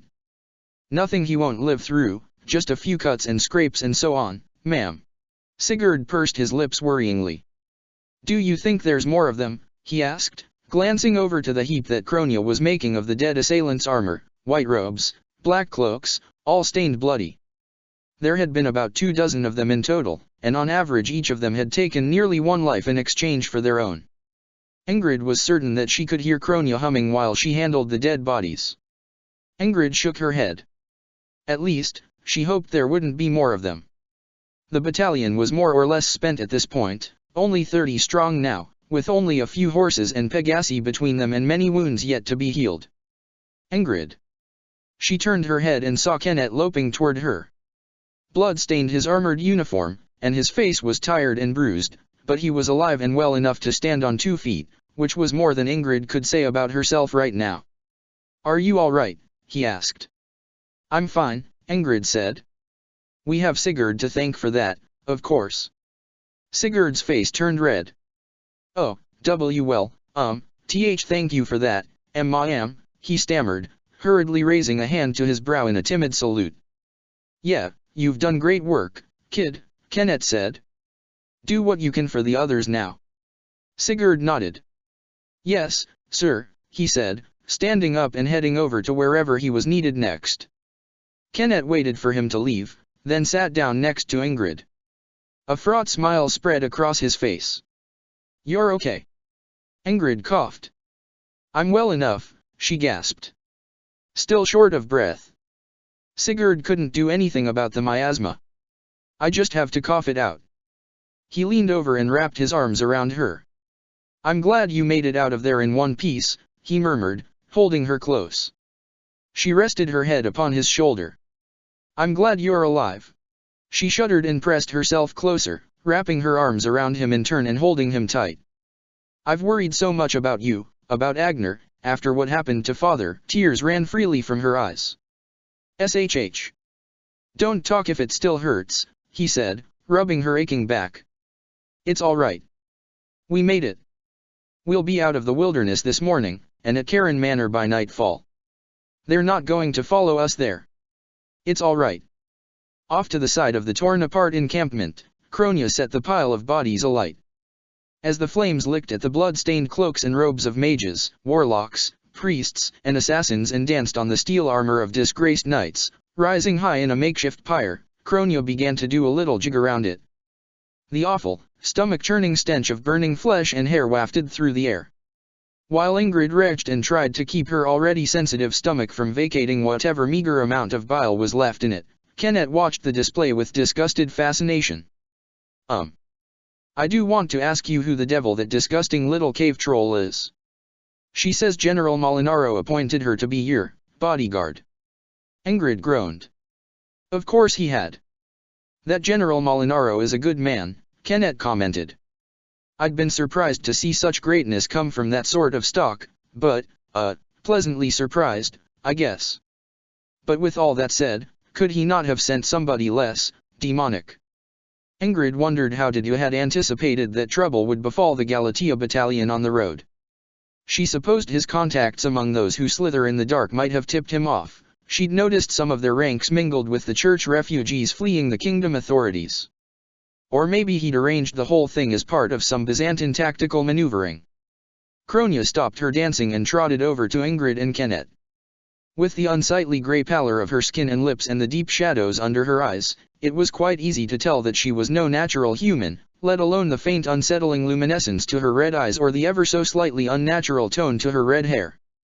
Even beyond that, her garb made it plainly obvious that she came from nowhere, that anybody in Fodlan could fathom. No textile worker, not even one who served the mightiest lords or emperor of Adrestia himself, could have possibly woven such sleek fabric, if it was even fabric, that clung like a second skin to every curve of her body. She gave a curt little bow to them. Now you won't have to bury those idiots' bodies. You're welcome. Serves em right for opposing you. But you should have your fallen allies' bodies burned, too. Kenneth's face turned pale. "Why?" he sputtered. He seemed transfixed with a sort of horrified fascination by the sight of Kronia, at once attracted to her shapely feminine form and yet utterly repulsed by her demeanor, attitude, complexion, dress, and everything else. "So that the enemy can't dissect and study them," Kronia answered, furrowing her brow as though it were plainly obvious.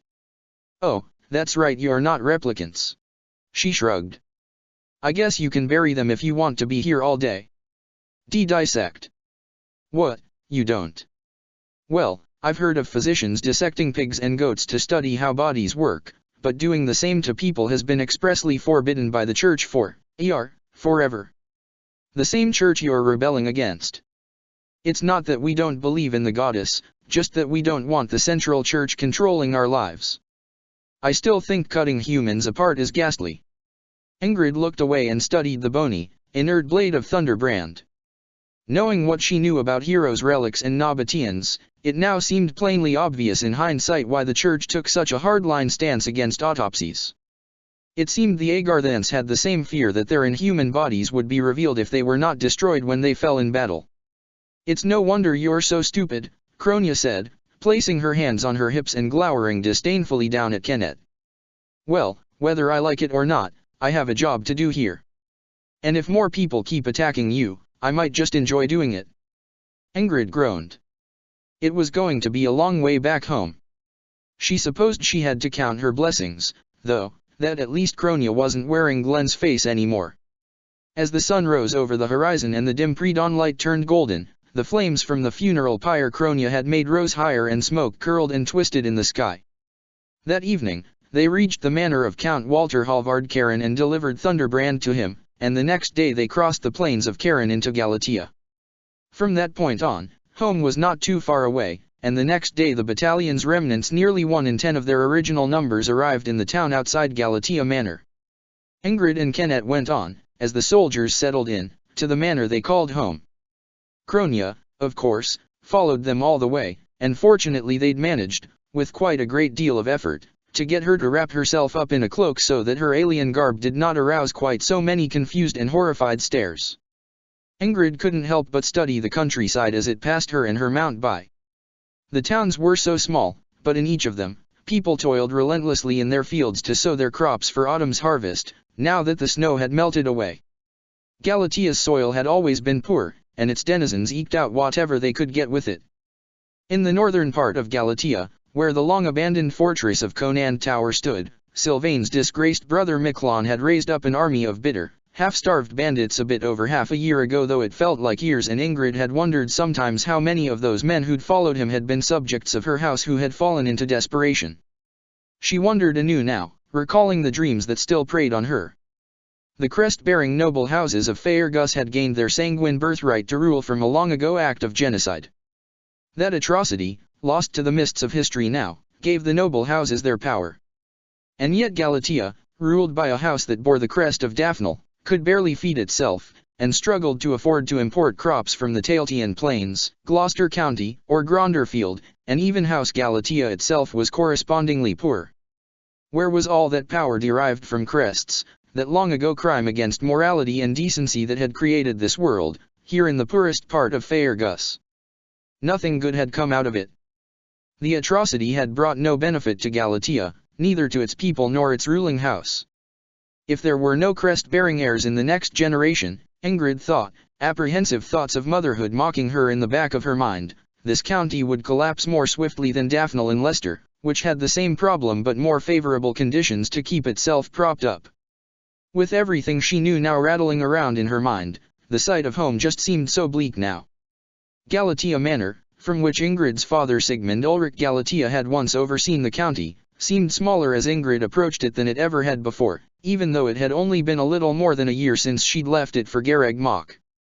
There was something about the sight of it that called to mind the flat, cheaply painted backdrops of a theatrical troupe's performance rather than a real place.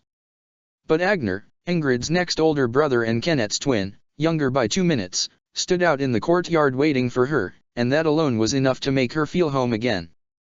"Kenneth!" Agner cried out, arms wide, embracing his brother. "I had a terrible feeling you were in danger the other day." "I was," Kenneth said. We were attacked on the road. Outlaw Knights of Syros. But we made it. I know. I figured that you must have when the terrible feeling went away instead of getting worse. And Ingrid. Ingrid's second oldest brother embraced her next, and gave her a peck on the cheek. You're going to have to tell me all about the Battle of Garreg Mach. Did you really fight in it? His hand went to the side of her head, feeling the notch in her ear from the javelin that had downed her. A few locks of hair had been snipped by the blade as well. You need to even your hair out. The chambermaid can see to it tomorrow morning, once you're settled in. Oh, it's so good to see you again. Kenneth and I were so worried for you. It's good to see you, too, Agner, Ingrid said, embracing him. And wait, who's this? He asked, catching sight of Kronia.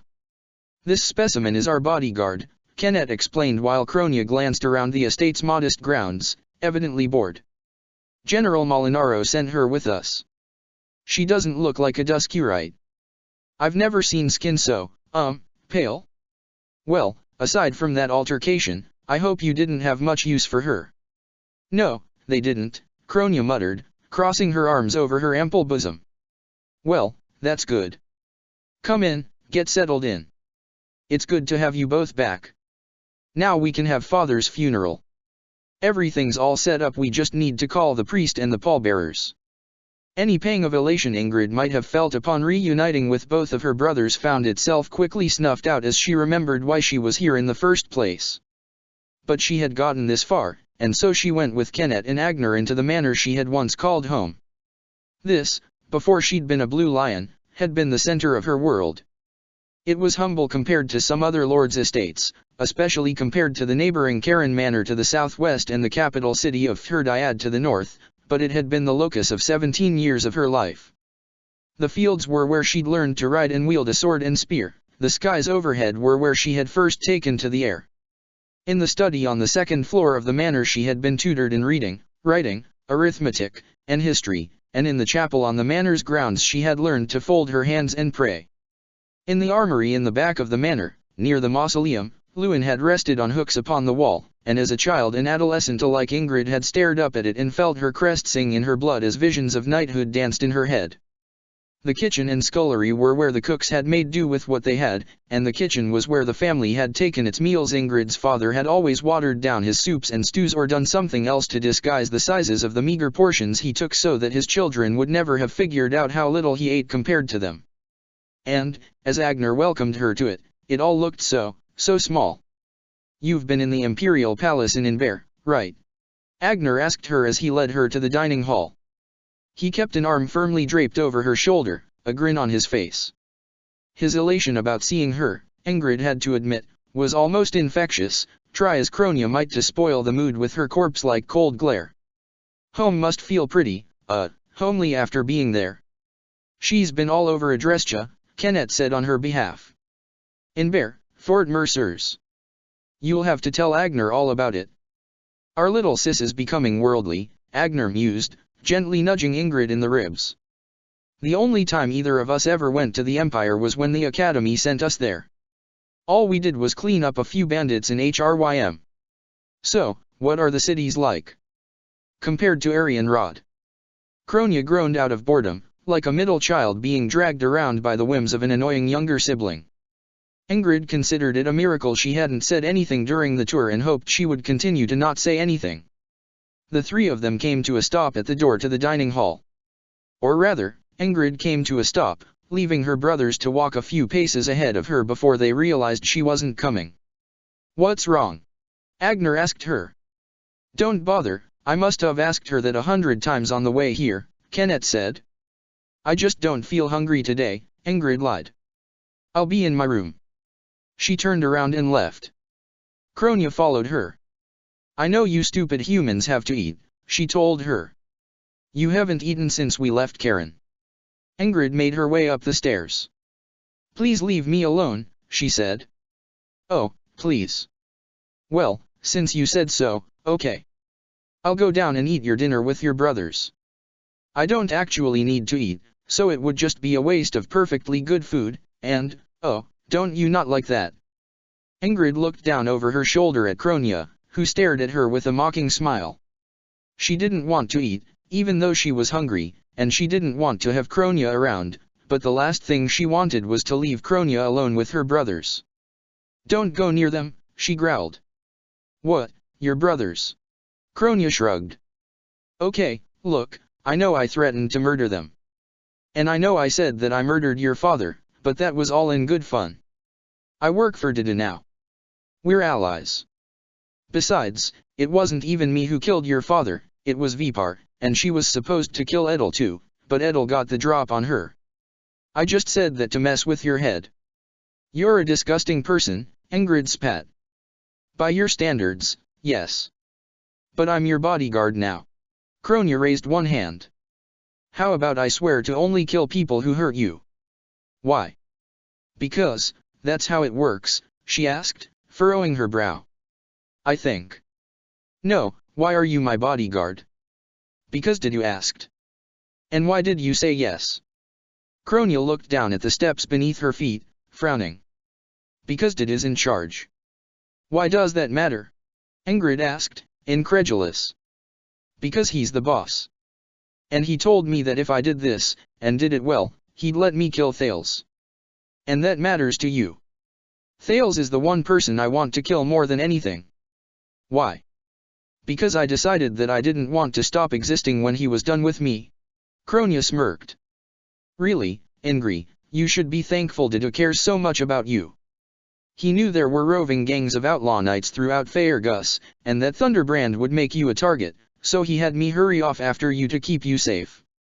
You still haven't thanked me, by the way." Ingrid sighed. Dadu was a duplicitous, conniving, schemer who turned on people as easily as breathing. As a tactician and a plotter in a labyrinthine conspiracy, he twisted like a weather vane and changed allegiances at the drop of a hat. She couldn't trust him. She never would. "Why should I believe he hired you to protect me? He's just as well within his rights to have me killed for getting in his way." "Yes, but I'm his best assassin. If he wanted you dead, you already would be." She felt her stomach growl like an angry predator ready to lash out. "Best assassin? You didn't do such a good job killing Edelgard," she found herself retorting, even though Edelgard's name felt like acid on her lips. "That was a feint, you idiot." Kronia snapped. Dadu didn't really want Edel to die. For all the scheming he does behind King Dimitri's back, he's got a twisted sense of loyalty to the Hurricane King, and the people he loves. "Why do you think Desi let you have his horse?" Ingrid stared Kronia in her wild red eyes, feeling a wave of utter revulsion and contempt wash through her body at the sight of every loathsome detail of the face of the creature that had poisoned and corrupted beyond salvation every last good memory she'd ever had of Glen Frildarius. "Go find a guest bedroom," she muttered. "I don't want you around me." "Well, I don't want me around you," Kronia retorted, marching up the stairs past her. "But it's my job. Give me a nice, loud scream if someone tries to kill you. Maybe I'll get there in time." Frustrated, hungry, and tired, Ingrid made her way to her room, where the chambermaid was unpacking her belongings for her. She let her leave and set to work unpacking the rest herself.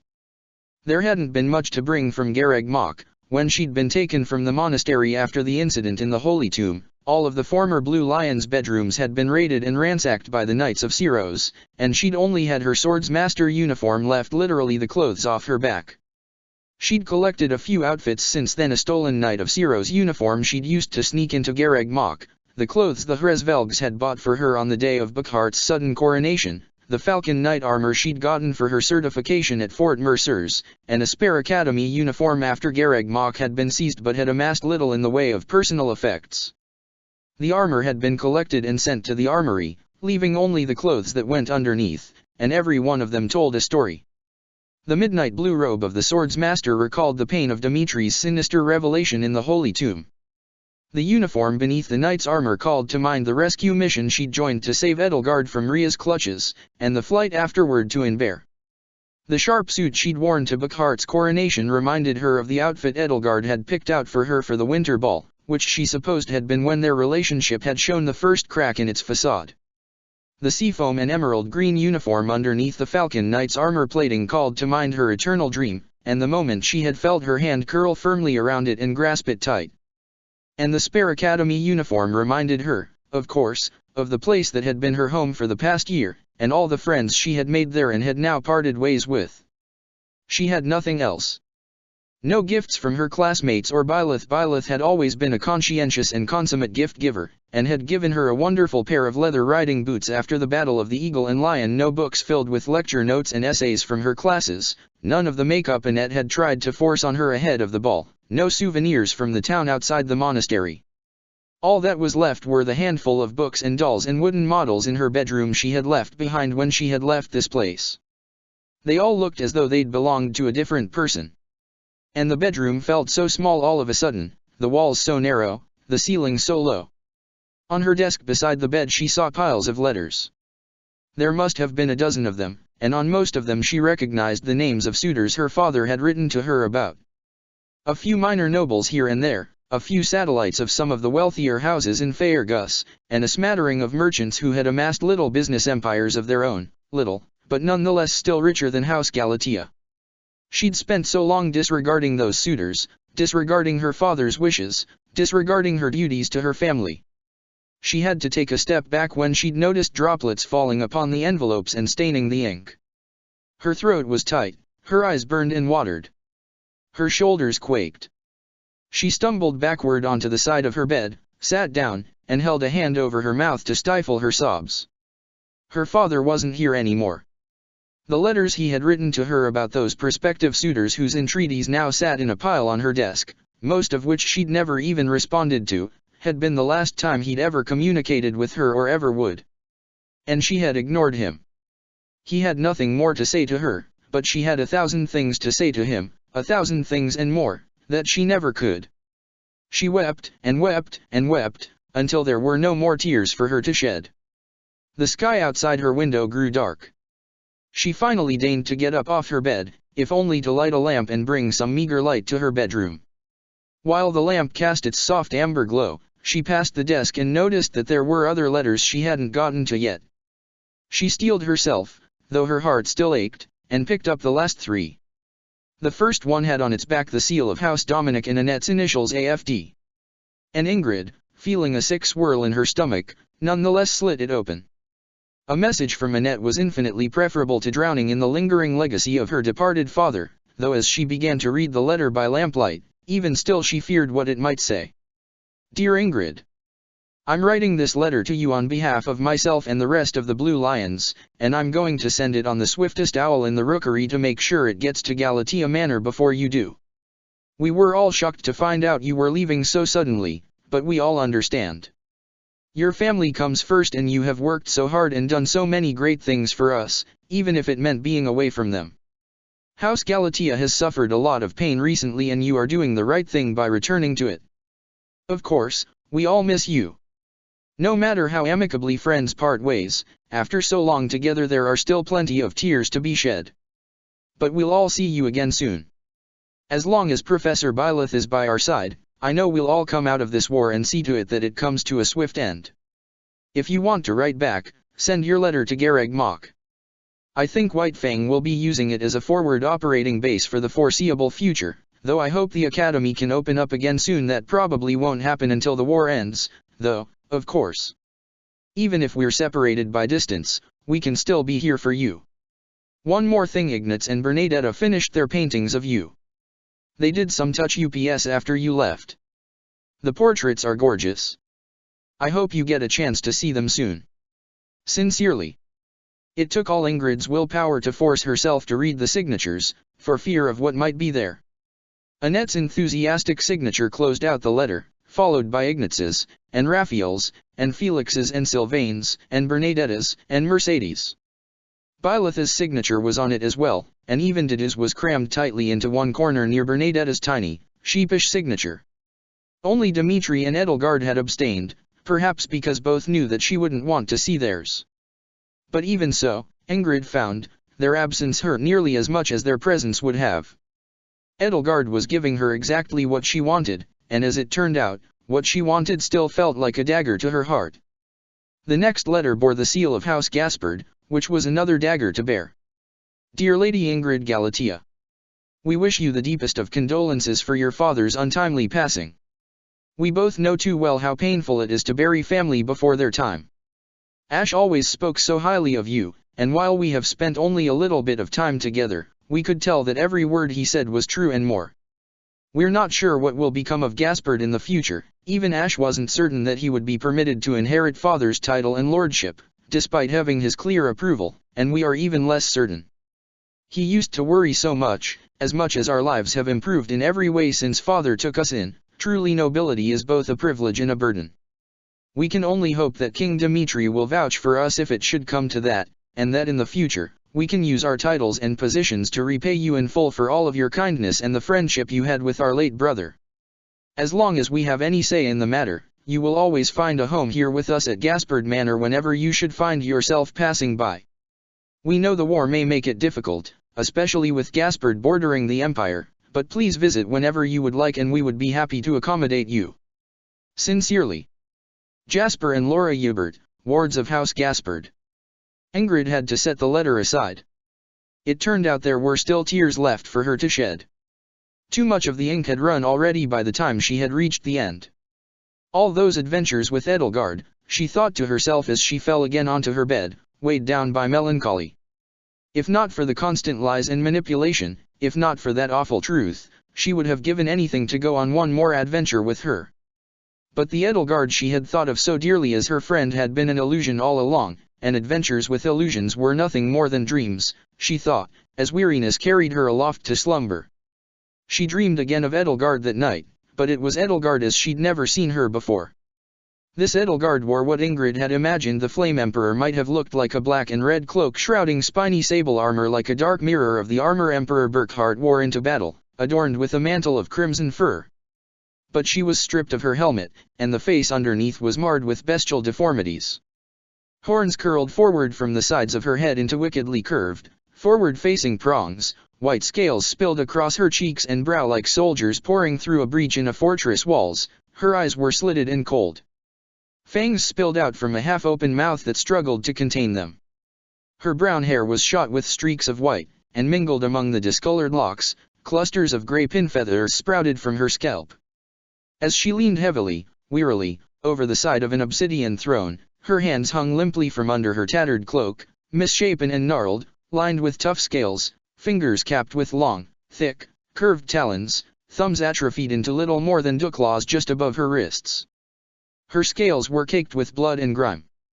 Wings clad in ruffled, dulled black feathers draped themselves protectively over her shoulders, and a long, scaly tail snaked out from under the hem of her cloak and draped itself over the opposite side of her throne.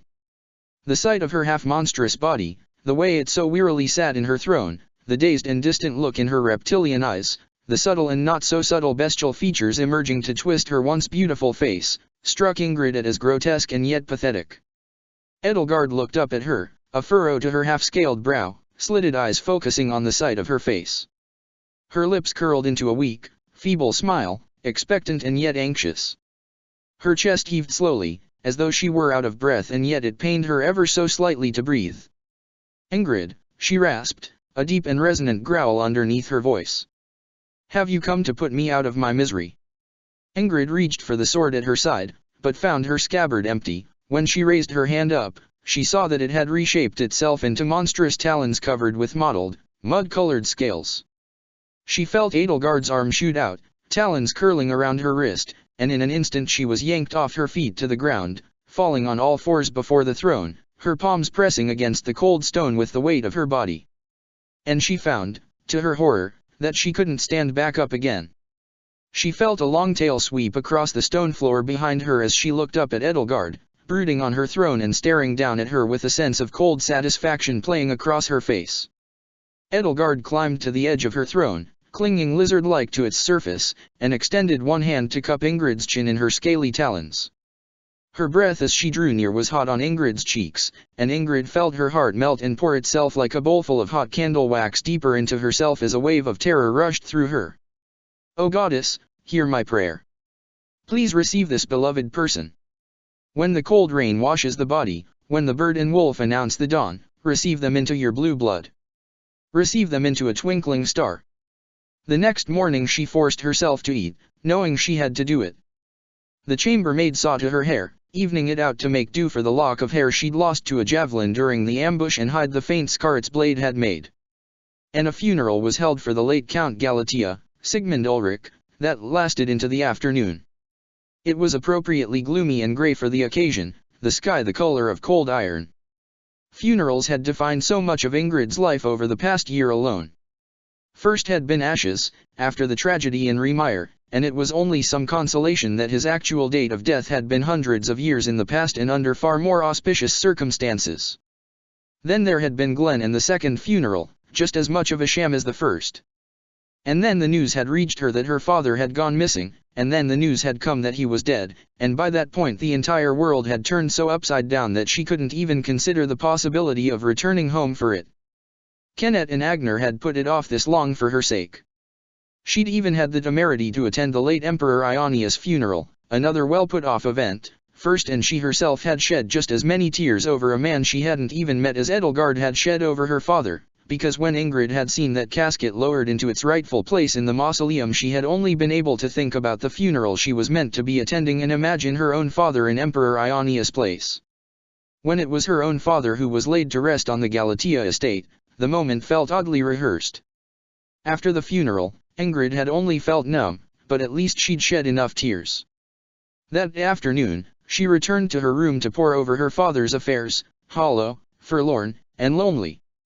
With Kronia stalking the halls and frightening the servants, ostensibly for her benefit, her home felt even more unwelcoming and foreboding, but there was little else she could do.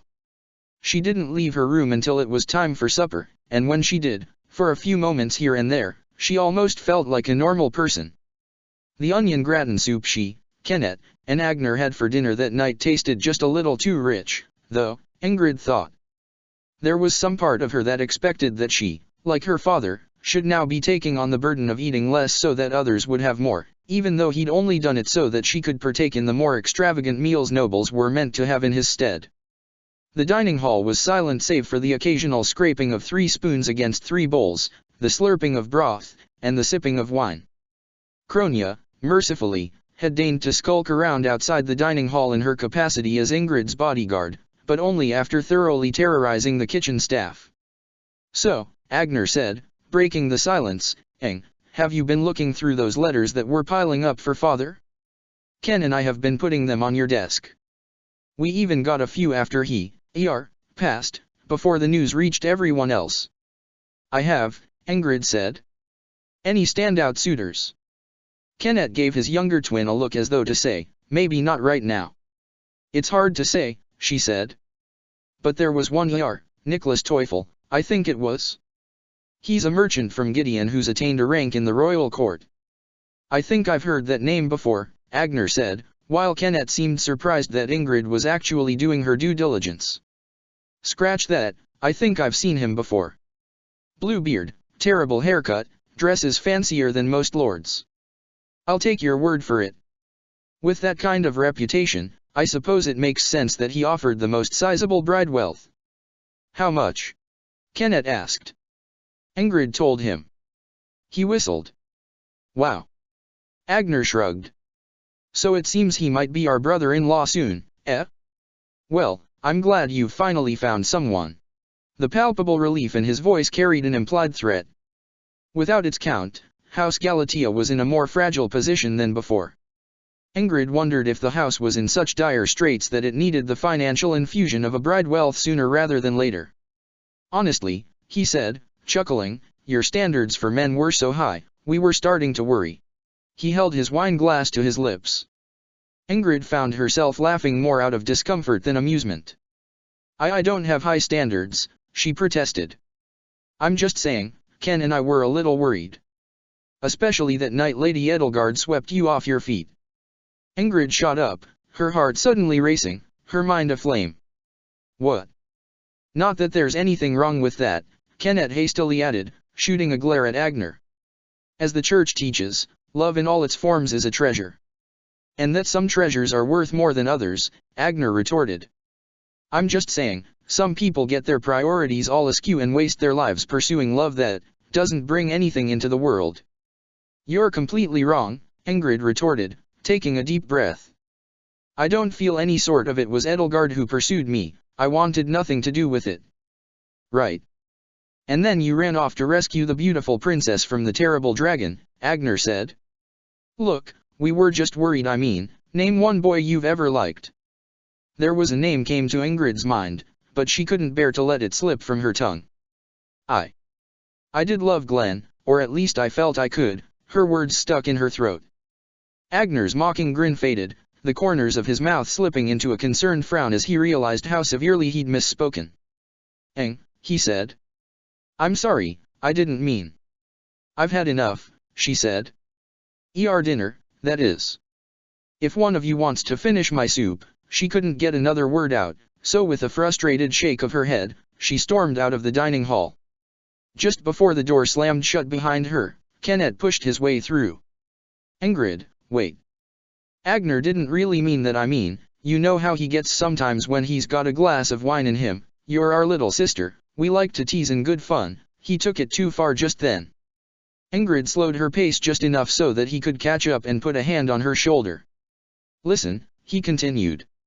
With me out there these past few weeks, and you gone, he's been untangling the house's finances himself and, you know, our father was a great man, and it wasn't like he was bad with money, we don't have a lot. And we have creditors. He's stressed. I understand, she said. She felt awful, acting like the aggrieved party in this situation, and so dramatically, too. It was something Edelgard would have praised her for. But beyond that, something's seriously wrong, isn't it, Ing? He asked. Ever since we left Garreg Mach, you've barely been eating. Father always gave you the biggest portions for a reason. You've never met a plate you couldn't clean until, now. I just haven't been feeling well, she said. Should I send for the town physician? No, that won't be necessary. It'll pass. She forced herself to smile. I hope so. He sighed. I know these are tough times. I know we finally buried Father today, and all of our nerves are a little frayed. And I know these kinds of conversations rub you the wrong way. But it's nice that you've found a good suitor out of all those proposals. I know it's not what you wanted out of life, but, hey, you've already lived those dreams of yours, didn't you? He gave her a worn smile, hoping to placate her. You saved a princess, fought at Garreg Mach, fought Thunder Catherine, so you're satisfied now, right? I'm sure this Teufel guy won't be an ogre. You'll be happy with him. And we'll be happy with however many nieces or nephews we have a few years down the road. Ingrid wished she could tell herself that with even the tiny modicum of confidence Kenneth was trying to project. Edelgard would have told her that she was well within her rights to put what she wanted from her life ahead of what the rest of the world needed from her life, especially when what the world needed was breeding stock for a crest-bearing lineage, but now that she knew the truth such confident statements took on a sinister tone in her mind's eye. The Flame Emperor could just burn down anything that got in her way. Ingrid Galatea didn't have such luxury. She had a family. I'm sure I will be, she said. I'm going to go to bed early tonight. It's been an exhausting day. Of course. I understand. Don't worry, I'll finish your dinner for you. Not a crumb wasted in this house. He pulled her into a hug and gave her a kiss on the cheek, though Ingrid could barely feel any warmth from it. Sleep well, sis. She went upstairs to her bedroom, but did not sleep. Instead, she took out the one possession from her time at the academy she had kept close to her no matter what, even over all the chaos and turmoil of the past 6 weeks. The letter from Ash. Dear Ingrid. I can't say how much I miss you and how much I still miss you. Nearly 50 years I've lived in the past now, and for so many years until I met Isabel I wished so badly every day that you could have been there with me. It was a different time back then, the dawn of a new age for Fodlan, and I had the luck to be thrown right in the thick of it. Imagine what we could have done together. As I mentioned in my letter to the Blue Lions, I named one of my daughters after you. Isabel and I had already agreed that we would name her after one of her family members, but when the child was born the first thing I saw was her golden hair, and I begged Isabel to reconsider. Ingrid wasn't much like her namesake. I don't know how well you and her would have gotten along. But she grew up listening to the stories we shared at Garreg Mach, most of which hadn't been told yet, and she went off to become a knight under Count Ro. She's been all grown up for a while now, though it's still hard to think about her that way, and I'm so very proud of her. You would be, too. I just wish you could have met her. Ingrid, I don't know what the future holds for you, only what it holds for me. But if my friend Albus, whom I wish you could meet, is right, you're living on the cusp of an earth-shaking moment in Fodlan's history, just as I found myself when I fell through time. You once told me that I had to live my dream for the both of us, and I told you that wasn't fair to you or to me. After everything I've done, even with the role I played, I wouldn't dare say I've lived enough for two people. When your opportunity comes, you'll recognize it, and I hope you can grasp it with all your strength. Always. Ash Hubert. She held the letter close to her chest, as though hoping the words might sink to her heart and numb her pain like a salve. That night, though, she dreamed of a little girl with straw-blonde hair and a smattering of freckles and dirt speckling milky fair skin looking expectantly up at her with green apple eyes. The clouds broke the next morning and sunlight streamed down onto the manor's modest grounds. After breakfast and Ingrid could finally feel her appetite actually returning, though she wasn't sure why she decided to visit the stables. In many ways the stables had always been the closest thing she had in Galatea Manor to a sanctuary, and with life still weighing heavily upon her, she hoped that it could still bring her some sense of solace. Riding, and especially flying, had always made her earthly troubles seem small, at least for a moment. One of the most important lessons Ingrid had learned at Garreg Mach hadn't actually come from Byleth, as great of a teacher as she was, but from Raphael. After Ash's disappearance and apparent death at Remire, he'd told her that the most important thing she could do for herself was stick to a routine, something to keep her life stable and her mind and body focused. She'd taken that to heart back then, throwing herself into her studies in the days afterward. That lesson had helped her as well after Glenn had been thrown off the monastery's walls. The routine of marching out from Garreg Mach and heading back home had kept her mind off of Edelgard, save for her troubled dreams, well enough. Now that she was home, though, she would have to find a new routine, now that there were no lectures to attend or drills to participate in or classmates to exercise and spar with. Riding, though, she had plenty of time for that now. She entered the stables, not sure what to expect. She stood there wearing clothes she hadn't worn in over a year, including her well-worn riding boots she'd left behind, feeling as though she'd been transported back in time just like Ash, or Edelgard. Her mind always wandered back to Edelgard, no matter how she tried to stop it. Her reverie was interrupted before it could even begin when she heard a snort and felt a puff of hot, wet air against the back of her neck, followed moments later by the unique sensation of a horse's nose pressing against her skin. She whirled around and found a dappled gray Pegasus looming over her, his wings folded to his back and his mane set into ornate braids. "Artemis," she cried out, her spirits immediately carried aloft. "I'd hoped I would still find you here." She gave the Pegasus a welcoming pat on the snout. "I'm glad nothing happened to you while I was gone. I see somebody's been maintaining those braids I put in your mane before I left. I've missed you so much."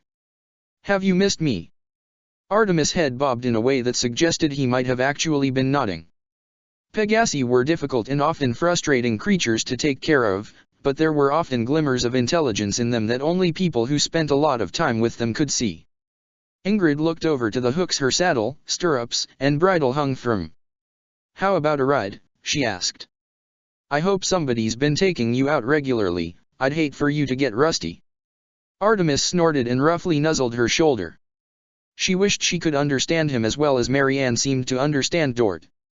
She realized that she didn't usually speak to him so much. Marianne must have rubbed off on her while she'd been at Garreg Mach. She took a curry comb and set to work combing Artemis' coat, finding herself easily falling into a comfortable, well-worn routine where all her troubles could simply melt away. While she worked, she cast another glance around the stables and caught sight of Lottie the stable hand, a stout middle-aged woman with graying hair like steely wires tied up in a bun, entering the same way she'd come in. Lottie looked shocked to see her and hastily bowed. "Oh, Lady Ingrid. A pleasure to see you again. Pardon me, I hope I'm not interrupting anything." "No," Ingrid said, setting the comb aside. She recognized this stable hand well, and not just because she knew all of her family's servants simply out of familiarity. She hadn't spoken to this woman in, goodness, had it been 5 or 6 years. "No, you're not interrupting anything, Lottie." Lottie smiled. Oh, Lady Ingrid. You still remember my name. I don't think we've said this many words together since, the smile faltered. Since we stopped speaking to each other. Oh, I hope you don't think that, since your father passed, I've... No, no, of course not, Ingrid said. Surely he didn't forbid you from so much as saying hello to me, though. When she'd been younger, before Dusker, Lottie and her grandmother had been the two people in the world she had been able to speak most freely toward. But when her grandmother had passed away, around when she'd been 10 or 11, she'd only had Lottie to voice her various complaints to, mostly about Glenn, her father, and Lord Frildarius, the three people who'd been ruining her life.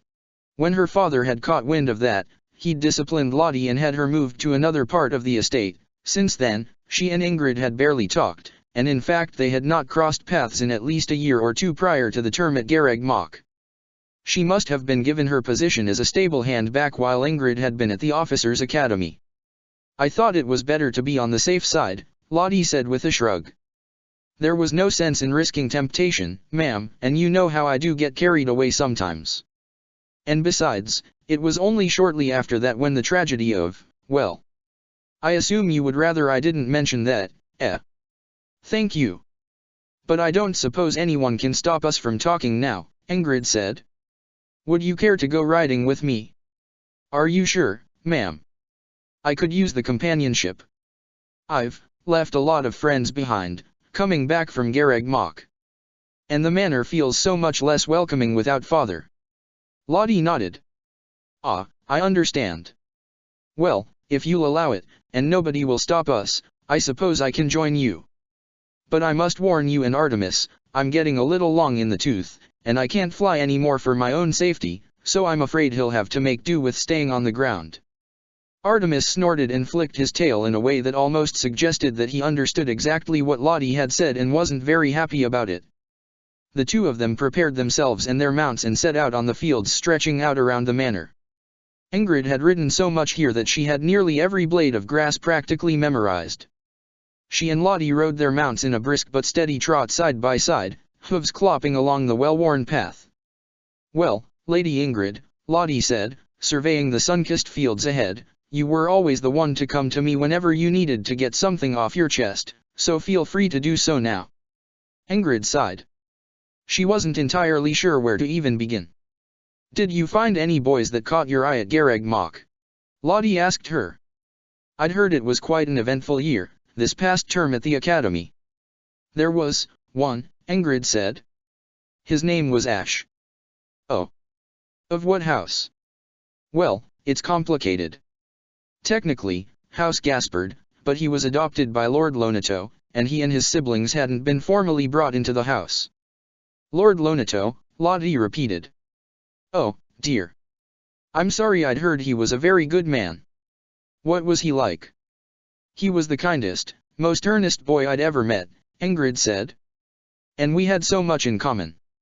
We'd train together, we'd ride together, we both wanted to be knights, and I swear that by the second week of the term he'd gone and read every single tale of chivalry in the library. She took a deep breath through a constricted throat. She could still remember every freckle on his face. He sounds like he was the perfect match for you, Lady Ingrid, Lottie commented. Aside from... Yes. He was a commoner, and it wasn't even certain if it would be politically feasible for him to inherit Lord Lonato's estate, as much as Lonato himself wanted it. Father would have certainly demanded I set my sights higher. And, well, that's all a moot point now, because... Lottie frowned. Oh. I'm sorry, ma'am. I'd heard rumors that a few students had passed. Ingrid nodded. I'm sorry. From the way you talk about him, I know he must have meant the world to you. He was my best friend. And I really could have loved him, she choked out. I do apologize, I'm sorry, ma'am, I ought not to have forced the issue. Ingrid sniffled and wiped her eyes dry on her sleeve. No, that's all right, she said. I needed to talk about this to someone. Ash, if he were here today, I think I know exactly what he'd say to me. He would say the same thing she was certain Edelgard would say. She wasn't sure if that made Edelgard better or him worse. There was another friend I had, she said. Smart, brave, kind, and royalty, too. And you couldn't ask for his hand in marriage because she was a princess. Lottie seemed taken aback for a second. I'd been about to assume he was already betrothed. She mused. A knight and a princess. Of course, you must see the problem. Ingrid sighed. But that wasn't the only problem. Edelgard was, she was my best friend. She truly was. She was there for me whenever I needed her, and she always knew just what to say or do. But she loved me, and I'm not sure I can call how I feel love, or at least not the same kind. And what's worse, I found out that as long as I'd known her, she'd been lying to me about everything. Even who she was.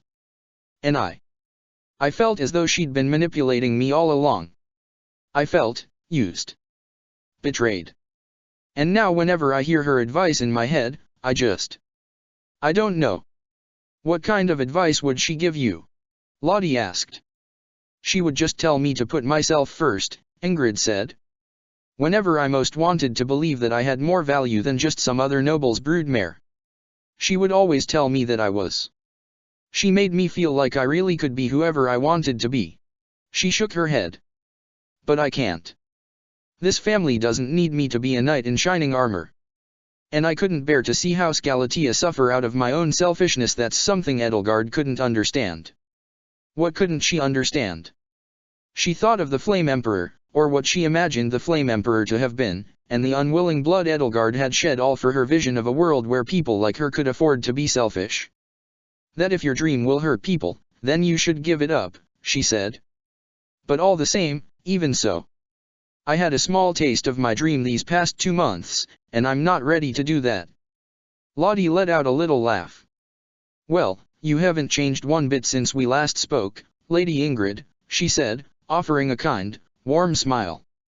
You're still trying to convince yourself that you don't deserve to be upset about your rotten lot in life. But listen to yourself. It is a rotten lot you've got, and you shouldn't be so willing to blind yourself to it just out of your love for your family. At the very least, you have a right to complain, ma'am. I mean, would you be going through any of this if you were a man? If you'd been Count Galatea's crest-bearing son, right now they'd be pressing Lewin into your hands and throwing you out the door to fight in King Dimitri's war, not pressing you to trade yourself into another family. Lottie was right. Edelgard could talk until she was blue in the face about how crests ruined the lives of both those who were born with ones they did not want and those who were born without them, and how want of crests bred so many evils, but the truth was that crests left men relatively unscathed compared to what they did to women. Sylvain might have chalked all his problems up to the crest he had and that his brother had lacked, but he wouldn't be able to walk so much as a few steps in Ingrid's shoes, let alone a mile. Men born with crests did great things whether they wanted to or not. Women born with crests, except in stories, bore sons who did great things. I just wish I didn't have to be upset about it, she sighed. I can't change my situation, so I ought to learn to live with it. It's just that sometimes I do envy people with the strength to change what they can, the inability to accept what they can't, and the incapacity to tell the difference. And Edelgard was one of those people? Lottie asked. She was. She'd dim the whole world if it stood in her way, Ingrid said. She felt something wet on her cheek. Oh, it looks like it might rain, she found herself mumbling self-effacingly as she looked up into the clear sky. I'm terribly sorry, ma'am, Lottie said. I didn't mean to open old wounds like that. I suppose I ought not to have pried. No, thank you for talking to me, Lottie, Ingrid said, turning Artemis around. I think I'll head back now, but, thank you. It's been nice to speak to you again. She dried her eyes again on her sleeve. Even if all I can do is gripe and moan. The pleasure is mutual, Lady Ingrid, Lottie replied, turning around after her. After all this time, I'm honored you still feel comfortable confiding in me. It's good to hear you griping and moaning again. She smiled. It reminds me that you're still you, ma'am. Even after all these years. You mean I haven't grown up? By no means, ma'am. I mean you've preserved something important from your childhood. Ingrid mustered a smile. It was good to have Lottie back again. Ingrid spent the next day trying to write a response to Nicholas Teufel's proposal, and her failed attempts littered the floor around her desk in crumpled little balls, rough drafts scrawled in her neat, tight handwriting on every inch of both sides of each sheet of paper. Eventually, when frustration got the best of her, she took to her father's study for solace, or inspiration, or perhaps just a reminder that she was doing the right thing. House Galatea had been a shell of itself for generations, since the last crest-bearing son of its lineage had been born, shortly before it had split from House Daphnel and joined the kingdom. There had been little glory in its history since then, and indeed the most recent portrait commissioned of the family had dated from that time. The then Count Galatea stood with his wife and his two newborn children, one of whom would grow up to be Ingrid's great-grandfather, swaddled and cradled in her arms. His gaze was cold and piercing, and Ingrid could only imagine that her father, with all his inadequacies, must have felt a terrible pressure underneath that withering glare. She had hoped the same severity might at the very least intimidate the part of her that wanted nothing to do with this marriage proposal into submission. Ingrid wished she could have had a portrait of this generation of Galateas instead. Her father had always believed in sacrificing the frivolities first, even if it meant going without things all other noble houses took for granted. She feared that one day, without a painting to remember him by, the face of the late Count Sigurd Ulrich Galatea might just vanish from her memory, just as the face of her mother, who'd died in childbirth giving birth to her, had. But there was no comfort to be found here, which was why she had come here in the first place. Just as she'd started to write, the door slammed open and Kronia barreled through. Ingrid leaped from her chair, grabbing a letter opener off the desk to wield as a knife, her heart pounding and mind racing. "How am I supposed to keep watch over you if you keep running off to hide?" Kronia snarled as the door swung shut behind her, its hinges rattling. "Excuse me," Ingrid replied, stunned and taken aback, but keeping her fist clenched around the letter opener regardless. "Get out of here." "No," Kronia said. "That's not my job. I'm supposed to be guarding your body, not letting your body go off to some place where it won't be found for weeks if you get murdered." There was a sinister gleam in her eyes.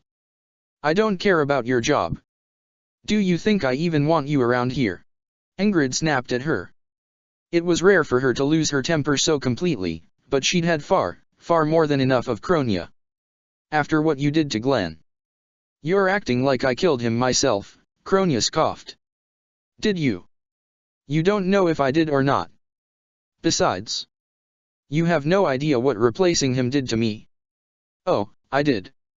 It was hilarious. You made me hate him." "I didn't make you do anything. I was just having fun." Ingrid tossed the letter opener aside and slapped her across the face. With a deep purplish-gray bruise already forming on her cheek, Kronia stared at her, wide-eyed, wild-eyed, a little grin slowly creeping across her pallid face. "You've still got some fight in you, after all," she purred. Ingrid stood her ground.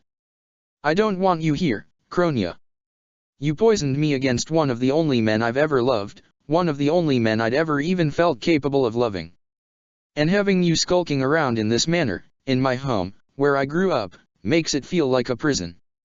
"Oh, is that what makes it feel like a prison to you? Imagine how I feel, having to follow you around and make sure you don't run into something deadlier than me." "And who said you had to?" Did. "And why do you care? I still don't understand. Why in the goddess name do you care? Why shouldn't I assume you're just waiting for just the right time to plunge your dagger into my back?" Ingrid asked. Kronia sighed. "Did you ever hear the story of the scorpion and the frog? It's about a scorpion who wants to cross a river. She can't swim, but she meets a frog on the riverbank and asks her to let her ride on her back. The frog says, 'Of course I won't let you ride on my back, you'll sting me and I'll die.' The scorpion says, 'Of course I wouldn't do that. That would just be stupid of me, because I'd die, too.' So the frog agrees to cross the river with the scorpion on her back. But oops, oh, no, what a surprise.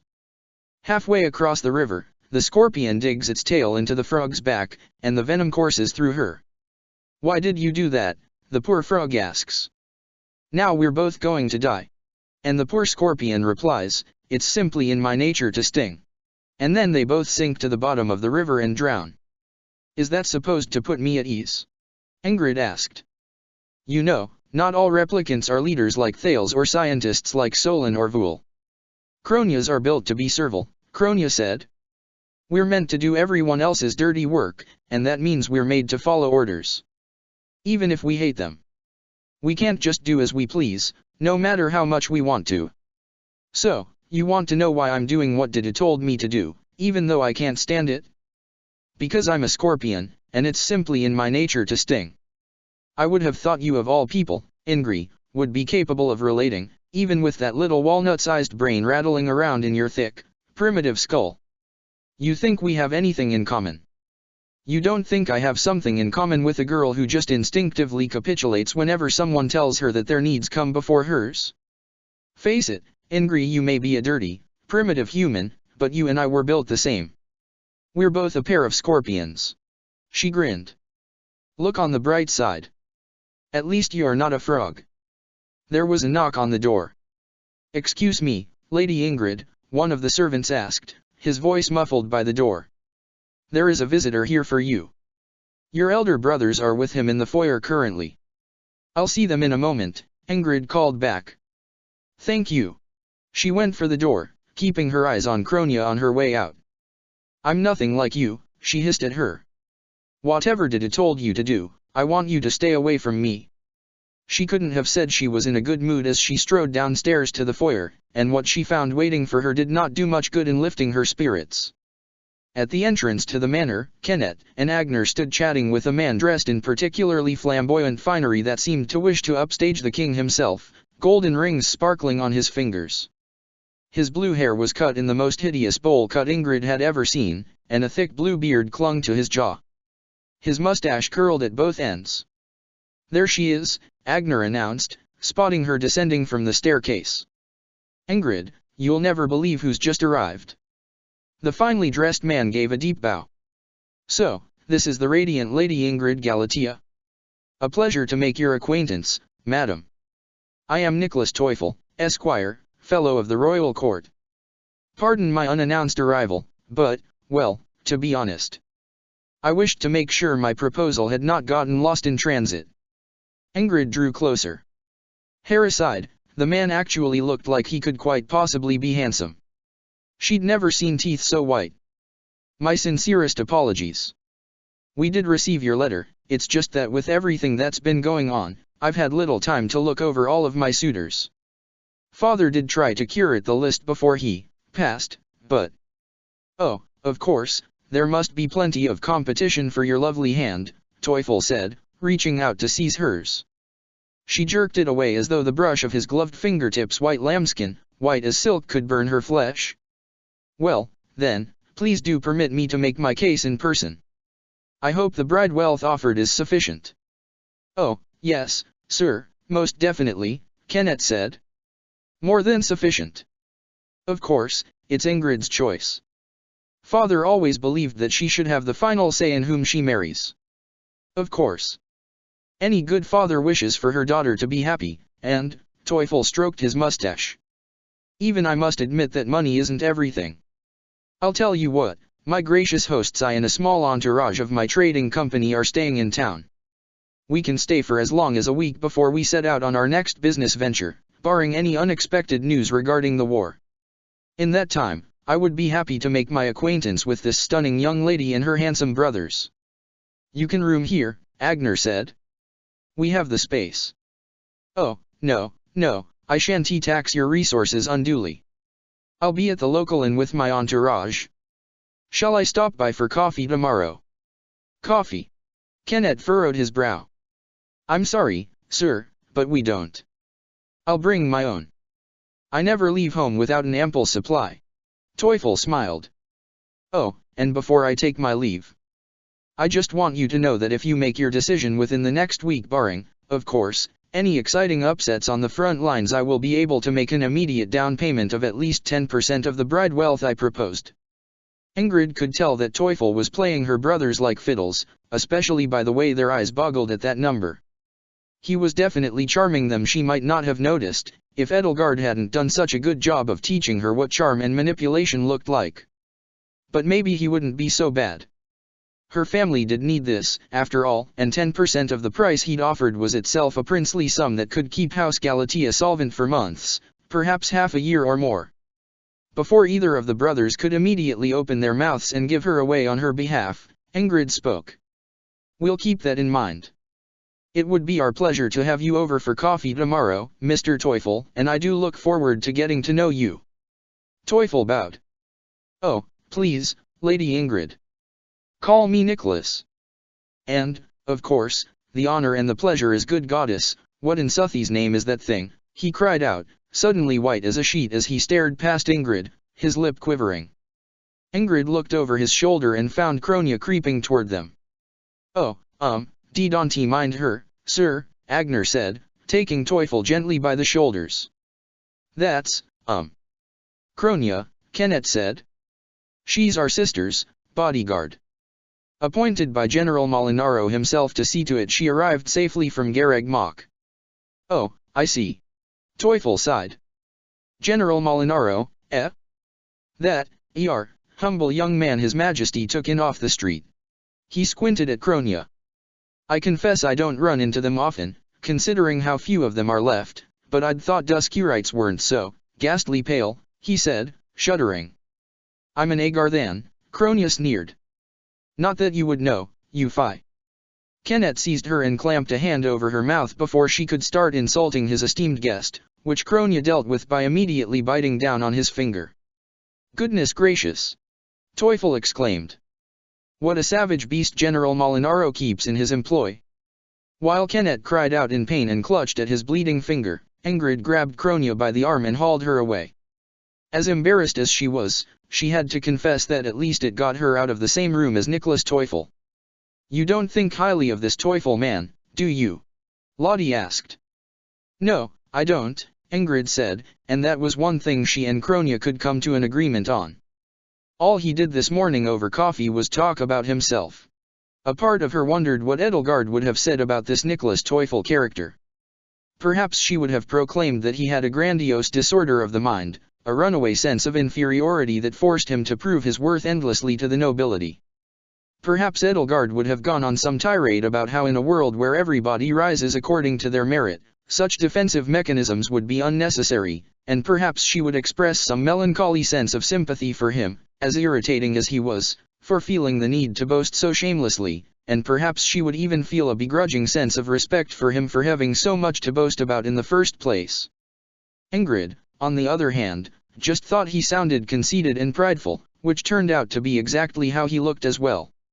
Sometimes a book really could be judged by its cover. "It sounds like he talks like a man of many accomplishments to me," Lottie said. "Did he really not ask you about yourself at all?" "The closest he came was asking about Lewin," Ingrid said. "He had me take him to the armory so he could see it on display. I lost count of how many times I had to tell him that there is not a single person in this world besides me who can wield it." Lottie nodded. "I heard through the grapevine that something terrible happened to a disowned brother of the Gautier when he tried to handle a relic." "I can tell you all about it, I was there," Ingrid said. She still found it almost beyond belief that that was what happened when one who was unworthy wielded a hero's relic, though of course she couldn't dispute what she'd seen with her own two eyes. Lottie leaned over from atop the horse she'd taken out riding this afternoon. "Well, then, did you give him all the gory details?" she asked, smiling, her eyes crinkling with mirth. "If one is curious, gorge them on the truth and they'll never come back for seconds." "I wanted to," Ingrid said, laughing along, "but if I scared him away, I don't think my brothers would ever forgive me. The down payment alone on the bride wealth he offered could pay your family's stipend for the rest of your life, Lottie. Perhaps it's because I've started feeling my age at long last, but that doesn't sound too impressive, Lady Ingrid." "Well, tell me, then first impressions are the most important, how was his? Do you think you could ever love him?" Ingrid sighed and gently threaded her fingers through Artemis' pleated mane. "I doubt it," she admitted. She could be refreshingly frank with Lottie, who was a spinster and proud of it. She could have married out of her family and left the Galatea estate behind 20 years ago, but she had never seemed interested in doing so. "Suppose you'll always be comparing every man you meet to that lovely Ash boy?" She nodded. "Oh, That will make things difficult, I suppose. And what about that one princess, Edelgard? Edelgard von Hresvelg, one of Emperor Burkhart's younger siblings. Lottie asked expectantly. Do you want me to gorge you on the truth? Ingrid asked her. Lottie had always been eager to ferret out whatever was bothering her, usually by encouraging her to complain, though she had even more direct methods, like this one.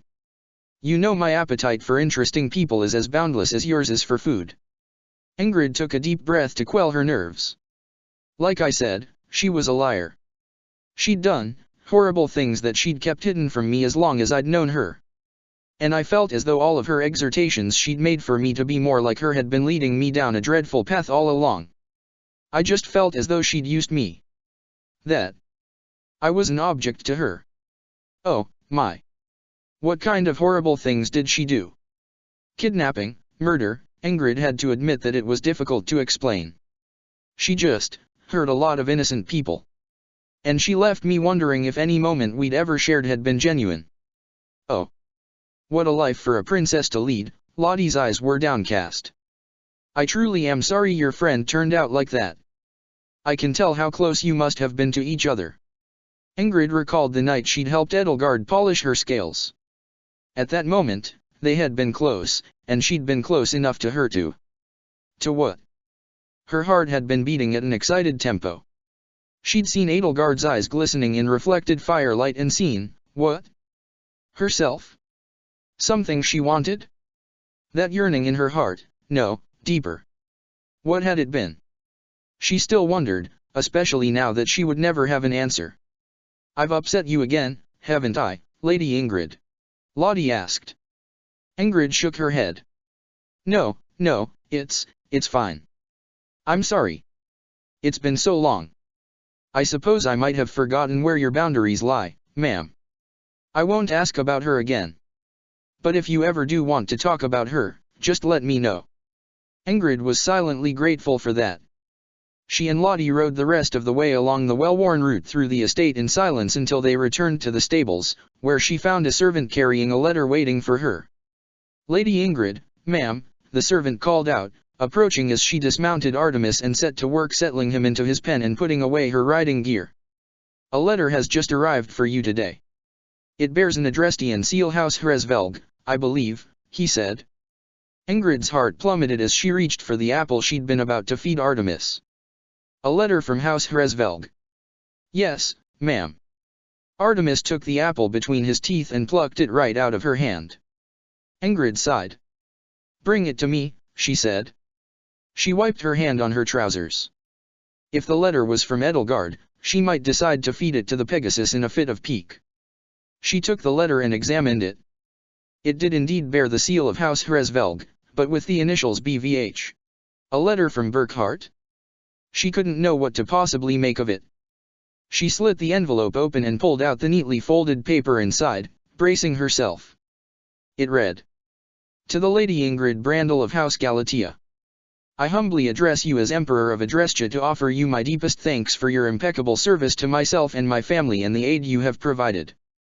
If not for you, I shudder to think of what may have become of House Hresvelg, let alone the Empire as a whole. I know you did not take it well the first time, and that was entirely the fault of my own boorish behavior, but I wish for you to know that my offer to make you a knight of House Hresvelg still stands. For your incredible heroism, you deserve nothing less than the highest honor I can bestow upon you, though of course, I do understand if you would not want to accept it. Regardless, House Hresvelg finds itself squarely in House Galatea's debt. I wish for you to know, and give my word as head of the Adrestian Empire, that should you call upon us for aid, we will provide it to the best of our circumstances and ability. I assume, as I believe it is the custom in Faerghus, that as crest-bearer you shall assume the duties of leadership within your house in the tragic absence of your father, whom I knew little of, but knew that he was a good man with a kind and honest heart. In that case I wish the best to the presumptive Countess Galatea, whom I can proudly call my friend. May the sun never set on the friendship between the Adrestian Empire and the Kingdom of Faerghus, and between House Hresvelg and House Galatea. Sincerely, His Imperial Majesty Burkhart von Hresvelg, Emperor of Adrestia. Thank you, she told the servant, folding the letter back up and placing it back in the envelope. She wasn't quite sure how to feel. She still remembered how mortified she'd felt the first time Burkhard had tried to knight her in that drunken farce of a ceremony. Since she'd been little, her dream had been for her to become a knight serving Dmitri when he became king. That was impossible now. Was this the closest she could possibly come to her dream? Leaving Faerghus? With everything she'd seen of Faerghus lately, could she really still tell herself that leaving Faerghus was a bad thing? And yet, becoming a knight of House Hresvelg would bring her once again within Edelgard's orbit, and she didn't know if she could bear that right now. After Edelgard had gone back to her own world and brought this one's back to her rightful place, maybe, but now? But, she asked herself, rereading the letter, could this be the lifeline House Galatea needed? She rushed out of the stables before Lottie could even begin to ask what was wrong and headed into the manor, making her way straight to Kenneth and Agner. She found them poring over some news from across the county in their father's study. This? First, the crops last year were bad, the crops the year before were bad, this year's crops are going to be bad, and now this? A plague is the last thing we need. Calm down, AG. We don't know if it's a plague. So far, it's just been this one village, right? Ingrid's good mood, tentative as it was, easily dissipated as snippets of their hushed conversation drifted to her ears. Plague, she repeated, stepping into the room. Kenneth and Agner both nearly leaped into the air out of shock. Eng! Kenneth cried out, startled, as he whirled around to face her. Don't sneak up on us like that. What's this about a plague? She asked. It's not a plague, he said, patting Agner reassuringly on the shoulder. There's just this one village in the northeastern foothills not too far from Alel, on our side of the border between us and Daphnel. Some people there have come down with a wasting disease of some kind, Agner said. The village healer wrote to us asking for help. Who do we even send? We'll think of something, Kenneth said. Look, the healer said only 4 people have died from it in the past month. That doesn't sound like plague to me. We'll go into town tomorrow, talk to the head physician, and see if we can get him to visit. Let's put this out of our mind for now. Ingrid, do you want to talk about something? Ingrid presented Burkhardt's letter to them more soberly than she'd anticipated, rattled by the worrying news. Look at this. It arrived for me today from Emperor Burkhardt. Kenneth and Agner peered at the letter together. Wait a minute, Agner said. Emperor Burkhardt tried to knight you. He was drunk. I refused. It wouldn't feel right for me to be a knight of Adrestia, anyway. That's right. You wouldn't look good in red. He thinks you're going to be countess. Kenneth asked. Those Adrestians don't understand how we think about crests, Ken, Agner said. They don't see the nuance. He probably just assumed. He meant they didn't see the sexism, Ingrid nearly pointed out. But look at the end, she said. She couldn't deny that she was a little frustrated by what they were choosing to focus on. Emperor Burkhardt wants an alliance between House Galatea and House Hresvelg. This could be exactly what we need. Just think of how it could help to have the Emperor of Adrestia in our debt. If he wins the civil war, Agner said. I feel confident in Burkhardt, Kenneth told him. I think he's going to win out in that little dispute. He's a good guy, a bit cautious, really the type to look before he leaps. But it's not guaranteed. If we throw our lot with him, and Anselm becomes emperor instead, any goodwill we have with the empire would go up in smoke, he said. In fact, we'll have, bad will.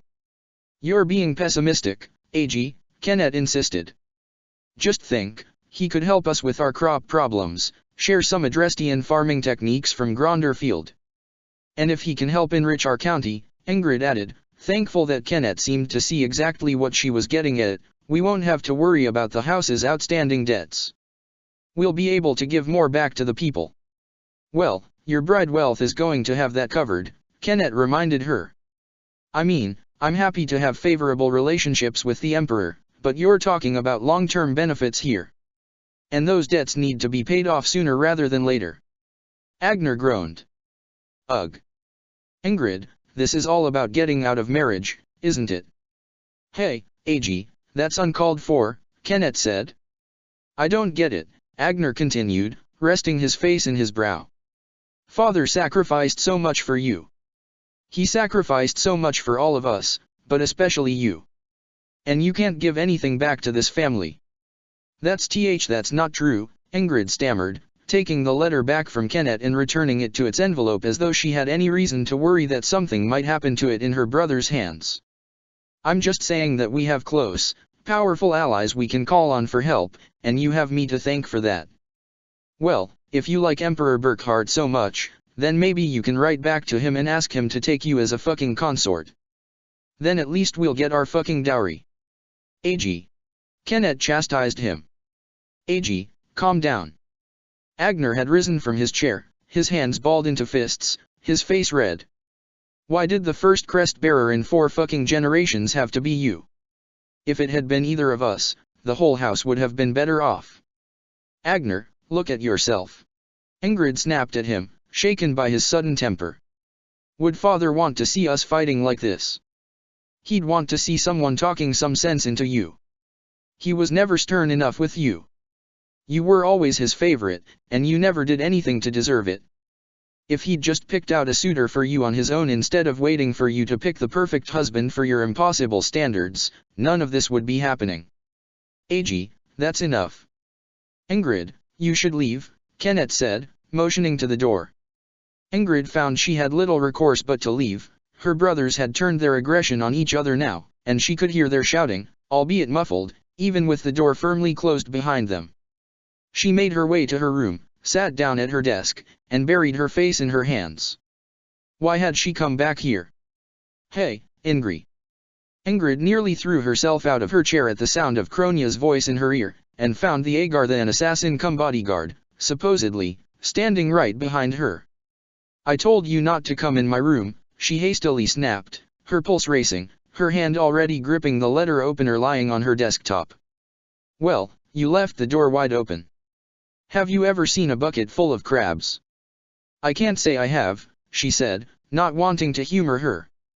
Nor do I want to. Kronia grinned. It's quite a sight. If you have a bunch of crabs in a bucket, some of them will try to climb out, but all the other crabs will just reach up and take hold of them with their sharp little pincers and pull them back in. So they all stay stuck at the bottom of the bucket, where they all eventually suffocate and die. Because the ones who couldn't escape hated the ones who could that much. My brothers don't hate me, Kronia, Ingrid retorted, though after Agner's explosion she really couldn't be certain they didn't, or at least one of them didn't. And didn't Agner have every reason to hate her, if her selfishness was causing such misery in this house? Who said I was talking about your brothers? Kronia shrugged. I just think buckets full of crabs are amusing, and I wanted to see if you thought so, too. The next few days fell into an uncomfortable routine. Nicholas Teufel would stop by for coffee in the morning. Ingrid would go out riding and complain about him to Lottie. Kronia would stalk the manor like a ghost, haunting its halls and terrify whoever had the ill fortune to meet her. And every night, Ingrid's troubled mind would concoct the same dream for her, and it came as a small comfort at best, if any, that for once it didn't have Edelgard in it. If anything, it was all the worse for her absence. In those dreams, she saw herself standing before a tall mirror, naked, her hair dulled and its color beginning to fade, her face weathered from age and careworn.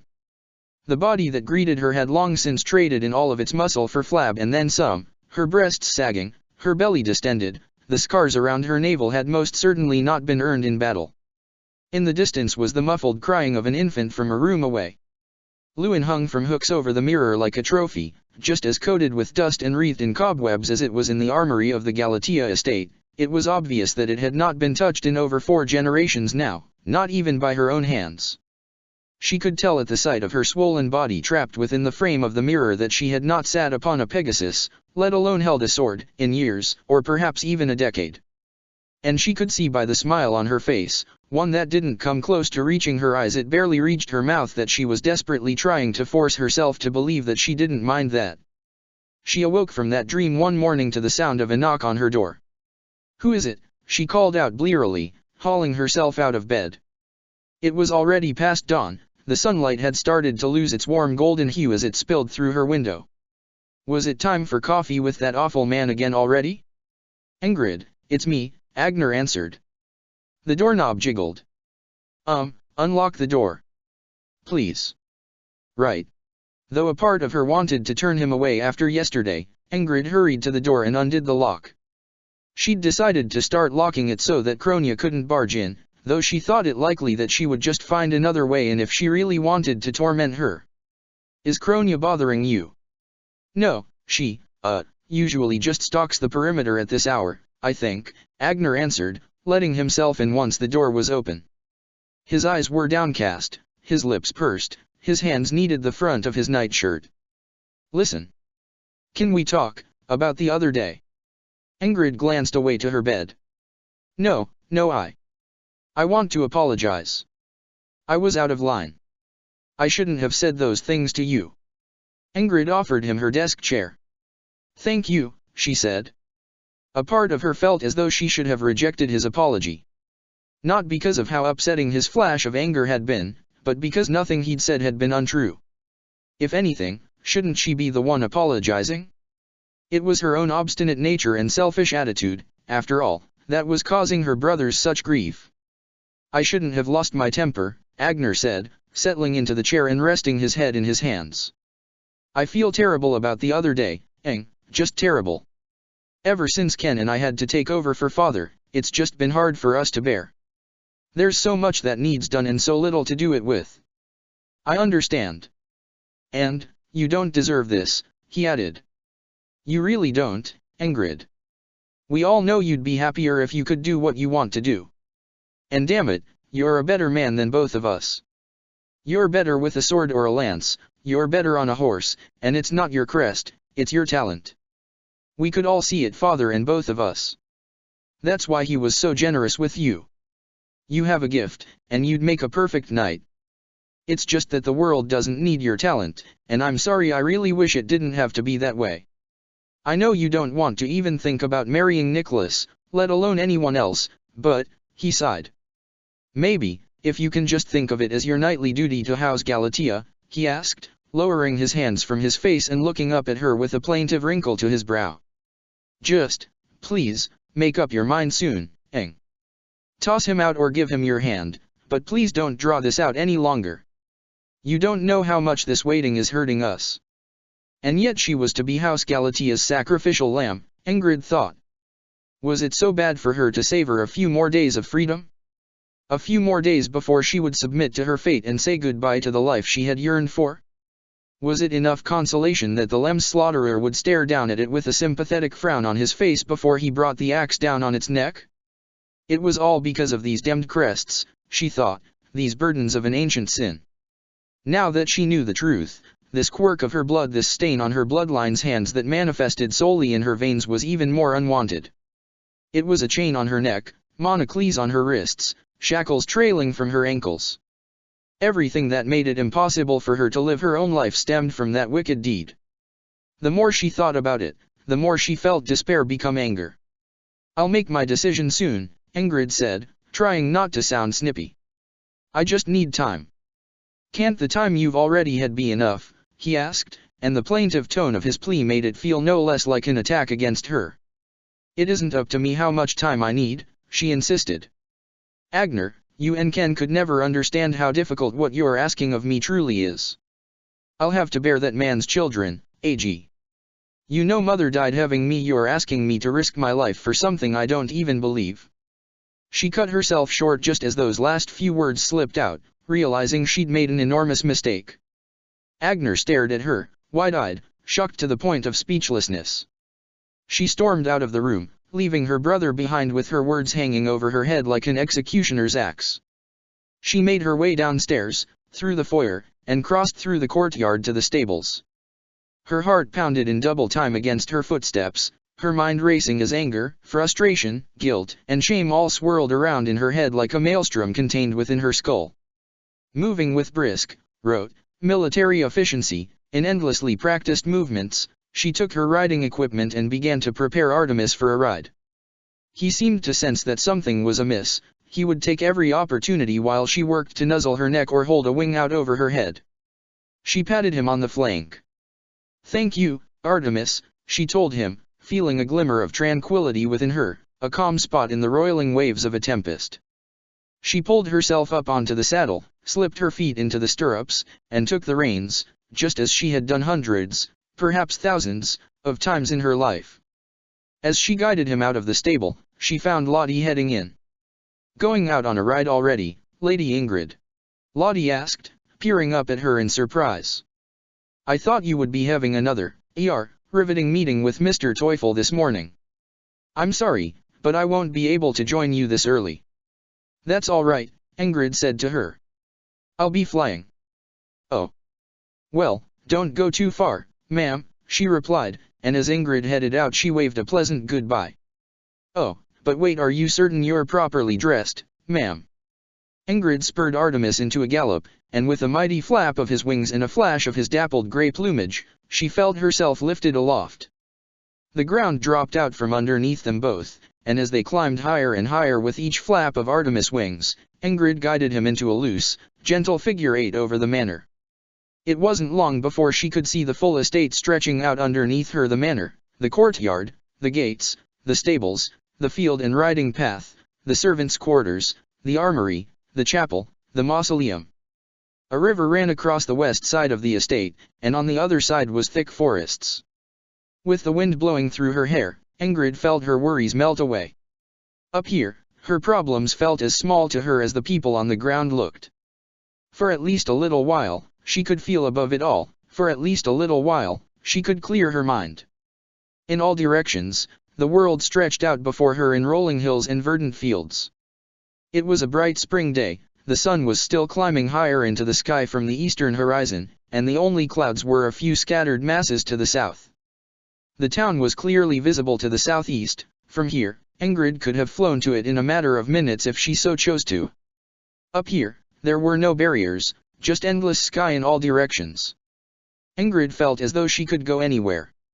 And the feeling of her body sitting atop her mount, her feet pressed gently to his flanks, her hands purposefully grasping his reins, was an indescribable bliss. Up here, it was her body sitting atop Artemis' back, it was her hands gripping the reins, moving to her will.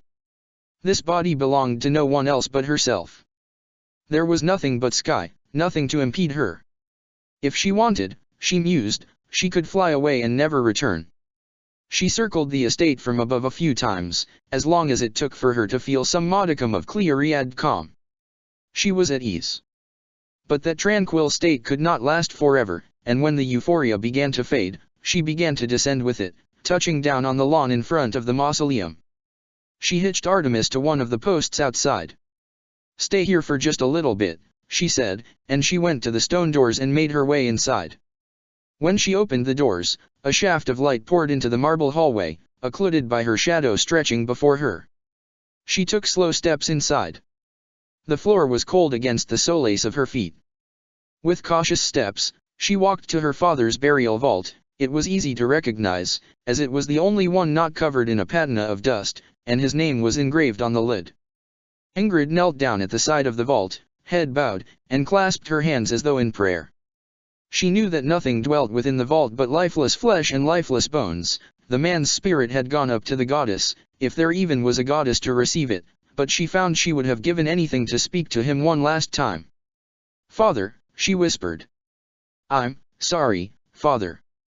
I didn't mean to snap at Agner like that, and I didn't mean to say that She struggled to find the words she meant to say, they seemed to vanish as soon as they reached the tip of her tongue.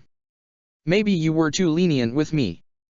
Maybe it was a mistake not to choose a husband on my behalf. All your kindness did was place the pressure on me to choose to bring my own dreams to an end. If you'd been so cruel as to force a man upon me earlier, then at least I would have been spared the pain of this guilt." The stone was impassive and silent.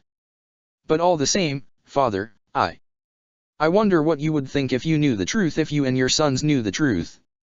The truth about crests, about Lewin, about the inception of House Galatea, of House Daphne. If only you knew the atrocities this house was built upon. If you knew, then what would you think if I threw this house aside? If my crest is a stain on my heart, passed down from Daphne himself, then could you truly begrudge me in not wanting to pass it down to the next generation? If our house and our position of nobles is born out of genocide, then can you truly begrudge me for wanting to let it crumble rather than tether my life to it? Or does this crest mean that this fate is all that I deserve? As her voice cracked, she dried her eyes on her sleeve. I wish I'd never learned the truth. About crests, about the 10 elites, about Nemesis, Rhea. I wish I'd never learned the truth about Dimitri or Edelgard. I wish I'd gone through my life ignorant of these horrible truths. Then, perhaps then, I wouldn't be here, filled with such conflict. Father, I don't know what to do. Do I act on my guilt, or my disgust? Do I choose myself, or my house? My brothers? I wish you were here, please. Don't leave me here to muddle out the truth on my own. Please, just give me an answer. She banged her fists against the side of the vault. Tears spilled from her eyes and rolled down her nose. She wept again over her father's lifeless body, entombed in this dusty mausoleum. Sobs racked her body, her chest heaving, her shoulders quaking. She waited for the storm to pass and then knelt, curled up at the side of the vault on the cold stone floor, clutching her sides. Emotionally raw, bruised, and naked, she allowed herself to languish. Father, she asked the vault, her voice weak, if I marry, will I die bringing a new crest into this world? Like mother. She took a deep, painful, shuddering breath. I only knew her from how Granny talked about her, but, you must have loved her so much, the way she always talked about the two of you. I wonder, did you ever ask yourself if it was worth it, Father, that mother died to give you a wretch like me for a daughter? What did you really think about me, all those times you treated me so much better than I deserved? There was no answer. Eventually, Ingrid pulled herself up. It wouldn't do for her to wallow in her misery. She caught her breath, bracing her arms against the lid of the vault to keep herself upright. She took deep breath after deep breath until she could hold it in her lungs without breaking down. Her eyes burned. She was glad she didn't often concern herself with trifling things like makeup. After crying so much, anything she might have put on her face would have been utterly ruined. She would go and apologize to Agner, she decided. And Kenneth. And to Teufel, for being late to the morning coffee he insisted on having with her until she made up her mind. And then she was going to give him an answer, whatever that answer was. Who were you talking to? Kronia's voice cut through the still, musty air of the mausoleum like one of her wicked daggers. Ingrid looked over and saw her stepping over the stone threshold toward her. You wouldn't understand, Kronia, she told her. Who was it? Kronia asked. She looked down at the vault. You know he can't hear you, right? I told you, you wouldn't understand, Ingrid muttered. What are you doing here? Keeping an eye on you, of course. You know, it's really inconvenient for me when you go on those stupid horse rides. You can ride a horse, Ingrid pointed out. Not yours. They hate me. That stupid grey one tried to take a bite out of me as I walked past it. Kronia complained. Ingrid bristled. I swear, if you did anything to Artemis. I'm not stupid, Kronia said, which was debatable if ever something was. Anyway, look at this place. It's like a tomb in here or something. Just think of all the spots an assassin could hide themselves away in, she added, casting a wary crimson gaze across the shadowy recesses of the mausoleum. I'm in no danger here, Kronia, Ingrid said. This is my home. I hardly think you need to stick around here any longer for my sake. Go back to Didu and see if he has any more people for you to kill. I wish I could, Kronia sighed, ambling further into the mausoleum, but I'm stuck here until I get a letter from Didu. Ugh, if only I could have brought a radio with me. Mail by owl takes so long. Well, I'm sorry we're stuck with each other, Ingrid huffed, and I'm sorry that Galatea Manor isn't perilous enough for your tastes. I'm bored, Kronia whined, hopping onto one of the vaults of Ingrid's long-dead ancestors and kicking her legs like a fidgety child. I want someone to kill, Ingrid. I want to plunge my dagger into a beating heart, and I can't. Please, please, can we murder that Teufel guy and his merchant friends? We can steal that down payment he was talking about and give it to your idiot brothers. Then everyone gets what they want. Except for him. But no great loss, right? Ingrid sighed and shook her head. No, Kronia. And get off of there. That's my great-great-grandfather you're sitting on. Kronia smiled. He should be honored. She studied the mausoleum again. There are a lot fewer corpses here than I thought there'd be. What gives? Well, House Galatea is only about 150 years old, Ingrid said. We broke away from House Daphne just a few decades after the Crescent Moon War. Wow, and you've already hit rock bottom. Ingrid felt like she should have disputed that, but at the same time she couldn't quite bring herself to. And on top of that, this is only for the patriarch and his wife, so only 2 people are ever interred here per generation. The rest go into the crypts underground. Cronia's eyes lit up. Can I see? No.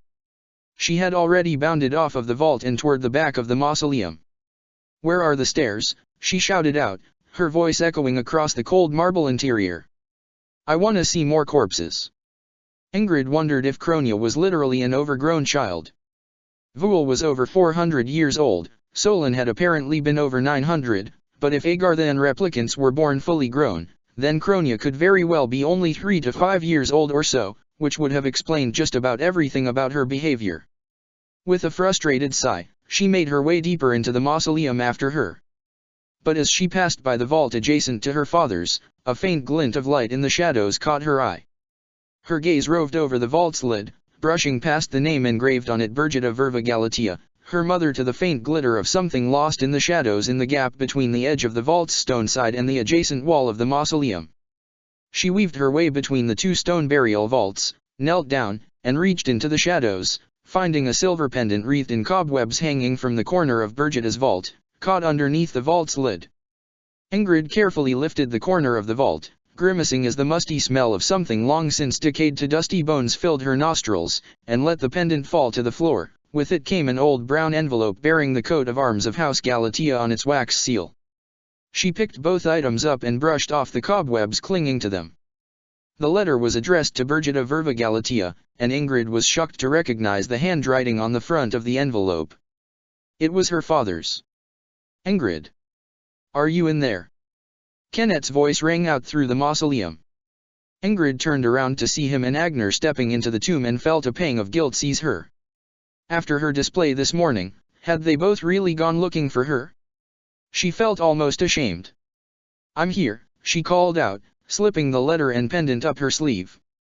Thank the goddess, Kenneth said, rushing over to her and looking her over, concern etched into every line of his face. AG said you ran out of the manor, and then you didn't come back when Teufel arrived, and Lottie said you'd taken Artemis out. It's okay, Ingrid said. I just needed. Kenneth's eyes were drawn to the names on the 2 burial vaults he and Ingrid were standing between. I understand. Did it help to visit them? I'm not sure yet, Ingrid said. She looked over to Agner, but found it difficult to meet his gaze. I'm sorry for what I said this morning. As long as you're all right, Agner said, failing to make eye contact with her. His lips were curled into a pained frown. Nicholas was really quite worried for you. Ken might have told him about how you and him fought off the church on the way here. You must be hungry, Kenneth said, patting Ingrid on the back. Come on. Let's go back and have breakfast. Ingrid left the mausoleum with her brothers, and Cronia, who had not found the staircase down into the crypts, trudged after her, grumbling all the way.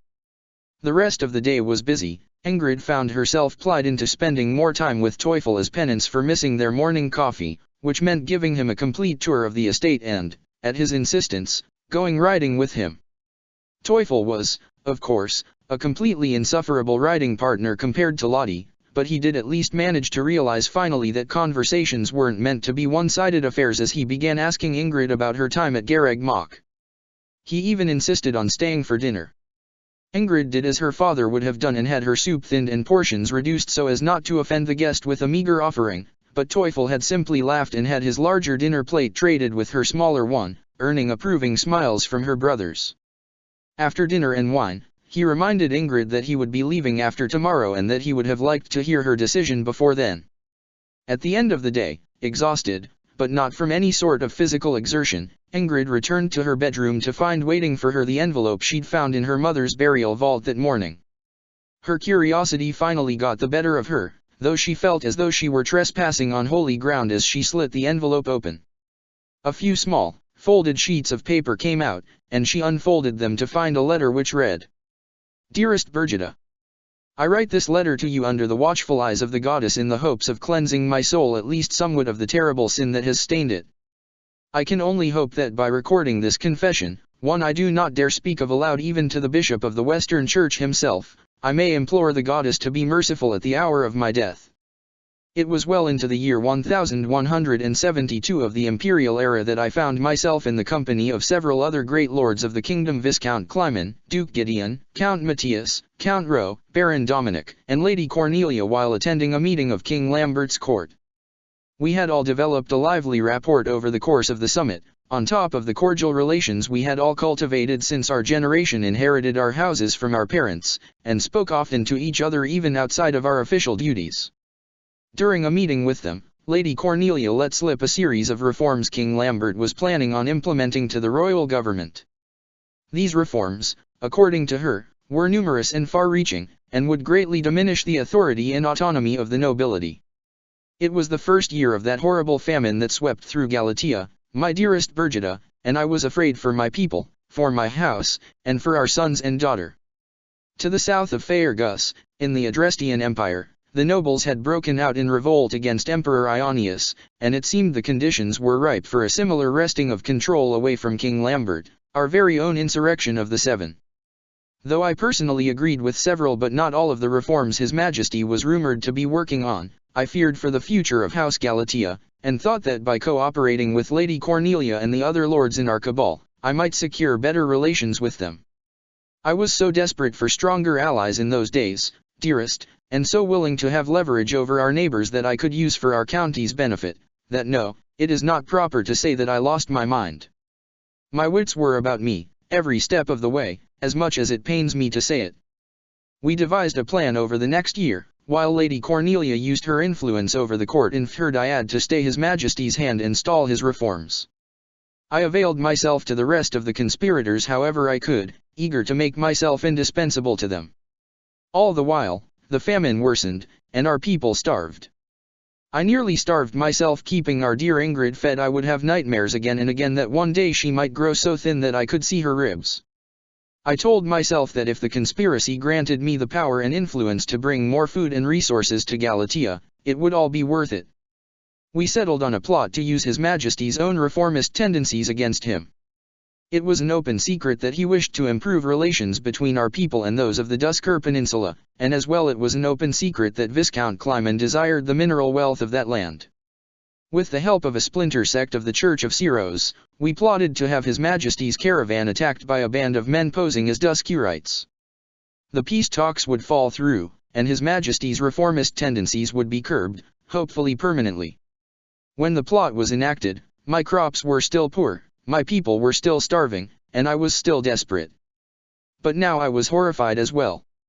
I found myself sick to my stomach every morning and every night. The death of His Majesty and the disappearance of His Highness broke the spirit of our fair kingdom, and the disappearance and presumed death of young Glenn broke the spirit of our fair daughter. I couldn't bear to see Ingrid suffer so. I did everything I could to lift her spirits, knowing that I had brought them so low. I made certain I would indulge her however I could if it would go even a fraction of the way toward absolving me for my monstrous sins. That was when I vowed to myself that for all the plot's horrible consequences, I would not let it happen in vain. I would seize what I could for Galatia in the aftermath. I would make something positive come out of this atrocity for my people's sake, for Kenneth and Agner's sake, and most importantly, for Ingrid's sake. I would bring them the happiness they deserved at any cost. Through political maneuvering, Lord Frildarius became Lord Regent of the kingdom, wresting power away from Duke Rufus, who had been plotting to use the coup to do the same. I saw this as my chance to exercise influence on the rest of the cabal, as they were in a panic due to this upset. However, the other members closed ranks around me. I threatened to reveal the cabal's plotting to Lord Frildarius, but I was swiftly threatened in turn. It turned out that in my eagerness to help, to make myself indispensable, I had done so much that it would have been all too easy for the rest of the cabal to lay the blame for the entire plot at my feet. After all, it would be their word against mine, and I had been desperate and hungry. All along, they had never seen me as an equal, only as a tool for them to use and throw away when it ceased to be of use to them. I realized then how craven and despicable these men among my fellow nobles truly were. Beneath their masks that preached devotion and fealty and noblesse oblige was nothing but an insatiable lust for power and control. And the worst witch of them all was Lady Cornelia, the savior of Therdiad. They cared not for their people, only for their own enrichment. I was sickened by them, yet humbled. One cannot imagine how difficult it is to look that kind of evil in the face and swallow one's pride. But unlike them, I had to act to protect our sons and daughter, and with their well-being on the line even my legendary stubbornness, which you know me so well for, had its limits. After a long standoff against the cabal, I decided that I could not risk House Galatea, or our dear Ingrid, my only remaining memento of you, Brigida, in a doomed crusade against my former peers. I still tell myself to this day, long after the tragedy of Duscur, that had I been stronger, in a more advantageous position, or more courageous, perhaps I could have done the right thing. But those words are spoken only by my lingering regret and shame. My dearest Brigida, please know this, I have committed grave and unspeakable sins. That it was eventually discovered that His Highness Prince Dimitri was still alive was little consolation, and because I am the only man among these conspirators with a conscience, I alone must bear the weight of our monstrous deeds to my dying day. I am leaving this letter for you in the hopes that your spirit may read it and take pity on my stained soul. I do not know if I can ever bear to tell Ingrid the truth, as much as it pains me to keep it from her. The goddess forgiveness is infinite and unconditional, but we humans are not so vastly compassionate. I know Ingrid has grown into a strong-willed and uncompromising young woman. I should not carry such a horrible secret to my grave, but I fear that telling her would destroy what we have together, and you of all people must know that I cannot bear the thought of losing the light our daughter brings to my life. You would have been so proud of how Ingrid has grown, dearest. I wish I could grant her the life she so richly deserves. Had I found some other way to enrich our house, she would have grown up to marry a man who cared for her and loved her for who she was. My failure stings all the more for it. She is our last hope for preserving this house which I failed in my duty toward, and unfortunately, as she is a woman and a bearer of a crest, there is little else she can do for us than marry well, though there shall never be another Glen. The least I can do is let her choose a partner who will cherish and value her as I cherished and valued you, Brigida, and keep her away from suitors connected to the treasonous houses who participated in the tragedy of Duscur. I know that her good and radiant heart will not lead her astray, and I hope she finds the right path at the Officers' Academy over the upcoming term.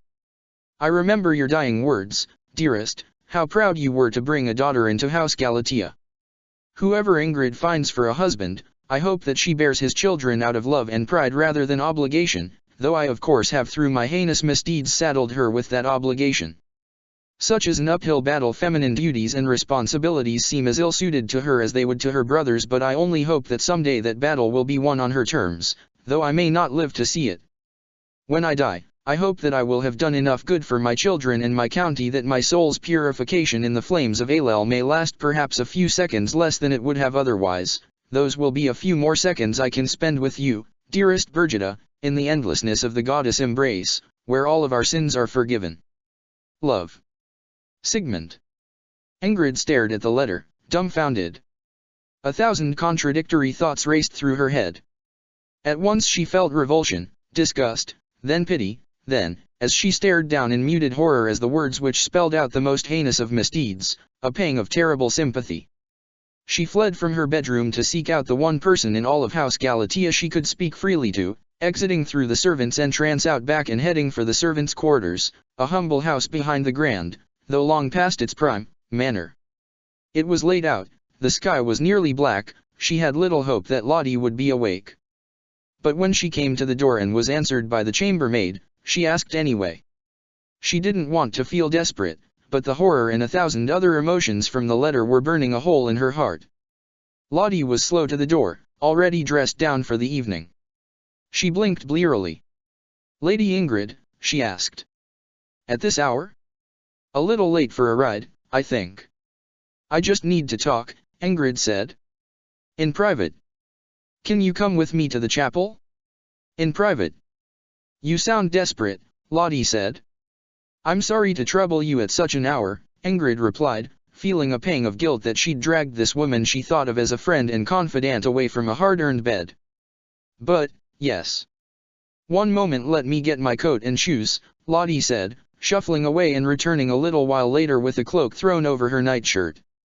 The two of them set out across the field to the chapel.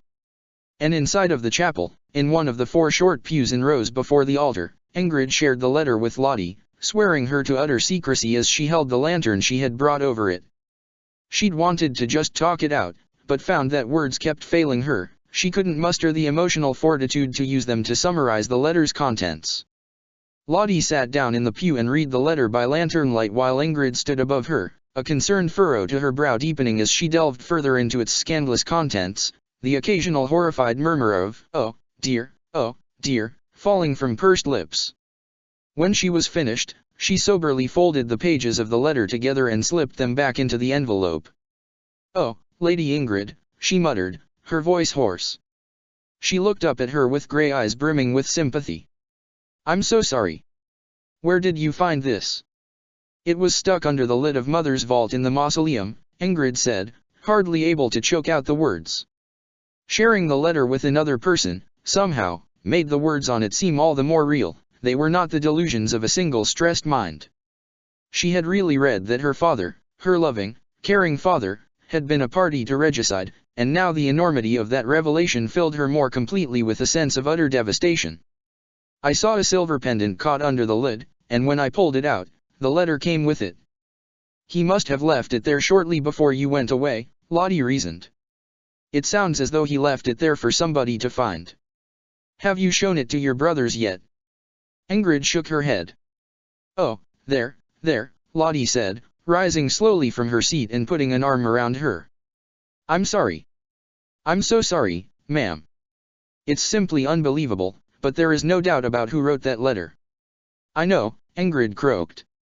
She expected herself to weep anew, and yet perhaps she had cried too much this morning to do so now. Her heart felt hollow, and the pain was so great that it nearly felt numb. She hadn't felt so utterly awful and wretched, and so deeply and gut-wrenchingly betrayed, since the night Edelgard had told her the truth, and she had wept then, but not now. "Lady Ingrid, I must ask," Lottie said, "why you came to me and not your brothers?" "I'm just a stable hand, this matter concerns them far more than it does me. I can't confide in them," she admitted. "Not after the horrible things I've said to them, and them to me. You've always been the only person since Granny died that I can share my honest thoughts with." And with Edelgard gone from her life, Ingrid once again was left with no one but her old friend to confide in. "And I am humbled for that, Lady Ingrid," Lottie said, patting her on the back.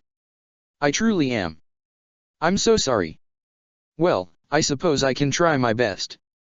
To think your father would have gotten so caught up in such awful machinations, and to think that so many nobles across our kingdom are so rotten to the core." Edelgard had been right, Ingrid realized.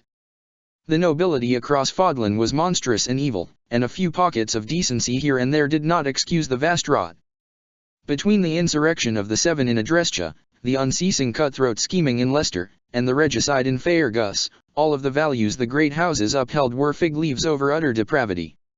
And it all traced back to crests and the foundational sin of their existence. Ingrid's mind ran through all her memories of Edelgard, and by the end of it she found herself reduced to little more than a whimpering mess in Lottie's arms. All of the pain of that night of betrayal came flooding back, crashing into her like angry waves against a rocky shoreline, but more than the pain was the shame. She had severed ties so completely with Edelgard over her history of moral turpitude, letting all that revulsion and disgust poison every good memory of their time together, tasting every sweet moment turn sour. But now was it necessary for her to feel the same way about her father, the man who had raised her, who had nurtured her, who had helped her as best he could though her pain in spite of his guilt, who had sacrificed everything for her while carrying upon his conscience the weight of acts so wicked and monstrous. Her entire life, she had known that her father had been a good man.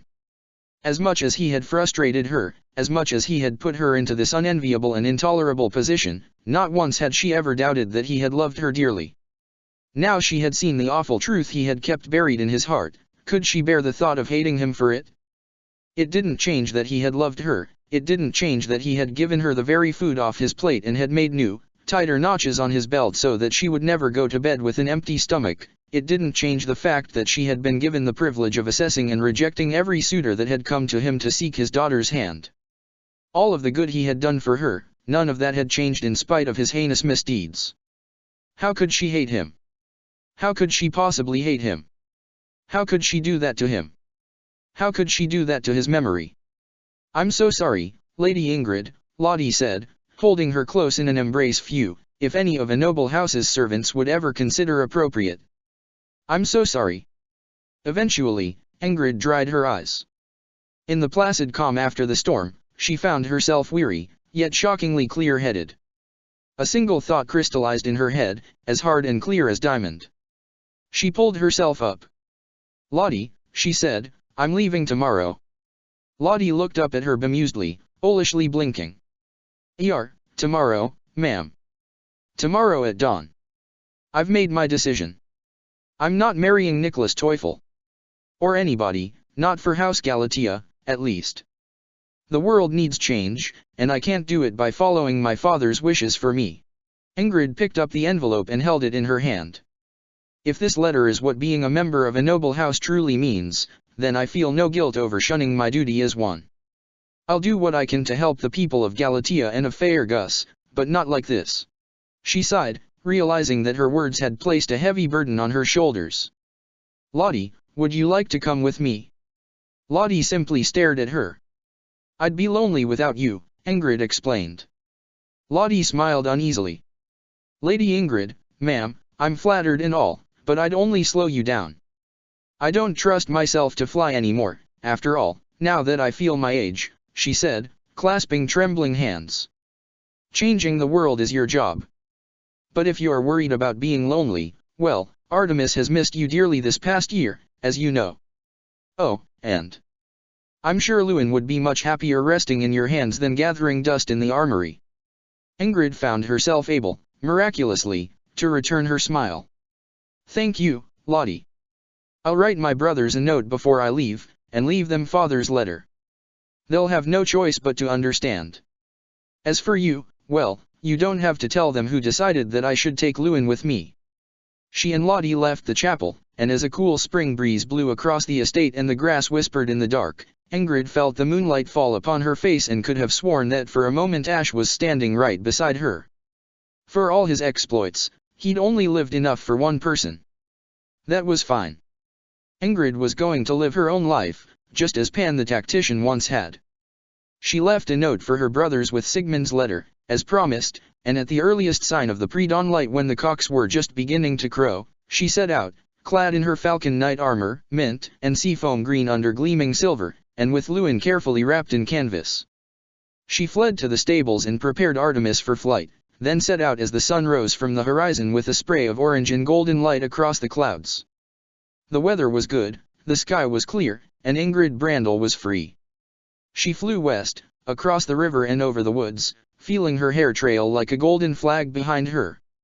As Galatea Manor receded behind her, though, she felt a pang of melancholy.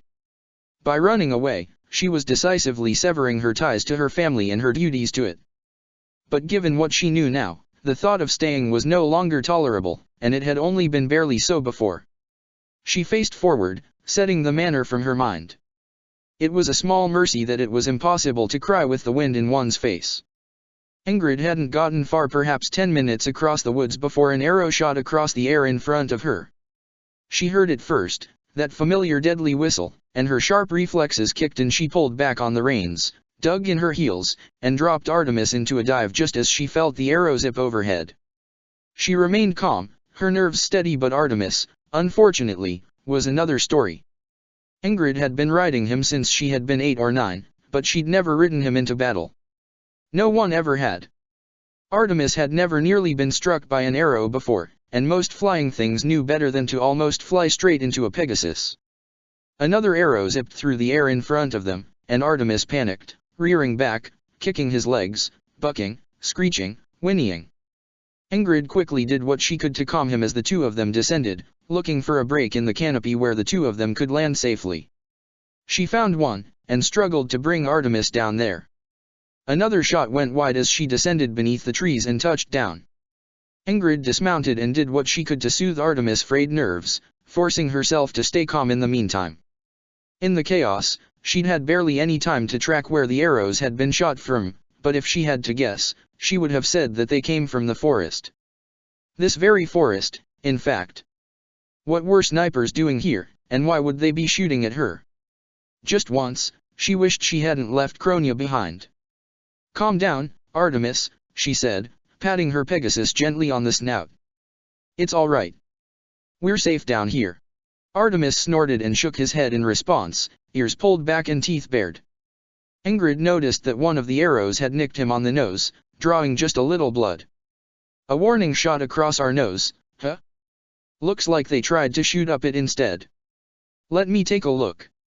Eventually, her calm voice got through to him, and he let her take a look. "This might sting a little bit," Ingrid said, putting her palm just above his nose and feeling the hot, wet, nervous puffs of air from his flaring nostrils. After Ash's death, she'd tried to bury herself in her studies, even though she'd had too many broken bones to even think about physical training. At Byleth's exhortation, she'd picked up a tome of faith magic and tried to teach herself a healing spell. It hadn't worked out very well, she could barely heal a paper cut. But fortunately, this was little more than that. A spark of magic healed Artemis' cut. He flinched. She patted him on the head. "Good boy," she said, reaching into her satchel and finding a sugar cube. "You're going to need to take us back up into the air," she told him as he ate the cube right out of the palm of her hand. "It'll be all right. I'm with you. Don't move." The sharp command cut through the air like an arrowhead burying itself in a target, and Ingrid saw over her shoulder 3 archers emerge from the woods into the clearing, bowstrings taut and arrows nocked. Their armor was too fine for them to be bandits, but it wasn't the armor of knights. These looked like mercenaries, and well-paid ones to boot. Well-paid, and likely very highly trained. "Step away from the animal," one of the archers ordered her. "He's frightened," Ingrid told him. "We'll give him something to be frightened about," another archer said. She took a slow step backward. Artemis reared back and cried out in distress. The archer's arrows all, for a moment, trained themselves on him. It was just the diversion Ingrid needed. She grabbed Lewin by the haft and pulled it out from the bindings that held it to the pack on the Pegasus' back. She'd never wielded a hero's relic before, but as her crest sang through her veins she found its weight to be as familiar as the most well-used lance she'd ever owned. She preferred not to think of why that might be. Though still wrapped in the canvas tarp she'd used to disguise it, the lance's blade glowed an unmistakable, albeit dulled, fiery red. One archer noticed too late. Ingrid swung the lance in a wide arc, and before his fingertips could release themselves from the arrow he'd nocked, nothing remained of him but a pair of trunkless legs and a roughly conical splatter of gore trailing behind him across the grass and moss. The ground shook, throwing the other 2 archers to the ground. One tried to fire an arrow, adjusting his aim on the fly. It sailed over Ingrid's shoulder as she took Lewin in 2 hands and swung it. The slender bone blade of the ancient lance swept through the air with a baleful howl, and the shockwave from the current it sent through the air struck the archer in the shoulder and tore off his arm. He screamed. The shockwave from the same swing of the lance kept going until it collided with the 3rd archer's chest, putting a dent as deep as a dagger's blade into his breastplate and penetrating his heart instantly. Artemis screamed and bolted into the woods, utterly terrified. "No!" Ingrid shouted out after him. "Artemis!" Her blood still boiled from the use of her crest, though the fiery glow of Lewin's blade was fading. She could see the bony blade faintly writhe underneath its canvas cover. It was a sickening sight. She'd seen the spiny protrusions of Sylvain's Lance of Ruin do the same, and sometimes she had even seen the spinal columns of Byleth's Sword of the Creator gently expand and contract as though breathing. She set the relic out of her mind. Sticking 2 fingers into her mouth, she let out a loud whistle. Artemis always came for her when she whistled. "Oh, don't try to run off, Lady Ingrid," Nicholas Teufel called out from the underbrush. He stepped out, clad in a splendid white silk coat trimmed with ermine fur, flanked by 4 sword-wielding mercenaries. "You haven't even given your husband his kiss goodbye yet." Ingrid laughed, but something about the confidence of his tone made her uneasy. What was he doing here? Why was he surrounded by mercenaries? "I don't recall accepting your proposal," she said. "Your memory must be bad," Teufel said. "I've got a mind like a steel trap, though, and you most certainly accepted my proposal the other day." Or at least, that's what your brothers will assume once they discover that we've eloped. Ingrid's grip on the haft of her lance tightened. Don't take a step forward, any of you. This is the hero's relic, Lewin. You can see what it did to these 3 archers here. Teufel, I don't know what in the world you're talking about, but I want you to stop. Please, call me Nicholas. He looked down at the splatters of gore spread across the clearing, raising his blue eyebrows and stroking his blue beard. Most impressive. So, is this the power of a hero's relic, is it? Whatever you're doing here with these mercenaries, she insisted, you should stop. It doesn't matter how many of you there are. None of you are a match for Lewin. Yes, I figured as much, he said, and he lifted his hand and snapped his fingers. Another mercenary emerged from the darkness of the woods, carrying a stout older woman with a careworn face and graying, wiry hair. With one hand he held her hands behind her back, with the other he held a dagger's blade to her throat. A cloth gag had been tightly tied around her mouth, her grey eyes were wide and fearful. Lottie! Ingrid cried out, aghast. Let her go, you fiends. Not until you've given me your hand in marriage, Teufel said. Drop Lewin on the ground, discard whatever other weapons you might have on your person, and come quietly with me, and I promise you I'll release her at the edge of the woods without so much as a hair on her head harmed. Lottie let out a muffled cry that might have been an exhortation to Ingrid not to listen to him.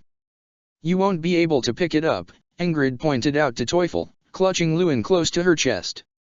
We'll leave it where it lies, he sneered. Perhaps your brothers will stumble across it, and will spend the rest of their lives looking for you. After all, I've no intention of letting you see them again. You see, I don't need the relic. Not yet, anyway. In 19 years or so, maybe, my son will, though, and I can cross that bridge when I come to it. Ingrid could only laugh, though deep in her heart the confidence with which Teufel spelled out his depraved desires was so utterly repulsive that she tasted bile in the back of her throat. Is this what this is all about? Surely you could have any other crest-bearing woman in Fodlan. Such as? Crests are a rare thing, especially in fertile young women. Besides, the crest of Daphnel is the only one that would let my heirs lay claim to 2 noble houses. It's a long game to play, but if our union is particularly fruitful, I could have House Galatea and House Daphnel both under my thumb in a generation or so. I'll be old by then, yes, but men in my family are known to age quite gracefully. Ingrid began to sincerely wish she'd brought Kronia with her. Nicholas Teufel, if my father had known your true colors from the beginning, he'd have crumpled up your marriage proposal and pitched it into the fireplace without even reading it, she spat. Enough talk, Teufel retorted. Put that toy down, or your innocent stable-hand friend dies in front of your eyes. I've seen the 2 of you go out on your little joyrides every day this past week. I know full well that she matters to you. And I know that someone like you can't bear to see innocents suffer as a result of your own actions, or inaction. You see, I'm a very attentive listener. It's what makes me such prime husband material. Lottie let out a frantic, muffled scream as Ingrid crouched down and laid Lewin down on the grass. She stood up. That's all I have on me, she said. As you can see, my Pegasus ran away. He was carrying the rest of my weapons. Teufel threw back his head and laughed. You know, if you'd agreed to marry me any other day, I'd have even paid your brothers your bride wealth, just as agreed. Unfortunately, you had to do things the hard way. Men, check her for any hidden weapons and seize her. The 4 mercenaries flanking him fanned out and circled around Ingrid, closing in on her. She fought to keep her breathing steady, staring daggers at Teufel all the while. Her pulse raced as the mercenaries' gauntleted hands glided across her armor, and chills rippled under her skin and up and down her spine. She looked down, away from the mercenaries' ghoulish faces as they circled her, and spied daggers sheathed on their hips. She could feel the crest of Daphnel burning in her veins again, and could see Lewin twitching in sympathy as it lay on the ground. She moved without thinking. The dagger was in her hand. And then, not so much as a second later, it wasn't. The mercenary who had been holding his dagger to Lottie's throat suddenly dropped it and reached up to clutch at the hilt protruding from the hollow of his own throat, gurgling and spitting up blood as he desperately tried to breathe past the blade that had cut through his windpipe. He slumped to the ground. Pandemonium erupted in the clearing. Run, Lottie! Ingrid shouted out. A glancing sword blow struck her armored shoulder, the blade clanging against the steel as she tackled one of the 4 mercenaries that had circled her to the ground and wrested his sword away from him. Put her down. Knock her out. Maim her if you have to, so long as you keep her alive. Teufel shouted at his men from the sidelines. You stable hand. Get back here. Ingrid felt a sharp, searing pain across her scalp as one of the mercenaries grabbed her by the hair and yanked her head back and up swiftly and violently, nearly snapping her neck. At the same time, the mercenary she'd tackled drove his armored knee into her chin. She saw stars, and the world swirled in violent whirls around her as she struggled through the pain to regain her bearings. Yes. Yes. Make her docile, like a winter catfish. As the one mercenary tried to pry her away, Ingrid cracked the other's nose against her knuckles, then pulled away his sword. She swung the blade behind her and the pressure fell away. The mercenary standing above her was left holding nothing but limp locks of golden hair. While he stumbled backward from his own momentum, she scrambled for Lewin. Make her docile. She swung the relic, and 3 of the 4 mercenaries who had tried to seize her were instantly slaughtered. Where they had once stood, only corpses lay. See catfish, Teufel meekly stammered, the wind thoroughly stolen from his sails. His face had turned ashen. Ingrid panted from exertion as the searing burn of her crest dulled to a warm throbbing under her skin. Why you think this is over? Teufel sneered at her, his brow glistening with nervous sweat that belied his defiant proclamation. Ingrid looked down and saw to her horror that Lottie had fallen to the ground at his feet, and his boot was now pressing against her throat. We are once again at an impasse, my dearest Ingrid. Throw Lewin aside and come with me, or I'll crush the old biddy's windpipe. You see, girl, I am Nicholas Bluebeard Teufel, and I always get what I desire. And what I desire, more than anything else, is the blood of the legendary hero Daphnel. If you knew what that blood really was, Ingrid growled. But no, it wouldn't make any difference with the likes of him. I wonder which is swifter, Teufel mused. Your hand, or my foot? I don't suppose you were listening the other day when I told you how renowned my expert footwork is. I don't suppose you were listening, either, Ingrid retorted, when I told you that Professor Byleth taught me to fight dirty. Lottie picked up her captor's discarded dagger from the ground and plunged it into Teufel's shin while he was distracted. He howled in pain and recoiled. Taking advantage of the momentary opening in his defenses, Ingrid thrust Lewin forward. The force of the thrust carried through the air and struck him against the kneecap, shattering it. His kneecap bent completely backwards, and he screamed himself hoarse as he stumbled to the ground, clutching at his ruined leg. He wailed like an overgrown newborn infant, tears streaming down his cheeks and glistening like dew upon the curly blue hairs of his beard. Ingrid walked over to him and stood over him as he writhed on the ground. Suddenly, the only thing he looked was utterly pathetic. He gazed up at her with pleading eyes as he ran out of breath and his wails quieted to gasping moans. She raised up Lewin, inverted it, and plunged the blade into his chest. In an instant, his pathetic noises were silenced, and the light left his fearful eyes. She wrenched the lance free. The tip of the slender bone blade had pierced its canvas cover, which was now spattered with blood. Lottie, she asked, crouching down and offering one hand, are you all right? Lottie shakily nodded and took her hand, slowly and carefully lifting herself to her feet. Her stance was unsteady and wobbly, but she held herself up well enough as she untied the cloth wrapped over her mouth, though Ingrid hewed close to her in case she fell. I'm all right, she said, gasping for breath. It's quite enough excitement for me, though. Ah, but Lady Ingrid, I'm sorry about all this. It's not your fault, Ingrid assured her, relieved that she was okay. She glanced back down at Teufel's corpse.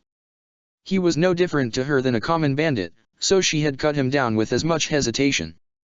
She remembered the second month at Garreg Mach, when the Blue Lion's next mission after the Mach battle had been to pursue Costas and his gang of bandits to Xanadu. It had been the first time in her life she had ever taken one.